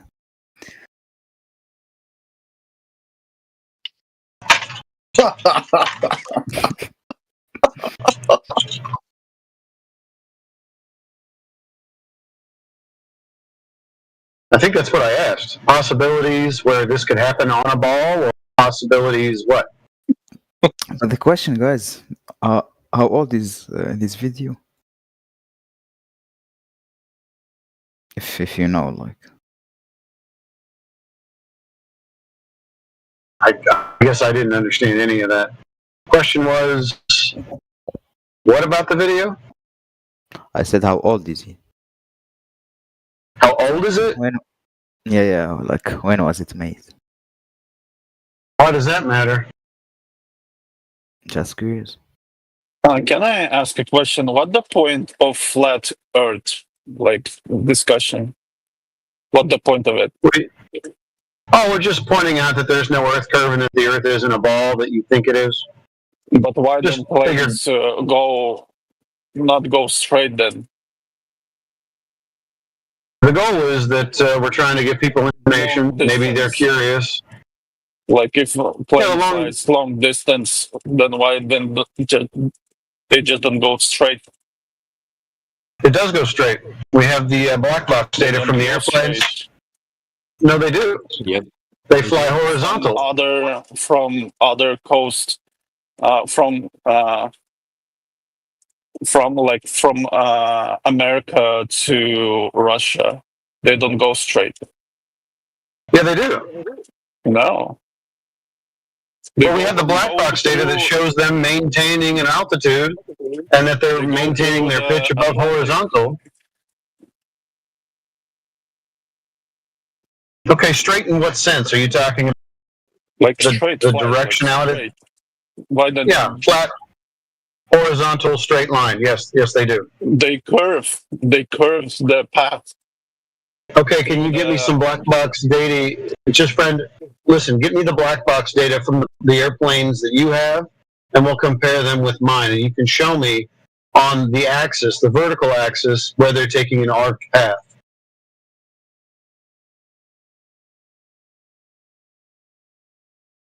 Okay, it's a hard thing to do because I'm driving now. Okay, no worries. What about the constellations in the sky? Like, if the world will be flat, why we don't like see all the constellations in the sky? Why would you think that we would see all the constellations in the sky from our position? The world is flat. Yeah, but you're assuming that all the stars can be seen from location on the flat Earth. Why are you assuming that? Yeah, because the world is flat. No, you have a picture in your mind of what you think it should be. No, I mean a plate. No, whatever. Okay, so a plane. Yeah, a large plane. How high do you think the stars are? Like far. How far? Far over. A lot. You want like a number? Yeah, I want the number. Far from the Earth to the space. No, I just want you to tell me how far they are from the Earth. How far you think they are? Like a lot. Okay, that's not a number. I need a value, bro.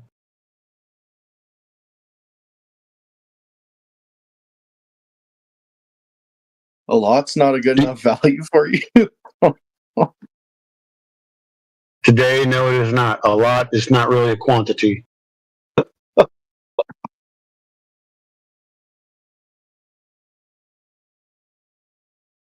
This is good shit. I'm dying over here.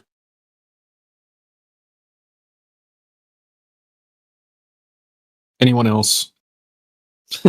How long you need to look to see the curvature, a little bit curvature of the Earth? Well, apparently only 1 mile. I mean, if you could differentiate 8 inches.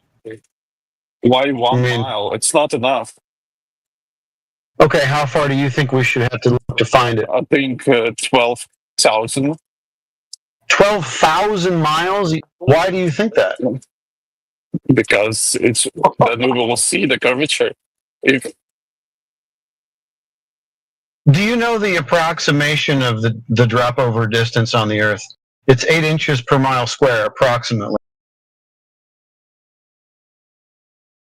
That means that a 6-foot tall man will see the horizon, the tangent point, where things start to disappear at about 3 miles. And then it becomes exponential after that.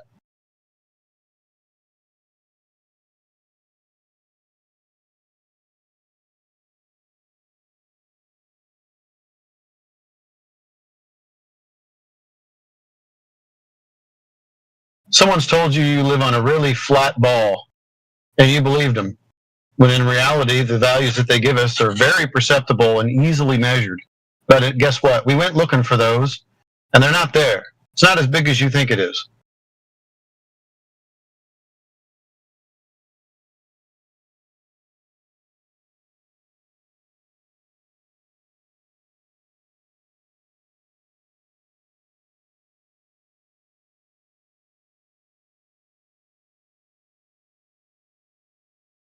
The best part of the trick is they said the Earth's so big it's imperceptible to see if it's a ball. And you thought, yeah, that makes sense.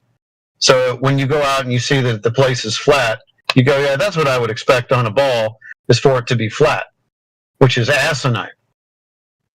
You can make tests with high altitude balloon to see curvature. Yeah. Okay. Great. Do you try and that's gonna. A lot of people have tried it. And sometimes the horizon is convex, and sometimes it's concave, and sometimes it's flat. So it's inconclusive. Have you not seen the footage? What footage? The footage of the balloons with the cameras on them. Then why they say that you can prove with the balloon, high altitude balloon, that the Earth is flat? Well, I don't know why they would say that. It's kind of stupid since they have in certain situations, the Earth is convex, or excuse me, concave. Is the Earth concave now because of the videos that we saw?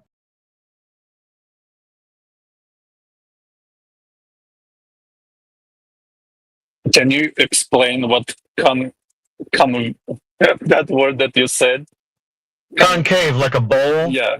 Like it, yeah, like a bowl. So is the Earth a bowl now?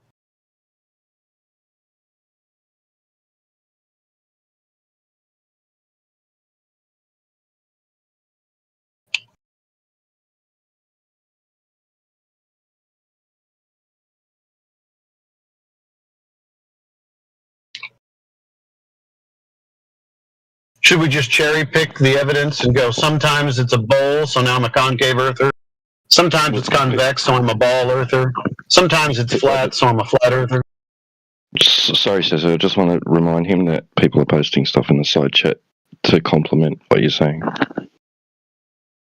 Great, thank you.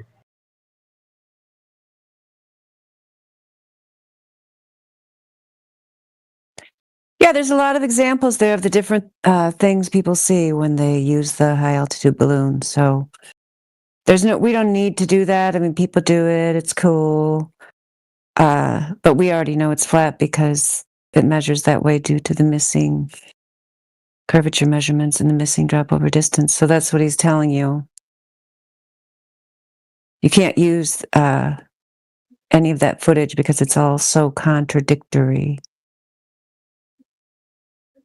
Then what you will believe in? Like, if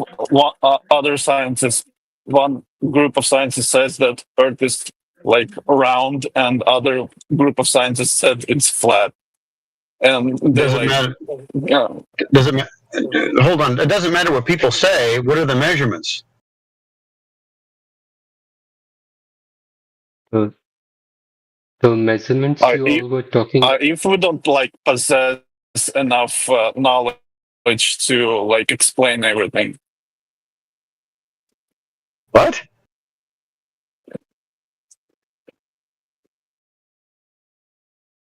That's not like the other like thing. If we don't have the knowledge enough to explain why it's happening like that.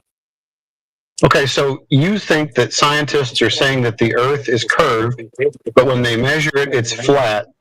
And since that's inconvenient, you say maybe we don't have enough knowledge to really know. So they've been telling you something that they don't know for how many years now? A century? 500 years? So they've been lying to you for 500 years. Yeah, because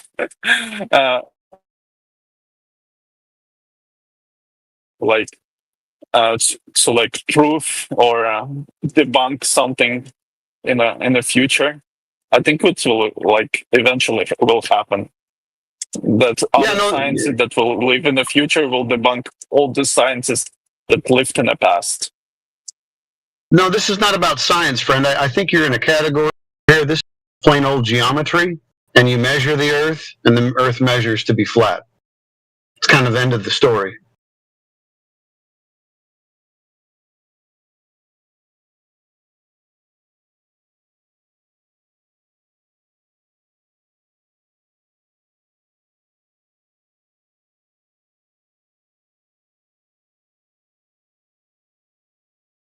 It's not that complicated. All we need is drop over distance to be a ball. We go check. No drop over distance. But you said that there is on the other side there is a drop of distance. Where? And can you show it to me? Side, no, the other side doesn't have any measurements. Some balloons you said that some balloons have a drop of distance, and other balloons will not have, don't have. Yeah, you understand that just throwing a balloon up in the air is not a measurement of the Earth's surface. That's just whatever the camera captures, depending on how good a lens it is, and blah, blah, blah. So it's not conclusive. What you should do is measure the Earth. I don't know why you guys avoid this part. Why can't you just go ahead and say, yeah, we should measure the Earth? That would be the best idea, just to measure it. Then we don't have to worry about lenses and all this other BS. Just measure it. So I go with the surveyors. So the surveyors, they're measuring the Earth flat. Are you disagreeing with the people that survey the Earth?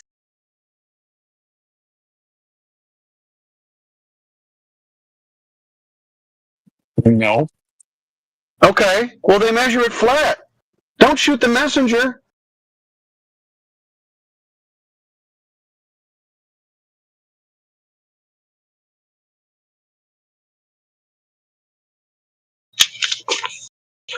I think to me it sounds like a bias. Like, I really want the Earth to be a ball, so I'm only going to select the situations where it appears like there might be some curvature, and that's what I'm going to adopt as my reality. On the distance in the space, Earth is a ball, and then when you living on the Earth, it feels like flat. No one's going to space, my friend. You can't combine cosmology. Been to the space and then turned around and snapped a photo of the Earth. That hasn't happened. The only time that they claimed to do that was apparently from one of the first moon missions. They have one photograph, but that's no problem, because if you take that photograph and you go, okay, well, the Earth is a sphere, so then you actually measure the Earth, and the Earth doesn't have any curvature, so then you can conclude that that photograph is baloney, right? It's BS. It's false. But you can do the picture by yourself if you will launch the balloon into the space. I already told you. Examples for you. We posted examples for you in the side chat where it looks flat. Are you driving? Are you not looking in the side chat? No. Yeah, I don't have too many. Yeah, I will look. Yeah, check the footage.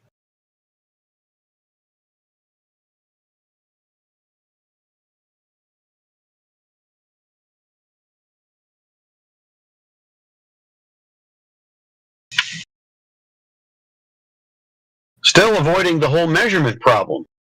Well, sometimes it looks like it's round, so I want it round. Dude, that's a bias. And then there's people on your own side that tell you, right, that even if it is a ball, right, from that height, you wouldn't perceive curvature. It'd still look flat. From 120,000 feet up.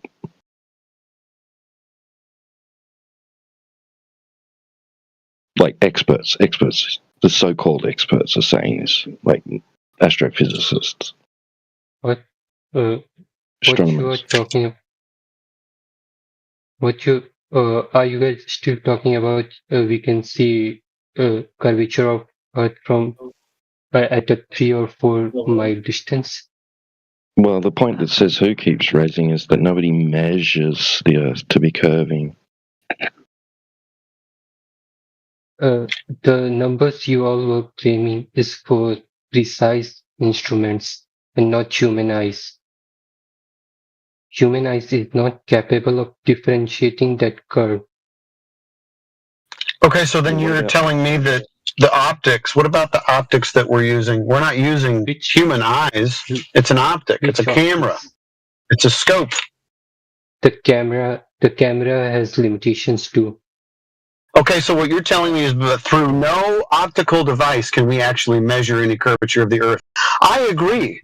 There's no way to measure curvature using an optical device. You're right. You can use lasers. Okay, and do we have any lasers that are showing the drop over distance that you require, that 200 and some feet that DJ was talking about?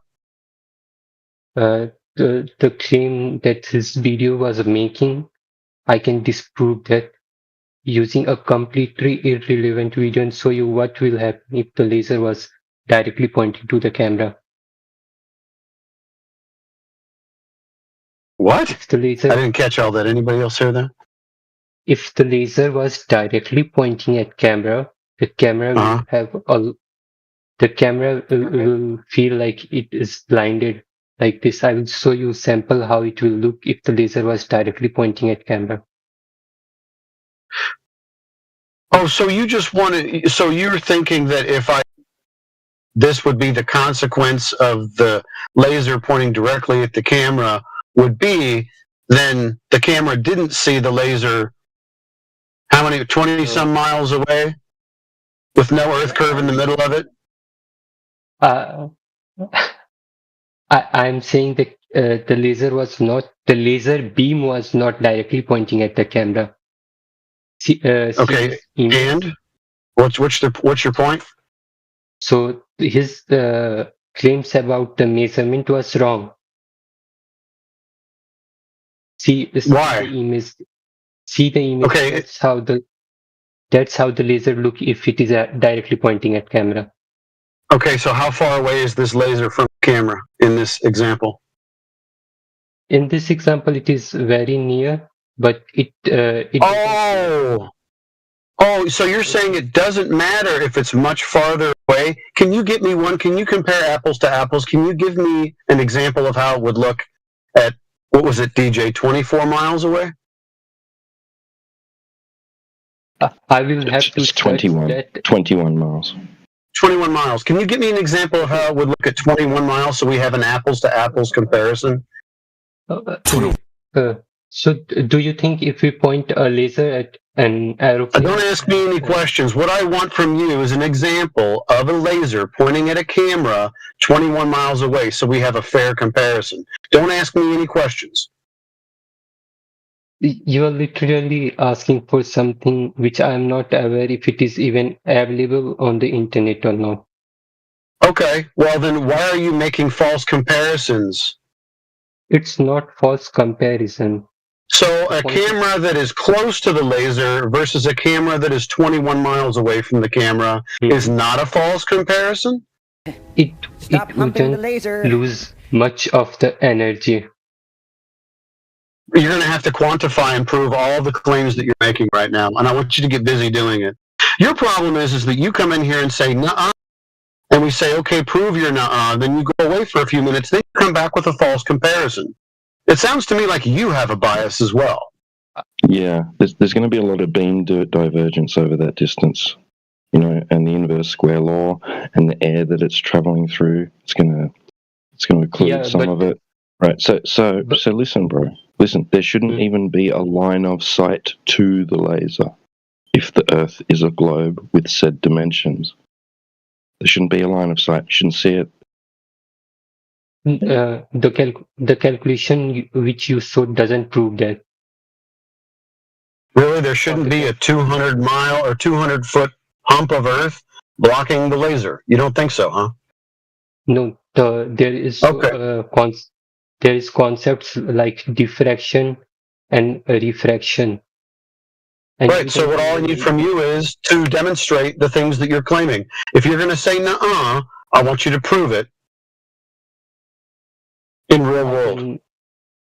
I can find the math for you about how much energy the light loses. Sorry, friend, I want a real world demonstration. I don't need you to go on the internet, crank out your math machine, and then say, see, the math machine says this is not possible. What I want from you is practical demonstration.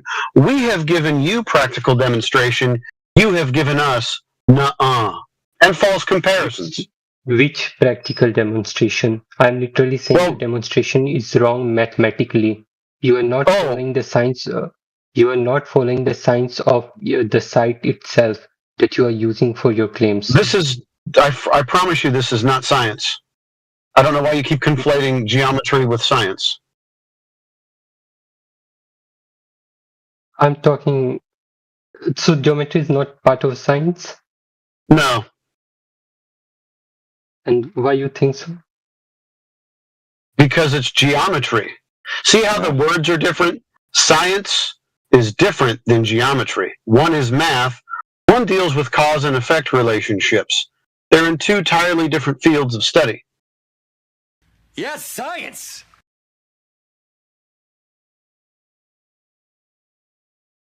So you are literally saying math is not science. Yeah. That's exactly what I'm saying. Shock horror. Why would you say it is? Why wouldn't I? Because in mathematics, I'll tell you why. Because mathematics doesn't follow the scientific method. Within the scientific method, there is no mathematical step. You use mathematics in every. Is mathematics science, dude? You just said you do science without math. You can abstract mathematics, but mathematics is not the scientific method. Science is not mathematics. Geometry, shapes, definitely not scientific. Geometry is not scientific. No, but give me a hypothesis for a triangle. What did you say? A hypothesis for a triangle. Yeah. What do you mean by giving hypothesis for triangle? A hypothesis. A hypothesis. I'll tell you. A hypothesis is a special type of prediction that predicts how the independent variable will change the dependent variable. It's basically a prediction of what causes other things to happen. So give me a hypothesis, a prediction of cause and effect for a triangle. I can give you how the size of sides affect the angles of a triangle. That's trigonometry. Yeah, that's math, not science. Thank you. You didn't give me science. I'm asking you to give me science. That's math you gave me. That agrees with your definition of hypothesis. No, the definition. Do you require citation? Definition.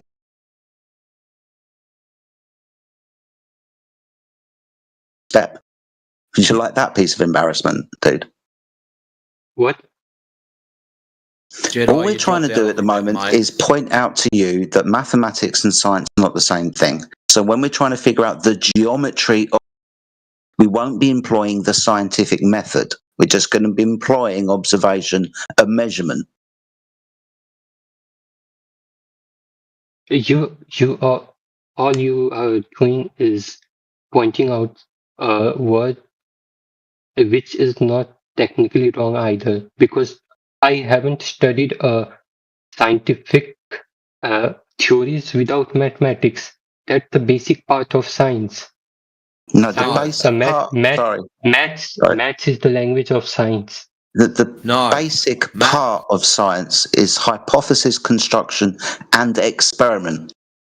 Make your prediction of the cause and effect, and then test the prediction in an experiment. That is basic science. What you abstract later from the scientific method, the hypothesis and experiment, your theory, you can add your math in there if it helps your theory. That's fine, but it's not science. Mathematics does not take part in the empirical demonstration of cause and effect through experimentation. That's all we're trying to point out. Please don't try and die on this hill. Like you have every other one. Thanks. I will just say, without mathematics, there is no point of experimentation. You can't. Excuse me, that's incorrect. That's incorrect. I can make a hypothesis right now about something that happens in physical, and I will not need mathematics to complete the experiment. And that will not be accepted in a scientific community. You need mathematics. Excuse me, would you like to go through it and be the judge? Let's say I make the observation after it rains, the water that was on the floor isn't anymore. I'm going to predict that the cause of the water not being there anymore is a change in the temperature, the heat. So I'm going to say that heat causes water to evaporate. I'm then going to test that hypothesis and manipulate the independent variable of heat to see if it causes water to evaporate. Now, if you've got a problem with that, I suggest you go back to school. And it will not be accepted without you explaining the thermodynamics of what's happening. And you need maths for that. Your claim is No, I simply just wrong. need to change the temperature. No, you need thermodynamics to define what's happening. Yeah, And but I just need to change the temperature, don't I? You need maths for that. You need Excuse me. enthalpy. You need enthalpy of condensation. Cucumber. You need Cucumber. Yeah. I'm going to ask you a very simple question. When your stove is turned off, your oven is turned off, you can put your hand on it and tell that it's cold. When you turn it on, you can put your hand near it and tell that it's hot. You don't need mathematics to work out heat. And it gets hot and cold immediately. Excuse me. This is where I have the contention. You're talking about your scientific theory that's going to come later. You're not going to have your scientific theory with the hypothesis I just constructed before your very eyes and the experiment everybody can do when they boil a fucking kettle. Now, you can do whatever you want later. Now you've done this. Your paper will not be accepted just based on experimentation. Excuse me, I've just done a scientific experiment. This is a hypothesis test. We were taught this. I've observed something happening, my dependent variable. I've made a prediction of cause of that happening, my independent variable. I've gone forward in the experiment, kept everything else the same, known as control variables, and only varied and manipulated the independent variable, the temperature, the heat, to see if it causes the water to do something. And how will you define relation in variables without mathematics? Later, we can go on to our theory, but it's going to be based on the scientific method that we just completed. Again. And your paper will not be accepted without mathematics. He doesn't care. One more goddamn time. Cucumber. Dude. Anyways, this was not the point. And Cucumber, you are stop for a second. Yeah. Cucumber. Mathematics is a tool, a language used within science. You can follow the scientific method without mathematics. That's what Jedi was just proving to you. Yes, we all agree that mathematics is out there. Mathematics is a tool. Mathematics can be used in science. We are not disagreeing with that. But you said earlier mathematics was science. And that's what we're showing you that it is not. That is all. I literally said that the science doesn't agree with you, and you all started pointing that it's not science, it's mathematics. And what I meant from that is you all are using scientific theories and mathematics in it. So I was not focusing on a particular word. No, you're not. Hey, let me ask you something, bro. When people made a prediction that due to the investigation of the diets of people with scurvy, when they made the prediction that if they give them citrus fruit, it might help them, right? And they tested that hypothesis. Did they use any math? We were not talking about bio. Did they use any math? Because they employed the scientific method. Hey, bro. Did they use any math? Did they use any math? Yes, it is. They employed the scientific method. We are talking about physics. Hey, are you telling me that they did not employ the scientific method in order to cure scurvy? We are talking about physics. Did they employ the scientific method? Hey, did they employ the scientific method to cure scurvy? Yes or no? Bio is not my field of expertise. So yes or no? Yes or no? Bio is not my field of expertise, nor it is relevant. So the answer is yes, they did. The answer is yes, they did. Did they use any math? Did they use any math? We are talking about physics. Did they use any math? We are not talking about bio. Did they use any math? Science, you intolerable little man. This is becoming frustrating. You don't answer direct questions, man. They didn't use any math. They just made a prediction. If we give these people some citrus fruit, we'll see what happens. We predicted that they will get better. Guess what? They got better. So you get nothing. You lose. Good day, sir. Yeah, good day, sir. They didn't use any math. But but they employed the scientific method. You all are just pointing out a word which I use, and the example that you gave is not relevant. We were talking about the physics and the It is very relevant. We're talking about science. We're talking about science, right? Natural science. And the science word I used is for the physics that we are talking.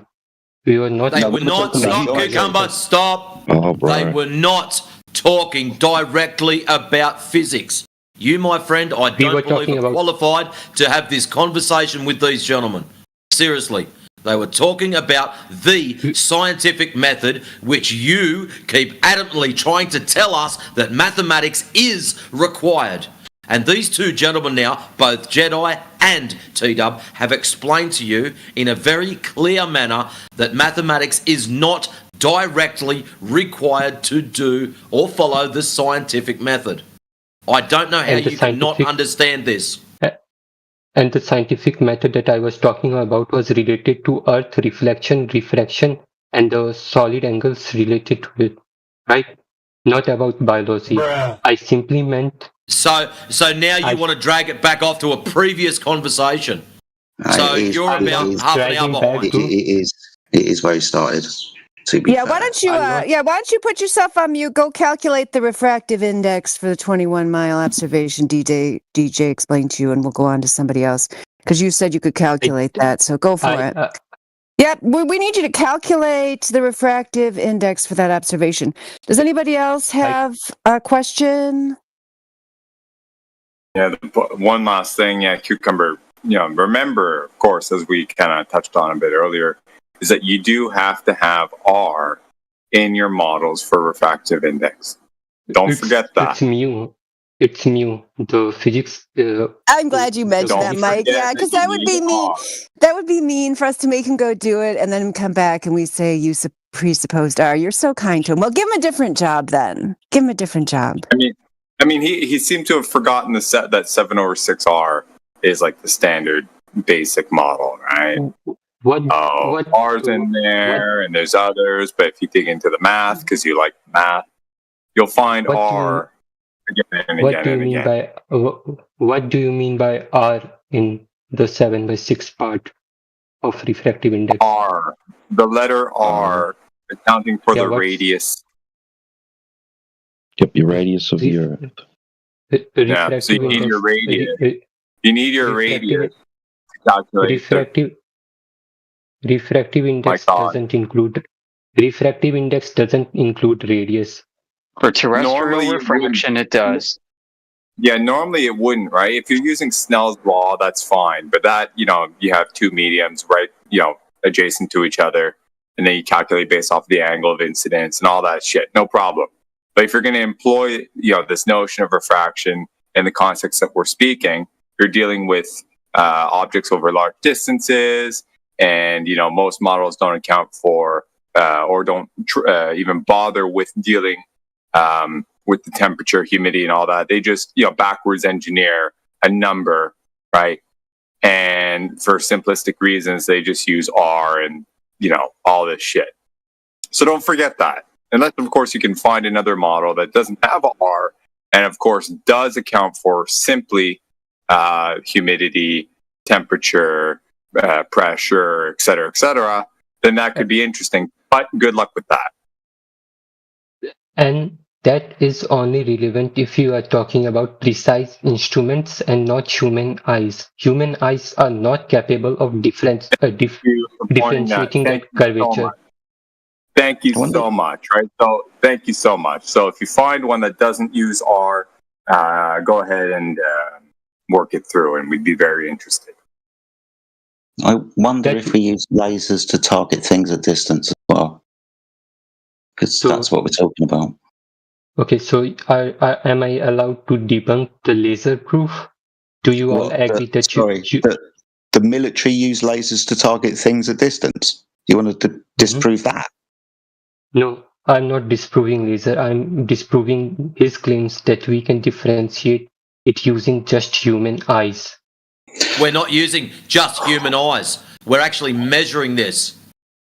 Yeah. See, this is where you're creating a straw man. You're trying to debunk something that's not claimed. So how about Cucumber? How about you've made the claim that refraction is what the problem is here? So how about you take a back seat, go and do your calculations, and you come back when you've got them done, and you explain to everyone how their laser tests are inaccurate due to refraction. Yeah. Well, actually, he's just going to need measurements of the Earth's surface to start with. Okay. Yeah, that'd be cool. I literally showed why the laser is not a good test and how the camera should. No, bro. I showed how the camera should behave. No, you didn't. No, you didn't. Now listen, bro. Start with the measurements of the Earth's surface, and then we can talk about how light might behave over the top of it if it's a ball. But it's got to be a ball first. You've got to measure it to be a ball first, and then you can use the excuse of refraction, terrestrial refraction. Wait. Not until then. Not until then. Not until then. No, I'm sorry. Not until then. Go and get those measurements of the Earth's surface, please. Ooh, I like T-Dub's assignment for him. Way higher expectations. I know. Nice. That was good. That was really good. I was sitting patiently listening to all of that. Yeah, that's really good. Yeah. Go and measure the surface of the Earth, and then you can talk about lasers later. We don't let you beg the question here. Nice, T-Dub. Does anybody else have a question? We got a lot of new people in here that I haven't seen recently. Buck, CP's here. Welcome. Eluhard. Gaga. Hussein. Look at all these people. Somebody's got to have a question about flat Earth. Joka has lots of questions. Doesn't seem to want to talk to us. Cat with weird mask. Oh. What are you talking about? Gaga. Sorry. Go for it, Jedi. Tell Gaga. The surface of the Earth. Is it or is it not a sphere? It is a sphere. Not. Have you got those measurements of curvature yet, dude? Stop the cap. I can show you the measurements from. I can show you the curvature from satellites. No. You seem to misunderstand this, and I don't want you to misunderstand this. T-Dub was very specific in the question that he asked you. He asked you for the measurements, physical measurements of the curvature of the Earth. Something that hopefully we can all verify for ourselves. Don't give us satellite images, dude, please. That wasn't your task. So curvature measurements, drop over distance, deviation from horizontal. Yep, all that good stuff. Yeah, get back to Gaga. He needs more time. Your assignment is to take at least 20 minutes researching this, please, by all means.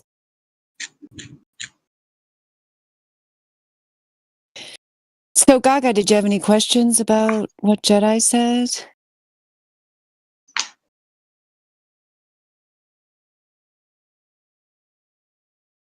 Hello, are you still there? Come on, Gaga, save us from Cucumber. Well, she probably got a phone call. If there's anybody else, Close LA, Mercy, Oates, we've seen you before. Welcome back. Tifu, Yug, lots of people in here. Hi, Yug. How's it going?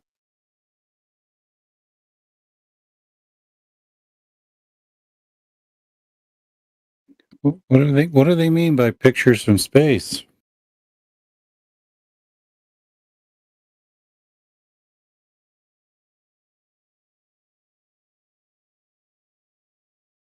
Can anyone duplicate those pictures?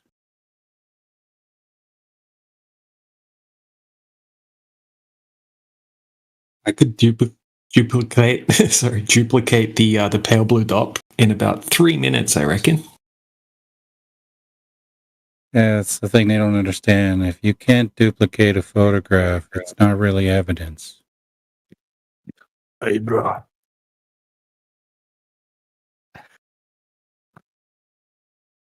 The earth is flat and I am Batman. Hello, Bruce. How are you?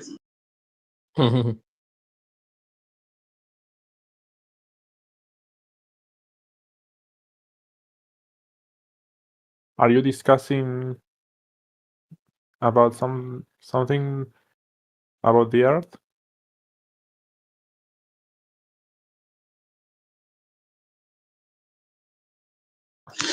In general, yes. At the moment, there doesn't appear to be a topic on the table. Someone's been sent off with an assignment to go and get the measurements of the curvature of the Earth.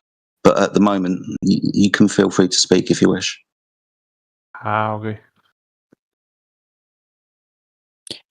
What are your thoughts about the Earth, Christopher? Eh? What are your thoughts about the Earth? Do you think it's a globe? I don't know. I didn't saw the Earth from the space, so I can't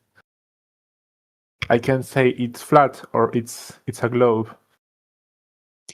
Yeah, well, that's what we've been talking about. Yeah, that you actually can tell from the Earth. Yeah, because if you, if you wanted to measure your table, you just measure your table, right? Wouldn't be like, oh no, I gotta be suspended from the ceiling to see my table. No, you're there. We measure it. It measures flat. There's no drop over distance, so we don't need to go up there. Yeah, we understand the concept that there's a claim that they're going up there, and that's why those images are not reproducible, as was just being implied here. I think that was Rayleigh asking that. But the measurements that the Earth is flat, anyone can test those out, and we've done it multiple times. So, what are your thoughts about the Earth? Is it flat for you, or flat for me, you, and everybody else, Christopher? That's right. Isn't it flat for you? I don't know. Well, I mean, isn't that how you experience it? Flat and stationary? Have you ever seen a globe anywhere except for, a toy store, somebody's living room, or your boob tube television set? Computer screen? I don't know. It may be something related to the gravity. No? You wish, yeah, you wish. Yeah, that's what, Globers come in here. They're like, it's got to be gravity. That'll save me. That'll keep me on the globe, or refraction. Something's got to keep me on my fantasy spinning globe. It's so fun. No, gravity doesn't do it for you. Yeah, I know you think it does, because that is, been introduced as some way to make the illogical seem coherent with a bunch of complicated calculations and claims that can't be verified in reality. But nope, that's not going to make a globe for you. Nope, especially since water doesn't curve, water is level. We know over 70% of the Earth is water. Do you ever go to the ocean, Christopher? No, I didn't get it in the ocean. That's I mean, too I saw bad. I saw the ocean, from the coast. Oh, the good. coast. Yeah, you just didn't get in it, but you looked at it. Looked pretty flat, didn't it? Yes, it does. It does. Because it is. Yeah, at no point does it curve, because that would be illogical, right? For water to curve around a ball and stick there, is that something you've experienced in reality? Yes. You have. Oh, you've seen water stick to a ball on all sides and just hang there. You've seen that. Yes, I did it. I did it. Stop the cap. I know, please. That was the best use of that soundbite ever. I mean, not now that I know what cap means. My goodness, you never saw that. No way. You never saw it? You never saw that? Water sticking to all sides of a ball? What? Have you never seen it in basketball? Oh my gosh, no, we're back to Cucumber. No. Did you find that Earth curvature yet, Cucumber? Yeah, I found someone who already did the maths, Hold on. Before you get onto that, I need Christopher to concede that water cannot stick to all sides of a ball, especially while it's just being suspended in air. Christopher, maybe we're not looking at the same thing. I mean, please demonstrate that in the side chat here if you've got it. Okay. What I have to do? What I have to do? Show me water curving around a ball and sticking to it in the world. Yeah, you just told me you've seen it. I want to see it. Did you take a picture? I'm not debating. I don't know. Do you want me? Do you want me to show you if the Earth is circular? Oh, sure, if you can do that. Oh, no, they don't want that, though. But we've already got Cucumber up to bat. He claims he's got proof of curvature. But if you've got it, I mean, I promise you he's going to need some backup. Yeah, so if you want to go find your evidence of the curvature of the Earth, by all means, go for it.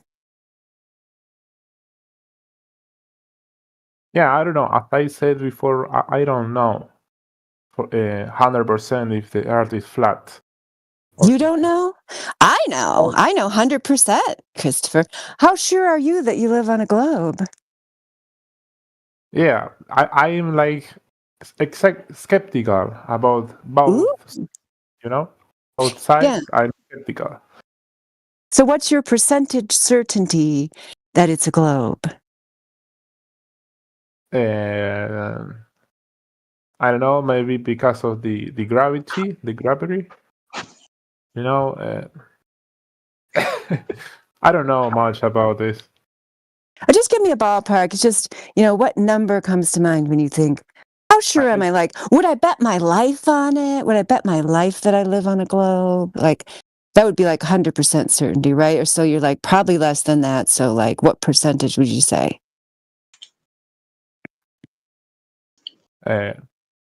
50. 50. Ooh, I like that one. That's a good one. It's on the fence. Yep. Put you squarely on the fence. Half and half.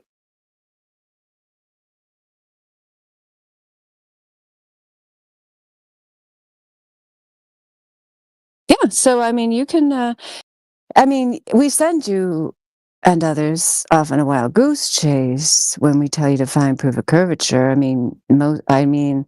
Really, it's just a test to see your ability to evaluate evidence, because if you just search that term, you'll come up with a bunch of fallacious reasoning, which we can, go through each one and debunk it for you, if you're interested.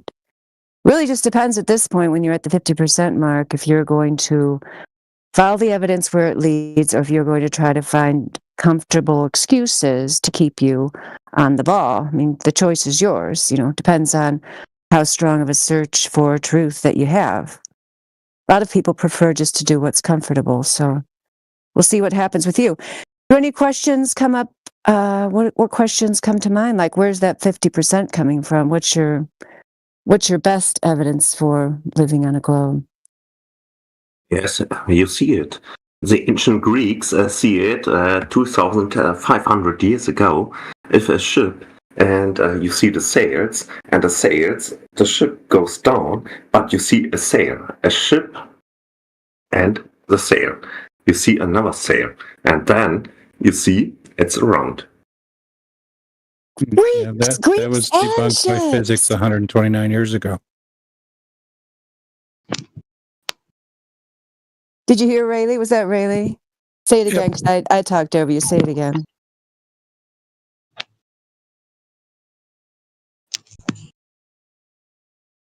Did you hear what he said? Yeah, the ancient sailors believed that because they had no education in physics.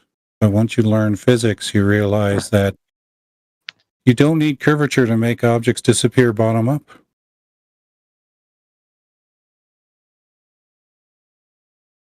Yeah, I mean, that's what I was just telling Christopher. Look, that guy did it for you. You didn't even have to do a Google search. You do a search, those two lame, heavily debunked, ridiculous, illogical arguments are the first two that will come up.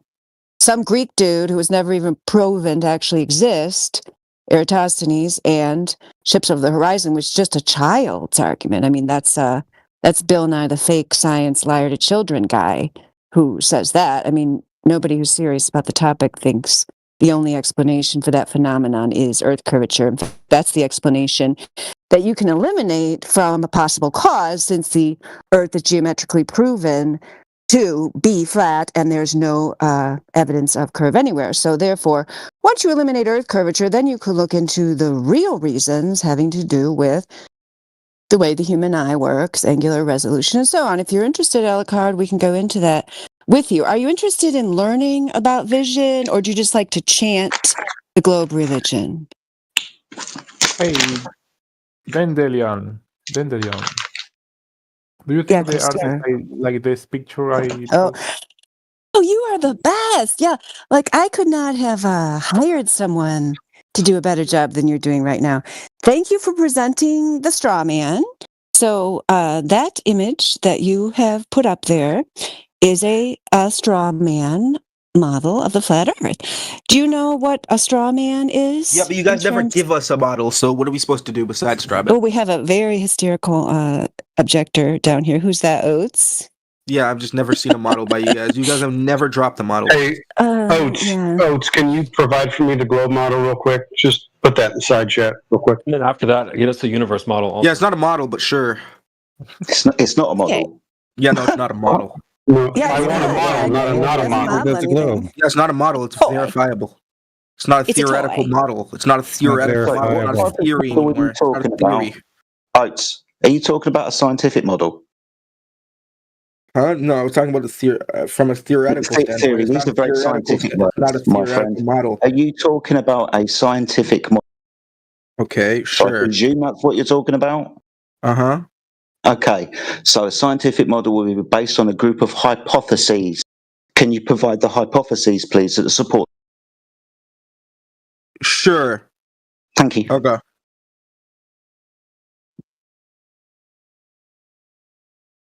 Oates is going to be on mute so he doesn't throw himself into the gears. Continue, Dandelion. Yeah, because I wanted to make sure Christopher understood, that this is not what we claim, your model there. There's so many things wrong with it. One thing is that it appears to be like floating in space. Yeah, that's one thing. Another thing, it has like defined limitations around the edge. It kind of looks like a discus type thing. Hard to see it so shadowy there. I guess that's what it is, right? It's like a disc. Yeah, so nobody who's serious about flat Earth makes this claim. This is straw man means it's an argument that is what you characterize or kind of, mischaracterize, I should say, your opponent's argument as some kind of simplistic, usually it's just kind of like a joke or a parody or a meme like that, because then you can easily beat it down, right? But we'll debunk that model you showed there right alongside you. Yep, we don't think that. We don't think that's what the Earth is, so thanks for asking. So what is the model that you believe? That's what your little non-buddy down there was screaming, wasn't he? Where's the model? Yeah, so why do we need to have a model of the whole Earth would be my first question. I mean, why do you think we need that, Christopher? What do you think we need that what? Why do we need a model of a gigantic, very complex system with many interrelated systems within it, in which we are not able, either logistically or motivationally, like I'm not going down there, and I couldn't if I wanted to go try to explore the outer regions. So like, I just accept the things that are right in front of me, and if I need to model a system on a small scale, then I do that. Other than that, don't you see the Earth as flat and stationary? Isn't that how you experience it, Christopher? Can you repeat the sentence, the last sentence, please? The question. Don't you experience the Earth as flat and stationary? Meaning not moving. Seems pretty still, doesn't it? Oh, yeah. Yeah, I agree. Yeah, and then you see the sun moving above you, the moon moving above you, and, you can just deal with the Earth as a realm, as it presents itself to you. Like, you don't have to know everything about everything. usually when people do that, like that's how they dig themselves into holes. And sometimes they get so abstract, like was demonstrated earlier with Cucumber, that they just they play themselves, right? Because you, depending on what you want to do in the world, you can just do that thing and it works well on a flat earth, since that's where we are. Like the globe thing is just a total distraction. I mean, we all treat the earth as flat and stationary in our real world, everyday experience, right? Right. Yeah, you don't have any reason to think about some spinning globe. I mean, that's just some story they told you. I know they keep flashing it in your brain, so you got it like really lodged in there. It takes a long time to get it out. But yeah, there's no globe. It's not real. It's just a story they told you. There's lots of evidence to show how it's actually a religious belief. That's how it started, a philosophical belief. If you don't like the word religion, it's a philosophical belief with no basis in reality. When you test it, you find it's not there. Yeah, I don't believe in NASA, for example. Good start. Good start. Liar. You know they're liars. You don't need to believe. There's a lot of things already happen in They're space, getting worried. like a free They're fall preaching from to you. Red Bull. They're preaching to you, like Christopher. They're getting worried. Come back to the Globe Church. Yeah, but they're preaching to you. Don't let those flat earthers get But logic there put in your is a brain. video of Every time you talk, free they're fall like, from a "Ooh, we got to keep preaching the Red globe. Bull Don't forget. jumper. Don't forget about the globe. Oh, the Red And Bull. you will Ooh, see Maru. that it's Most globe believers don't bring that up anymore because it's such a joke. Like then you're ready for like a torrent of people in the text chat explaining to you why the Red Pill jump is a joke. Like really, Red Bull jump proof of globe curve. I mean, at least he's bringing us you that. can It's see the Earth, nostalgic, like, right? It's nostalgic. Yeah, we can see the flat but you can Earth see through the the Earth from the horizon. Yeah, we can see the flat horizon through his windshield. Absolutely. Yeah, I'll put that image right up there for you, Mr. You. Fisheye lenses make a good globe. Okay. Yep, there it is. 127,000 feet flat horizon. Done. Proof of flat, I guess, according to you, Umaru. So I'm not done with Christopher yet, but we can get on to your question in a minute. it's just So a yeah. picture. You need to show the video. Okay, Umaru, I just said, put it on the bulletin board. We'll get to that next. So yeah, Christopher, you were saying I can before the send the dude. video if you want. Both dudes are going to preach now, yeah, because it's really scary when someone like is at 50%. That's really scary. Then you really got to get the ladies inviting him to the Globe Church cookie party. Just smooze him right back on there. Make sure you DM him about Red Bull and how great it is. Anyway, Christopher, what were you saying before they interrupted you? The Earth looks flat to you in the thumbnail. Pardon? Don't you see the curvature in the thumbnail of the video that Umaru sent? Do I have to watch the video? No, see the curvature in the thumbnail of the video. Like the thumbnail below the link. You can literally see the curvature. Okay, yeah, if you're going to use pictures to prove it, then I'm going to use pictures to disprove it. 23 minutes after the hour, flat horizon, 127,000 feet, which they accidentally shot. Yeah, so they have their fisheye lens in other parts. We get it. Yep, we got it. The point is, as says who so eloquently explained earlier, none of these are proof of anything. They're inconclusive because they're so widely contradictory. That's why we go to the ground and we try to find the drop over distance, and we do not find it because it's not there. Hey, what is this video you shared me? Who are you asking? What video are you talking about? Me, Christopher. I know, but what video? I know the video that shared Amauro in the chat. Oh, you want Amaro to bring you back to the globe. Yeah, that's fine. If that's more comfortable to you. If you're not interested in facts, if you just want more fairy tales, science fiction. I mean, if you're just into science fiction, yeah, go for it, Matrix. How about these gentlemen go and watch this video? And as you'll notice at the start, you'll see the nice little rocket that he's inside of before it takes off, and the camera shows the surface of the ground at ground level. and it is curved exactly the same as it is in the image where he's all the way up there. So surely one of you would have stood back and went, oh my dear, they're using fisheye lenses. Fisheye lenses make things curved so they can compress more data into a smaller space. But since you guys don't want to see that and you just believe that it's curvature, go right ahead. I'm not going to stop you.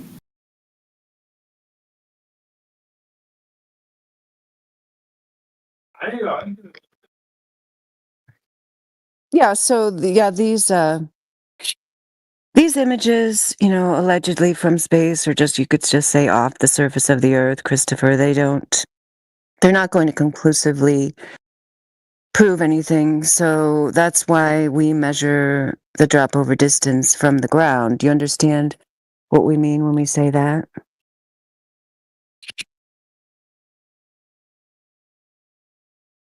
And why you all think all countries are lying about the Earth being round?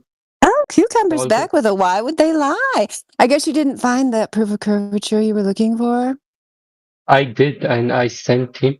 He missed the claim about it is just a mirage, which the person disproved.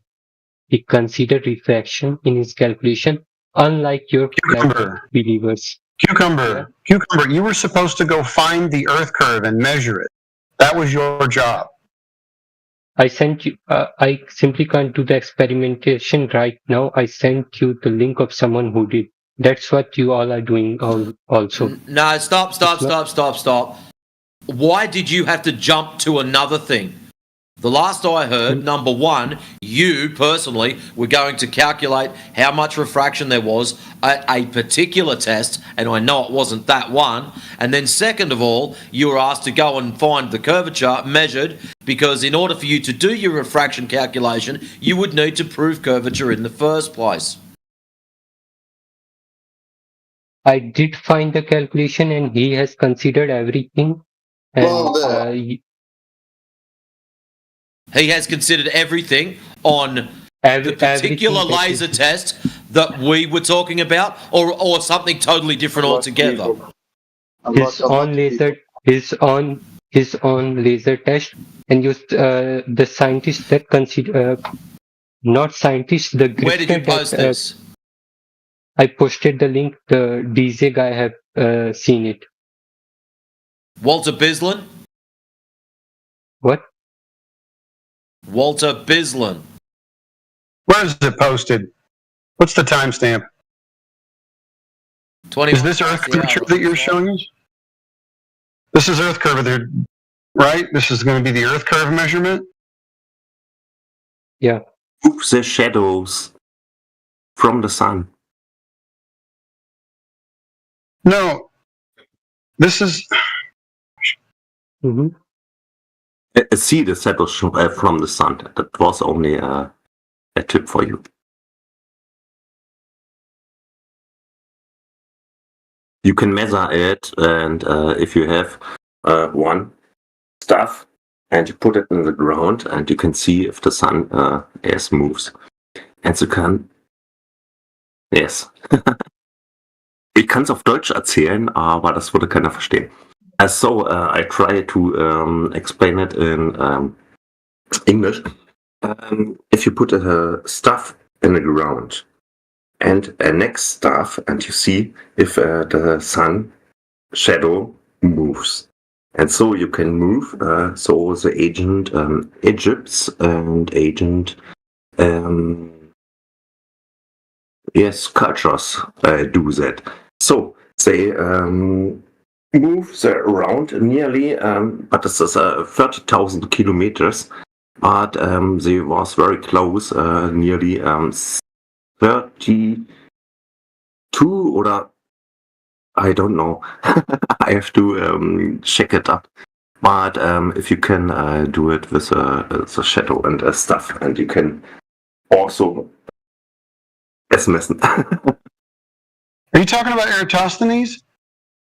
Yes, about flat Earth. Yeah, so he begged the question that the Earth was a sphere, and then he affirmed the consequent. Do you want me to go through it? Yes, that's a sphere, and so you can move. No, you don't assume sphere in the first instance. You don't assume sphere. You just take the measurement. No one assumed that. You can Cucumber. I looked at the measurements that you posted. They assume R with the refraction. We need the R value in the first instance. That was for a claim of a guy that you need to. I want you to go get me the Earth curve measurements. I don't want to hear another word out of you. You understand? And so you get the Earth curve measurements. That's when you can start talking. I sent you the papers. The guy, the DJ guy, have looked at it. Okay, I'm going to have to do it this way, all right? Okay. To our new player, Eratosthenes. Why did he assume that the Earth was a sphere in the first place and then affirm the consequent? Can you tell me why?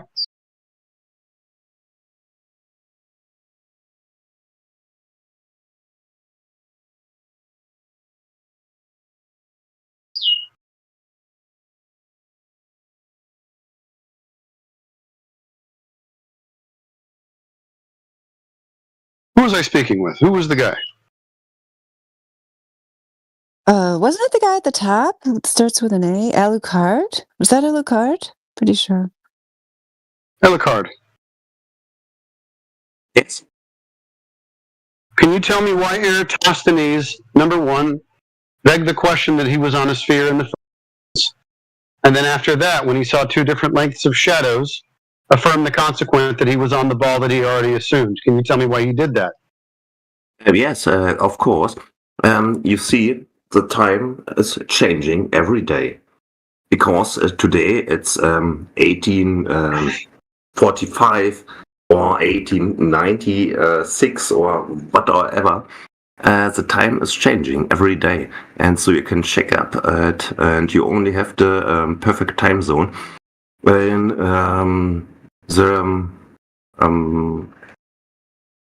oh God! Yeah, what does that have to do with me asking about Eratosthenes begging the question that he was on a sphere, and then affirming the consequent with two different lengths of shadows? Why aren't you answering that question?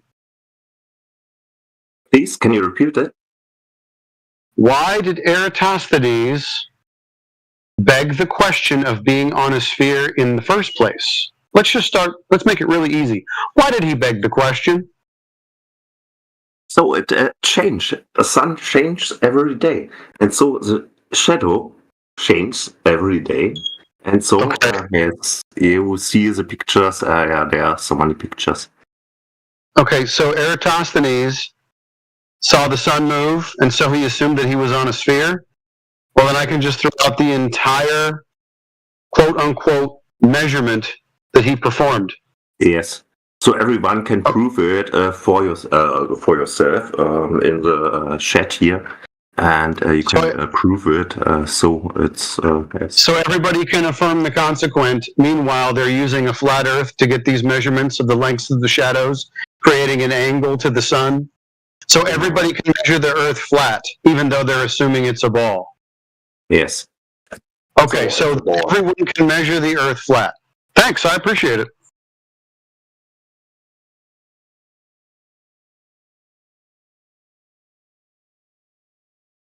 And looking at things in the sky helps us determine what we're standing on. Awesome.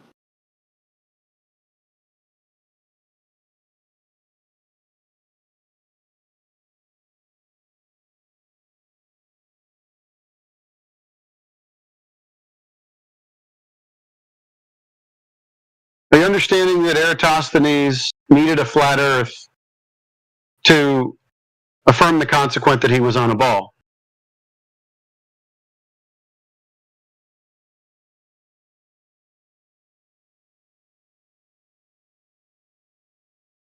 He took an angle to the sun and treated the Earth flat.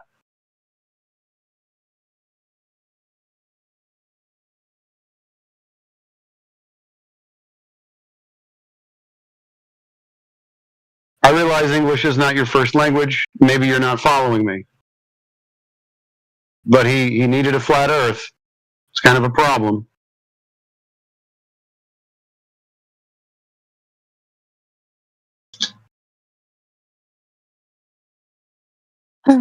I don't know. Oates had some kind of question earlier. Now he's gone. Never mind. Because I know I told him we'd get to it, but now I guess he's gone. So never mind.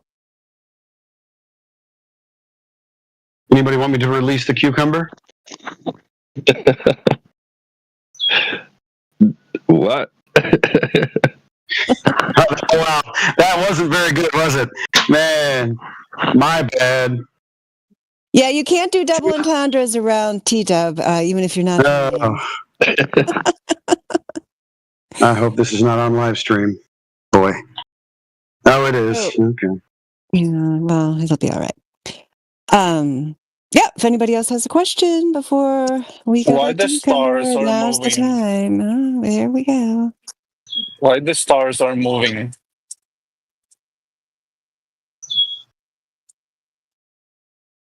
I don't know why they're moving, but they're definitely moving, and the Earth is stationary. Because the world is spinning. Yeah? Prove it. Okay. Prove it.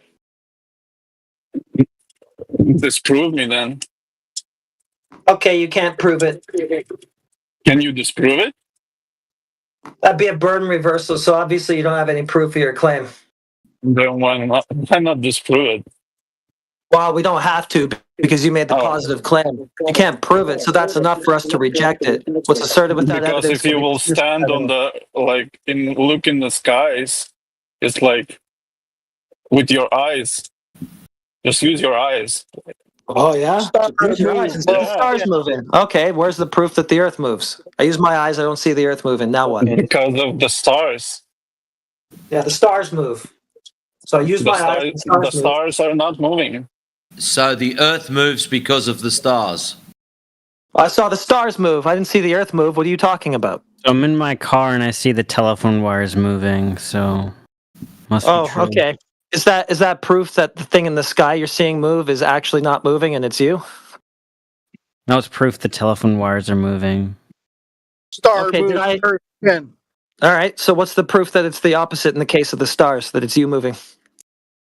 Because all you have is the observation of the thing moving. You see a plane fly through the sky. That means you're moving? No, look, all I know is I'm in my car and I see the telephone wires moving. Okay, you're just another clown show then. You don't have proof that it's actually the Earth spinning around, do you? I didn't claim Do you have proof? No, I don't have any proof that the Earth is spinning around, same as you. Oh, maybe I have. Okay, what is it? Maybe I will just Google it. Oh, yeah, maybe. Yeah, maybe there'll be proof of that thing that you claimed already before researching it. We'll see. You will disprove it? What you will do with this information? There's if nothing it will prove the point. There's no information yet. Post it. Do you think? Yeah, there's nothing to disprove so far. It's just a baseless assertion. You saw something move, but it actually didn't move. It was you. Prove it. Buddy, do you know what a citation is? Yeah, I do. Would you post one for me, please? No, not you, bro. The Glober. Okay. I have a unicorn in my garage. Yeah, it's super easy. If you want to demonstrate the globe, it's like you just go to the source, you highlight the part that says, the Earth is a globe because, and show us the measurement. Hold on, I need to ask the gentleman who said he has a unicorn in his garage a question. What color is it?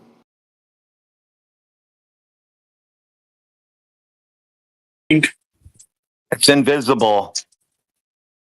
Those are the best kind. Oh, that proves that he has a unicorn in his garage because it's invisible. And you can't see an invisible unicorn, so that's proof that there is one because I didn't see one. That's right.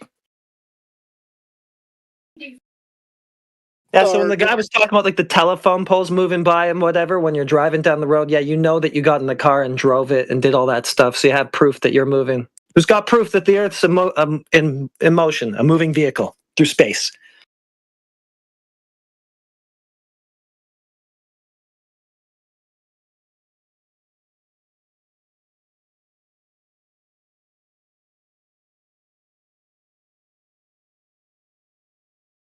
Star move, Earth spin. That's about as far as these guys can ever get. Yeah, it's fucking ridiculous.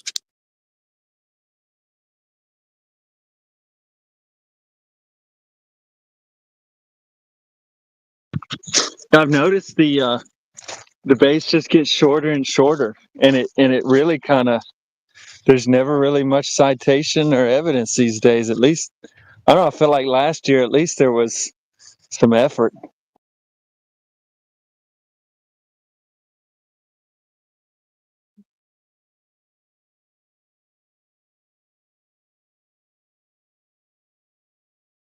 Everything I want. Everything shiny and beautiful and bright. Not like this smelly house. Not like you. I want to go back where I belong. Janice, this is where you belong. That's what the house. Your mother and father's only servants there. They lived in the gardens cottage. That's where you were born. That lady, Emily Devon, was not your mother. She was the lady of the house. You know all this. Who's hot miking? Professor Triangle.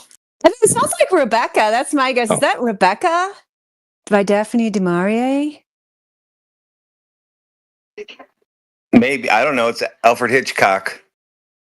Okay, yeah. I don't know. Did Alfred Hitchcock do that movie? He might have. It's a really good movie. Book's even better. Well, there's nobody else talking. I figured you wanted to hear that. At least Alfred Hitchcock is more believable than the Globe. Oh yeah, he did do the Rebecca movie, 1940. Very good. Yeah, nice. Don't watch the movie before you read the book, though. That's my advice. Rex like major plot twist. That's totally fun.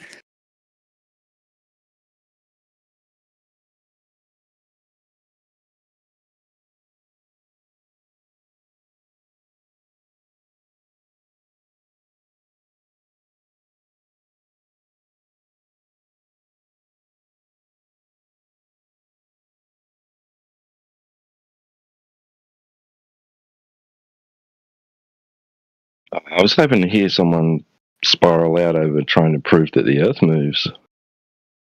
Yes, T-Dub wants a spiral. I don't know. I mean, you could try antagonizing them some more. I don't know. Cucumber's still here. That would be my best bet, followed by Umaru. Umaru actually was getting closer at one point. There was a slight hysterical tone, so I'd go for Umaru. Hey, Umaru, you got any more questions about Flat Earth? Yeah, why it's flat and why it's not circle. Yeah, because it can't be flat in a circle. On the long distances, it can be. Okay, backing away from the mic.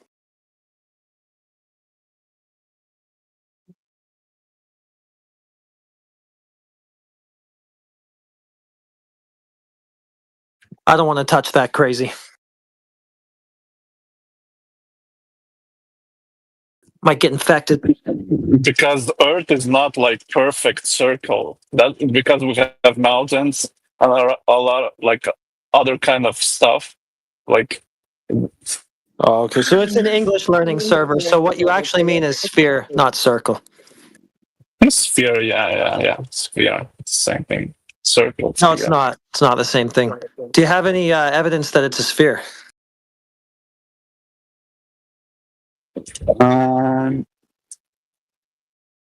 My question is, I can look it up. My question is, Yes, y'all please. seem like I forgot to do that. Go ahead. y'all sound like adults, right? And I'm just wondering, did any of you even graduate? Because I learned this stuff in like 6th grade. Yeah, I graduated from college. So what did you learn in 6th grade that I missed? Go ahead. What globe evidence were you taught? That You the don't even world know is really how to- round. So Yeah. you would Okay, put so it sounds so far like you were told that. What evidence did they provide you with? Well, let's not forget we have a professional educator in here. Yeah, how far is the sun? Well, what evidence were you provided for a globe Earth? So sure, they told you that. Did they teach you any sort of logical argument for it? Did they provide you any evidence? The Kepler said that it's round. Some dude said so. Okay, go on. Teacher pointed at the globe on the desk and said, "Look, that's a ball. That's Earth." And then now that was it. Then they all went out to recess and ate cookies. And even proved it. What was the proof? Yeah. And your teacher said, "Oh, look, here's a map. The world is flat, right?" No. So if the world is so if the world's flat, then how come you can go around it? Why don't you just fall? So if the world's a globe and you learned this in school, how come there isn't any evidence for it? Oh, because I can walk or drive or fly all the way around. You Okay, can't go ahead just and do that. walk. Yeah, you know what If else the I can do? If the world is flat, then it's infinite, right? Because if I can just no, walk in a no. straight line, right? No. Then So what you can do is walk in a circle, dude. I could do it right now. I could demonstrate. I could live stream myself walking in a circle around my house. Does that prove the yard's a ball? Nope. Nope. But it also proves that you didn't go however far. Okay, so from one end of the world to the other, how far is that, Professor? I don't know. You don't know. How should I know? Because I mean, you seem so smart, right? You know all the facts. Yeah, that's Mr. right. Know-it-all. Yeah, I know the Okay, limits of the earth. Yeah. So tell me, how far is it, end to end? I just told you. I don't know. How should I know? Very, very far. Very. One Very Earth far. size. Yeah. One Earth length. Wow. Well, listen, Glober. Listen, when I ask the Glober how big is the Earth, they say it's huge. So there, I gave you the same answer. Yeah, really far. The radius of Earth is approximately 6,400 kilometers. Oh, really? How was that measured? Okay, so That can be measured using solid angles from satellites. It was measured using what? Satellites. That can be measured using solid angles from satellites, or it can be measured using lasers too. Heretic. Heretic. He skipped the size of the Earth part and just started launching satellites. Just started putting them up there, and they measured the Earth for him. How'd they figure out how to do that? You just do it. You just shoot them up, and they fly around the ball. You asked how they measured it. Satellite already exists. That's why some people are able to use the Starlink to get internet, right? So what was the actual globe Earth? Yeah, we're kind of getting away from it. So what was the measurement? So what tool was used? You said a satellite? There are so many tools that you can use, and satellites can also be used. 2 sticks, you said. What? Did you say 2 sticks? Solid satellite angles. I can't understand this guy. Maybe somebody else. So I don't know. We're kind of going off of like you're trying to say the satellites are wrong. So who launched those satellites? What's wrong, dude? You didn't give us anything. You just said a word, satellites. What did they do? They observe. They can measure altitudes and solid angle to calculate the radius of Earth. It's awesome. Isn't this already supposed to be done? Like seriously, your Cucumber, your logic is not very good. In order for them to put a satellite up into the alleged vacuum of space, shouldn't they already know? They should already know radius, diameter, circumference of the ball that they're launching them off. They should know this. Yes or no? They should know this. Yes or no? They don't have. Are you saying there? Are you saying there? Do they know this? Are you saying there is no satellite? Cucumber, listen carefully. Cucumber, you're about to say, do you think satellites don't exist? No, look.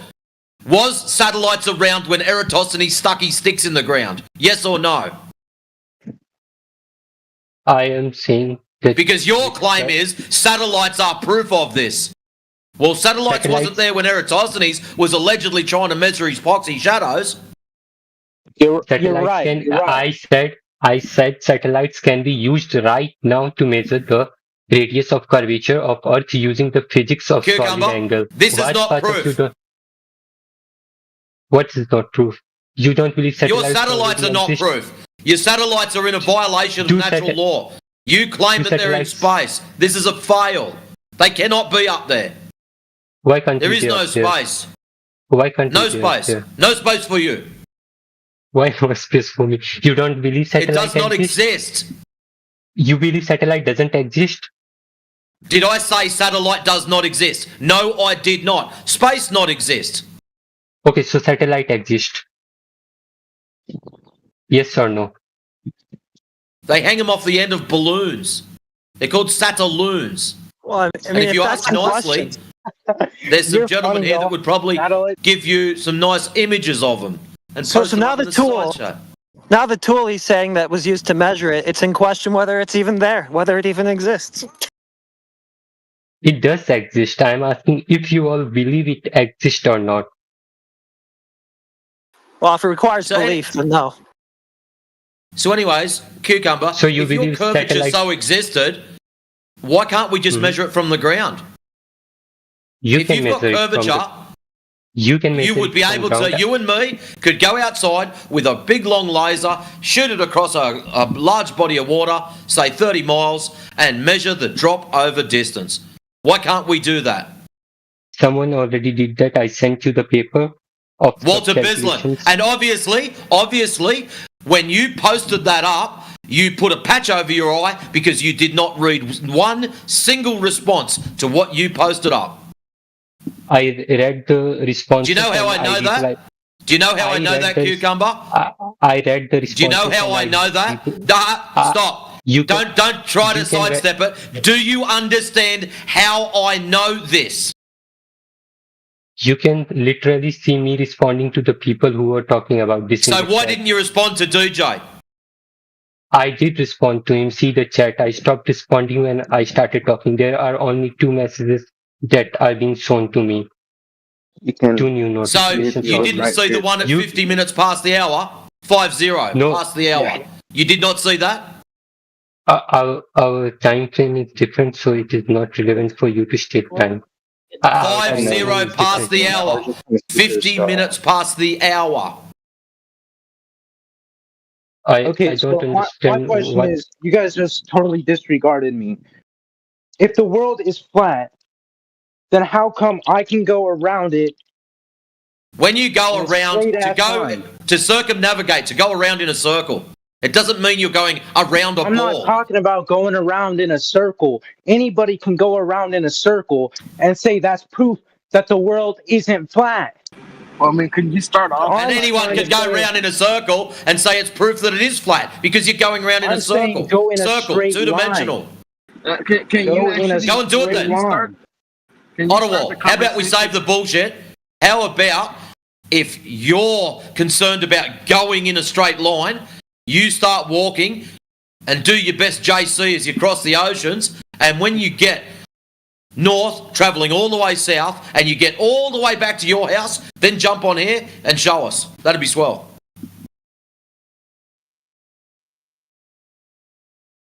Yeah, can you start? And by it will proving change your mind then. Can you If start by it will proving the globe? it will happen. Can y'all hear me? It's never been done. Amaro, somebody's talking. Please. Yeah, Elbow, you're a little bit low, but yeah, go for it. Yeah, it always happens when I'm on Bluetooth. Can you start instead of saying if the Earth was flat? Can you start by the Earth is a globe because of this or that? Because you have a false model in your head, and you can't approve. You can't even you don't even know what a flat Earth is at the moment, and you're strawmanning the flat Earth. So start by showing us what the globe is, and then we could talk about it. Yeah, But there's a lot of evidence. Why don't you take a picture? I mean, there is a lot of prove to evidence. us that the world is flat. Can you please show this evidence? Yes, where's your math? Where's your math? Photos. Tomorrow, he's talking to Otterball, dude. Otter Wrecking Ball or whatever. I mean, either one, because now he's asking me for a map, but I'm asking you to provide proof of your. Why are you asking me to provide for something when I'm asking you to provide the evidence for your globe? I wish I had Alex. You said there's a bunch. What was that? Sorry, repeat that. You kind of cut it out for me. I said, instead of asking me for a map, why don't you provide the evidence y'all said you have for a globe? Stop asking me for stuff and show us your evidence for this globe you said you know. There it is. Or believe it is. I never said I have proof. Okay, but you never said you have So then proof if you don't either. have proof of a globe or Earth, then what are you talking then? Why are you even coming to say that or if the Earth was flat? I mean, show me what you know about your beliefs.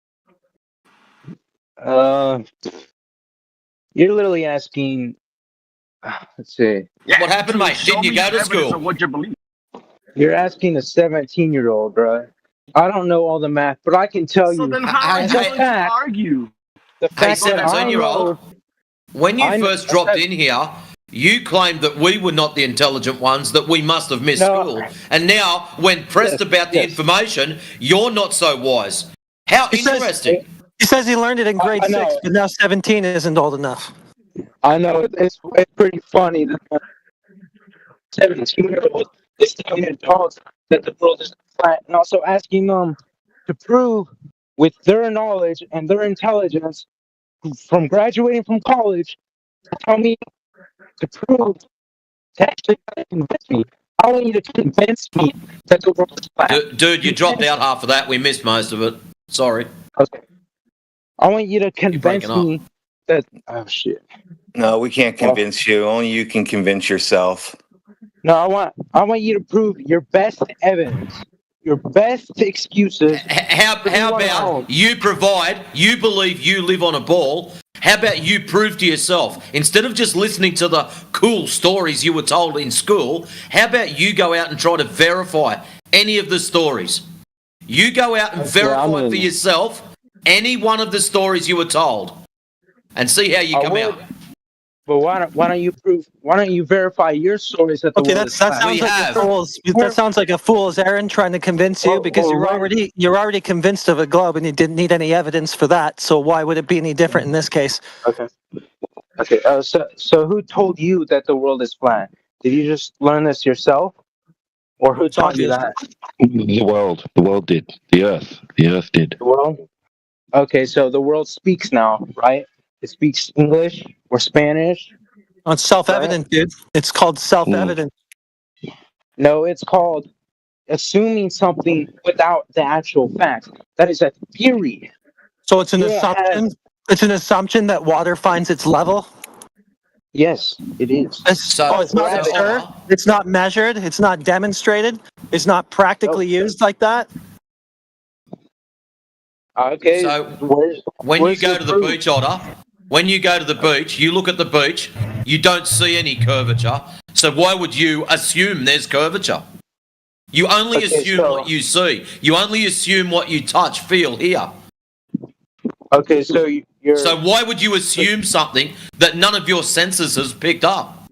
So you're obviously an atheist. So you can look, you can touch, you can feel, so you assume. You assume what you can see, you can feel, what you can touch is actually proof. Okay, so you can't see it, you can't feel it, you can't touch a globe, you can't experience it at all, but you just believe in it. So why would we waste our time giving you evidence when you don't need any for your epistemology? You can just accept things without any evidence. Okay, so that's what you've done with the globe. So why should we shower you with evidence for reality? You don't care about it. You don't have any. You're saying you don't need evidence. I don't need evidence to prove that the world is wrong. So we're not saying we don't have evidence. We're saying you don't need any because you've already accepted it without evidence. You've accepted it already with no evidence. So we're saying if you have already personally accepted the globe with zero evidence, why should we go out of our way? Give us a reason why we should help you when you don't even want to help yourself. Because maybe it was something I grew up learning. So how are you going to... You learned it or you were indoctrinated into it? what's the difference, really? If you grew up going to a school that tells you the world is round, what is the difference between? So they told you it was round. Did they verify it? Did they prove it to you? They did. One is based on knowledge. No, they didn't. The Hey, other's when the based on teacher belief. when the teacher took magnetic people and stuck it all around the ball, is that how you were convinced? Yeah, that's funny. See, part of learning is it has to be experiential. So, can you show us where you experienced the Earth to be a round, spinning, in a round ball spinning in the vacuum of space? Tell me how you experienced that. When somebody goes from the South Pole to the North Pole, are you? Whoa, hold on. Hold on. This is not your experience. I'm asking you about your experience, not a hypothetical. Your experience. I don't have any experience being a 17-year-old, and I've only traveled so far. Come on, you only need grade 6, bro. Come on, you got this. Grade 6. I bet you're regretting that now. Bro, I graduated early. Heretic has an excerpt from a textbook for like. All that smoke. So Heretic still can't prove you live on a ball. What happened? Okay, so let me see. Does anybody know who was the first person to visit the North Pole? Holy cow! What in the world are you talking about, man? Caveman John. I thought it was Caveman Dave. It depends on which account you believe. One was 3 lunar cycles before the other. Okay, so Robert Peary is credited as the first person to reach the North Pole. There's a fellow that's gone to the North Pole. How does that prove the shape of the ground? So on your map, it says North Pole and South Pole. Whoa, what map? What map are you talking about? Your flat map, right? We don't have one. All maps are flat. All maps are flat, kid. That's what I'm saying. Were you just on your flat map, just assuming it says North something? Pole and South Pole. What map are you talking about? There's about 200 different maps. Well, then whichever flat piece is used as a map. Well, when they're on a piece of paper, they are all flat. That's what we're trying to tell you. Okay. So you're obviously have some kind of mental image, some kind of mental construct of a map. Which map are you talking about? Mercator? There's an example of a map. Google Maps. Google Maps. That's what I use. I use Google Earth. I use Google Earth Pro.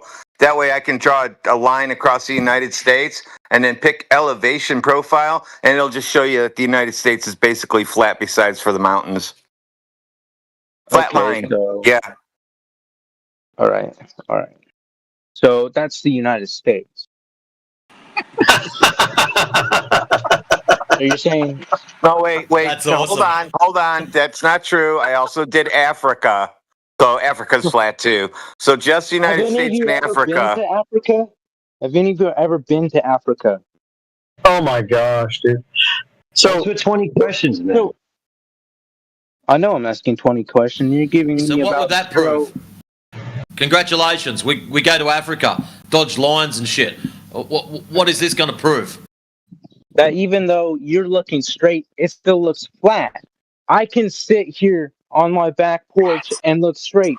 The damn ground looks flat. Welcome to Flat Earth, man. You're a Flat Earth. That's what we're trying to tell you. That means it's a globe. He sees it flat, so it must be a globe. But 17-year-old young man. Hold on, is he arguing for us or is he arguing against us? I don't know anymore. Otter, can you do us all a favour? Next time you come in here, can you change your name to Otter Gottrex? Stop breaking up. Wait. Well, I can hear everybody, so it must be you. Okay. So my like question you were is, bad about that. I want to know. Freaking flat, man. I want to know how I can get on the other side.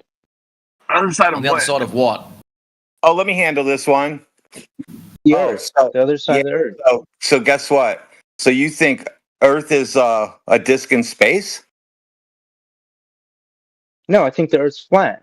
So how do I get okay. to the other side? You don't need another side. Why what other not? side? Other side of what? It would have to be So- floating in space, right? Yeah, but also to be able to You get on just the said other no, you don't side- believe in space. So which is it? You got to pick one. Okay. I never said I don't believe in space. I mean, I can look up and see the stars. Obviously, what's holding them up, right? Not me. I'm not holding them up. You're not So holding you them up. so are you you? think vacuum, the out of space vacuum holds them in place? No. I said there's something up there holding them up, and it's not me. But why would something be up there holding them up? Because Earth's not a vacuum, or whatever space is not a vacuum. Okay. So I So want to the, know.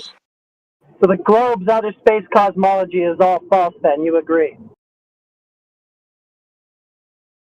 Yeah, basically. But Okay, cool. okay, but I just want to know, how do I get from one side to the other? Oh, well, there's plenty of is there modes an of transport. You can fly across, you can walk across, you can swim. Probably advise that if you get to the water. Yeah, there's plenty of modes of transport. You choose how you want to get from point A to point B. Oh, it sounds like a plan, but what if I want to keep going? See what Well, happens. if you're on land and then you get to water, maybe you should like hire a boat or something. Maybe fly. Okay, what happens after I get off the water? Like, what if I go to I don't land know. and then water and then Do you know why I don't know? Because I've never been that far.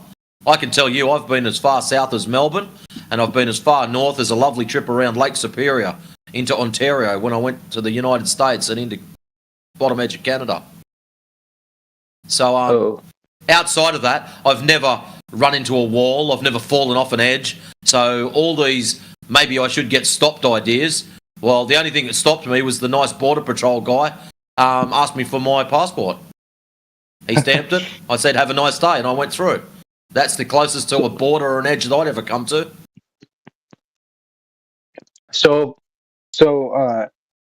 theoretically, I could just keep going, right? As long as no borders stop me, because I'm like, Mexican or whatever. Sure. Take me back to Mexico. Sure. Theoretically, you can do whatever you want, but in reality, you'll just die eventually because you don't know how to take care of yourself. Oh, well, I'm pretty good at that right now. Obviously, I'm talking to you. So go out. You're talking to me. Go out in the woods and make a fire and live out there for 3 months, and let's see how you do. I haven't done it for 3 months, but 1 month, yes. Me and my brother. So yes. So when you go and just want to go off in nowhere land in boats and planes, when they run out of fuel, you're done. The animals are going to eat you, and it's the end of you. So you're saying I can keep going for infinity and never get back home? If I walk out my front door... No, I didn't say that. No.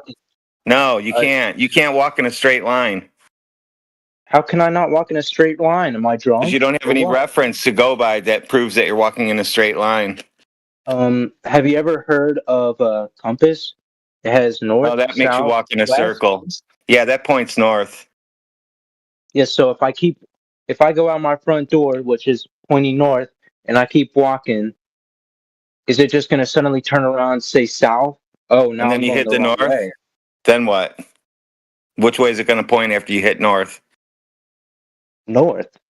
Okay, so That's there you go. north. You're not walking in a straight line anymore, are you? Yes, I am. But what if I want to keep going and north turns around? to my Well, then you're back? not walking in a straight line, are you? You turned around. No, that makes no sense. I said north is to my back. Now I'm going south. So what are you going to follow? North? Since it points Whatever north? Yes, I go north until I get to north, and then I keep going. It should turn around, right, and say south. I'm going Okay. south now. If I keep going straight, it should turn around and say north is behind me. So now that South you're is going behind me. south, now that you're going south and you decide to turn 45 degrees one direction No, to get around I'm the not tree, turning around. your compass is still going to be pointing north at your from your back. It's not, bro. It's not 45. It's 180 degree. Maybe learn maths before talking shit. Holy crap! So I go around a little tree, right? Okay, I go around this real puny 1-inch tree. So what? I go around it. I keep going. It's still gonna say I'm You've going never lived in south. the woods before. Actually, I live in one right now. Okay, Uh-huh. you're not. You, So you're you can walk obviously in a not- straight line through the woods? Yes, I can if I go around something. Oh, It's that's pretty not a easy. You straight just line then. So once you start Yes, it is. deviating off your straight line, you're going to lose your line of being going straight. So you'll I have a eventually walk in a compass. circle with or without a compass. And wait, who was it that said I can go on Google Maps and say from here to here the world I can go in a straight line from here to here on the United States? Who said that? Oh, I didn't say you can go in a straight line. I said I can pick 2 points and get the elevation profile of it. 2 points, okay. So what? You pick 2 points, I can get the elevation of my house. We're going on top of it, saying, "Oh, it's this high." What's that prove? Proves That the it's world's flat. the same. Yeah, same height above sea level is probably mine. Same height above sea level. Mhm. So you all never gone on a mountain? Okay, I see how. Yeah, those are measured above sea level. That's right.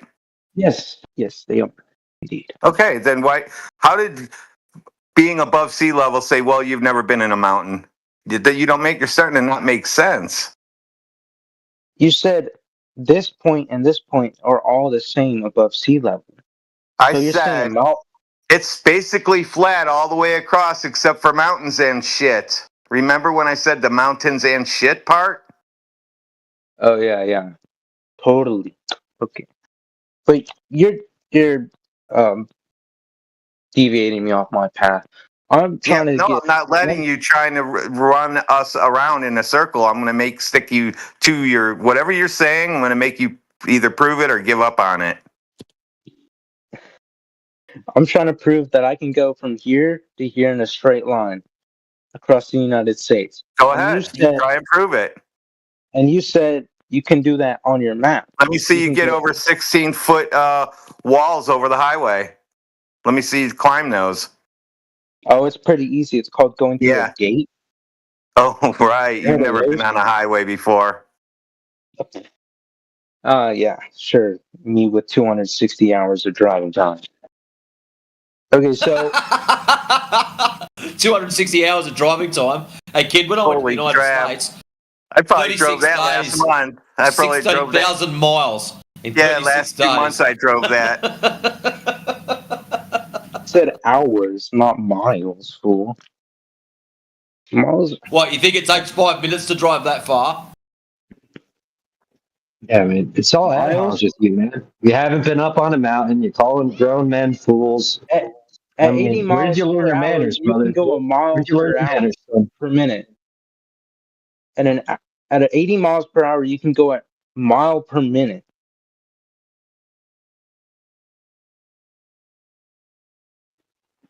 We're not getting anywhere with this one, I don't think. Okay, but you're trying to He's say only a that kid. He's Hey, look, impressing kid. us with his early graduation skills. Okay, At I didn't school, exactly they've master taught you that to geology be the or at school. geographic. They taught you the ability to memorize something is how smart you are. Sorry, kid. Dude, you should have never came in here saying, "Oh, you guys are stupid. You didn't graduate from school. We learned this in 6th grade." If you didn't say all that dumb shit, you wouldn't be treated like a dumbass. So just so you know, I'm never Otter, saying.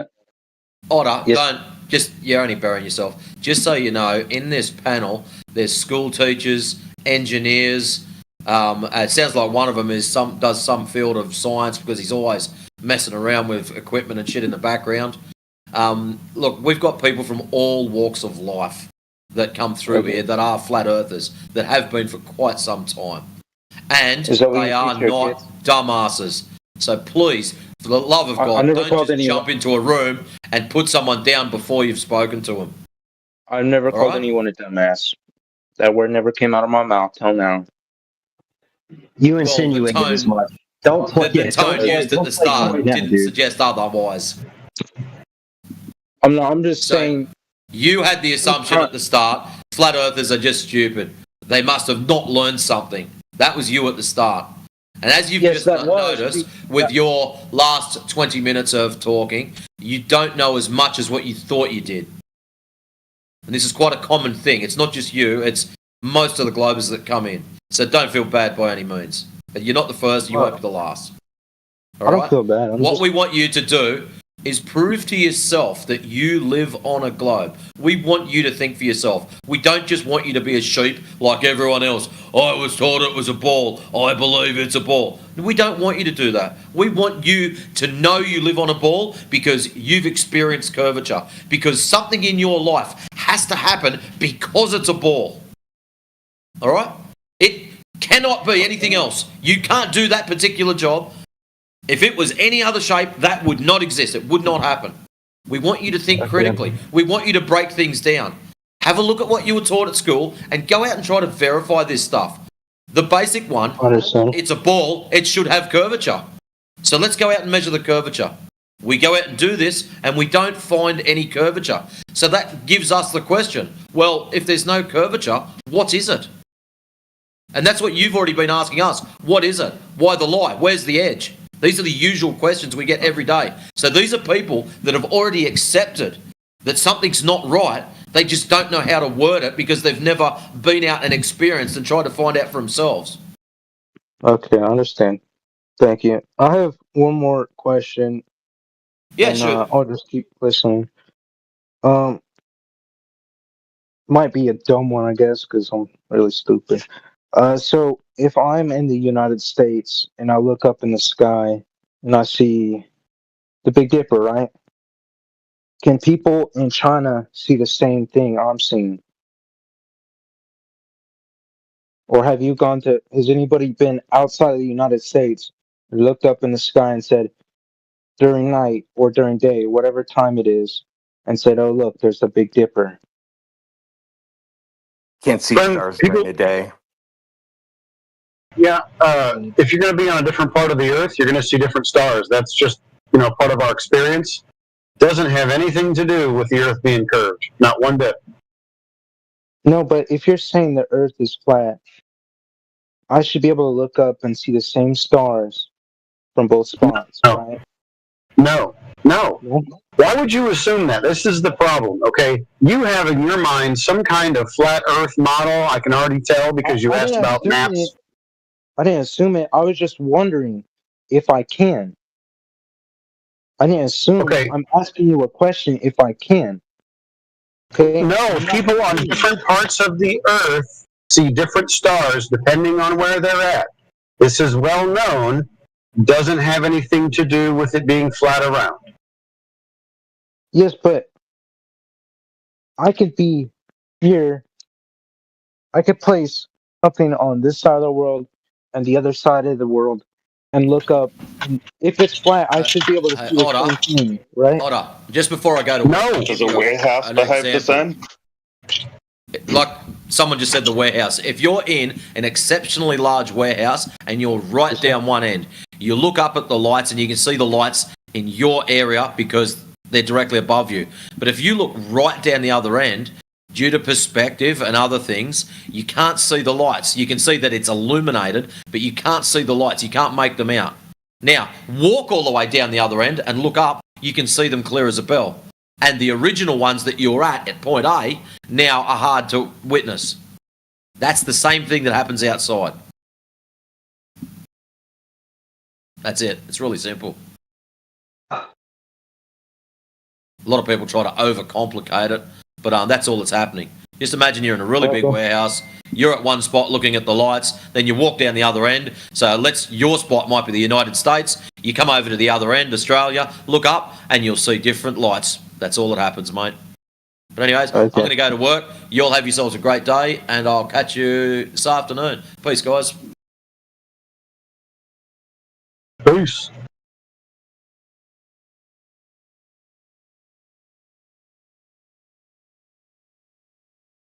Yeah, in this scenario, the warehouse is thousands of miles across, right?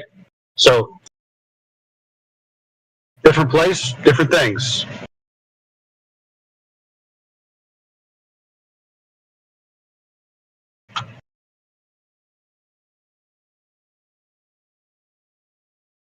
Okay, it looks like we lost Otter. No, Otter's back. There you are, Otter. I don't know if you have any other questions or if anybody else does. No, I wasn't trying to shoot down anybody. I was just asking questions, just wondering, see what everybody Yes, thinks. yeah, you can't rewrite No, history right. that you came in here saying, like, yeah, we hadn't graduated from high school or something.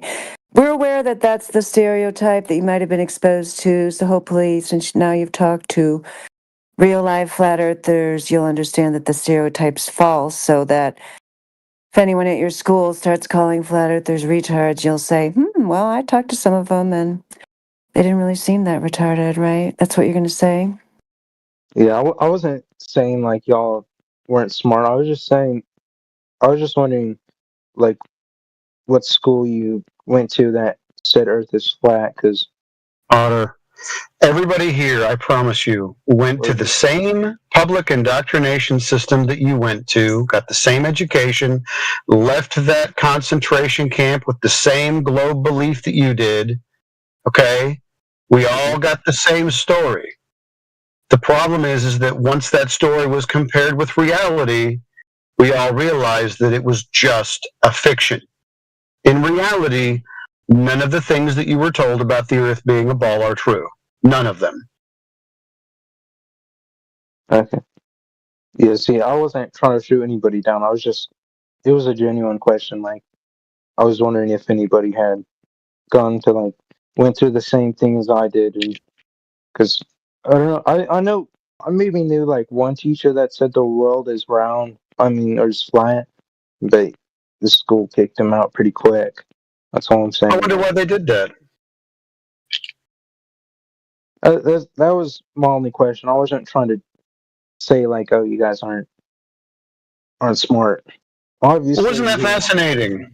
So he said something that was against what he was commanded to say, and so they kicked him out. Yeah. Oh, did you ask me a question? No, I'm just saying, isn't that interesting that somebody said something that was not a part of the curriculum that he was commanded to teach you, and so they tossed him out. Now, do you think that the idea that the Earth is flat is dangerous? Because some people do, but I don't know what's dangerous about it.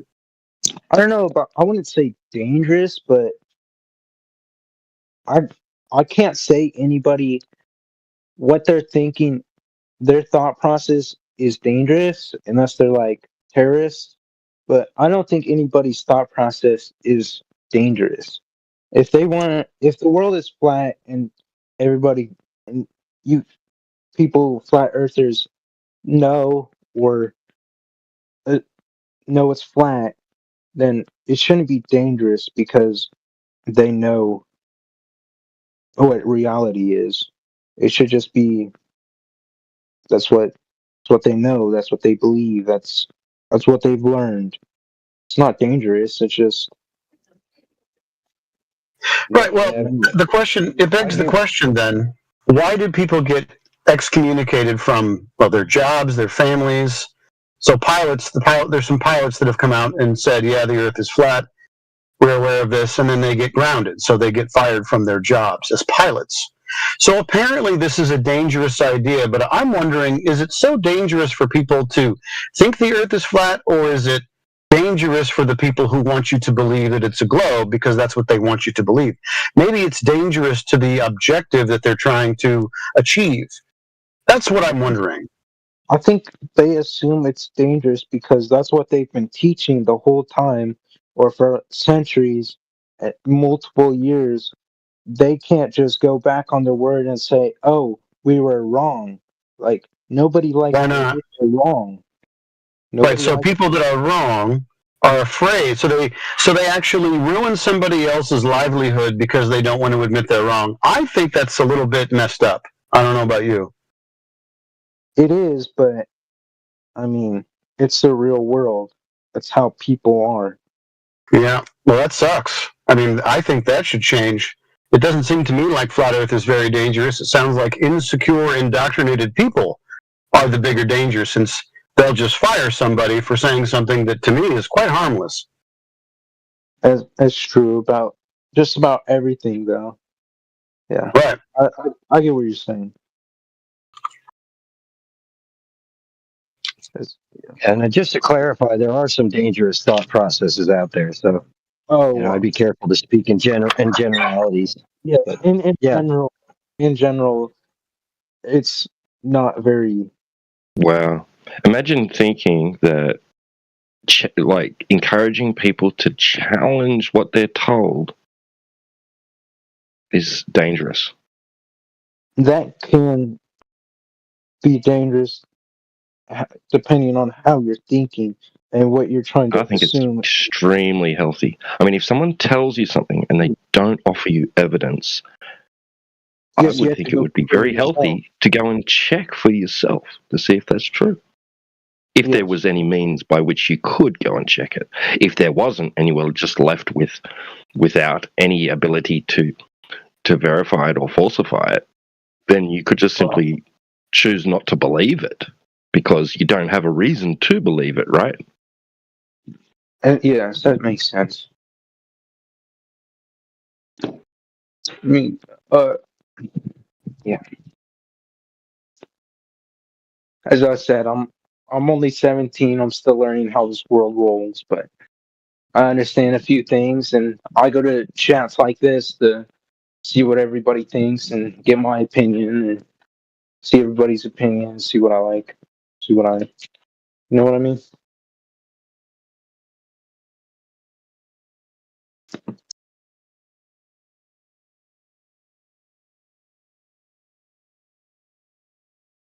Yeah, well, it's important. I'm glad that you were able to listen to some of the ideas here. Flat Earth is not an opinion, just so you know. We're trying to test the globe to see if it matches what we experience in reality, and we've repeatedly found that it does not. So, do you understand that if we were on a globe, you should be able to measure curvature, but it's not measured? Did you understand that part, Otter? Yes, I did. I did. I was just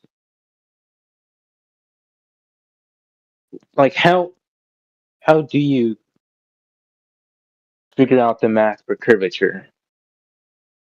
I wasn't big in math. Yeah, that's a good question. I'll give you one example of how you can find the 8 inches per mile squared is the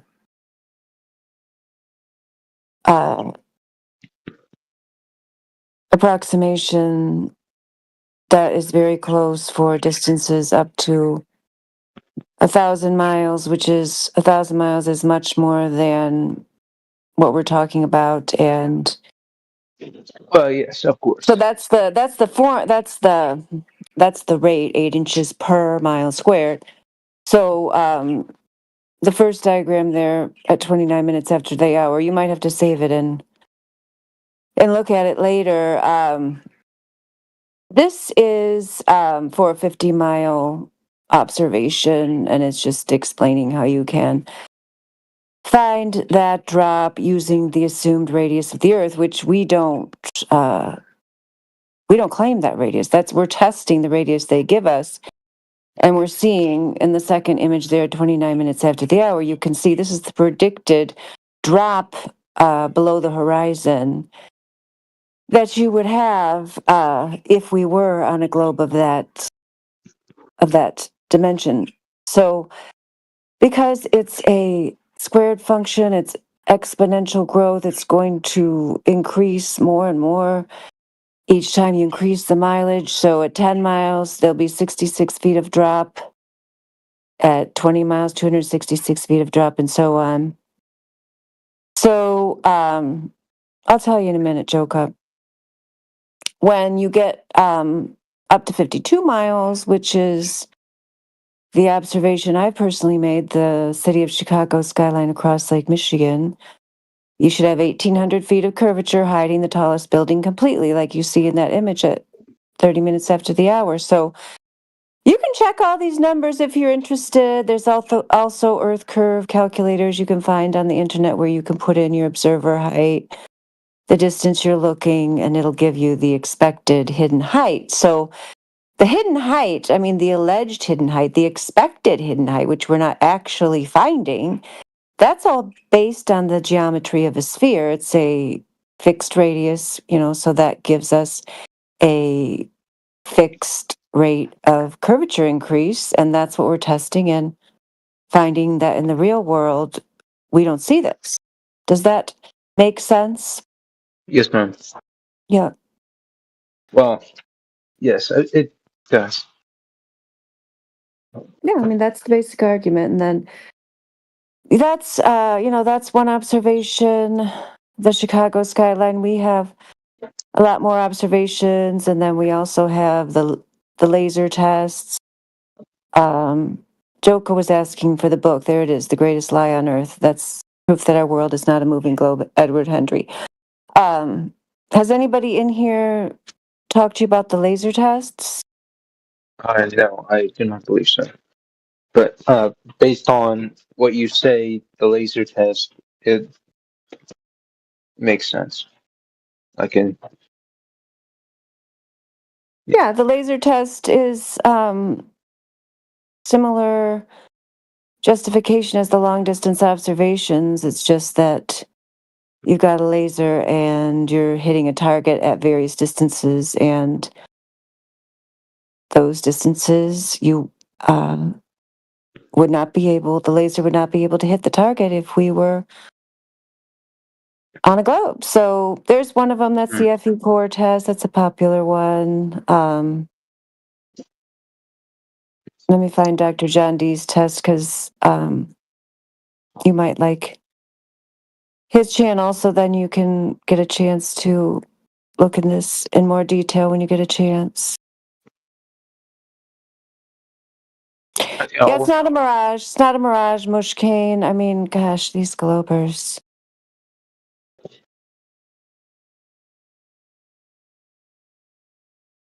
It's not the way mirages work.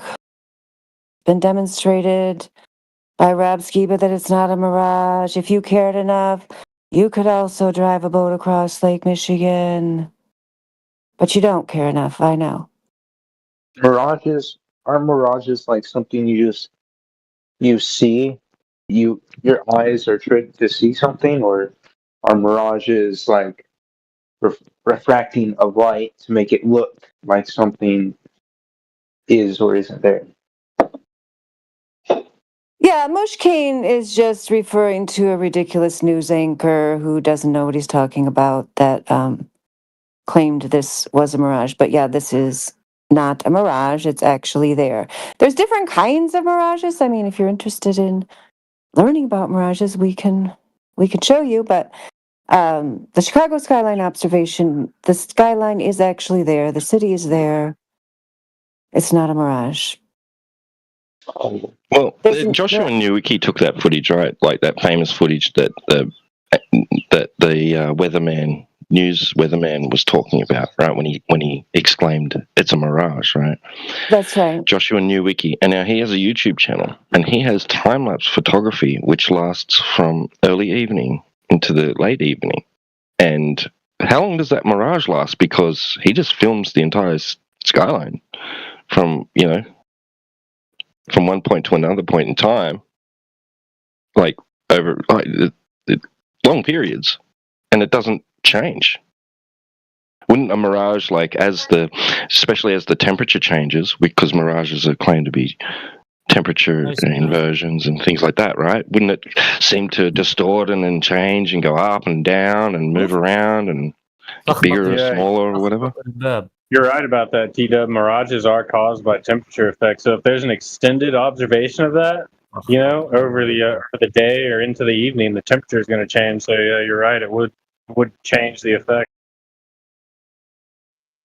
It's also not supposed to be even either, right? Unless you have some miraculous circumstance where the terrain and the weather are both entirely uniform and yet producing temperature gradients that bend a flat surface or surface flat, for tens of miles, right? Because like if you go on a small scale, Rayleigh Criterion has shared some amazing footage. He took his camera and put it low over train rails that were absorbing all the heat from the sun. And the miraging effects was taking place just above the train track rails, looking lengthwise along them. But the effects were not apparent to the left or to the right of the train track. Well, yeah, that's the same with driving on the road. I can be driving and assume there's a big puddle up ahead when it dips down, but it doesn't look like there's a puddle to the left or right of the road, except on the road. And I believe that's because the road absorbs the heat, and the heat waves rise up from the heat absorbed from the road, but not from the grass or gravel or whatever's on the side of the road, so that it doesn't produce a mirage. And the air molecules are in motion too. Not only the gas, but the water vapor. And it causes a rippling distortion, almost like looking at water. Yes, yes. Right, but we don't have those effects, those phenomena present when people tell us that we're viewing a refractive condition in the atmosphere.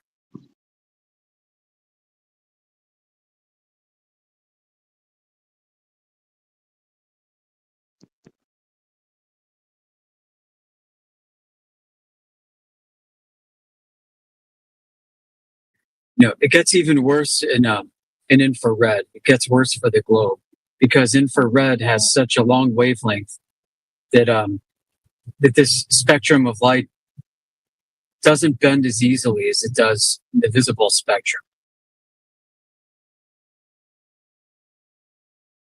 Yeah, that's true. We should show him one of the infrared observations. We probably don't bring those up enough. Those are good.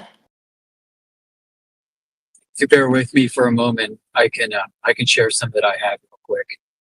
There's a specific observation I took together from Jay Tolwin's research. Just as a setup, he was traveling in an airplane over northwestern Texas and brought his infrared filter and his high optic zoom camera with him. I think it was a Sony A7. Those are fantastic cameras. And I'm not sure what lens he used. When he applied the filter, he was able to zoom in on the horizon looking southwest. You can see him zooming and zooming and zooming, and the terrain kept scrolling underneath. And eventually you see a body of water, and beyond that, a long peninsula. And you can see the end of the peninsula. And what he saw, what he marked in his research was, this was Cabo San Lucas at the base of the Baja California Peninsula, 760 miles away. That peninsula should be 180,000 feet below the curvature of the Earth. But it was there, and the terrain was flat leading all the way to it. So hang tight, I'll go and retrieve it and post it in text chat. Feel free to chat, guys. I'm kind of busy here. Yeah, so if there's one thing that I would like you to take away from this conversation is make sure when you go and interact with new individuals that you treat people the way you'd like to be treated. I think that's a valuable lesson in life. That's just my opinion. And more importantly than that, the information that you're getting here today is ultra valuable. The chickens that write it down.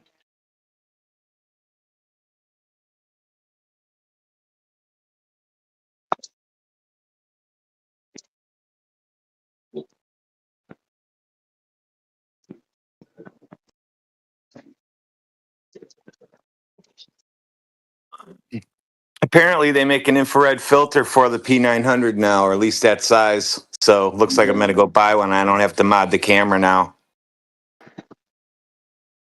Nice. You still have to mod the camera. That's awesome. The filter just blocks out all the other wavelengths you don't want.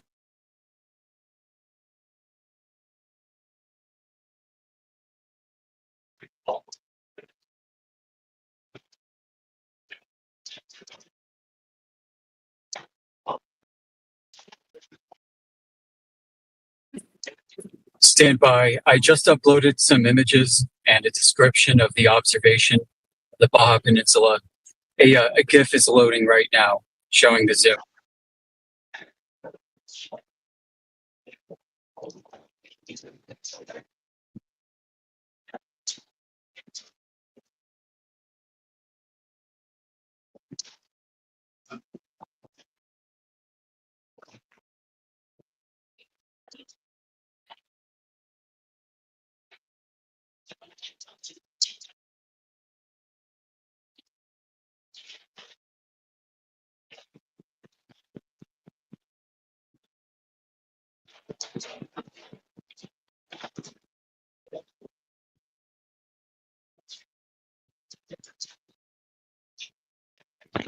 Sorry, Sporadic.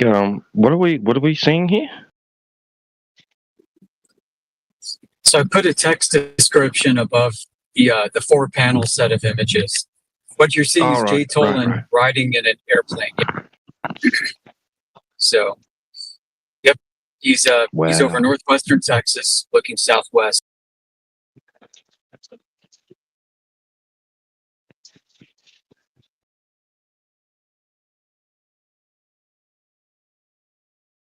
Yeah, that is a nice one. 230 miles. Should be hidden below 180,000 feet of curvature. Wild.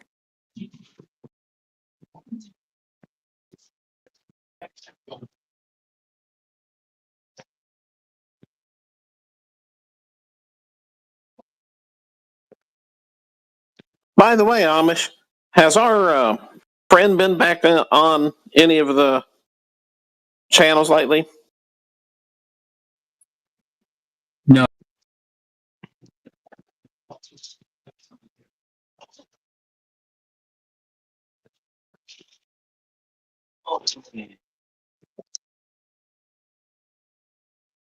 Wonder if I can get a shot of Canada with the infrared filter on.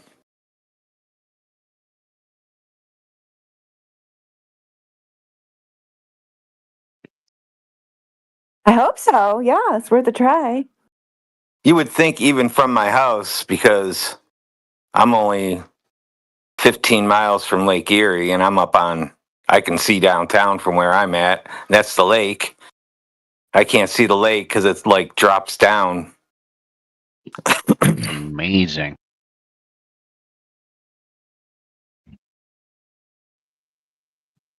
I think that could be the dude if you could pull that off. Well, I'm about to order this filter and see what it does. Rayleigh Criterion's right though. You might have to modify the sensor. There's Yeah. like a film on the sensor of these cameras. Yeah, there's an IR filter on top of the sensor, and that's what blocks all the IR wavelengths. God. The external filters, all they do is block all the visible wavelengths and still allow the IR through. Well, it should enhance it somewhat, right? No, you'll get no see picture at black. all. It'll block all the visible light rays.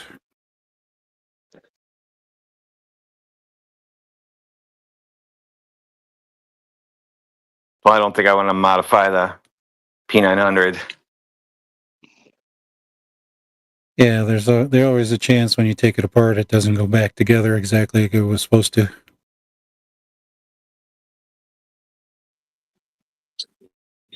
Yeah, my wife knows about that when I tried to replace the iPhone battery in her freaking iPhone. How'd that go? YouTube videos make it look so freaking easy. It's not. It cracked the screen or something? No, there's like some heat shielding that was in there. It was a very thin film that just tore so easily with my tweezers, and that is kind of required for heat control.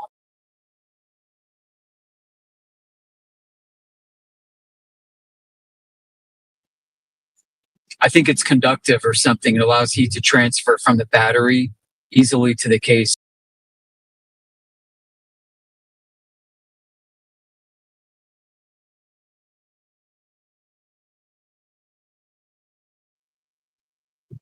So Radwin, there are services you can take your camera to, at least a place online you can mail it to. I think they'll do warranty work, and they will modify your P900 for infrared and provide you the filters.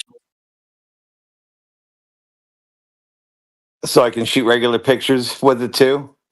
Yeah, you can still do regular photography with it. I'll have to look into that. Yeah, they usually charge around $400 to $600. Some of the outfits that do it. If I recall correctly, the name of the company that I was looking at was Kolari Vision, Kolari, Kolari. Does that sound right, Ray? There's a couple ones I haven't checked in a while, so I don't remember their names. There's even some places you can buy cameras that have already been modified. So you buy a new camera with the higher cut filter taken out already.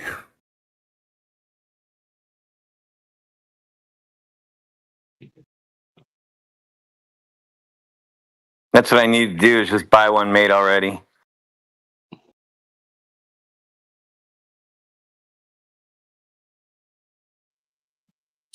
I'm sure you can scratch together $1,000 or $1,200.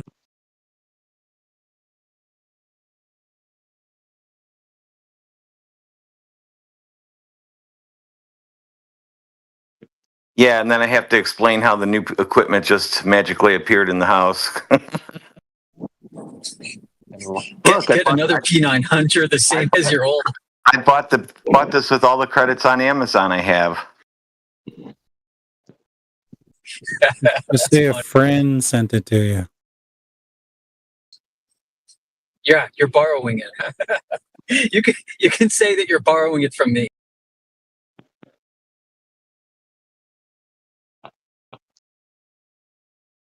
Hi, people.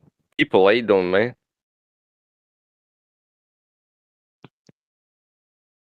What are we doing here, man? Hello. Oh, we're talking about the flat Earth. Have you heard about that before? No, I've never heard about that before. Can you elaborate, please? Really, you've never heard about it? And you Never, live and you go like you're living, in society, like you go to school and stuff, and you spend time on the internet. No, I don't have technology. Yeah. Don't go out. I'm a farmer, you know. Okay, well, since you know nothing about it, you're a clean slate. I guess I would ask you, what makes you think that you live on a globe? Because my mama lives there. On the globe? Yeah. You know. Yeah, I don't think so. I think your mom lives on a flat Earth. Really? I didn't know that, but thank you, thank you. Do you know my mama? No, but she told T-Dub that last week. Oh, damn. Oh, I wasn't there. Sorry. But yeah, thank you, thank you. So, like, we live on where? Global, what? A flat Earth. Yeah, we're on a flat Earth. Comes Dandelion with those awesome smoking burns. Thank you. You're very knowledgeable. Are you like, a relative to Einstein by any chance? Are you? Oh, guess what? Yeah, we covered this earlier. Yeah, we covered this earlier. You don't need, any kind of fancy math to do flat Earth. You just need to, measure, look for curvature, find out how far you should be able to see if you were on a globe. And then you go out into the world and you realize you can see way further than you would see if you lived on a globe. Because, hey, Yahoo, if you lived on a globe, wouldn't objects be disappearing around the curve of that globe? You wouldn't be able to see everything, right? There'd be 100%. 100%. You know, I don't know what you're saying, but I believe you. You know, because you know my mama. So like, my mama wouldn't have a friend who's a liar. I believe you, 100%. You know. Well, I don't You want you came in to lying. believe. You came in What? lying, dude. You came in lying. So now you get the treatment. I came in. Who came in lying? Who? You did. Me lying? I never lie, bro. Why would I lie? Hey, look, man. To be honest with you, I'm here trying to find my wife, man. I lost her. Did you know my wife? Did you find her or anything? You know? See, he can't even control himself. What you mean? You having fun, bud? Why don't you go? Hey, Why don't you go Mary, find Mary, keep something to going, do? please. Keep going. Teach me Go more. read a Teach go me read a more, book, teacher. Yahoo. Go do something with your life. I don't know how to read, bro. You're Hey, obviously not Mary, being Mary, can you sincere in please any of teach your me more? inquiries. Mary, we Listen, love people like hey, you, Mary. Mary, Yahoo, can you teach me, please? Yahoo, are you What you want, bro? listening? What you want? I'm listening. Are you listening? Yeah, I need you to calm down, dude. If you have no serious inquiries, if you don't want to have a serious conversation, then please leave. There's no sense in you sticking around. This is not a joke. He has left, John. He took your advice. Great. That's awesome. He's sparing us. We've got the boss, Geo, who's arrived. Sal. Paul is deafened. Otter's still here if you have any other questions. Joka never wants to speak but has so much to type. And Idris Tech, Gigi. Christopher's still here. Welcome, everybody. If you got any questions, feel free to speak up. V has entered the chat. Welcome to the Flat Earth channel, V.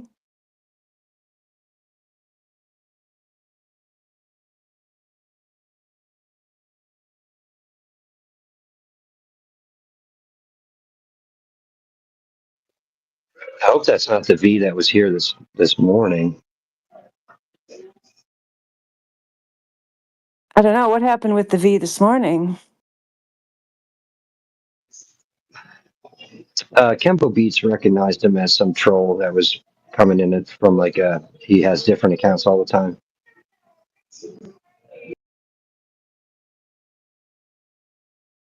I don't know. Would you I like guess to speak to us, V? If I'm not mistaken, it's Brada. We all know Brada, right? Brother! It's Robert. Yeah, V sharp is Robert. Yeah. Brother!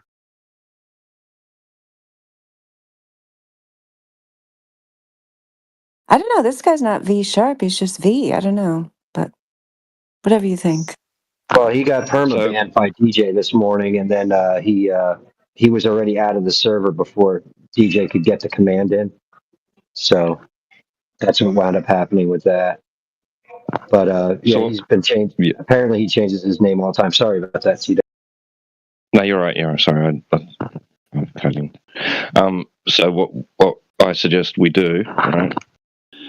So he can access the rest of the server where he's probably somewhat welcome, right? In other topics, we can execute the channel mute permanently, right?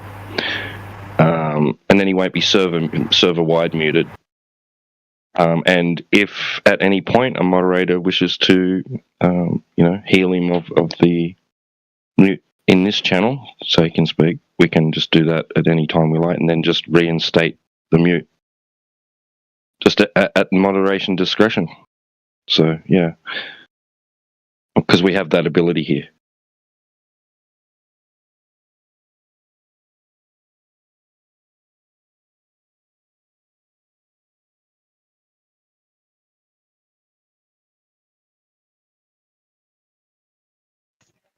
Yeah, that is super cool.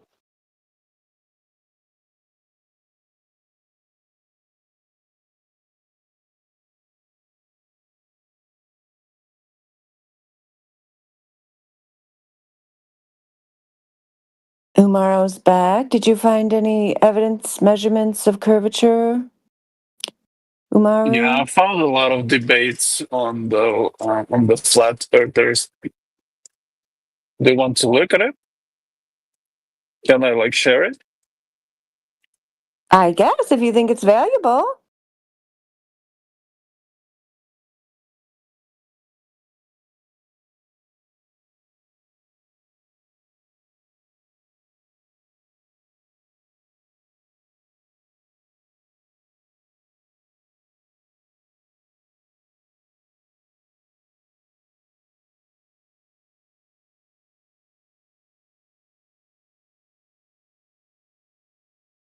Do you have any commentary to go along with this?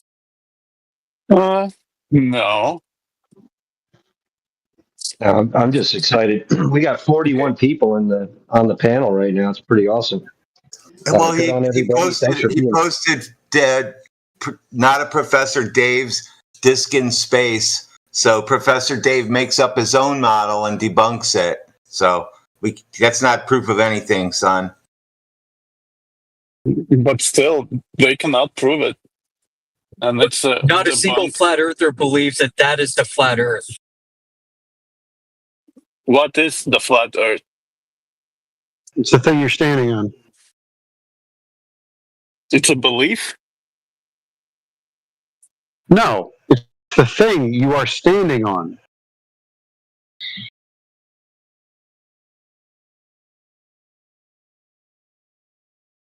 The solid ground, not models that people make up and then debunk.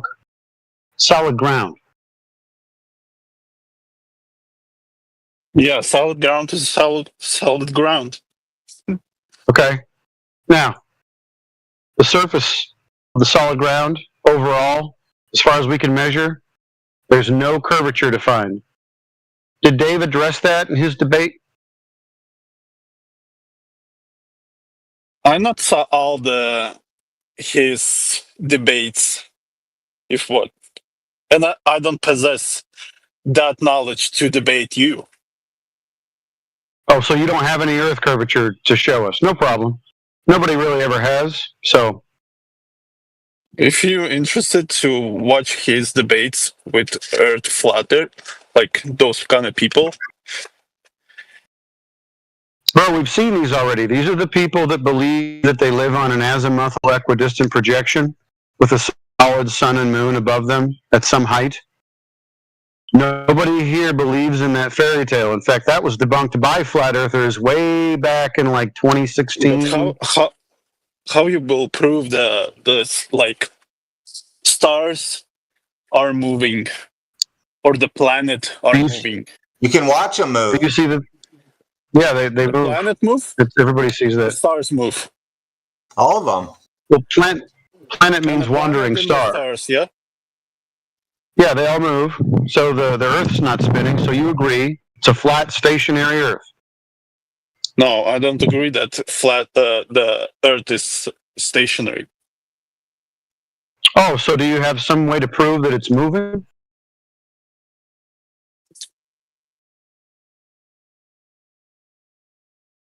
Yeah, I will find the video if you want. So you don't have any firsthand knowledge.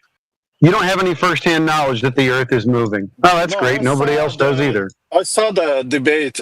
He provided the video that planet is moving. Right. So the planet's moving and the Earth is stationary. I hear you, dude. Yeah. No, the Earth is moving. Earth. Okay. How did he prove that? Yeah, he proved it. Oh, he thinks Earth is says who he thinks Earth is a planet. No, dude, you got. Oh. No, sir. The etymology of the word planet means wanderer or wandering star. The Earth is not a wandering star in the sky. I don't know what made you think that you're standing on a star in the sky, but no, the Earth is underneath your feet. I know it's confusing, but yeah, underneath your feet, not above, below.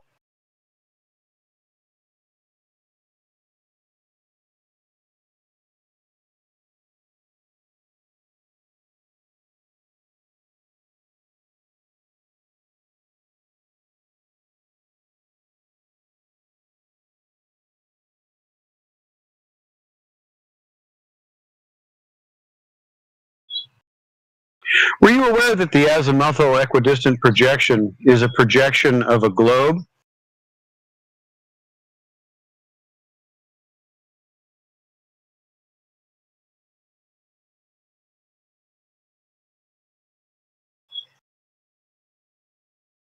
Umaru.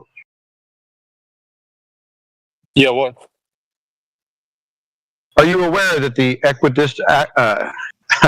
azimuthal equidistant projection, that map that Flat Earth Dave is debunking, do you realize that's a globe? I don't possess this kind of knowledge to like speak with you about it. Oh, no worries. I'll help you out. So the azimuthal equidistant projection that Professor Dave thinks is the flat Earth, well, that's a projection of a globe. So if he debunks that projection, is he not also debunking the globe?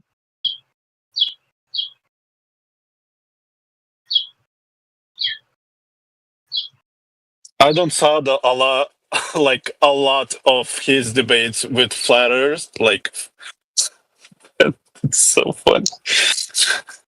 So you went onto YouTube and you found a flat Earth debunk debate site, and you didn't bother to look at the information about what they were debating? I just was listening. That's all, because I was driving. I don't have like time to look it up. Okay, so the thing that he was debunking, are you aware that it's a projection of a globe?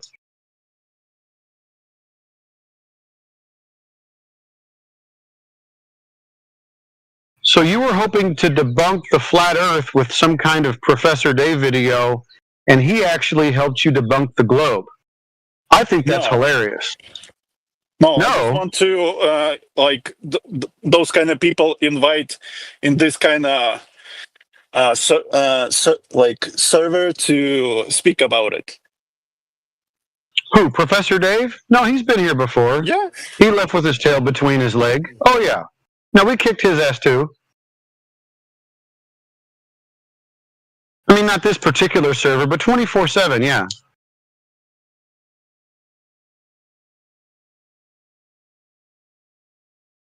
It didn't last very long. It was short-lived. It was years ago. Dave Farina, he's actually not a professor either. How come he says he's a professor when he's not a professor? Is he always lying? What do you think? He's an actor, dude. Yeah. He holds a Screen Actors Guild card.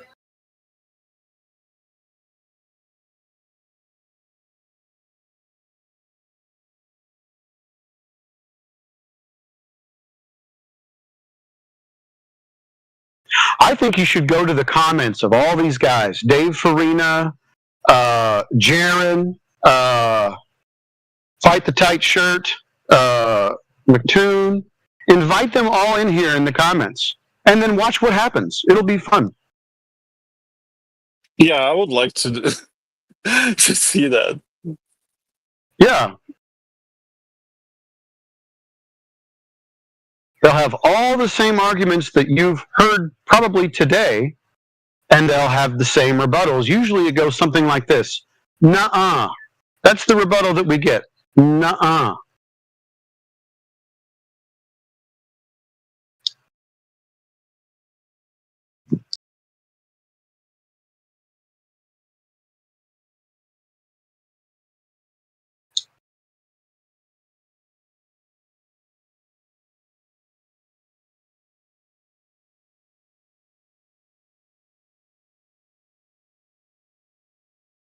I mean, those guys are funny and all, but we would prefer that you actually bring in somebody like an astrophysicist or maybe some surveyors. It'd be better if you brought those types of people in, so then it could be a lot more fun for us. Because we've already dealt with all the tools. Can you brought them? Do you have like... Well, they've been here before, and we have fun with them, but they don't come back. You know what I mean? When they get crushed, they don't want to come back anymore. So if you know any, bring them on over here. Okay. If I will find some.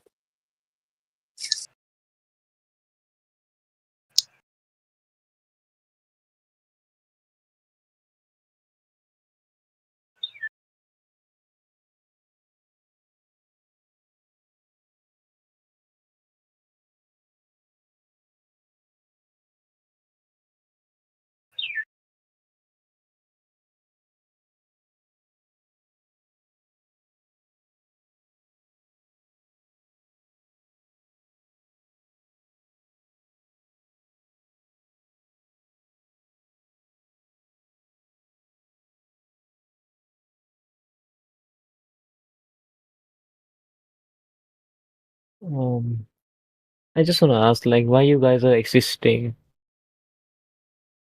Oh, because the Earth is flat.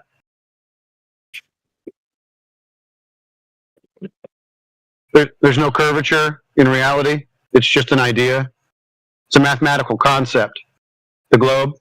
So the Earth in reality is flat. Okay. We went and checked. They told us the size of the ball we're supposed to live on. And then we went and measured the Earth. And there's no curvature anywhere.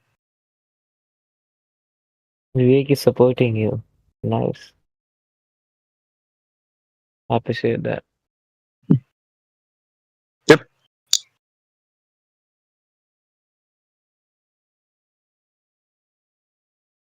Any other questions? You guys should make money by the thing that you're doing. Why you guys are not making money by that? Think about how you can make money by that. How do you make money when you go against the mainstream paradigm? They usually censor us. It's not really very easy to make money when people are constantly censoring you. No, like you are like debating all day in this flat earth we see. So what's the source of making money? That thing I'm asking. Why do we need to make money? The truth is not for sale. Yeah, many of Or us it have shouldn't be. actual jobs. Yeah, let's play a game. Let's play a game called You Asking About Money. How much do you make per hour? How much do you charge your customer? Okay, so you will ask for money and how I make for hours. Yeah, how much money per hour do you charge your customer for your time? Okay. What does this have to do with the flat Earth? That was You a tough guys are question, debate- AI. I don't know. He's I got just to wanna think about ask, it. like, these guys are debating in chat whether like they can open their mic and just do conversation with limited. But you wanted to, I know, brother, but you wanted to talk about money. So are you just communicating what somebody else said?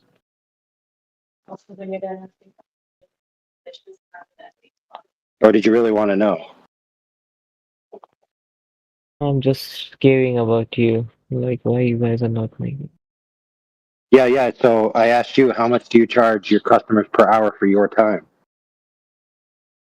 I'm a freelancer and I'm just for some time in the server and I will go. I don't care about anyone. I just care about the people who are just like giving their time on something and how much they're earning from it. If they're not earning from it, Oh yeah, dude. You ever heard of a hobby? okay, you have a hobby. Okay, that's cool. Or you ever heard of a purpose or a drive? It's like people can make money and do other things. You didn't know that? In case you didn't know that, yeah, it's possible. Okay, good. Why are you so timid, mister? Why? Yeah, go ahead. I was just going to say, imagine like-minded individuals congregating together in order to express an interest, a shared interest, in their spare time. That's crazy, right? I can't believe it. It's me again, Otter Rexall. I have a question. I know I'm not the smart one or whatever. So it's just a question about something I learned in school. That in Alaska there are days where it's just all dark at times, like for however long, like a year, and then there's times where there's only sunlight. Is that like how is that possible for what's flat? The sun moved. Say that again. The sun moved. In one location, you saw the sun, and if you were to observe it for long enough, you'd observe it go away. Counter, if you were in one location, you wouldn't have any sun. This would be winter. Then over time, you would see the sun. So this is the sun moving. Changes its pattern across the Earth. Only in Alaska? No, inside the Arctic or Antarctic summer, in the North or South summer. So it happens twice a year, right? Summer in the North, Yes. summer in the South. So how come they're the only ones that have an all season daylight or all season darkness? Because the sun moves, places within inside this circle can see the circle of the sun. But if the world's flat, how come the United States isn't having all darkness or for so Day and long? night cycles because of that location to the sun that's moving. Is if you stand with inside the circle, a certain radius distance, you're able to perceive the sun circling around you. If you're closer to the sun's actual line of circular motion, for example, because you can't perceive the now diameter of that circle, you'll experience daylight and nighttime.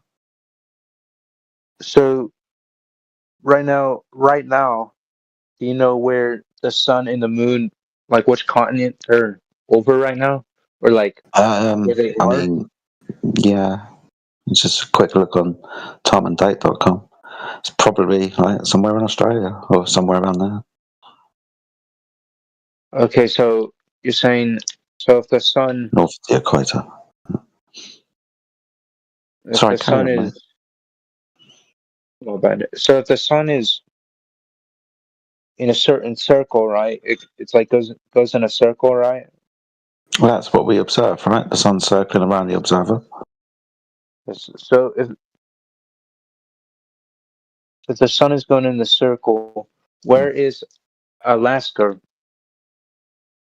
Is it like right in the middle, or is it like right? So Like parts of northern Canada, and I'm going to say most of Alaska, but I might be wrong, are inside the Arctic Circle. That's 60 degrees north. Other places that reside there are Iceland, Norway, Sweden, northern like Russia, Siberia. So all of those countries that are inside that circle get to perceive a 24-hour sun for about 3 months of the year. okay, and then they have like no sunlight, right? Yeah, so we're told, perpetual darkness for again about 3 months of the year. You said Arctic Circle, right? Arctic and Antarctic. Arctic and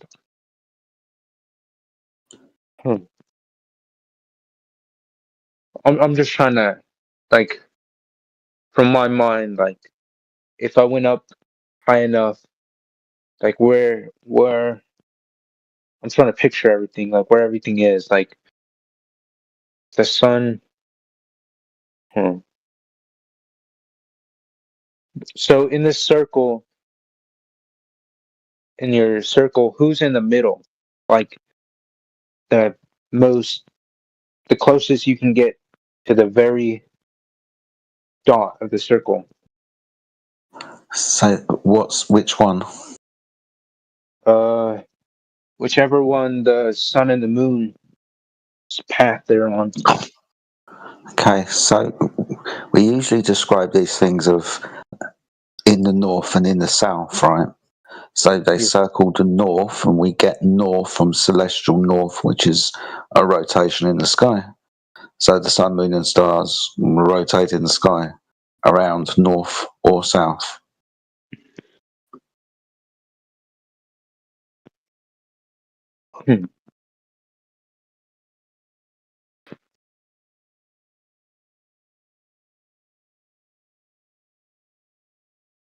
Yeah, I kind of understand. I don't know how. When I go to bed at night, it's dark, but when I wake up, there's sun. The world is flat, and somehow Alaska, and you said Russia, and some other parts have like periods of complete daylight or months of complete darkness. I don't get why they have certain periods where it's all day or all night for a certain amount Because of they're months. And closer to the middle of that circle, so they can perceive a radius, where those on the outside of that circle, that's a diameter, They can't perceive the entirety of the diameter, so they can only see the sun for a certain amount of time.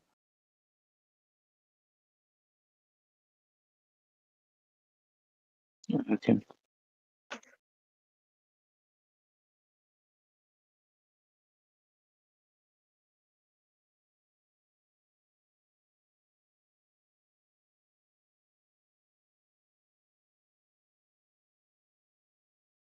Can I ask something?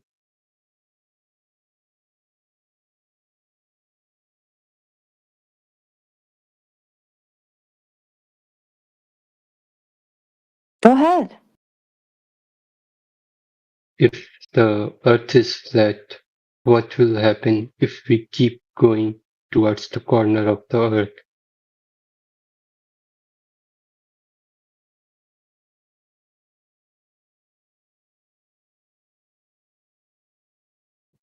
Can someone answer that? What will happen if we keep going toward what? Towards the corner, towards one direction.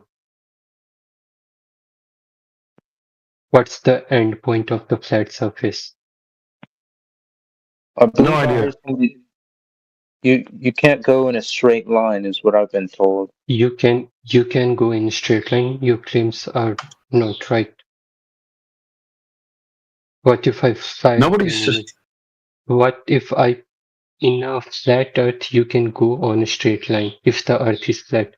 What if I fly a plane in a straight line using precise instruments to measure my angles? Well, then I don't know. Give it a shot. you should find an end, right? So Theoretic. why isn't there any pick of the end by flat earthers? Throw me Because the nobody's end. found it. What end? Why Nobody's nobody found it found yet. it? So you are talking we are not technically advanced enough to find the end, Basically.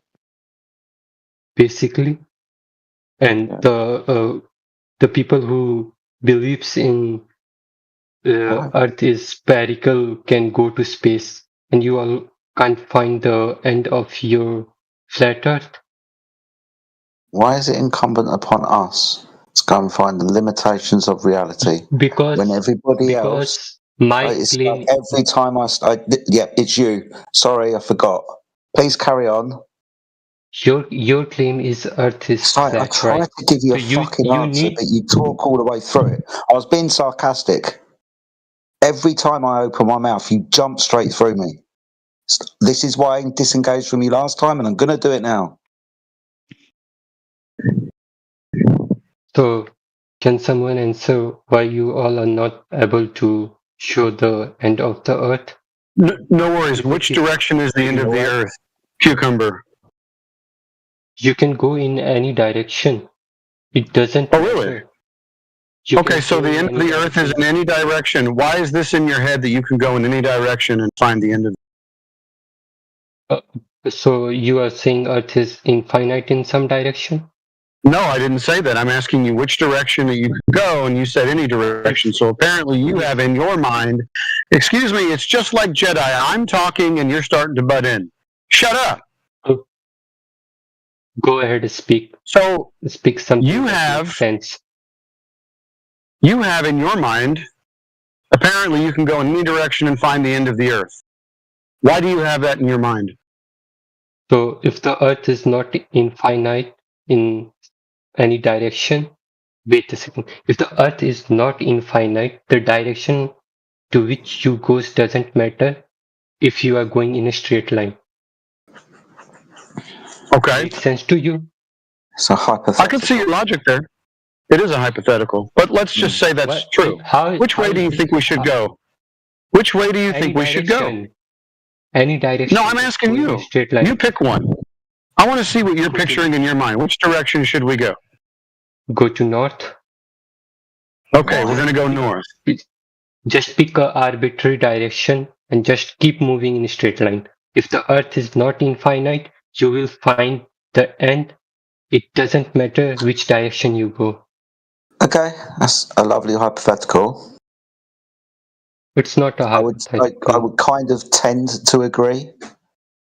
And So why the flat earthers Because haven't I've got shown better any things proof? to do. What?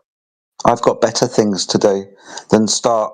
Well, let's think about this logistical nightmare that you're imparting on not to us flat logistic. earthers. Would It's you not. start talking through me again?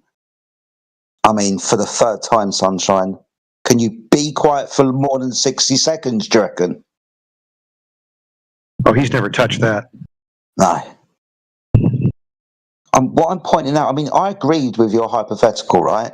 But I'm now going to point out the logistical issues for doing this. One, money. Now, how much money do you think that this expedition of yours that you've incumbent upon us would begin to cost? So all flat earthers can't donate money to That's not my question, is it? accomplish this? Excuse me, that's not my What's your question.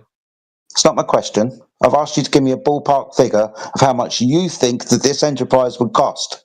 Now, you're going to have to start thinking about the logistics, type of travel, how many people, how much fuel, how much food. Do I need permission to go anywhere? Do I need to let anybody know that I've gone? Do I need a passport? I need you to start thinking about the things that you've asked us. So you are saying that all the flat earthers combined can't It's literally, afford it? Are you stupid? Are you? I'm not saying, for fuck's sake, I'm not saying all flat earthers get together, get some money. It's not that. I'm asking you how much you think it would cost when you start going through the logistics of the matter, which you clearly haven't done. It depends on A lot of money. It depends how you define your imaginary Earth to be. Like according to you, how vast Well, at the the moment, Earth we're is. just going in a direction. What mode of transportation are we using? How many of us are going? How long is it going to take? Are we taking dogs with us? You're gonna need, How much you're gonna food need do animals I with need? you. Yeah, you need animals with you too. It depends on.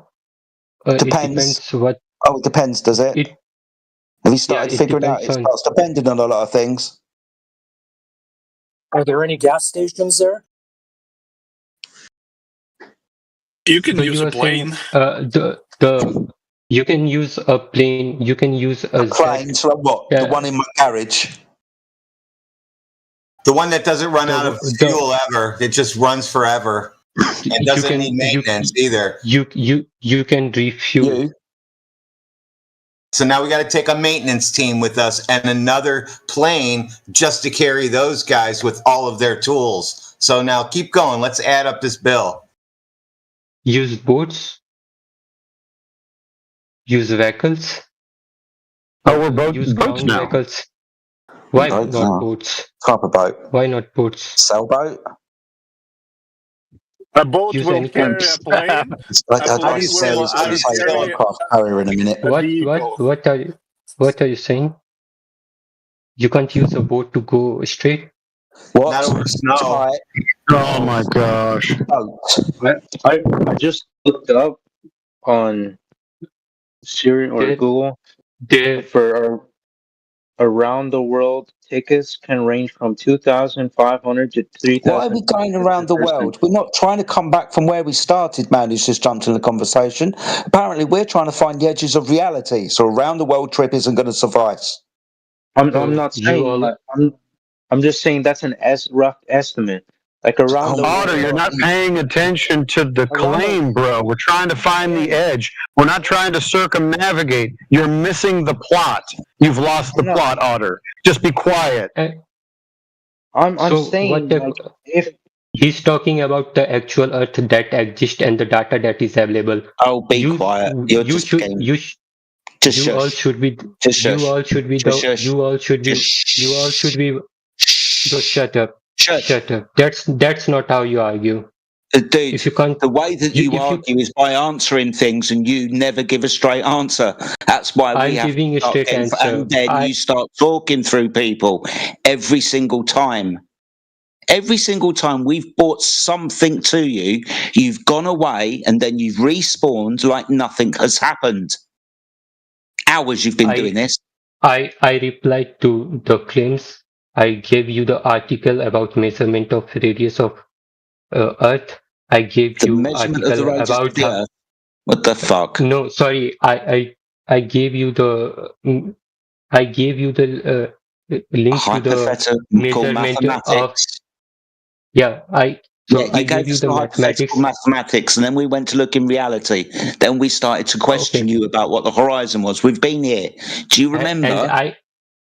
And I gave you the link for that to someone who proved that the Earth is. Excuse me, for the Walter Bislin site, when T-Dub asked you to go and get the measurement of curvature, not backwards engineering observations. You stupid man. I gave you the link that showed the Earth has curvature. No. He's not listening at all. Bislin site. I gave you. Didn't you? I gave you the links. Walter Bislin in the side chat? That's not measurement of Earth curvature. That's backwards engineering observations to fit your idea because you got a refraction slider. Do you know what backwards engineering an observation is? What the fuck are you talking about? You understand anything? Okay, let's explain refraction to me. Yeah, Maybe there you go. Refraction. Thank you very much.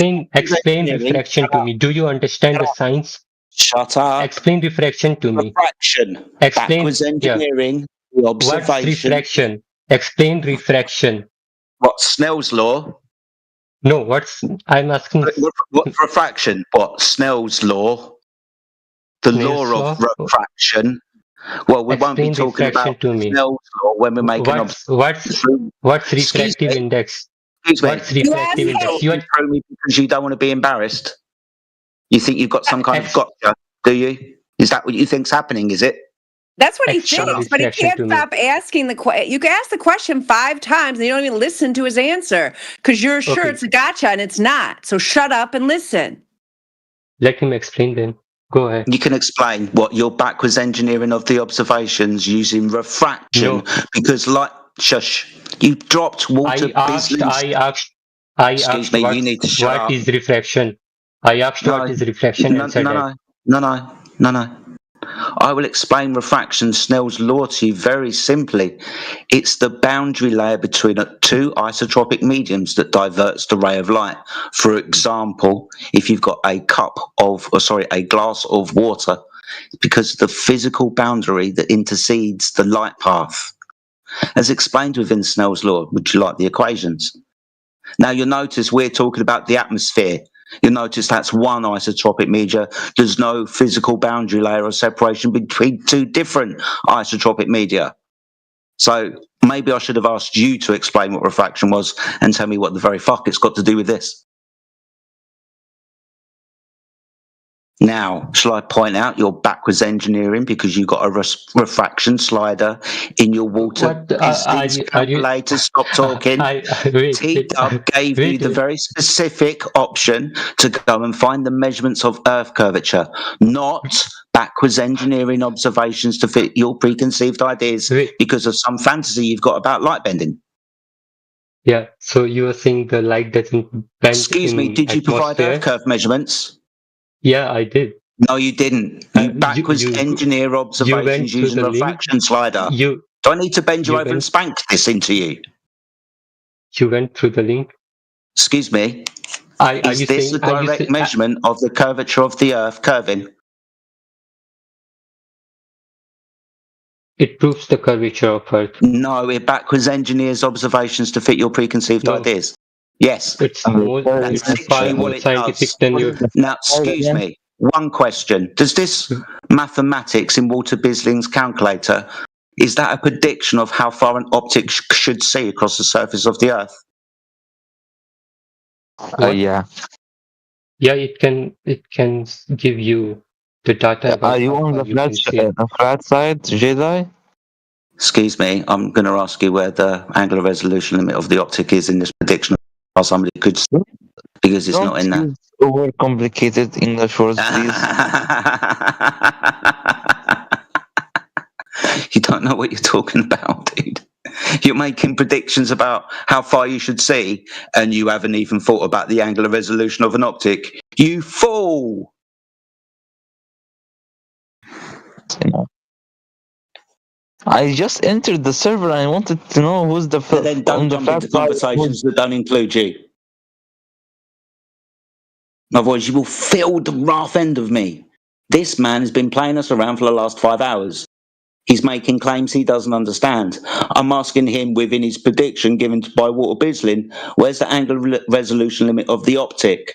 The thing you would most definitely need when making predictions about how far you should see.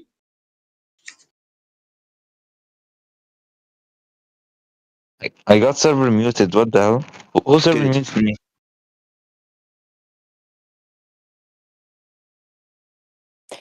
Yeah, Zero, it looks like somebody server muted you again because you just jumped in the middle of this conversation. So if you wait your turn, and if you have a different question, we might be able to get to it.